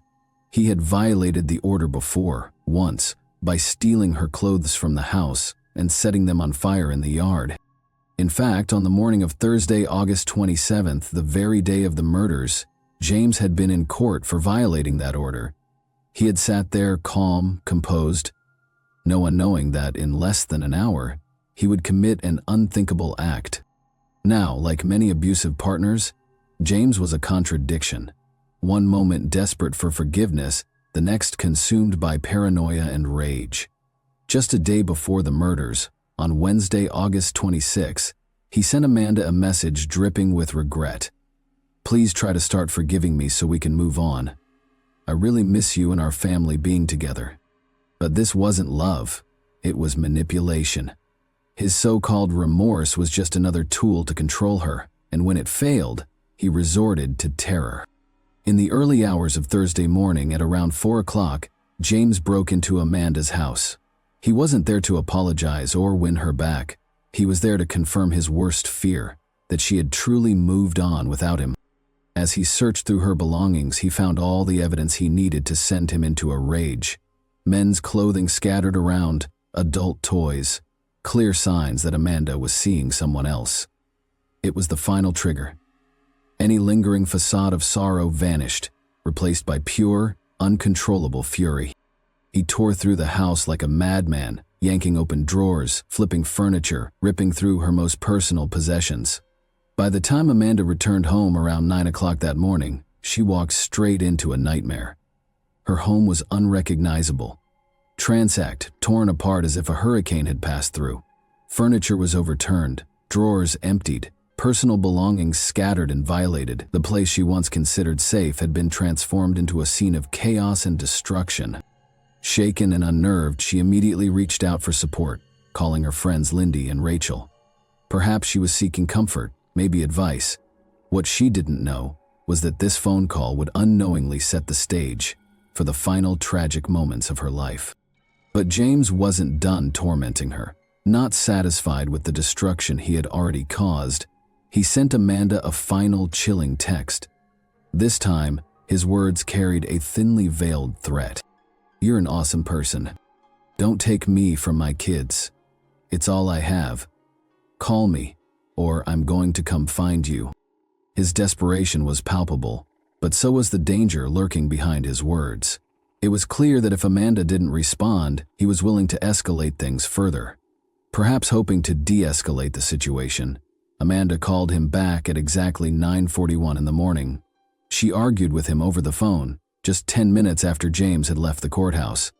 It's unclear what was said between them, but whatever Amanda told him, it wasn't enough to stop him. At this point, nothing could. After the call, James moved with calculated precision. He drove to a gas station, then to his sister's house where he had been staying, then back to the gas station, this time to buy fuel. Somewhere along the way, he armed himself with 2 handguns, a 9mm and a .45 caliber. His every move was deliberate. He wasn't acting on impulse anymore. He was following a plan. One that had only one possible ending. During his drive, James made one last phone call to his father. A woman walking her dog nearby overheard the conversation and later recalled the desperate plea in James's father's voice. Please, son, come back and get your truck. Everybody knows what you've been through." His father was begging him to stop, to turn back before it was too late. But James's response was chilling, filled with a heavy finality that left no room for hope.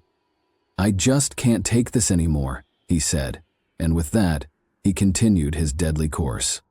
James didn't pull up to Amanda's house the way a visitor would. He didn't park in the driveway. He didn't knock on the door.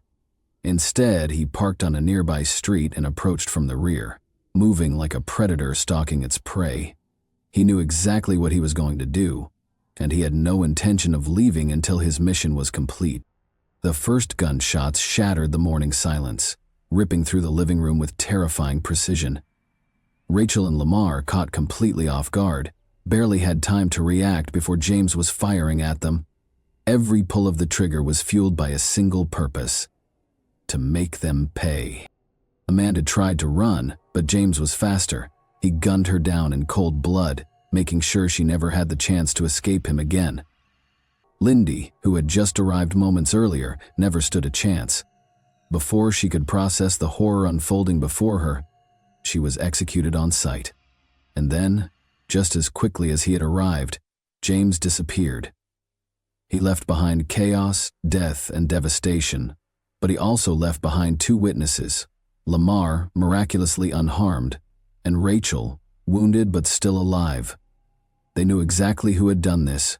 They could name the killer, and now, so could the police. The manhunt for James Terry Colley Jr. began immediately after the murders.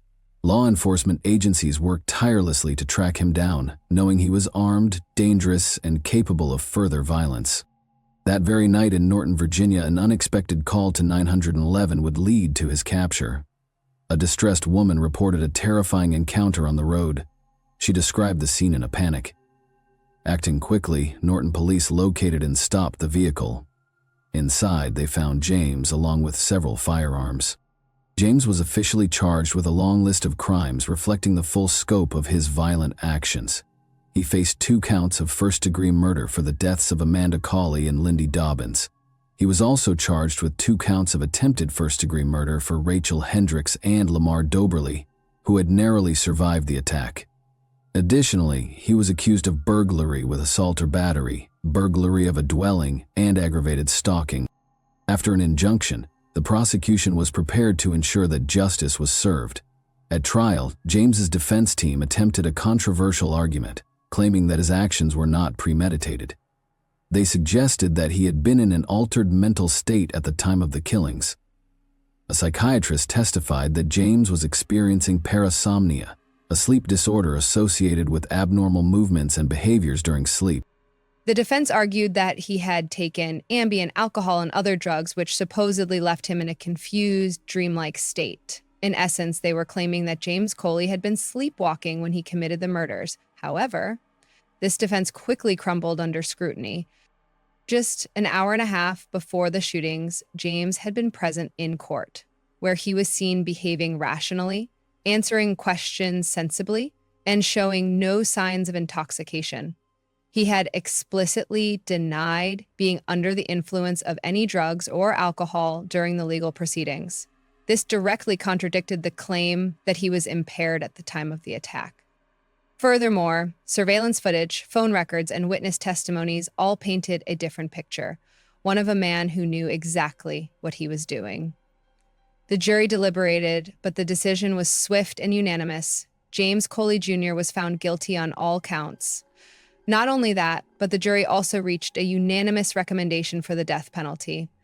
The prosecution had presented 4 aggravating factors beyond a reasonable doubt, solidifying their case. First, James had been previously convicted of another violent felony. Since he had committed multiple murders and attempted murders at once, this applied. Second, he carried out the murders while engaging in burglary. Third, each murder was deemed especially heinous, atrocious, or cruel. Finally, and perhaps most damning, the jury found that he had committed each killing with cold, calculated premeditation. One of the most haunting testimonies came from the medical examiner, who revealed that Amanda Cawley had been fully aware during the entire attack. She had been shot 9 times before finally succumbing to her injuries. The sheer brutality of the crime reinforced the jury's decision. This was not an accident, nor a crime of passion. It was an execution. In November of 2018, James Coley Jr. was sentenced to death. He appealed the verdict, but in 2020 the courts upheld his sentence. Today, he remains on death row. One person called it more than murder. What made this case even more controversial was the unwavering support James received from his own family, particularly his sister. Before the trial even began, she stood firmly by his side, fully believing in his innocence. In one recorded call, she even led a heartfelt prayer for him, asking that he be released safely from jail. But what she failed to consider was the devastating reality of his actions. No matter how deep her love for her brother ran, or whatever justification James may have believed he had, nothing could ever make up for the fact that he stole the lives of 2 mothers, women who left behind a total of 5 young children. These children were now forced to grow up without the warmth, love, and guidance of their mothers. Their families were left shattered, their lives forever changed by an act of violence that could never be undone. During the trial, Lindy Dobbins' husband took the stand. His testimony was filled with grief and devastation. He spoke about the unbearable pain of losing his wife, about how their children had to face life without their mother, and how the loss had left a wound that would never fully heal. His words were a painful reminder that behind every crime, there are innocent lives that suffer. So if James were your brother, what would you do? Would you pray for his release, hoping for a second chance? Or would you acknowledge the weight of his actions and the irreversible damage he caused? As you think about your answer, let this be a reminder. Domestic violence doesn't happen in isolation. It can spiral into unimaginable tragedy, tearing families apart in ways that can never be repaired. And when it does, The only question left to ask is, could this have been prevented? Thanks for watching, everyone. Your support means a lot to me, and you can help my channel grow by hitting that like button, dropping a comment, and sharing this video. Your engagement really makes a difference. See you soon. Hey guys, today we're diving into another truly horrifying case. If you want to support my channel, make sure to subscribe and stay active. It really helps me out. I'd be super grateful for that. Let's get started. Angie Diaz was more than just a name in the headlines. She was a vibrant young woman, a devoted wife, and a daughter who brought light into every room she entered. But what began as a seemingly happy love story ended in one of the most gruesome crimes imaginable. The voice you just heard on that call, the laughter during a murder investigation, came from the very man who once vowed to love and protect her husband, the same man who would later be accused of taking her life in the most brutal way. Just 3 months before the tragedy, Angie and Jared stood hand in hand, smiling for wedding photos. They looked like any other couple starting a new chapter, filled with hope, laughter, and dreams for the future. But something went horribly wrong in the days that followed. What happened between their "I do" and the unthinkable moment Jared took everything away? The horror came to light on January 11, 2023. Until that day, everything on the surface seemed normal. Friends and coworkers described Angie as gentle, cheerful, and full of life. She was the kind of person who left a mark on everyone she met. But now, her absence left a haunting silence behind. As the community mourned, her loved ones struggled to understand how could someone so full of warmth meet such a violent end? And how could the person she trusted most be the one responsible? This is the story of a beautiful soul lost too soon, and the dark truth that tore her world apart. The nightmare had unfolded in the rural outskirts of Magnolia, Texas, a peaceful community known for magnolia trees and small-town charm, where violent crime was nearly unheard of, until now. The first medic on the scene paused, unsure whether they were walking into a suicide, an accident, or something else entirely. As he stepped inside, a realization hit. They weren't there to save a life anymore. Angie was gone, decapitated, and her head was mercilessly dumped in the bathtub. The living room floor was soaked in blood. Cigarette butts were scattered around the body. Blood-stained clothes were tossed carelessly near. This wasn't just a killing, it was rage. It was personal. It was deliberate. What happened in that house between two people who once vowed forever? And what drove Jared Dicus to commit one of the most brutal acts in recent Texas memory? In fact, if anything, people might have pointed fingers at his older brother Wayne. He had long battled meth addiction and had tangled with the law more than once, starting back in 2018, when he was only 20. Jared, on the other hand, was the responsible one, the quiet one. He played football in high school, held a steady job as an electrician, and had a reputation for looking out for his troubled brother. He'd even called the police on Wayne once for stealing copper wire, though he later expressed regret. Now, Jared had lived in the Houston area all his life. There was nothing about his background that hinted at the horror he would eventually unleash, but perhaps the cracks were there, small fractures, waiting to split wide open. Then came Angie. Their paths crossed in 2022 at Cheap's Meat Market, where Angie worked as a cashier. A chance meeting that turned into a whirlwind romance. To outsiders, it looked like fate. They moved fast, too fast, and by October of that year, they were married. Angie Diaz had her own story. Born in Nicaragua in October 2001, she was raised by a single mother who often left the children in the care of relatives while working in Costa Rica to support them. Angie was smart, driven, and deeply loyal to her family. She studied accounting at the National Autonomous University of Nicaragua at León, and was known for her work ethic and maturity beyond her years. But life took a sudden turn when her aunt, the woman who had raised her like a daughter, was diagnosed with cancer. That's when her biological mother, now in the U.S., paid smugglers to bring Angie and her siblings across the Mexican border. They arrived undocumented, seeking hope in a place that promised more than what they'd left behind. Angie quickly found work at the meat market and began promoting herself online as a personal trainer. Her posts brimmed with optimism and resilience. Reminders to celebrate your own victories because no one else truly knows what it took to earn them.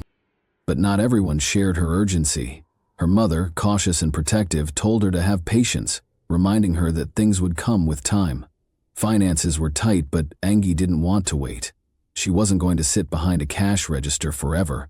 She had dreams, and in those dreams, Jared Dicus was suddenly front and center. He came across as charming, a former football player with small-town charisma and enough edge to feel exciting. Angie was smitten. Their social media feeds became a showcase of their young love, filled with laughter, road trips, and a carefully curated intimacy for their online audience. They got married just before Angie's 21st birthday, but not everyone was convinced this was her fairy tale ending. According to one of her closest friends, Angie had previously been in a serious relationship with a man named Jose. She had been planning to marry him in the US, a future that never came to be. But then she grew distant with everyone else in her life, almost around the same time she met Jared, the boy she thought would save her from the misery of a mundane life. Somewhere between letting go of that past and clinging to this new love story, Angie had rewritten her future in Jared's name. It was more of a fast-forwarded romance, so much so that Jared's family didn't even fully know who Angie really was. And maybe that speed wasn't just about love. There were whispers that immigration concerns played a part. Angie had once been in an accident, and rumors were there that it sparked fears of deportation. In Angie's mind, the timing of their wedding, just a few months into their relationship, suddenly seemed less about fairy tale endings and more about paperwork and panic. Even her friend urged her not to rush, to slow down and truly get to know Jared before binding herself to him legally and emotionally. She'd seen too many women fall into rushed, controlling relationships and suffer quietly behind closed doors. She didn't want her dearest friend to become one of them. But Angie didn't listen. Her uncle, who was a witness at her wedding, had noticed how quickly things were moving between her and Jared. Like her mother, he grew concerned. He sat her down one day and gave her the kind of advice someone gives when they've seen too much of how the world works. He told her not to make a decision out of desperation. Not for papers, not for a green card, not for legal status. And Angie insisted. She loved Jared deeply, that they were doing fine, and all of this was real. Her family was worried. They weren't convinced that the timing was right. And when they found out Angie and Jared were getting married, it felt like it had all happened too quickly. It was hard not to wonder if their fears were being ignored, or worse, if Angie was ignoring red flags she couldn't or wouldn't want to see. Because not long after the wedding, the cracks in that fresh start began to show. Maybe Angie truly believed this was her fresh start, that this love, this man, this marriage could be her new beginning, a clean break from the sacrifices and hardships of her past. But whatever happiness she clung to was built on shaky ground, because while social media told one story, a blissful young couple glowing with affection, the reality was much darker.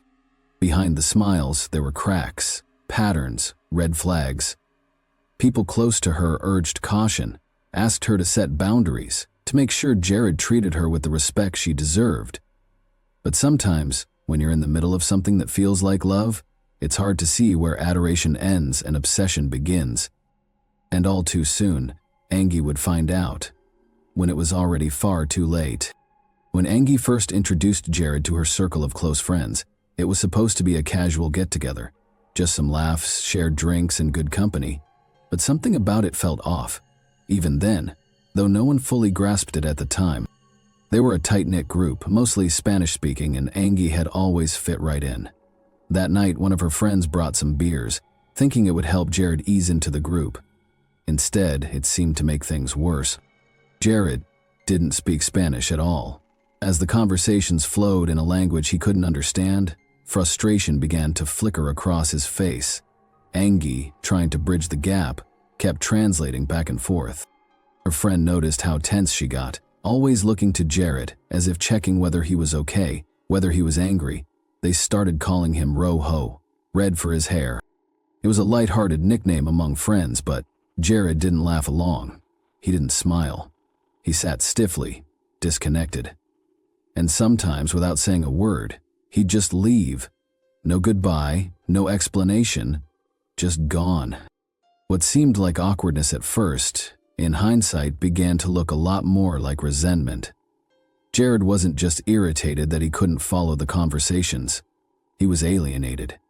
He felt like an outsider around Angie's people, in her world. And the way he handled that wasn't with curiosity or patience. It was with cold detachment. Maybe even simmering anger. After the wedding, things got worse. Angie's friend remembered the shift. How Jared's discomfort turned into distance, how he stopped making any effort. The gatherings became fewer, the joy dimmed. Angie became quieter, and when she did show up, she never really seemed fully there. Looking back, her friend could trace the moment the light in Angie's eyes started to fade. The pressure of trying to make two worlds fit together was falling squarely on Angie's shoulders, and she was doing all she could to keep it from breaking. But sometimes the cracks are too deep to hide. As 2023 rolled in, Jared Dicus was unraveling fast. By November, his volatility had reached dangerous heights. He'd been arrested for driving while intoxicated after causing a scene at a local restaurant, shouting, acting aggressively toward the staff. When police arrived, they found him belligerent, punching windows. He was so out of control, they had to strap him into a restraint chair just to draw a blood sample. It wasn't just alcohol. The police suspected meth was coursing through his veins. By January, Jared was out on bond, but nothing about him had stabilized. Behind closed doors, Angie was growing more and more afraid. She asked Jared's mother, Lynn, directly, that Jared stop sleeping in the same house as her. In the final week of her life, Jared had started asking to move back in with his parents, into the house he'd just spent money fixing up, for him and Angie. Why? No one could quite understand. But it was clear he didn't want to be in that house with Angie anymore. And maybe, just maybe, Angie didn't want him there either. You know things are serious when your boss notices it too. Ruth Almendarez had worked closely with Angie at the meat market. To her, Angie wasn't just an employee, she was like a daughter. The two shared a quiet closeness built over time. Ruth had seen her through cheerful mornings, long shifts, and bursts of laughter behind the counter. And it was at this very counter where Angie had first met Jared. But things changed after the wedding. Slowly. At first, Angie, once so warm and full of light, started retreating into herself. She grew quieter, more nervous. She wasn't as quick to smile, and she was always looking over her shoulder. Jared had started showing up at the market too often, just standing there looking for her, hovering around the counter. It made people uncomfortable. Then came Tuesday, January 10th, the day before Angie's murder. Ruth walked in around early afternoon and immediately sensed something was off. Her staff flagged her down, urging her to talk to Angie. At first, she assumed it was a work issue, maybe a customer complaint or a mistake, but they said, no, it was more serious than that. Angie didn't look well. Her eyes were distant, her energy drained. She looked like someone who hadn't slept, someone carrying too much. Ruth pulled her aside gently, asking what had happened. That's when she noticed it. A bruise on Angie's shoulder. Not the kind you get from bumping into a door. This was something else. Another coworker, Erica, joined them in the back kitchen. Together, they sat with Angie for a few quiet minutes. That's when she opened up. She told them she was planning to leave Jared, not maybe, not one day, she was sure. And then Angie said something else. Things that went beyond just hitting. She told Ruth they had been arguing all night, which Ruth would later tell the cops. That Sunday, Angie had gone to the movies with her aunt. Just a simple outing, something completely normal for her. But Jared hadn't wanted her to go. He didn't want her seeing anyone. Didn't want her to have even a sliver of independence. When she got back home that night, it all exploded. Jared kept her up all night, refusing to let her sleep. Angie looked drained when she showed up at work the next morning, pale, hollow-eyed, like someone who had been pushed far past the edge. And then, as she tried to shower and get ready for the day, the argument escalated. And then Ruth would tell the officer that Jared had assaulted Angie while she was in the shower. It wasn't a matter of if anymore. Angie had been living in fear, and now it was written across her body. As Ruth gently pressed, Angie confessed even more. This wasn't just one fight. This wasn't a bad night. It was a pattern. And she was ready to break it. She told Ruth she had made up her mind. She told Ruth that it was time to leave. Angie didn't tell Jared she was moving out, not exactly, but she did tell him that she wasn't going to keep living that way. She wasn't going to tolerate the control, the fear, the violence. It was the first real declaration of her intent to escape. But what no one knew then was that this small act of resistance, this whisper of freedom, might have been what sealed her fate. And when Angie paused while telling the horrors she had faced, Ruth put a stop to the conversation, saving it for later. They made plans to talk again. Angie had Friday off and told Ruth she wanted to go for coffee somewhere quiet, away from the market, where she could finally say everything without people overhearing. But that coffee never happened. Tuesday was the last time Ruth saw her alive. After the murder, Ruth checked the security footage, desperate to find proof of that final conversation. The cameras had captured them talking at the register, but there was no sound, no microphone, just a silent video of a young woman, bruised and broken, sharing what she could before she ran out of time. And that silence would haunt Ruth forever. Then, on the night of January 8th, just 3 days before Angie's murder, something unsettling happened. At nearly midnight, Jared made a strange call to 91011. He was disoriented, paranoid, barely coherent. In a shaky voice, he claimed he'd taken drugs and needed help. He didn't seem sure of anything. Not where he was, not what he had taken, not why he even called. But he did ask for an ambulance. Paramedics were dispatched immediately, but just a few minutes later, Jared called again. Still confused, still mumbling about feeling unwell, unsure whether he meant what he said. It was clear something had altered his state of mind. Something strong. When the medics arrived, they transported him to the hospital, where it was confirmed Jared had been using methamphetamine.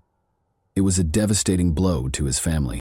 Jared's older brother had struggled with meth for years, tearing their family apart in the process, but Jared had never been that kid. He was the other son, the one who stayed away from the actions that would put his parents down, or so they thought. Jared had admitted to his parents briefly and in passing that he'd taken meth, only to deny it moments later. He flipped between admissions and deflections. One second he was crying, the next he was lying. The moments between might be uneventful for those who did not witness what happened between this couple, but it became evident on January 11 how deep trouble ran through in those days.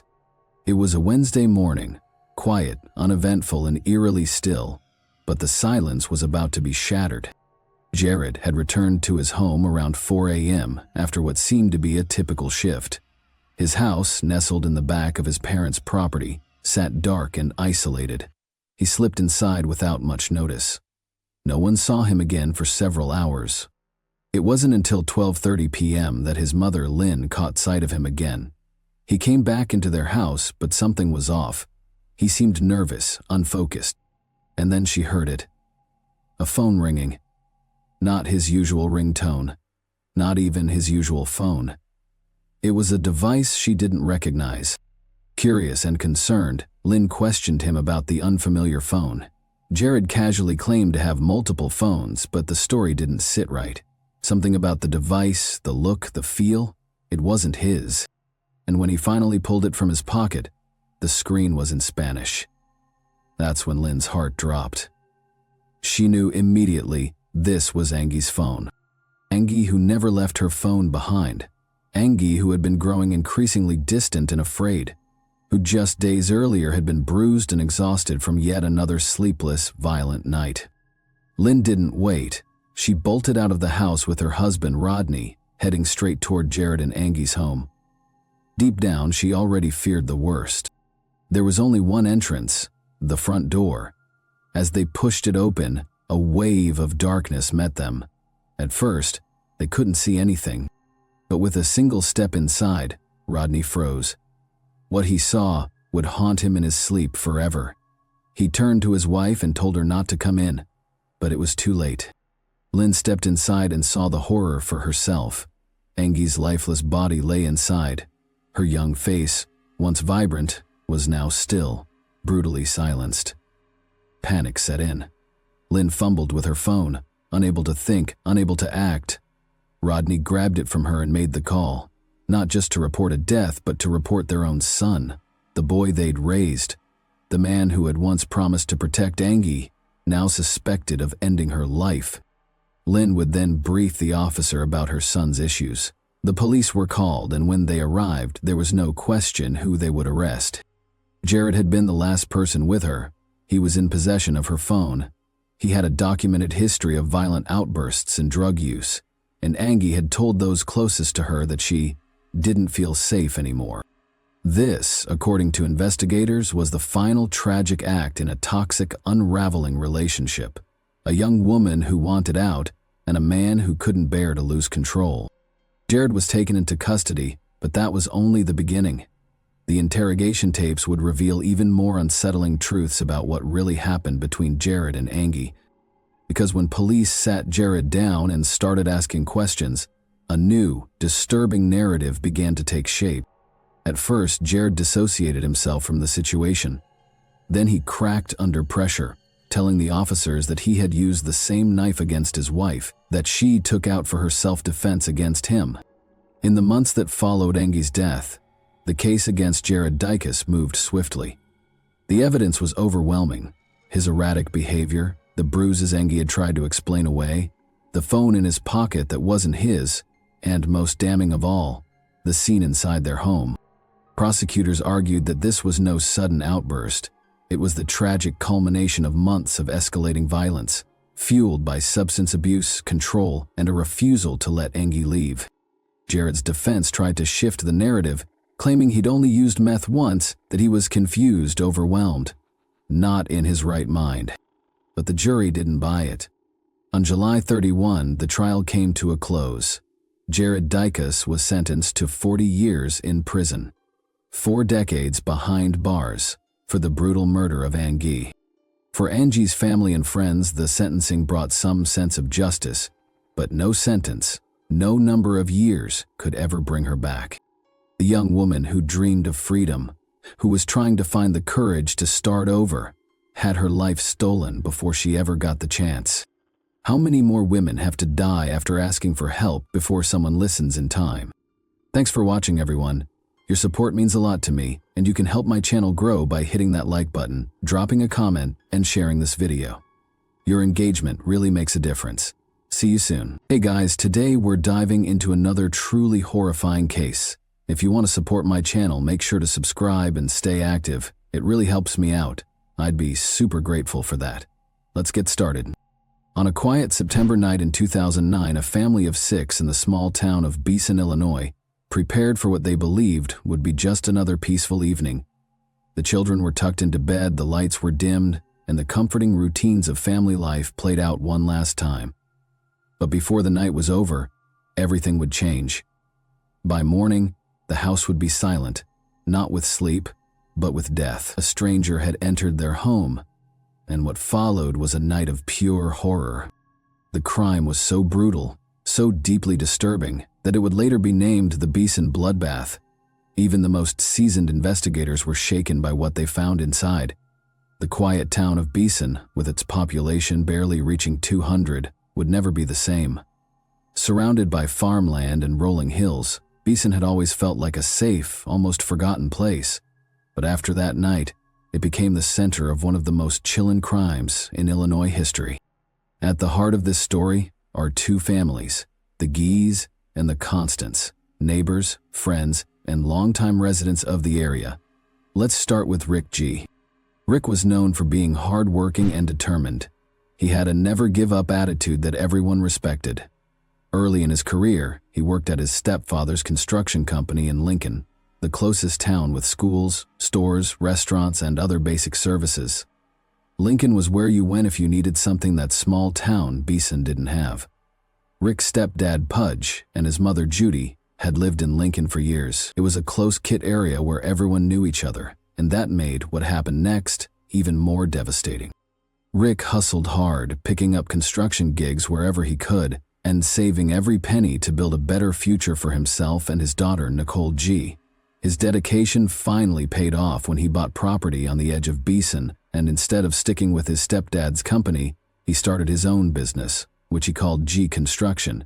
He snagged a ranch-style home with a 2-car detached garage, an above-ground pool, and plenty of farmland for keeping chickens and other animals. But owning a business came with its costs, so Rick decided to rent out a room in his home. That's when Ruth Constant entered the scene, moving in with her 2 little kids, 3-year-old Justina and 1-year-old Dylan Constant. Initially, Ruth became Rick's tenant, but it didn't take long for sparks to fly between them. Ruth was a warm-hearted woman known for her outgoing personality and sense of humor, and Rick was the perfect match for her. As their bond grew stronger, Ruth discovered she was pregnant in 1997. They tied the knot with Rick at 34 and Ruth at 27. Not long after, they welcomed a baby boy, Austin, and their home was bustling with life. A year later, they celebrated the arrival of a baby girl, Jessica G., filling their hearts with more joy. Unfortunately, that joy was short-lived, as they learned that little Jessica was born with a serious neurological condition, leaving her with disabilities that required around-the-clock care. With no facilities in Beeson that could meet Jessica's needs, and unable to afford the necessary care, they reluctantly had to move her 50 miles away to Peoria, Illinois, where she became a temporary ward of the state. It was reported that she died well before the tragic murder occurred. Dylan was also showing signs of trouble. According to their relatives, he was full of energy and often acted out, which is typical for kids his age. His teachers frequently sent home behavior reports, and Rick and Ruth worked hard to find ways to help him. Eventually, he was diagnosed with ADHD after they decided to seek therapy for him. While the therapy helped a little, it didn't make a significant difference. However, there was a glimmer of hope when Rick's daughter Nicole turned 18 and started dating Christopher Harris, a 21-year-old local. Their relationship grew serious quickly, and they married, moving just a minute away from Rick's house. Not long after, Nicole discovered she was pregnant, making Ruth and Rick grandparents for the first time with the arrival of little Elisa Harris. They were thrilled, and Nicole and Chris often dropped Elisa off with Ruth while they worked, and in late July 2009, Nicole and Chris welcomed their second baby. To everyone who knew them, they seemed like the perfect family. With a new baby expected to start crawling soon, Rick's stepdad Pudge and his grandson Adam decided to help Nicole by putting in new carpet in her home that September. The following day, 10-year-old Seton Landstrom ran over to the Gee's house to show off his new bike, but when he reached the porch, he froze at the sight of blood smeared all over the porch and the door slightly open. Worried, he dashed to Nicole's house, where Rick's stepdad had spent the night. As soon as they heard the boy's discovery, they immediately went to the house, and Adam was the first to reach the porch and noticed the blood as well as a knife at the bottom of the porch steps. When Adam entered the door and turned the lights on, he saw a scene that would haunt him for the rest of his life. Lying in the hallway was Rick, face down in a thick pool of blood. Frozen in shock, Adam dared not to move further. He turned and ran outside to Pudge, telling him to call 911, though he didn't know what to tell the police, since he hadn't seen it all firsthand. And when the police arrived, they were met with a huge pool of blood, around 2 to 3 feet wide. As they moved deeper into the house, they saw that Rick's head was completely wrecked, and his body looked like it had been through hell. At first, they couldn't tell how he died, but the gruesome scene made them suspect a shotgun was used. They hadn't even checked the other rooms yet. As they walked down the hallway, they noticed the walls were all messed up, like someone had punched or smashed them. Then they found the second victim, 14-year-old Dylan, curled up on the floor just outside the main bedroom, wearing nothing but shorts. His body was badly hurt, and his head was just as wrecked as Rick's. Blood splattered everywhere, even on the ceiling, making the officers feel uneasy as they continued through the house. When they stepped into the main bedroom, they saw Ruth lying on the floor in her nightgown. Half of her skull had caved in, and again blood was splattered all over the walls. Pushing on, they entered the attached bathroom, where they found 11-year-old Austin, dressed only in his underwear, lying face down on the bloody tile floor. It was clear that the G family never saw this evil coming. They must have been caught off guard, getting ready for bed the night before. The officers moved cautiously through the house, unsure if the killer was still inside. They walked down that bloody hallway, past Dylan's lifeless body, and headed to 16-year-old Justina's room. And when they entered the room, they found something far more gruesome than what was initially found in the house. Blood smeared across every surface, soaking into her bed, where Justina lay on her stomach, her head hanging over the edge, leaving a puddle of brain matter below. She had suffered the worst injuries of anyone in the family, and just when they thought it couldn't get worse, they braced themselves for what came next. As they left Justina's room, they checked an adjacent space and initially saw no more victims, but then they spotted something in the dark closet. There they found a 3-year-old girl's body crumpled on the floor, surrounded by blood, with skin peeled back above her right ear. It broke the officers' hearts. They were trained professionals, but nothing could prepare them for such a brutal scene, especially involving such a young child beaten to death. Suddenly, a corporal noticed something move. It was the child. A paramedic rushed over and scooped her up like a baby, dashing out to the ambulance. They quickly ushered Nicole into the ambulance too, and off they sped toward the nearest hospital. But when they arrived, they discovered that Tabitha's vital signs were alarming. Moments later, Nicole's husband Chris showed up at the G's house. He had been called from work about the terrible incident. When he arrived, the police confirmed the heartbreaking truth. The family had been murdered. But in the middle of all the chaos and tragedy, there was hope. The police told Chris that Tabitha had survived. Everyone felt a wave of relief because despite the horrific events, Tabitha was alive and might be able to help uncover who was behind this terrible crime. But not for Chris. He felt nervous when he learned Tabitha was alive. Without thinking twice, Chris jumped back in his truck and drove urgently toward the trauma center where Tabitha was being rushed. Meanwhile, 2 first responders, Logan County Sheriff's Corporal Michael Block and Illinois State Trooper Paul Hennessy, were left to sift through the crime scene for clues about what had happened inside the G family's home. 2 o'clock. Officers found a bloody handprint on the bathroom vanity where Austin was killed, along with a fresh shoe print outside that matched K-Swiss' tennis shoe. Officers canvassed the small community and followed up on tips. One neighbor reported seeing a silver pickup truck passing by around the time of the murders, noting it had exhaust pipes coming up through the bed behind the cab. Despite these leads, police found no further clues. Jar John Ralston, a forensic pathologist, performed the autopsies that night. He photographed every inch of the victims' bodies, but the injuries were so numerous that it was hard to keep track of them. But one thing was clear: they had been brutally attacked, and it wasn't from a gun, initially thought to be caused by a shotgun. It turned out that each member of the G family had been bludgeoned to death, suffering with each blow until they were too weak to fight back. Starting with Rick G., the father, he had 39 impact wounds, 13 of which were to his head. His wife, Ruth, suffered 28 blows all over her body, and her skull was crushed. Their 11-year-old son, Austin, had a caved-in skull and was struck at least 21 times. Signs showed he had been pushed against hard objects, and someone had stomped on his feet. 14-year-old Dylan had over 100 wounds and was struck at least 52 times. 16-year-old Justina had at least 15 identifiable injuries and was missing the top part of her skull. Meanwhile, Tabitha was in a real fight for her life. Doctors quickly discovered she had multiple skull fractures and serious brain swelling. It was tough for her. She couldn't speak or see because of the swelling in her face, but there was a small silver lining. She could still move her arm, showing she had some strength left to help her recover. The doctors made the difficult decision to remove a few small pieces of her skull. They hoped this would ease the pressure from the swelling and help her brain heal properly. It was a scary situation, but the medical team was doing everything they could to save her. Nicole remained by Tabitha's side throughout her recovery at the hospital. The atmosphere was tense, with police officers standing vigil behind her hospital bed.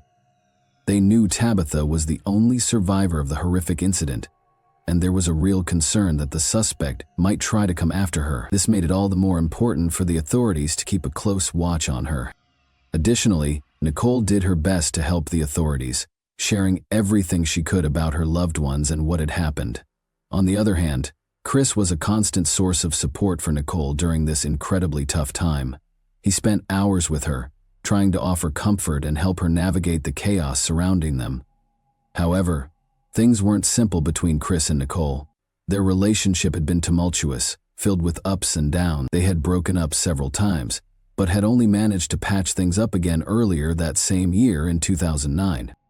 Days passed, and the police found themselves at a standstill, despite following every lead they could. Like the details of the suspicious car and the fresh shoe prints, they still hadn't identified any official suspects. The G family had no known enemies.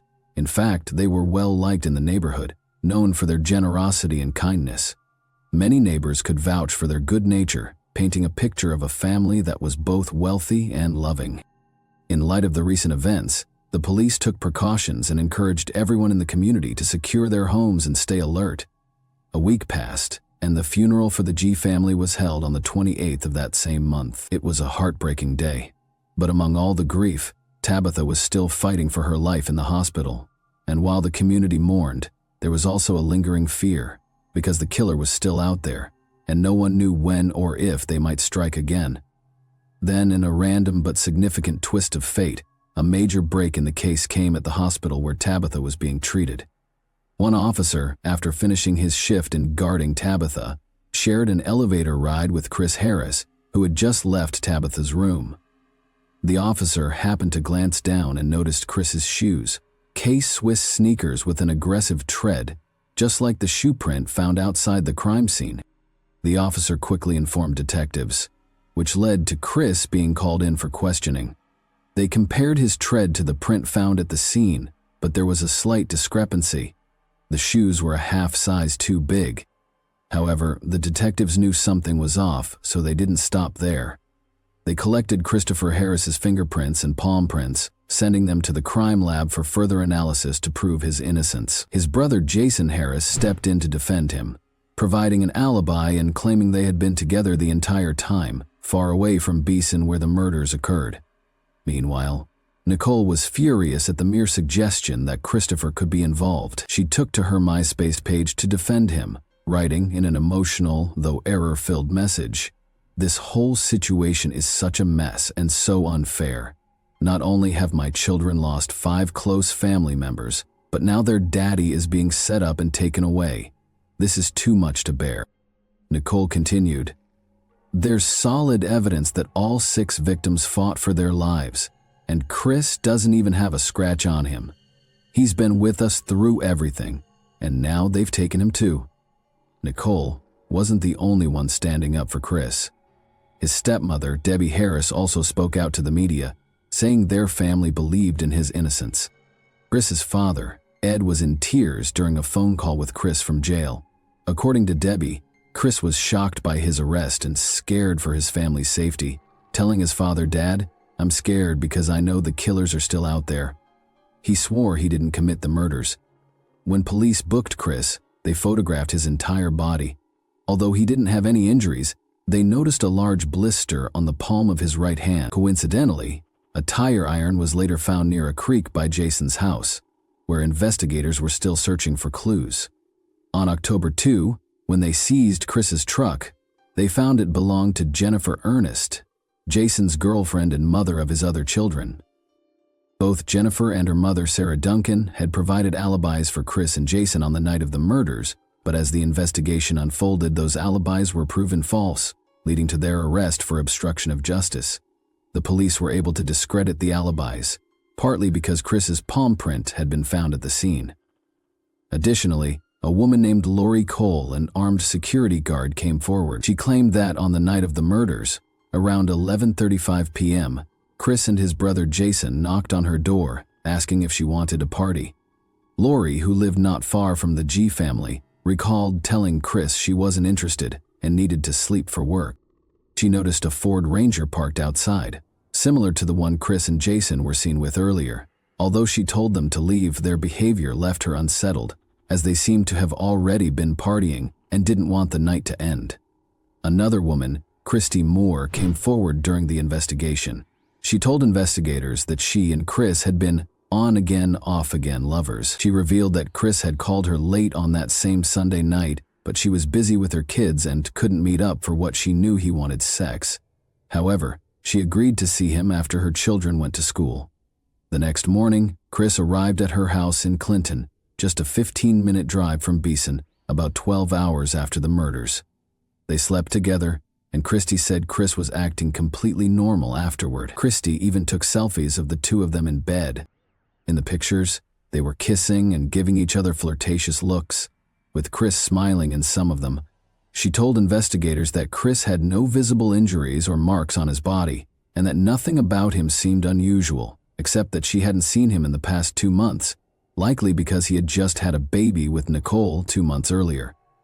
From the moment Chris was accused, he maintained his innocence, denying any involvement in the murder. However, when confronted with fingerprint evidence, he invoked his Fifth Amendment right to remain silent and got a lawyer. It seemed that Chris was content to let the legal process play out, but things took a sharp turn as the pressure began to mount on his brother, Jason. Initially charged with obstruction of justice, Jason's charges were soon upgraded to 5 counts of first-degree murder and 1 count of attempted murder, the same as Chris's charges. Jason, now facing the possibility of life in prison, had a choice to make: stay silent and support his brother, or tell the truth and save himself. The survival instinct kicked in, and Jason began to talk. The story he told was chilling. According to Jason, the night had started with drugs and alcohol. He and Chris had been out partying hard, drinking and snorting cocaine. Eventually, they decided they needed a woman's company to keep the night going. They first tried to reach out to some ex-girlfriends, but both women turned them down. That should have been the end of the night, but under the influence of drugs and Chris's heightened libido, the brothers continued their search for female company, which tragically led them to the G family's home. Jason recounted that they had first tried to visit Lori Cole, the armed security guard who lived nearby. He waited in the truck while Chris approached Lori's door, but she turned him away. What happened next is where Jason's story became inconsistent. He gave 13 different versions of the events, but the one thing that remained constant was his claim that Chris killed the G family. Jason alleged that it was Chris's idea to go to the G residence with the intent of having sex with Justina G, the 16-year-old daughter of the family and Chris's sister-in-law. Chris had convinced himself that Justina had been flirting with him. Whether they planned for it to be consensual or not remains unclear, but Jason said Chris believed Justina was interested in him. He then said that he stayed in the truck while Chris approached the house. In some versions of the story, Chris was already armed with a tire iron. In others, he went to the door without it. In one account, Rick G., the father, answered the door, and after a brief conversation, things escalated, leading Chris to retrieve the tire iron from the truck. Jason said he then heard screams and thumping sounds coming from inside the house, the horrifying beginning of what would turn into a gruesome massacre. Jason said he stayed in the pickup truck the whole time, just listening to the chaos inside the house. He heard loud thumps and screams and saw Dylan jump out of a bedroom window. After that, Dylan ran to the front door and went back inside. Next thing Jason knew, Dylan burst out of the house, bleeding a lot, with Christopher Harris right behind him. Jason saw Chris hit Dylan 5 or 6 times with a tire iron before heading back inside. Miraculously, Dylan got back on his feet and went into the house again. A few minutes later, Chris came out and hopped into the pickup. As they drove down the dirt road, he tossed his shoes and the tire iron out the window like it was no big deal. It's important to note that there had been a complaint of attempted sexual assault against Christopher Harris involving Justina, but this complaint was dropped just a week before the incident. Jason suggested that Christopher had intended to go to the G house for sexual motives, which ultimately did not happen. Investigators retraced the path that Jason Harris had described during his testimony. They found the K-Swiss shoes and the tire iron thrown into a ditch beside the road. Forensic tests confirmed that the DNA found on these items matched both Christopher Harris and the G family. On May 31, 2013, a jury found Christopher Harris guilty of murdering the G family. His sentencing happened on July 19, 2013, where he received 5 consecutive life sentences. In addition, he was sentenced to 30 years for the attempted murder of Tabitha, 30 years for home invasion, and 20 years for robbery. Christopher Harris's defense team tried to argue that he had walked in on Dylan during the murders and acted in self-defense when he killed Dylan. However, this argument was quickly dismissed. In 2013, just before his sentencing, Christopher and his legal team sought a retrial, but their request was denied. Later, in 2019, they filed an appeal with the Appellate Court of Illinois 4th District, but that too was denied. If you think the story ends here, well, not quite. A former cellmate of Chris stepped forward, claiming that Chris had confided in him about the terrible events of that night. This cellmate revealed a story even darker than what Jason had shared. According to him, when Chris arrived at the G home, Rick answered the door. An argument broke out, escalating quickly. When Chris hit Rick with the tire iron, Ruth heard the commotion and rushed in to see what was going on. Sadly, as she entered the room, Chris turned his violent rage on her. In the midst of the chaos, Dylan grabbed a kitchen knife trying to protect his mother, but Chris was too strong, and it was during this intense moment that Jason saw Dylan crash through the window for the first time. In a chilling twist, the cellmate reported that Chris felt no remorse for his actions. In fact, he claimed his only regret was not burning down the house that night, suggesting that if he had, no one would ever know he was responsible for the violence. And let's not forget Nicole.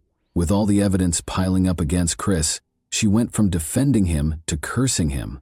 Additionally, during the sentencing hearing, Tabitha also delivered an emotional statement that tugged at everyone's heartstrings. She said, "I am 7, and it still breaks my heart. I wish you were dead and my brother, sister, and mommy and daddy were alive. You don't sneak up on other people. You have to say sorry, because do you know how badly that broke my heart?" As for Jason, he got a 10-year sentence in exchange for testifying against Chris, with credit for time served. This decision sparked debate. Many questioned if it was fair for someone who played a part in such terrible acts. There were many times that night when Jason could have stepped in to help. He heard Dylan calling out for assistance, begging him to intervene, but he didn't act. However, his testimony helped bring justice for the G family. After the trial, Jason's girlfriend Jennifer and her mother faced probation and fines for hiding evidence. Meanwhile, little Tabitha, who was protected by state troopers during her hospital stay, formed a special bond with them. They painted her toenails, read her stories, and played games, showering her with the love and care she needed. They even threw her a birthday party. Despite going through many surgeries, Tabitha made a remarkable recovery, and fortunately, the head injuries she suffered allowed her to forget the horrific events that took her family away. Tabitha spent some time in foster care, but eventually found a loving home with her sister, Nicole. As the community mourned and tried to heal from this tragic loss, they dedicated a playground in memory of Austin Dillon and Justina, creating a space where their spirits could be honored and celebrated. In an interesting twist, in 2014, the show When Murder Comes to Town aired, trying to shed light on the G family murders.